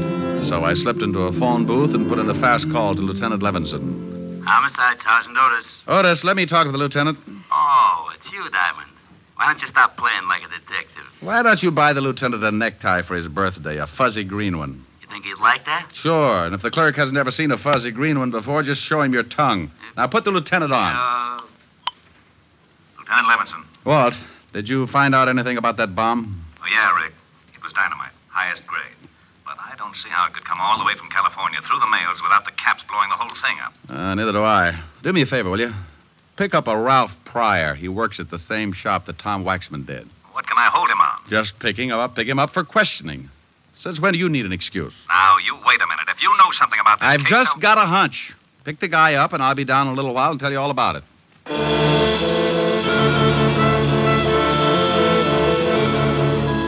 I hung up on Walt just as he was getting around to the words you could censor and headed back to the factory. I waited around outside for about 10 minutes, and then, sure enough, a prowl car pulled up, and two boys in blue got out and went in. In a couple of minutes, they came back outside, only this time they had company. Ralph Pryor. I waited until they had pulled away, then I hailed a cab and headed for the 5th Precinct myself. where have you been? Snooping, Walt. I just saw your boys pick up Pryor at the factory. Thanks. Now, would you kindly tell me what you wanted him picked up for? Oh, it's a long shot, Walt. I found out he knew what Tom's brother was doing in California. What was he doing? Getting some information on a racket that's been trying to muscle in on Tom's local union. In California? Yeah, they're operating all over the country. You've heard of them. Labor's Assistance League. Oh, those leeches. Well, I still don't see what this has got to do with Pryor. Walt, I think that bomb was sent from the factory here in New York. I found out a little while ago that in order to get hold of that package, the killer would have to be working in Tom's shop. You think Pryor did it? I'll tell you better when I see if anyone comes down to get him out. Well? Well, what? Well, what are we going to do? Sit here and look at each other? Well, that's a pretty ghastly thought. How about a fast game of canasta? Oh, you know it's a lousy two-handed game. Well, I'm just trying to help. We could play jacks, but twosies throw me. Yeah, what is it, Otis? The lawyer, John Wagner's out here. He says he wants to see the guy we just picked up. Fast word? Ralph Pryor? Yeah. He says he represents some kind of laborer's assistance league or something. Said that Pryor's a member. All right. Let him see him. Okay, Lieutenant. John Wagner, that lawyer who came in to see Phil Waxman this morning, is back again, Rick. This time to see Pryor. Yeah? Well, what are you looking so smug about? Looks like the hunch is going to pay off. You mean this lawyer is tied in with the killing? Well, I'm not sure, but I think so. Tom Waxman was making speeches against the Assistance League. Now, a lawyer from the league shows up to help the only guy who knew what Tom was up to and worked in the same shop with him. Now, I suppose you want me to hold the lawyer. No, Walt. Why? How do I know? That's what I asked you. What? Am I supposed to know everything? Lock him up if you want to. What for? He's not guilty. How do you know he's not guilty? Because you had me pick up Ralph Pryor. Well, let him go, too. Let him go where? With his lawyer. I thought you wanted me to lock up the lawyer. Walt, that was your idea. What was? Locking up the lawyer. I don't want to lock up the lawyer. Well, let him go. He's not in. Pryor Well, is. let him go. Who? Phil Waxman. How did he get in here? I don't know. You put him in. Of course I put him in. Now, why should I let him out? I don't know. I ask you. Ask me what? Why you put him in. Now, wait a minute. Otis! Yeah, Lieutenant? Empty the jails and throw this idiot out of my office. Thanks, Walt. Bye. I went out in the squad room and spotted the lawyer just as Otis started back into Walt's office with a glass of bicarbonate. He was a little guy, dressed neatly in a Homburg, blue suit, and spats. I made sure that he was my man, and I went out in front of the precinct to wait. I hung around for about half an hour until he finally came out, and then I started the tale. He grabbed a cab, and so did I. We went across town, and I watched him as he got out and went into a big building on 38th Street. I went in after him. We rode the same elevator to the 8th floor. We both got out.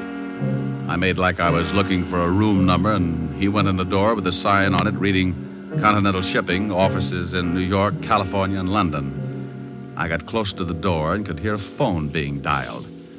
I'd have given my eye teeth, complete with the fillings, to have heard what the conversation was about. Yes, I just went down to see him. He'll be released in an hour. I've got him passage on the tramp steamer.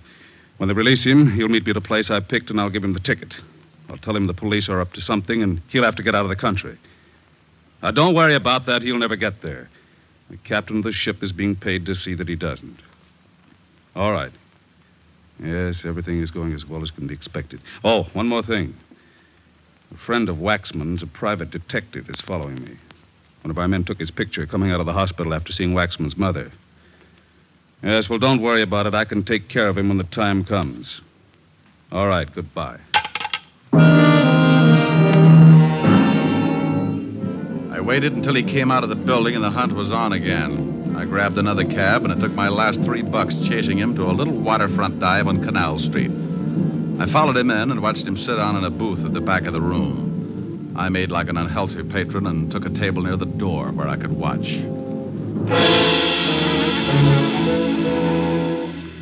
An hour later, a guy walked in and headed for the lawyer's booth. He was Ralph Pryor. He talked with the lawyer for a minute, then took an envelope from him and got up. He went out, and I went after him. If I was right, he was my killer, and the lawyer could wait. Ralph, I want to talk to you. I thought I told you to stop snooping. Bad right ear. Let's step in this alley. Oh, what? Get in the alley. Hey, what do you think you're shoving around? You're just full of questions. You know, mister, you're not so big that you can't end up with a busted head. Now, let me go. I guess you better understand something. Oh! Get the point? Oh, you dirty... Still want to play, huh? Oh! Oh! Maybe you haven't guessed it, but I'm mad. I'm going to kick you from one end of this alley to the other until you tell me who sent that bomb to Tom Waxman. I don't know what you're talking about. Okay, the state might slap my wrist, but I don't like losing good friends. Oh, my nose. You should see Mama Waxman. She looks a lot worse, but she's got a lot more troubles. She lost a son. Oh! Wait a minute. I can't take any more. Sure you can. Sure. Just think about something else. Tom Waxman, maybe, or his wife and mother. Want to tell me? Okay. No! Please! Wait a minute. All right, I did it. Leave me alone, will you? You picked up a dummy box sent from California to the factory and you planted a bomb in it. Yeah. Why? Because Brother Phil had evidence enough to smear the League? You know a lot, don't you? Sure, Tom was going to present the evidence in front of his union. And the League sent an empty box from California addressed with Phil's forged handwriting. And I went up to the mailroom and picked up the box and put the bomb in it and sent it to Tom's house. You do it for the League? Yeah, I did it for them. Who's the boss of the League? Well, I... Come on. All right. It's... Oh. Now you'll never know. Wow. Mr. John Wagner, complete with Derringer. I hope you noticed the error of his ways, Mr. Diamond. He talked too much. You got a funny way of keeping clients out of trouble. I'm glad you noticed. I'm going to do the same for you. Won't you need a retainer?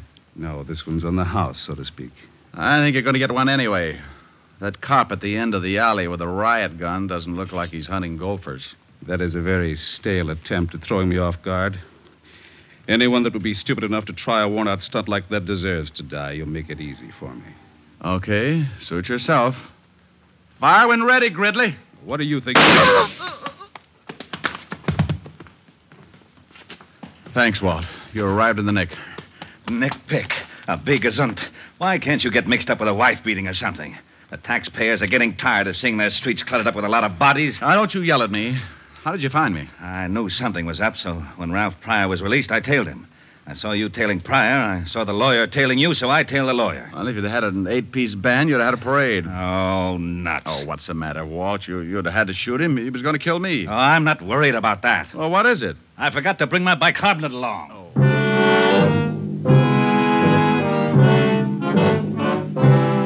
Well, the wagon came and crated Pryor and the lawyer off to the morgue. When we got back to the station, Walt put in a call to the feds and told them to check the Labor's Assistance League in California and pick up the guys who sent the package through the mails. Using the mails like that can be a tough rap. And 3 weeks later, the government closed in. They picked up the big wheel and threw the whole bunch away for 10 to 20. Tom's brother, Phil, was released, and he went in front of Tom's union and gave them the evidence he'd collected while he was with the League. Needless to say, the League wasn't represented that night or any night after that. About 3 weeks after Mama Waxman came home from the hospital, she invited me over for one of her famous dinners. I brought Helen, and her butler Francis came along to help with the serving. Oh, Mama, I'm stuffed. Oh, but Richard, you didn't finish up the cheesecake. Can't make it, honey. I can't move. Oh, the Helen's a good girl. She ate everything in front of her. You know what? You two should get married. Her appetite is the best argument against getting married I can think of. Keep working on him, Mama. All right. Now, let's all go into the front room. If I know my big policeman, he still likes to stretch out on the couch, huh? You are so right. Here, let me help you, Mama. Thank you, Richard. Where's Francis? Oh, he's in making some coffee. Oh, he's been such a help. Before the accident, it was nothing to serve supper. You sit right here, honey. All right. Thank you. I won't have to eat another thing for a week. Here's the coffee, Mrs. Waxman. Francis, you must call me Mama, like the rest. Oh, yes, ma'am. Mama. Did you have enough to eat also, Francis? It was simply wonderful. Someday if Miss Asher doesn't mind, I'd like to stop by and, well, just to swap recipes, as it were. Well, I think that would be wonderful, Francis. Why don't you do that? I'll give you some fine ones, Francis. Where's Phil tonight, Mama? He had to go to our union meeting. He's going to work in Tom's shop. He also asked me to thank you for singing at the funeral. Glad to do it, Mama. Richard, we always wondered where you learned to sing in Yiddish. Well, I used to pound a beat on the Lower East Side. Well, would you do me a big favor, Richard? Sure, dear. I'm feeling a little sad about my boy tonight. Would you sing something for me? This song he liked you to sing. Oh, I'm a little full of dinner, Mama. Please, Ray. Oh, yes, please, Mr. Diamond. Well, all right. Mimi. A Yiddish Mädel, darf a Yiddischer boy. It's pretty good for a shaker, so, Mama. Fine. Du schöner Mädel, denn es darf sein a Säu. What does it mean? Don't tell her, Mama. Weil in der Teure ist geschrieben, in a Säu ist du's verblieben. A Yiddish Mädel, darf a Yiddischer boy.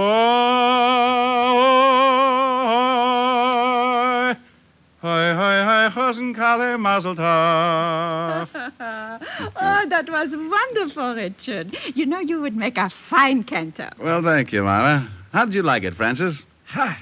Als een gazen bist du gitten Dishwasser. What? Francis. What did he say, Mama? He said as a cantor you would make a fine dishwasher.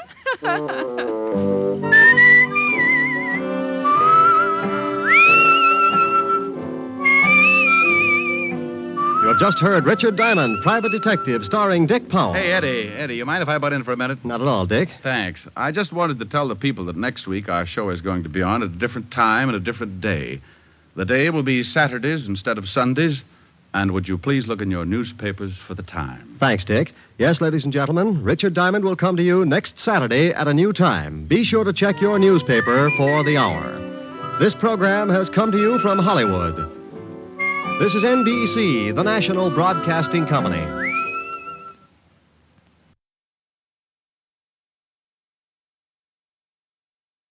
Thank you for listening to Golden Age Radio.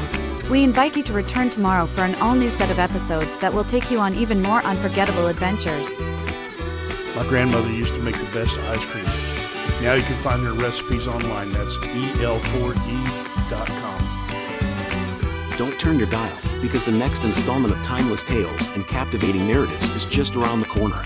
Stay tuned for another dose of vintage radio magic that will transport you to a bygone era of entertainment like never before. Hello?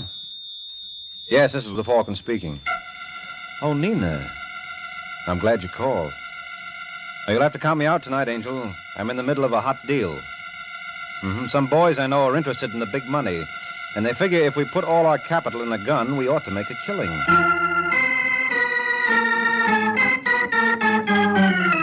The Kraft Foods Company brings you The Adventures of the Falcon, starring Les Damon. You met the Falcon first in his best-selling novels. Then you saw him in his thrilling motion picture series. Now join him on the air when the Falcon solves the case of the Quarrelsome Quartet.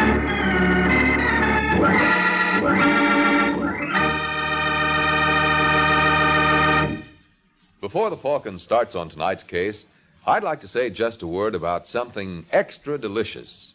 Kraft mayonnaise. Here's really true mayonnaise at its finest. One taste will tell you that. Just one taste of delicate, exquisitely flavored Kraft mayonnaise will tell you that here is mayonnaise to delight even the fussiest cook. Try it. Try it and see for yourself. Tomorrow when you shop, get a jar of wonderful tasting Kraft mayonnaise.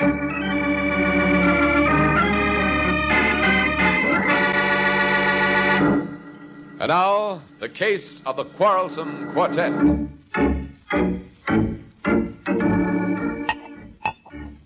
It's late evening in New York, and in a shabby apartment on Manhattan's West Side, A short, heavy-set boy named Dixie Taylor watches his companion, Georgie Reynolds, attack an age-old problem.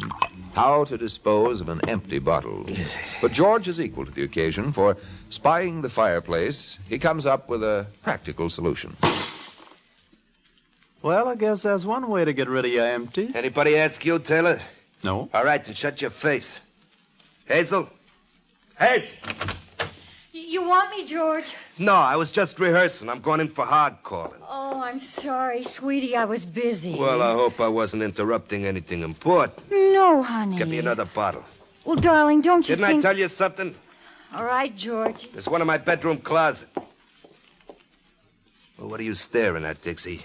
I was just wondering about Hazel. Well, don't.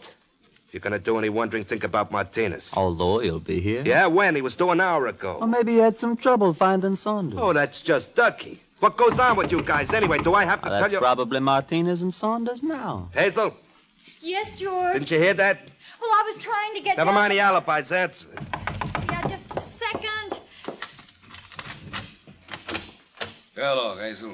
Hello, Mr. Martinez. Your boyfriend here? Yeah, we're in the kitchen. Come on in. Bring your friend with you. Hi, Georgie. Hello, Taylor. Hello, Louis. Well, you took your own sweet time getting here, Martinez. Well, I have a little bit trouble finding Mr. Saunders here. Gentlemen? Bring in a couple of chairs, Hazel. Yes, dear. All right, now go on. Go on. Beat it. But, darling... I said beat it. These fellas and I have some business to discuss. Well, Martinez, did you tell Saunders what I lined up? No, I think was maybe better I leave that for you. It's a snatch, Saunders. A what? A snatch. That's what I thought you said. Well, it's been nice knowing you, gentlemen. Sit down, Saunders. No, thanks. I'm not interested. Cost you something to listen? All right. Ever hear of Big Joe Gallagher? Well, enough to know that if he's the party you got in mind, you can include me out, as the saying goes. Now, don't be a jerk, Saunders. Sure, Gallagher's a big rackets boy, but that's just why we can get away with this. You're crazy. Now, look, Martinez, why didn't you tell me Let that... Georgie finish. Dixie and I used to work for Gallagher. We know what makes him tick. A guy in his position would never yell copper. Yes, but there's one thing you're overlooking. From what I know of Mr. Gallagher, he never goes anywhere without 2 or 3 of his boys. How are you going to separate the wheat from the chaff? I got it all figured out. Gallagher's a ladies' man, see? Now, if a babe were to call him up and arrange a blind date, it's dollars to donuts he'd go for it. I doubt it. Don't tell me. I've seen it work a dozen times. You got the girl? Yeah, Hazel, the one who let you in. I suppose she talks. She wouldn't dare. Besides, she doesn't have to know what's going on. I'll tell her the whole thing's a gag. Well, where do I come in? Hazel will arrange to meet Gallagher at the 49 Club. You and Martinez will pick him up. What about you and Taylor? Oh, we can't take a chance. He knows us. Well, what do you say, Saunders? You think this will work, Martinez? Why not? Georgie's got all the angles figured out. So it would seem. Okay, gentlemen. Deal me in.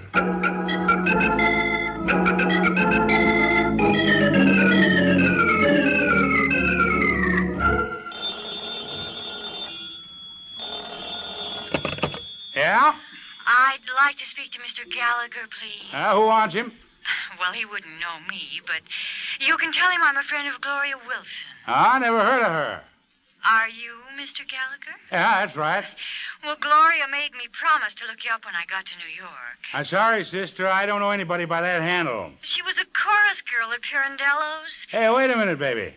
What's your name? Hazel Walsh. You look anything like you sound, Hazel? Oh, now, really, Mr. No, Gallagher? kidding, because if you do, I'd like to see you. I'm afraid that's out of the question, Mr. Gallagher. I'm flying to the coast tonight. Ah, what time? 1:15. Well, that still gives us 3 hours to get acquainted. What do you say, baby? All right. But you will have to meet me here. You see, I'm expecting friends. Oh, that's okay. Where are you? It's a little place called the 49 Club. Do you know it? No, but I'll manage. What color dress you wearing? Blue. My favorite color. Okay, Hazel. I'll see you in 20 minutes.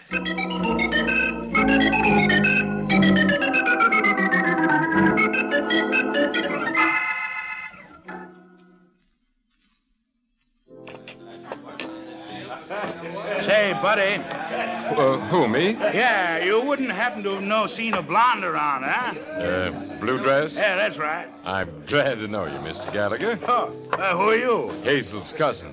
Didn't she tell you we're having a little farewell party in her honor? Well, she said something about friends. Oh, now don't get frightened. We'll be pushing off in a few minutes, and that'll give you enough time to talk to Hazel alone. Where is she? She's in the back room with the rest of the family. Well, let's go. Right down here. By the way, feller, I don't believe I caught your name. Well, it's the same as Hazel's. Related on your father's side. Yes, that's right. Oh, here we are. Hiya, fellas. Hello, Louis. This is Hazel's friend. Pleasure to know you, Mr. Gallagher. Where's Hazel? Oh, she just stepped out for a minute. Well, where's the rest of the crowd? Crowd? Yeah, her cousin told me she had a flock of relatives down here. Never believe Saunders. He's a big joker. Saunders? I thought his name was Walsh. What goes on here anyway? Watch him, Saunders. Just keep those hands where they are, Mr. Gallagher. Frisk him, Martinez. Get your hands off me. Don't get excited, Mr. Gallagher. He's bad for your blood pressure. Is he clean? He is now. Good. Would you be kind enough to accompany us, Mr. Gallagher? Oh, no, you're not getting me to walk out of here. Well, as long as you feel... You have to hand it to him, Martinez. He said he wasn't walking out of here, and, he was right.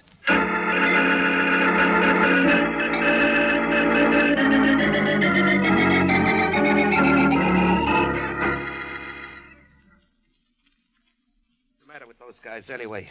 Got the time, Dixie? You asked me that just 5 minutes ago, George. Now, don't get smart.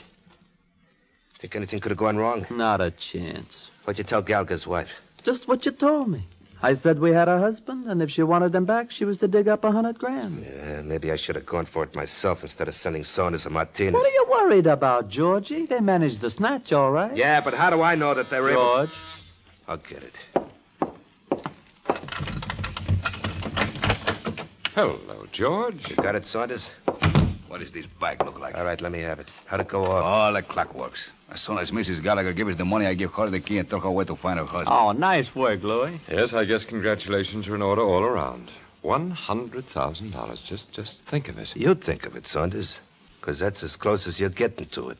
What do you mean, George? Well, I tell you, friend, it's like this. The boys and I had a little talk. And you decided why split 4 ways, huh? Why, you catch on fast. But didn't you think I'd have anything to say about that? All right, put away that gun, Saunders. Yeah, Georgie was only clowning. Yes, I'll bet.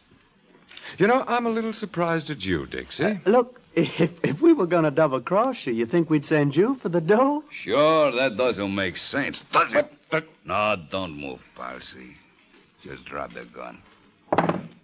Nice going, Martinez. Well, Mr. Smart Guy, what do you say now? That's enough, Georgie. Go on, Saunders. Beat it. All right. Gentlemen, if this little get-together hasn't been pleasant, it has been informative. Well, I'll be very glad to show you what I learned next time we meet.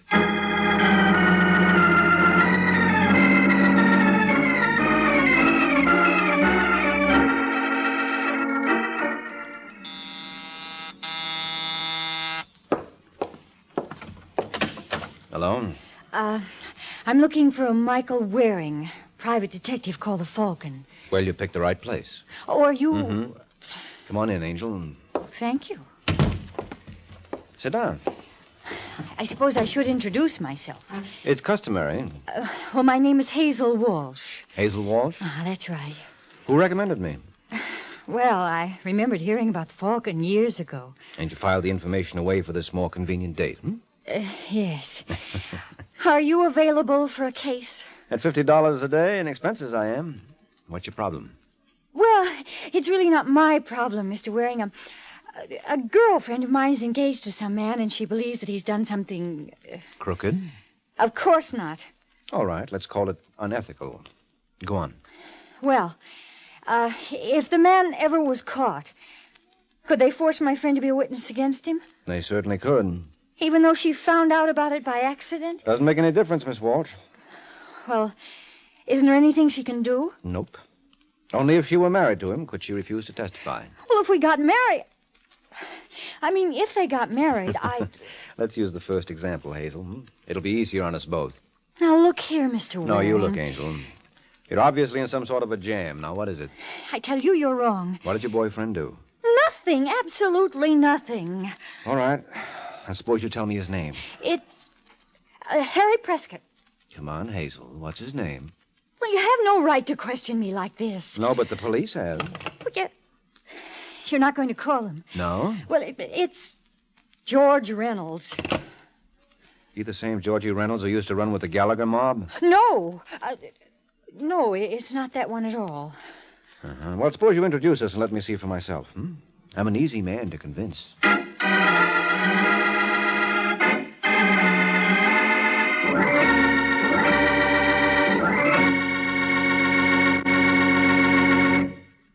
Well, sounds as though Mike follows that good old theory that seeing is believing. Of course, that's a pretty smart idea, I think. And it's a good one for everyone to follow when it comes to food. For example, I can tell you how satiny smooth Kraft mayonnaise is. What an amazing, creamy, rich texture it has because of the special way Kraft blends it. But to really appreciate just how smooth Kraft Kitchen Fresh mayonnaise is, get a jar and see for yourself.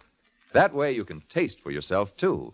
You won't have to take my word for it that Kraft mayonnaise is especially good, with a delicate, delightful flavor, the result of careful blending of only the finest oils and eggs, the most fragrant vinegars and spices. Yes, the best way to tell is to taste Kraft mayonnaise yourself. Try it on a cool and colorful salad of hollowed-out tomatoes topped with spicy deviled eggs and garnished with fresh and tangy watercress. It's really delicious. So tomorrow when you shop, get a jar of Kraft Kitchen Fresh mayonnaise. Whether you're serving a simple, everyday kind of salad or a fancy company special, you'll enjoy it more with true mayonnaise at its finest. Kraft mayonnaise.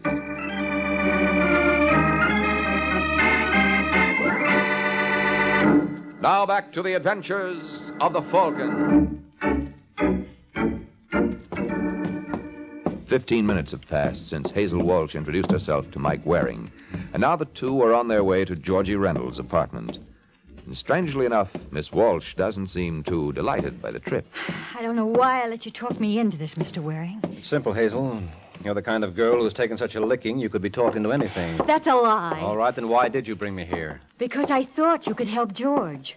Well, if it's the same George I think it is, you'll have to get yourself another boy. Whatever made you tie up with a guy like that? I don't think that concerns you.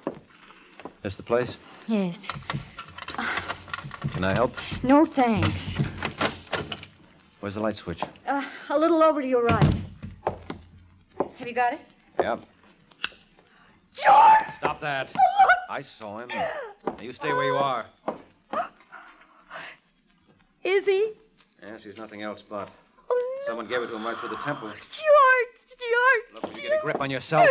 How can you talk to me like that when my fiancé's been murdered? I can talk to you like that because it's not your fiancé. What? This is a boy named Dixie Taylor. Now will you behave? Can't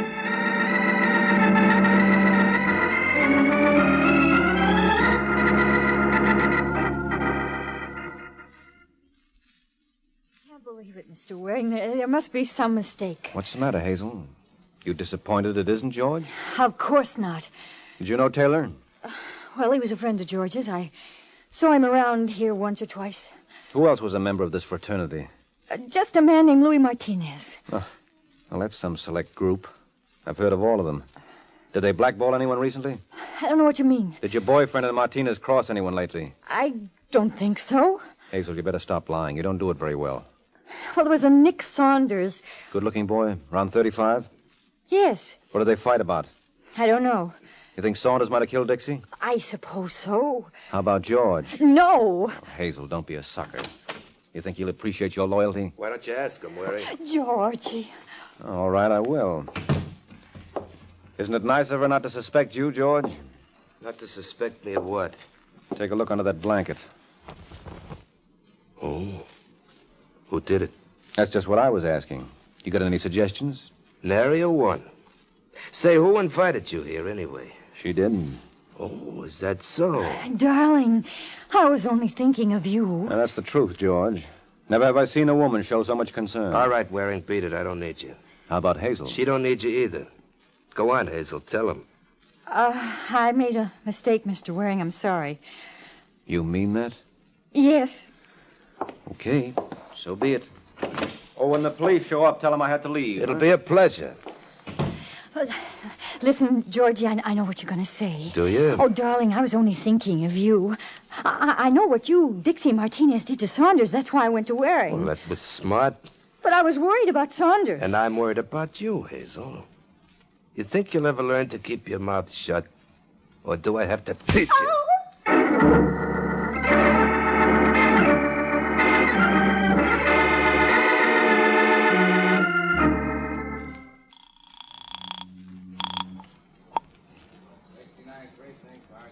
Hello, Corbett. This is Mike Waring. Oh, what's on your mind, Mike? Listen, what kind of caper has Georgie Reynolds pulled recently? Well, there's some talk going around that Big Joe Gallagher was snatched last week. Well, that's crazy, Sergeant. I saw him on 48th Street yesterday. I know, but that's the story we got. According to one of my pet stoolies, his missus laid out $100,000 to get him back. You think Georgie Reynolds was behind it? Wouldn't be at all surprised. Well, can't you do anything? You tell me how when we got no proof, and Mrs. Gallagher hasn't seen fit to make a complaint. Was Nick Saunders in on it? You seem to know more about it than I do. What do you know about Saunders? Not quite enough, Sergeant. I'll let you know the minute I learn more. Oh, by the way, there is a body over at Georgie Reynolds' apartment. Go over and pick it up like a good fellow, will you?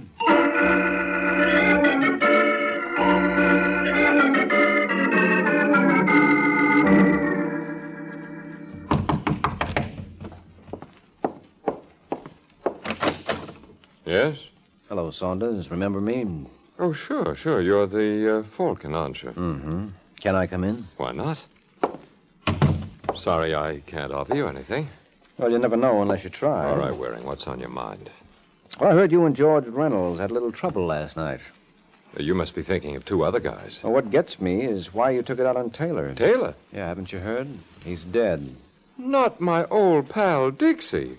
Well, what do you know? I know you better have a pretty good alibi handy. Come on, Saunders, get your coat. We're going to headquarters. Just brief me on one thing, Waring. You're a private detective, aren't you? That's right. Now, where do you get off pushing people around? It's my hobby. You going to get your coat, or will you go like that? Well, act your age. Put away the gun, Saunders. Put it away before I... Cut it out. Go on, drop it. No, Drop it. All right, now what do you say, friend? Do we take that little ride I mentioned? Okay, Waring. But don't be surprised if someday I return the favor.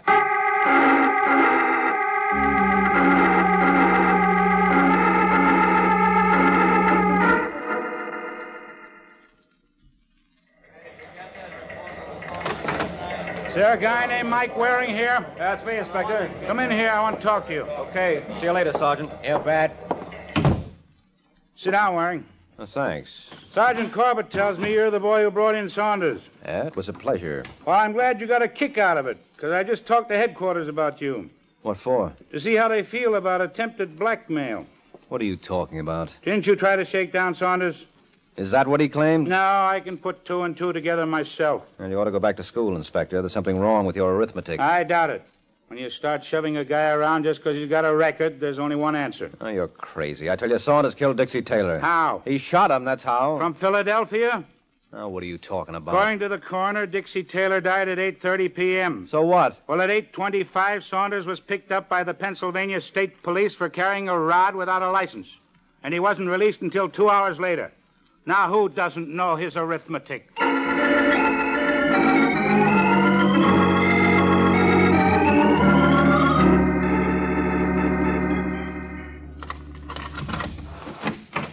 Hello, Mike. Huh? Hazel. How did you get in here? The superintendent let me in.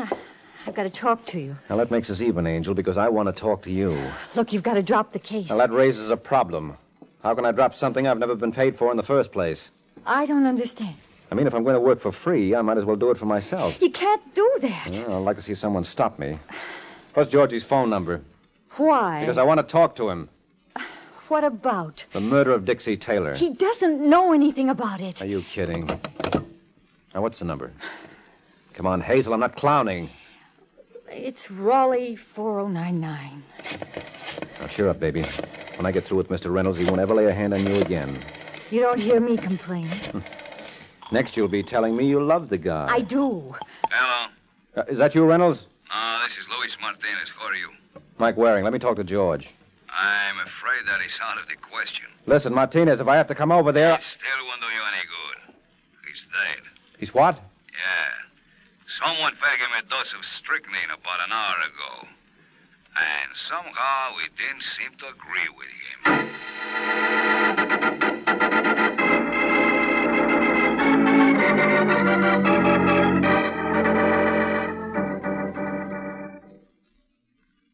It's not true, Mike. I don't believe it. Martinez was lying. I suppose we go over and check. But George is dead. Oh, come on, Hazel. Get a grip on yourself. You're better off without him. Oh, how can you talk that way? Because it's the truth. He was no good. That's a lie. Oh, don't give me that. You knew he was the brain behind the big Joe Gallagher snatch. No, you're wrong. Who are you kidding? Oh, so incidentally, what happened to the loot? The loot? The ransom money Mrs. Gallagher paid off. How would I know? Well, you would if anybody would. You can't keep it, Angel. I didn't intend to. Then where is it? Well, they didn't tell me, but I watched them through the keyhole. Where did they put it? Under the middle cushion of the sofa in George's apartment. Okay, let's get it before someone else gets the same idea. I wouldn't be surprised if we're a little late now.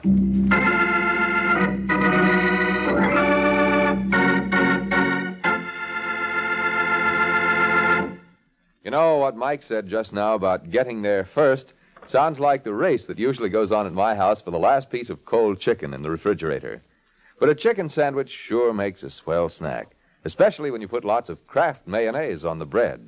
The delicate flavor of Kraft mayonnaise is just exactly what you want. And Kraft mayonnaise is so creamy, rich, and smooth. Just try it. For a grand sandwich spread, as well as for fine salads, there's nothing like true mayonnaise at its finest. Kraft Kitchen Fresh mayonnaise.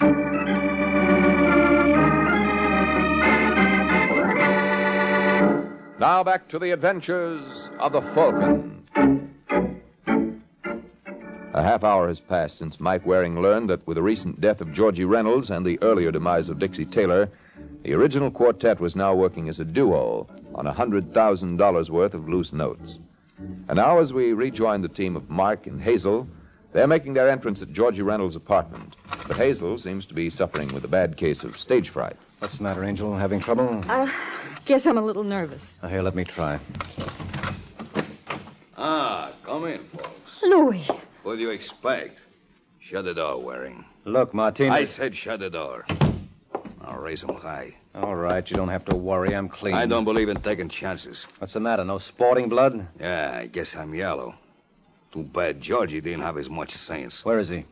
Move the club chair. What? Yeah, go on. He's behind it. George! That won't bring him back. You killed him? Well, while we're on this subject, where were you at 11:30? She was waiting for me in my apartment. Nice. Look, you better watch that mouth. And you better watch yours. All right, Hazel, where is it? Where is what? The dough we got from Gallagher. I don't know. Don't give me that. I want it, honey bunch, and nothing's going to keep me from it, understand? I wouldn't count on that, Louis. What? No. Don't bother turning around, Martinez. It's only me. Listen, Saunders. Don't mind if I do, Martinez, but first drop the gun. That's a sweetheart. You want me to pick it up? No. Don't trouble yourself, Waring. I can manage. Oh, what happened to Georgie? The same thing that happened to Dixie Taylor. And he was such a sweet guy, wasn't he? Oh, by the way, when I walked in here, Martinez was asking you a question. I don't remember your answering it. Would you like to now? You'll never see a penny of that money. Come on, Hazel. We're wasting time. Where is it? You better tell him, Angel. I think he means business. I do, and make no mistake about it. It's under the middle cushion of the sofa. What? Stay where you are, Martinez. I'll do my own checking. Oh, now, isn't that pretty? Listen, Saunders. I'm afraid I haven't the time, Louis. You'll have to find it, Saunders. What? Get down, Hazel! No! Hey! Had enough, Saunders? Yes, he has. Oh, hello, Sergeant. Hiya, Mike. The inspector sent me around to apologize. Oh, what happened? 20 minutes ago, a call came through from Philly that Saunders they picked up there was this guy's cousin. I thought there was something screwy playing. Well, if you fellas don't mind... Just a minute. Where are you going, Martinez? Well, I just figure it's no point of my hanging around just now. Well, you better get used to it, Louis. You're going to do quite a bit of it from now on. What are you talking about? You killed Dixie Taylor and George Reynolds. You're crazy. Well, maybe you're right. Here I've got you hanging when any kid knows that in New York they burn you. All right, Sergeant, prove it to him.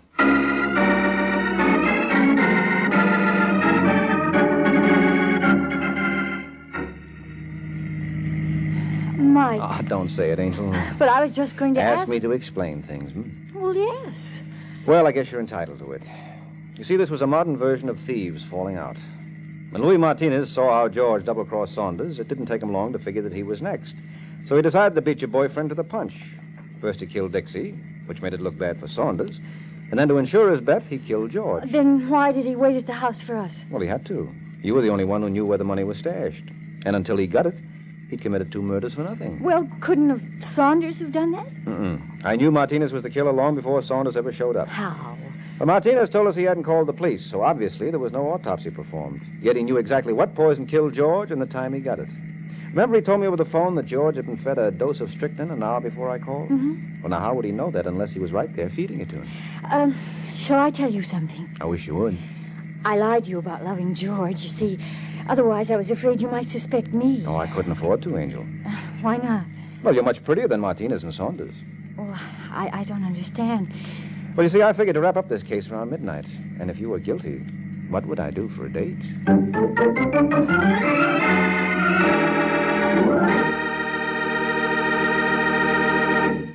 Folks, here's sure, pure enjoyment for the whole family.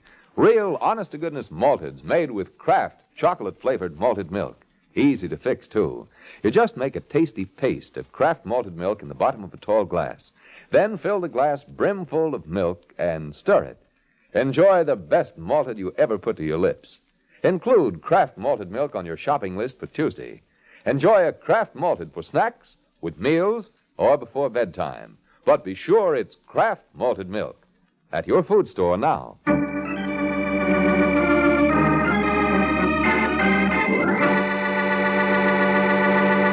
The Case of the Worried Champion. The Case of the Worried Champion. That's the title of next week's adventure of the Falcon, when Mike Waring learns that a boxing title is something a number of people are willing to shoot for. So be sure to listen next week at this same time to another exciting adventure of the Falcon, brought to you by the Kraft Foods Company. The Adventures of the Falcon are based on the famous character created by Drexel Drake, produced by Bernard L. Schubert, written today by Gene Wang, and directed by Richard Lewis. Music was by Arlo. Les Damon was starred as the Falcon, with Amzie Strickland as Hazel. This is Jay Jackson speaking. This is NBC, the national broadcasting company. I would like to extend my sincere gratitude to Old Time Radio Research Group for their remarkable efforts in preserving and archiving the captivating world of old-time radio programs. Their dedication to safeguarding these precious audio gems ensures that future generations can relish the enchanting stories, music, and entertainment of the past. Their invaluable contribution allows us to step back in time and experience the magic of radio history firsthand. Their link is in the description below. Ladies and gentlemen, the secret word tonight is door. D-O-O-R. I didn't know you could spell it, George. You bet your life.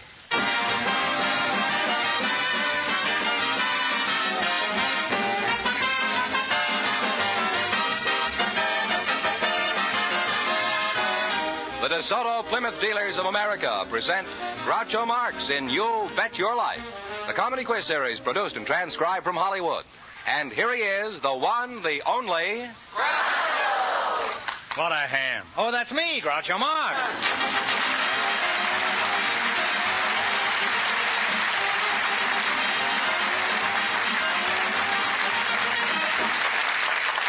Thank you. Well, here I am again with $2,000 for one of our couples. George Fenneman, who's face to try for it? Just before we went on the air, we asked if there were any young people present who'd like to get married if they found the right person.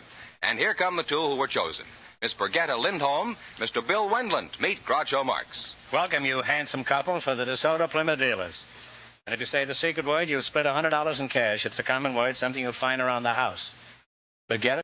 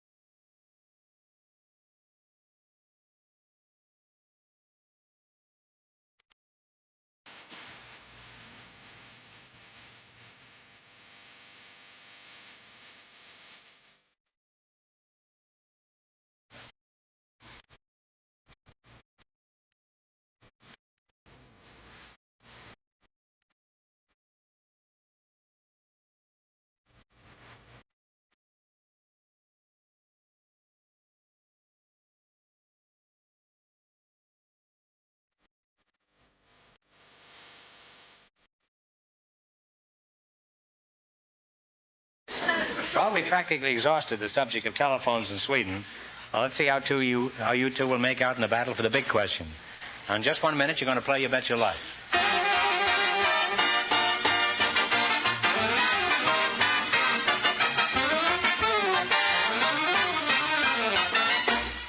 Have you ever had your car serviced by a DeSoto Plymouth dealer?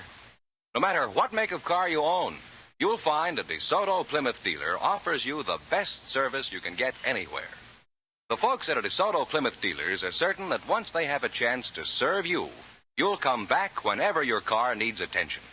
What's more, they'll do their utmost to treat you fairly and squarely at all times. That's their creed. So won't you give them a chance to show you what service really means? Drive in wherever you see the sign of an authorized DeSoto Plymouth dealer. And remember, all dealers who sell DeSoto also sell Plymouth.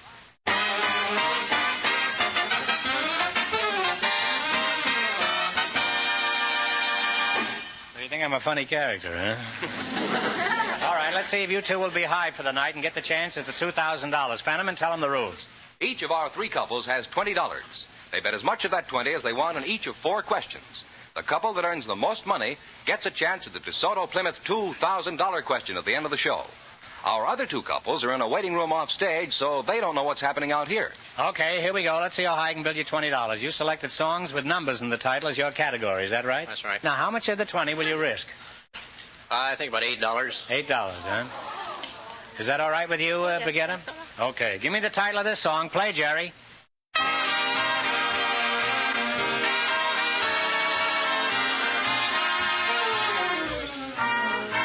Three Little Words. Three Little Words is right, by Harry Ruby. They're on their way. They have $28, Groucho.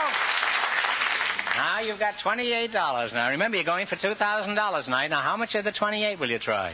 On 15. Okay, $15. What is the title of this song? It has a number in the title.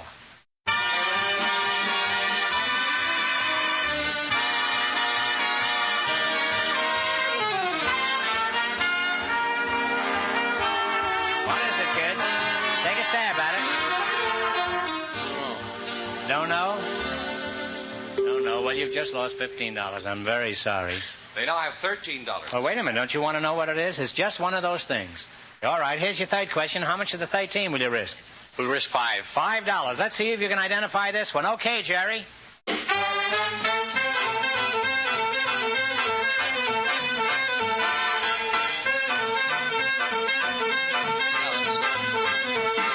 Rag. What is it? What's the answer you've decided on? Bugle Call Rag. No, I'm sorry. You're close, but it's the 12th Street Rag. They now have $8, Groucho. How much of the 8 will you risk? 3. Or $3. Make it 5. Make it 5. Okay, play, Jerry.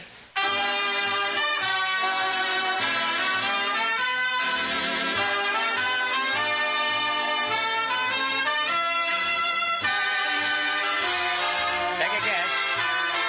2 Sleepy People. 2 Sleepy People is right. With $13.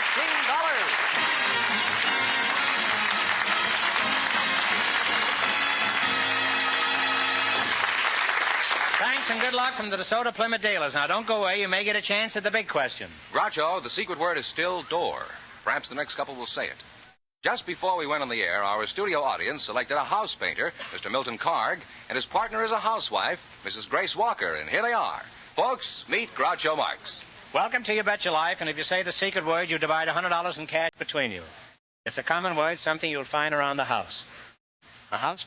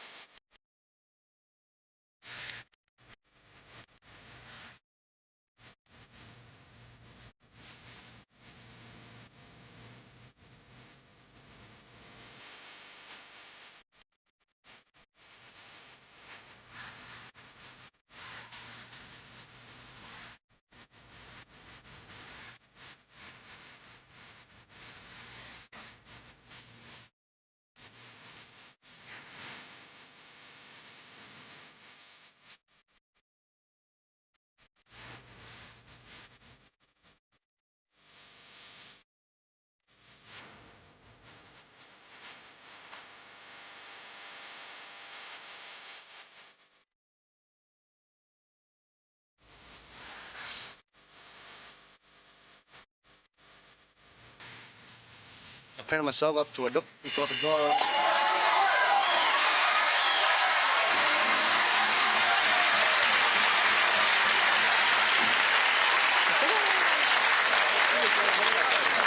Milk, you just said door, and that's the secret word tonight. So you and your partner split $100 in cash. Compliments of the DeSoto Plymouth Dealers of America. Thank you.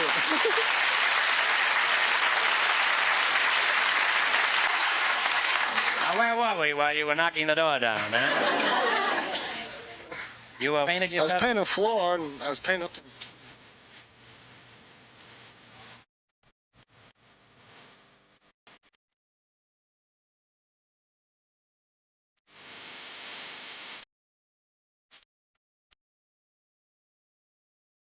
Well, now I know all about painting, thanks to you, Milk. Now, let's see how much you two know. You're going to play You Bet Your Life for a chance at the $2,000 DeSoto Plymouth question. You run your $20 into more than the other couples, and you get a chance at the big question. I can't tell you how much our first couple won, but Fenneman is off stage to remind our listeners. The girl from Sweden and the telephone man won $13. Here we go. Let's see how high I can build you $20. You selected nicknames of states as your category. How much of the $20 will you bet? Bet 10. $10? What state is called the Hoosier State? Indiana. Back home in Indiana. And on my way with $30. All right, you got $30. Remember, you're going for $2,000 tonight. How much of the 30 will you bet? 20. $20. What state is called the Sunflower State? Kansas. Kansas is right. Now they have $50. Mrs. Walker, you haven't been in that copper mine all the time. Now you got... Here's your third question. How much of the 50 are you going to go for? Oh, 30. All right, you're betting $30. Here's your third question. What state is called the Empire State? New York State. New York is right. Coney Island. They're really climbing now. They have $80. All right, you got $80. Here's your last chance to beat the other couples. How much of the 80? Bet the 80. What state is called the Bluegrass State? Kentucky. Kentucky is right. And they wind up with a grand total of $160.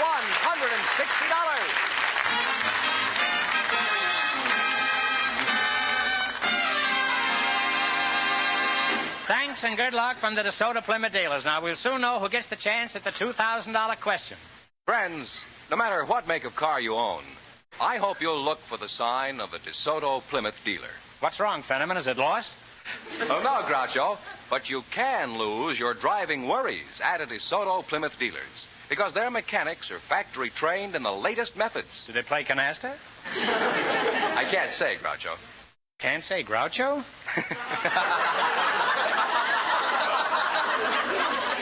This'll make it very embarrassing for you on this program, Fenneman. Fenneman, who's ahead in the battle for the $2,000 question? Well, the house painter and the housewife are leading with their $160. And the secret word is still door. Just before we went on the air, our studio audience selected a junk dealer, Mr. Howard Martin, and his partner is Dr. Harry Husky, who is a designer and a builder of an electronic brain. And here they are. Gentlemen, meet Groucho Marx. Welcome, gentlemen, to You Bet Your Life. And if you say the secret word, you'll divide $100 between you. It's a common word, something you'll find around the house. Mr. Junkman, Howard Martin, you're the junkman, huh? Yes, I am. Pretty flashy dresser for a junkman. Well, stick around tonight. Before the night's over, I may junk the whole program, huh? Where are you from, junkie? Burbank, California. Burbank, huh? Have you ever crossed a vegetable with a boulevard or something? Oh, not yet. Dr. Harry Husky, huh? You have an electronic brain? That's right. What should I call you, Doctor, Harry, or Husky? Anything that you like. Now, don't go that far. Where are you from, Doctor? I come from the Smoky Mountains in North Carolina. Smoky Mountains. Welcome to the smoggy plains of L.A., huh?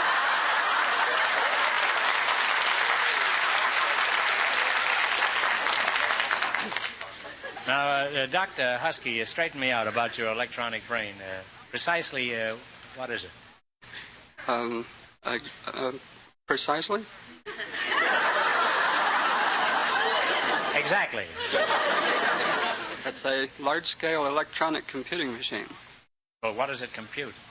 Well, it's just being put together. We still have some parts to put into it. It doesn't compute anything yet. Can't even add 2 and 2? What a schlemiel that is, huh? Just a moron, huh? Doctor, what is this machine for, this robot? Well, it's to carry out sequences of computations to compare figures. You're going to compare figures. I don't need an electric brain for that. It's called an automatic reflex in my case.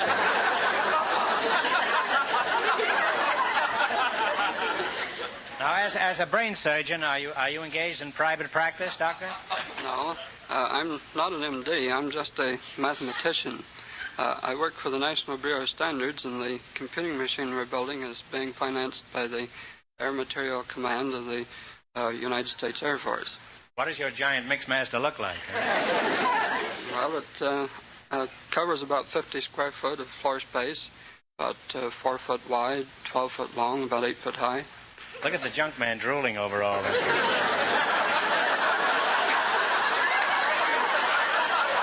What a haul, eh, Howard?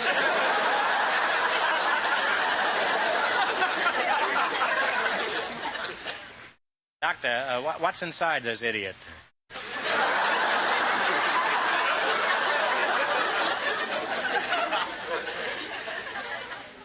Well, there's about 2,000 radio tubes, about 40 television tubes, and miles of wire.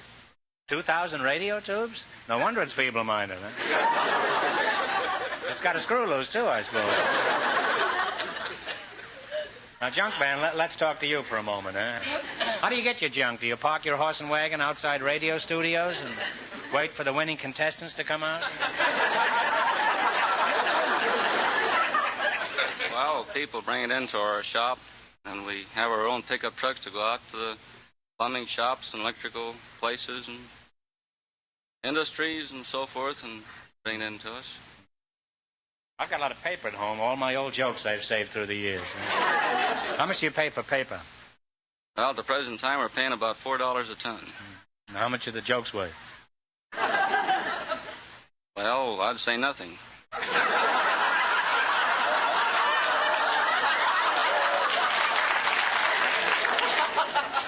That isn't fair. You must have heard the jokes.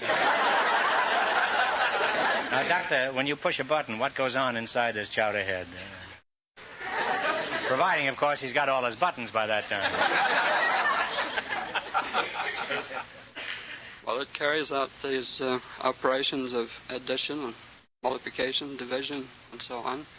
It does these at extremely high rate of speed, and you must make sure that the correct instructions are there. Say I want to add 2 and 2. Now, how do you go about commanding it?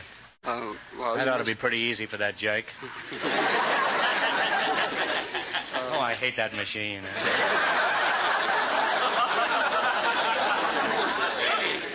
I didn't like him from the minute I saw him. To carry out the addition of 2 and 2, you must tell the machine where the 2's are in its memory, and that you want the numbers added, and where the result is to be placed in the machine's memory. Wouldn't it be just simpler to take off your shoes and count on your toes?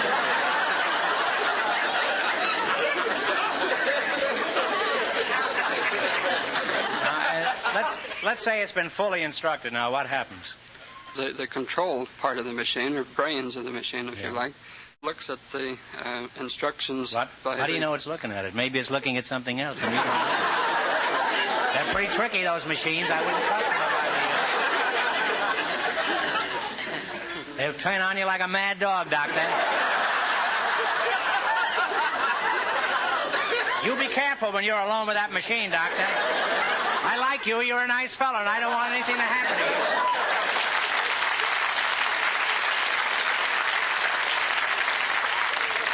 Okay. Suppose it comes up with 5 for an answer. What do you do then? Well, it shouldn't do that. You can't... That's right, but I warned you about the machine. Told you to watch yourself. You just won't listen, that's all. Well, you can't confuse the machine. Probably you gave it a wrong instruction if this happens, you see. Oh, now you're going to blame it on me. I haven't even seen the confounded thing. Who gets to use that brain, Doctor? as I said, the Air Material Command has financed the construction of it, so Air Force contractors will get to use it. Also, as scientists with worthwhile problems will have access to the machine. Well, you've convinced me. That's some baby you've got there. Now, junk man, wake up. Tell me, how much would you say Dr. Husky's machine is worth?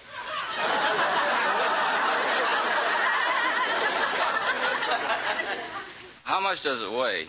Now, there's a practical man. All right, Doctor, tell him, huh? It probably weighs 2 or 3 tons.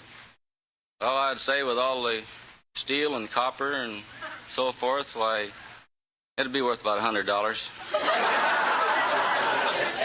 How close is he, Doc? It's costing us about $200,000 to build it. Junk man, your estimate was very fair. After all, we realize you have to make a small profit, too.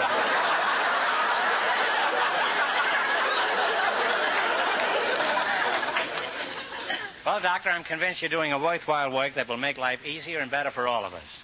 And I congratulate you and the National Bureau of Standards. All right, now let's play You Bet Your Life. You run your $20 into more than the other couples, you get a chance at the $2,000 DeSoto Plymouth question. I can't tell you how much the other couples won, but Fenneman is going to remind our listeners. The house painter and the housewife are ahead with $160. Here we go. Let's see how high I can build you $20. You selected adjacent states as your category. Is that right? Here's your first question. What state is directly north of Oregon? Washington. Washington is right. Remember you... Oh, wait a minute.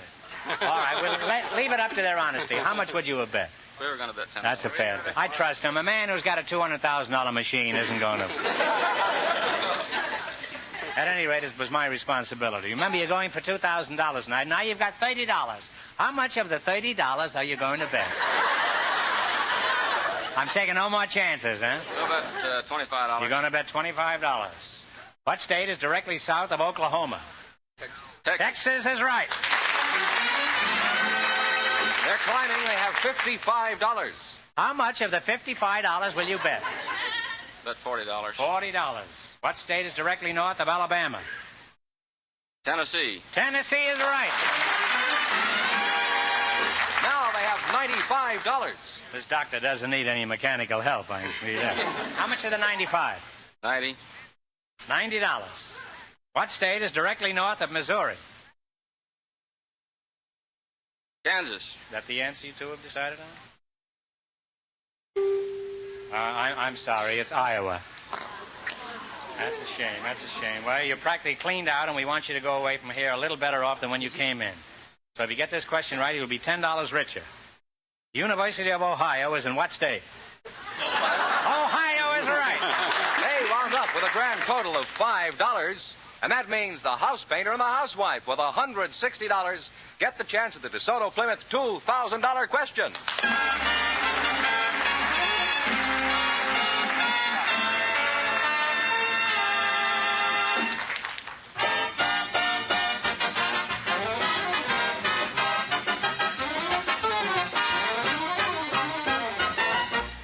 You can't be particular about your car without being particular about where you take it for service.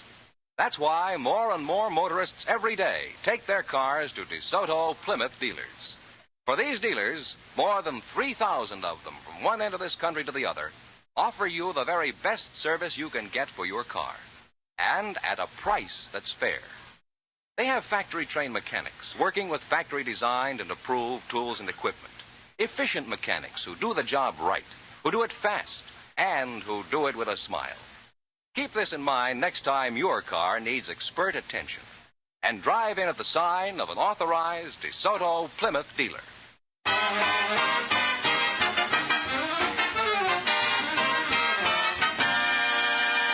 And here's the housewife and the house painter, the winning couple, all ready for the DeSoto Plymouth $2,000 question, Groucho. This is the gal with the copper mine and the painter, eh? Well, let's see if you can paint yourself $2,000. I'll give you 15 seconds to decide on one single answer between you for $2,000, so think carefully and please no help from the audience. Here it is. The colony of Rhode Island was founded in 1636 as a haven of religious tolerance. Who was the founder of Rhode Island?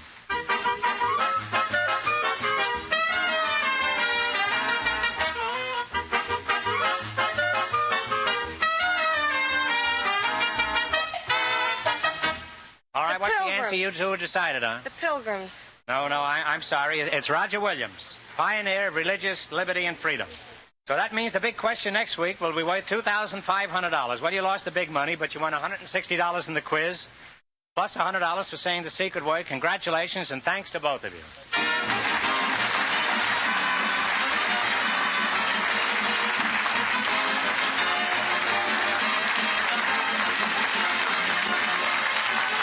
You Bet Your Life is a John Goodell production, transcribed from Hollywood, directed by Robert Dwan and Bernie Smith. Music by Jerry Fielding. Be sure to tune in again next Wednesday night at this time for the Groucho Marx Show. You Bet Your Life. Presented by the more than 3,000 DeSoto Plymouth dealers of America. And remember, all dealers who sell DeSoto also sell Plymouth. Two great cars, both products of the Chrysler Corporation. And don't forget, next week the big question will be worth $2,500. By the way, folks, if you notice a prehistoric monster glaring at you from the newsstands, don't be alarmed. It's only me on the cover of Newsweek. They have a comprehensive story about us in Newsweek, which appears on the stands tomorrow. Of course, I deny everything. So good night, folks, and remember, just be sure to see your DeSoto Plymouth dealer.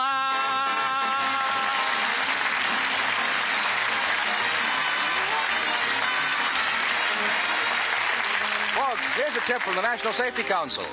Good brakes stop many accidents before they get started. This is George Fenneman, signing off for the more than 3,000 DeSoto Plymouth dealers from coast to coast.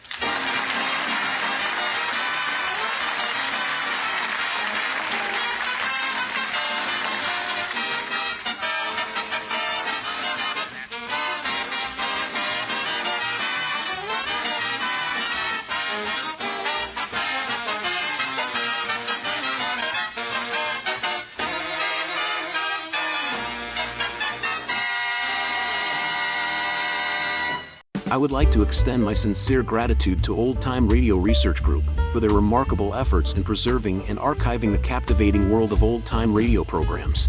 Their dedication to safeguarding these precious audio gems ensures that future generations can relish the enchanting stories, music, and entertainment of the past. Their invaluable contribution allows us to step back in time and experience the magic of radio history firsthand. Their link is in the description below.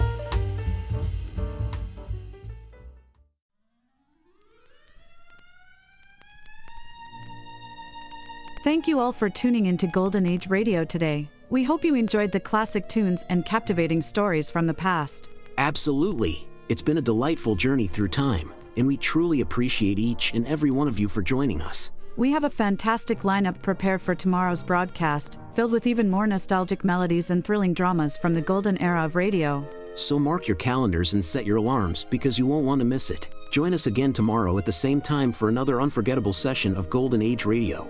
Invite your friends and family to come along too. Let's make it a delightful gathering filled with timeless entertainment and warm memories. Once again, thank you for being part of our wonderful audience today.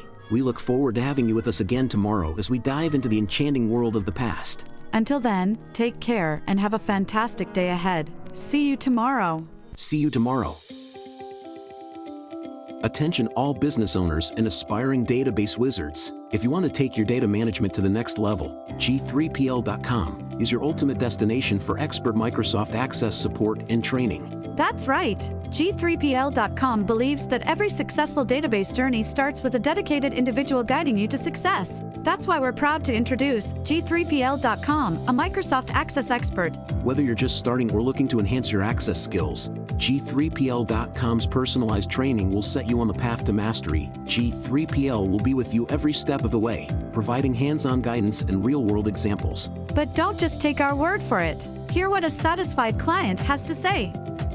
Thanks to G3PL.com, I've become a Microsoft Access Pro. The personalized training was exactly what I needed.